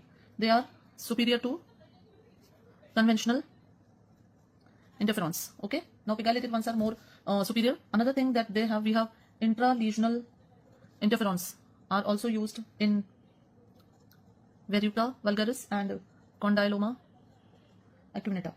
There is another drug which is called as imiquimod. This is an immunomodulator, and this drug is also found to be effective in HBV infections. Then other drugs that are used in HBV and HBC, one is lamivudine. Now, lamivudine is basically a nucleoside reverse transcriptase inhibitor. This is mainly used in the treatment of HIV, and it can be used alone or in combination with interferon alpha for chronic HBV infection also, right? Then another drug that we have to see is ribavirin. Ribavirin has got a very wide antiviral spectrum. It can be given orally also. Then it is used with interferon alpha in chronic HCV infection. Then, although it does not have any effect in respiratory syncytial virus, still it is recommended. Then it also causes dose dependent hemolytic anemia. It is a known teratogen. It is the drug of choice for chronic HBV. The drug of choice chronic HBV is entecavir, and for HCV, both acute and chronic, the drug of choice is pegylated interferon alpha 2A plus ribavirin. This we have seen earlier also. Another drug is entecavir. Entecavir is a new HBV viral DNA polymerase inhibitor. It is effective against HBV resistant to lamivudine, and it has become the first line drug for chronic HBV infection. Then next drug is adifovir. Okay, adifovir is an anti-metabolite for HBV. The only adverse effect that it has is nephrotoxicity. Then it causes lactic acidosis with hepatomegaly and steatosis, right? Then there are some new drug for hepatitis C virus. Now these drugs are effective orally also. They can be taken orally.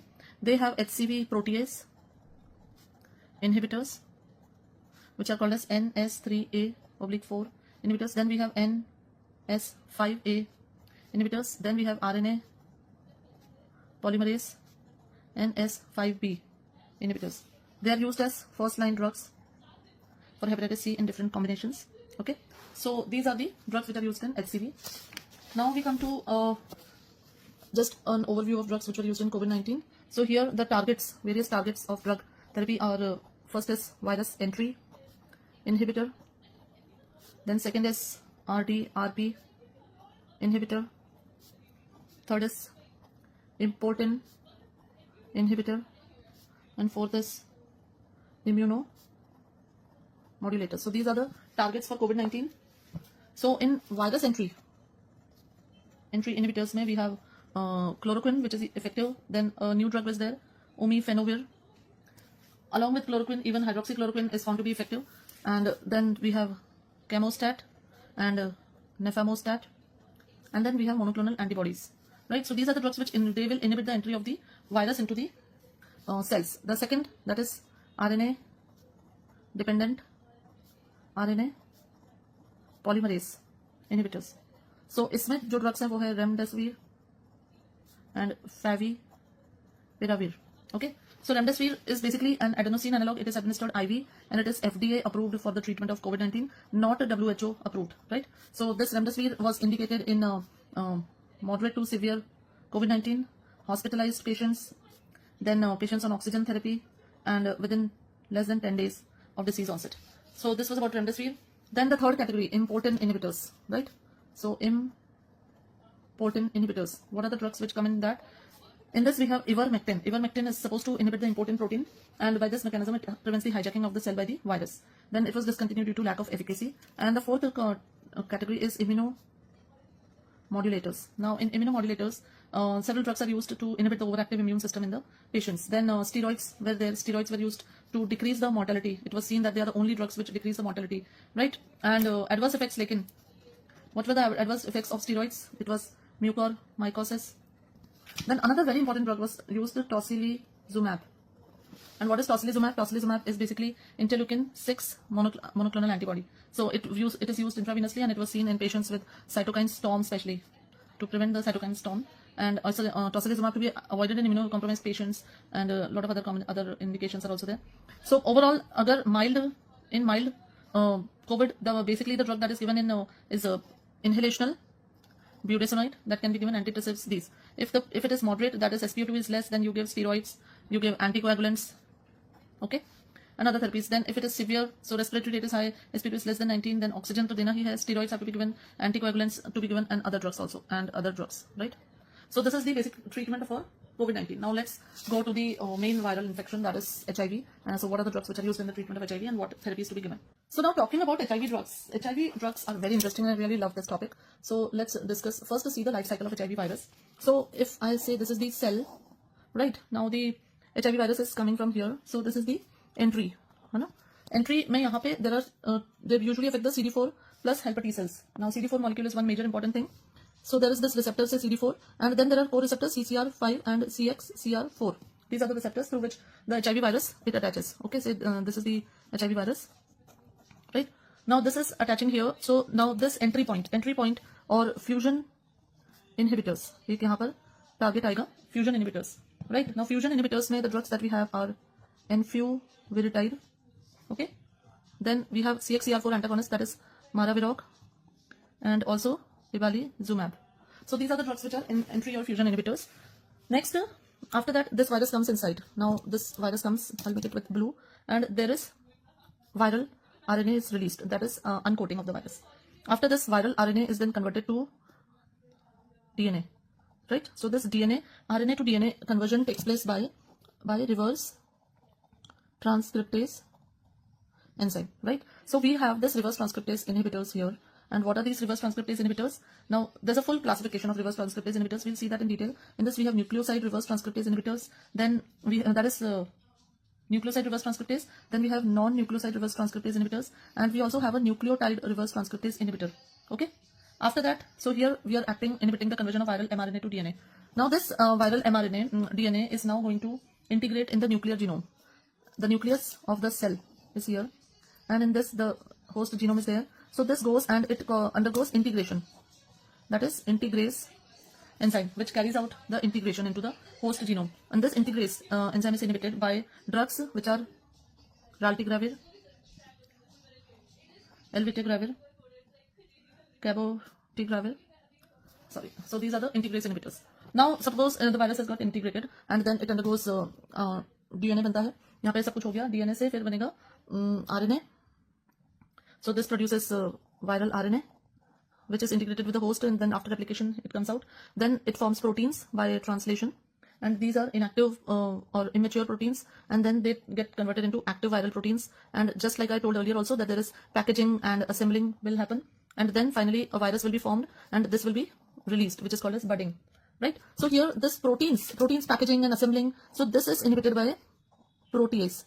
So sorry, this is done by protease. So we have protease inhibitors. So in protease inhibitors we have drugs like ritonavir, saquinavir, then nelfinavir, then we have amplinavir, fosemplinavir, then lopinavir, darunavir, and tipranavir. Okay, so these are the drugs which are protease inhibitors. And so here then there is a budding, and then a mature HIV virion is released for infection of the remaining cells. So just to summarize this whole process, so the drugs, anti-HIV drugs, are divided into reverse transcriptase inhibitors. They are further divided into NRTIs and NNRTIs. Then we have protease inhibitors. Then we have entry or fusion inhibitors. And we have integrase inhibitors. In our nucleoside reverse transcriptase inhibitors, we have nucleoside drugs and we have nucleotide reverse transcriptase inhibitor, and these are non-nucleoside. So let us see the names of nucleoside reverse transcriptase inhibitors. In this we have zidovudine, which is the first prototype drug, then stavudine, lamivudine, zalcitabine, diadenosine, then abacavir, and M3-citabine. So nucleoside in reverse transcriptase inhibitors map is zidovudine, stavudine, lamivudine, zalcitabine, diadenosine, abacavir, M3-citabine. And in nucleotide reverse transcriptase inhibitor we have tenofovir. And in NNRTIs we have efavirenz, nevirapine, etravirin, delavirdin, rilpivirine. Okay. Then protease inhibitors I've named there, fusion inhibitors I've named there, and integrase inhibitors also I've named there. So these are the major drugs that are used in the treatment of HIV. Now let's see them one by one. Let us see all the anti-HIV drugs one by one. They are very important, and it is very important that you remember all of them and complete them. So coming to the nucleoside reverse transcriptase inhibitors. Now these drugs, as we all know that there is this enzyme that is RNA dependent DNA polymerase, which is also called as reverse transcriptase. So this enzyme is inhibited competitively or non-competitively. Now this non-competitively is done by non-nucleoside reverse transcriptase inhibitors, and competitively is done by nucleoside reverse transcriptase inhibitors, right? Now the first drug in this category is zidovudine. So zidovudine is frequently used. It is used for the prophylaxis, also used for prophylaxis of needle stick injury patients, then used for prevention of vertical transmission from mother to fetus, right? Adverse effect of zidovudine is bone marrow suppression, then microblastic anemia and neutropenia and thrombocytopenia. Do not combine ganciclovir. Okay. Also, it is contraindicated if hemoglobin is less than 8 gram%. It can also show myopathy. Okay. If you give rifampicin, then rifampicin has an interaction and it increases the clearance of zidovudine. Okay, so with rifampicin you have to be very cautious. The other side effects are nail hyperpigmentation, lipoatrophy, that is also caused. The next drug that we have is diadenosine. Now diadenosine is another NRTI. This basically adverse effect is not specific, that is it causes pancreatitis, optic neuritis, hyperuricemia, and it can also cause peripheral neuropathy. Next is stavudine. Stavudine causes main toxicity is peripheral neuropathy, right? It also causes lactic acidosis, can also cause pancreatitis, right? The next drug we have is lamivudine and M3-citabine. So lamivudine and M3-citabine, they are very good NRTIs. They are not associated with pancreatitis or peripheral neuropathy. So they are, and they are also effective in hepatitis B infection. M3-citabine is an alternative to lamivudine. So once a day is OD lamivudine. Instead of lamivudine, we can also give M3-citabine. Now here a very important thing, that drugs effective in hepatitis B, anti-HIV drugs. So that means they are effective in HIV and HPV both. Here we have lamivudine, M3-citabine, and tenofovir. So these are the three antiviral drugs, anti-HIV drugs, which can be effective in hepatitis B also. Okay. Then आगे बढ़ते हैं. So we have zalcitabine. Now zalcitabine has unique toxicity. It causes oral ulceration and stomatitis. It is least effective NRTI, right? The next is abacavir. It increases the risk of myocardial infarction. Then all NRTIs are excreted by kidney except abacavir, which is metabolized by the enzyme alcohol dehydrogenase. So it has got a major side effect of hypersensitivity. Okay. Then toxicities, I've already told you that all NRTIs, they cause lactic acidosis, hepatomegaly, and steatosis also. Maximum risk of pancreatitis is by diadenosine. Then peripheral neuropathy is by stavudine, and lipodystrophy is by again stavudine. Then we have a nucleotide reverse transcriptase inhibitor, that is tenofovir. So this is a nucleotide and it does not require any bioactivation by any kinase. It is excreted by kidney. So in renal impairment can result in Fanconi-like syndrome.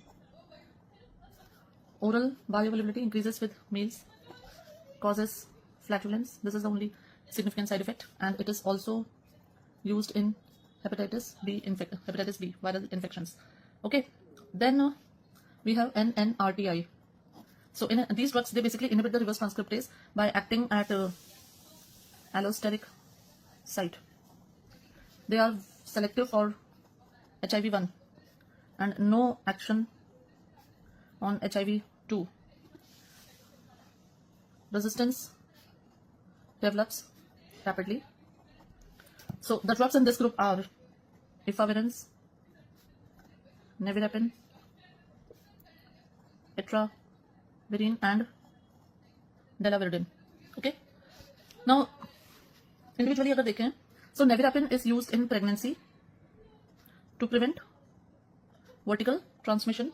So single oral dose is given to the mother and to the neonate within 3 hours of birth is found to be effective.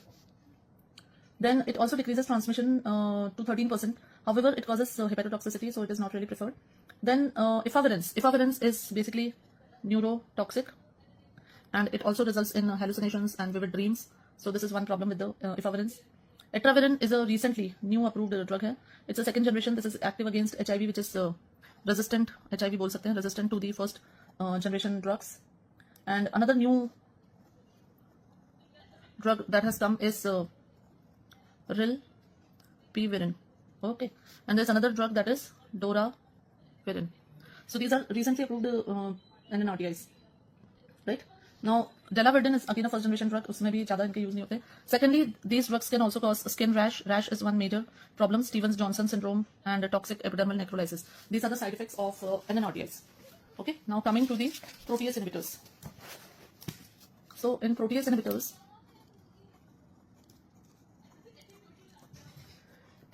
they help in the basically this enzyme protease. What it does, it basically helps in the maturation. Proteins तो बन गए, अब उन proteins gag-pol and उन proteins का जो packaging होता है, उन virions का पूरा making होता है, maturation होता है. So that is done by this protease. So when we inhibit this protease, then the virions are not matured, and as a result, the HIV infection does not spread. So the drugs, important drugs we have written earlier also. Let us see them one by one. So indinavir, oral bioavailability is decreased with food. Then it can cause crystalluria and kidney stones, right?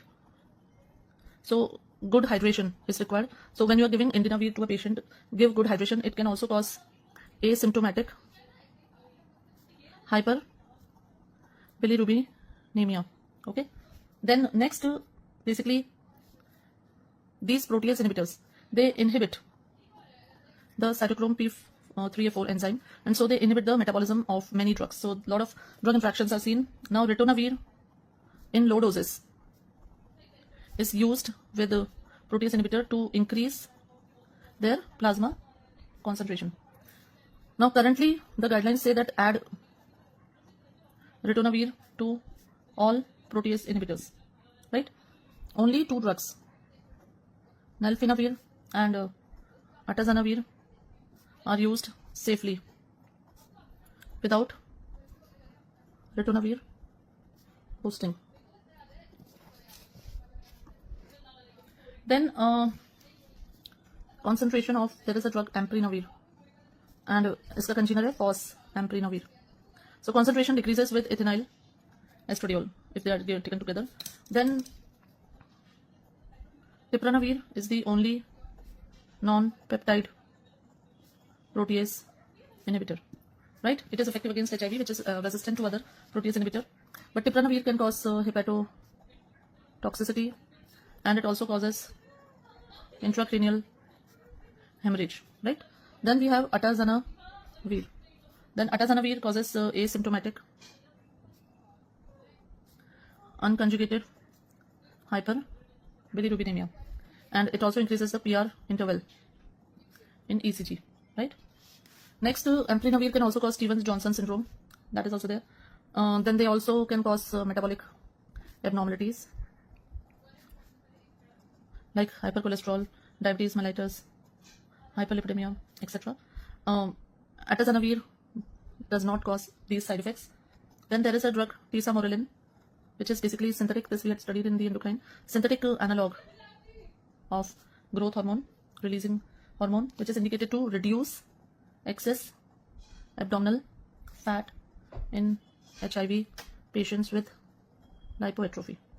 Okay, this has been asked as a question also. So tesamorelin is the drug which is used in this purpose, right? Then next we have drugs which are entry inhibitors. So in entry inhibitors, अब entry जो है basically when the HIV enters, there is an interaction between the viral glycoproteins and the proteins which are present on the CD4 cells, right? So now the two glycoproteins are GP41 and GP120, which are present on the viral proteins, and they bind to CD4 receptors, right? Now there are co-receptors also, CCR5 and CXCR4. So the drugs, they bind to these proteins also and inhibit the entry of the virus. So GP41 को जो bind करने में inhibit करता है, that is enfuviritide, right? Then GP120 is inhibited by fostemsavir. Then CD4 is inhibited by ibalizumab, and CCR5 is inhibited by maraviroc. Okay, so these are the important entry fusion inhibitors. Now ibalizumab is a monoclonal antibody against CD4 receptors. Enfuviritide, it binds to the GP41 subunit of HIV and inhibits the fusion. It can be used subcutaneously, but it causes site reactions also, hypersensitivity and pneumonia. Then it is active only against HIV-1 virus. Then fostemsavir, this one. This is not fostem, this is fostemsavir. This is an oral prodrug, okay, of temsavir. Then it inhibits the entry by binding to GP120, and it also causes QT prolongation.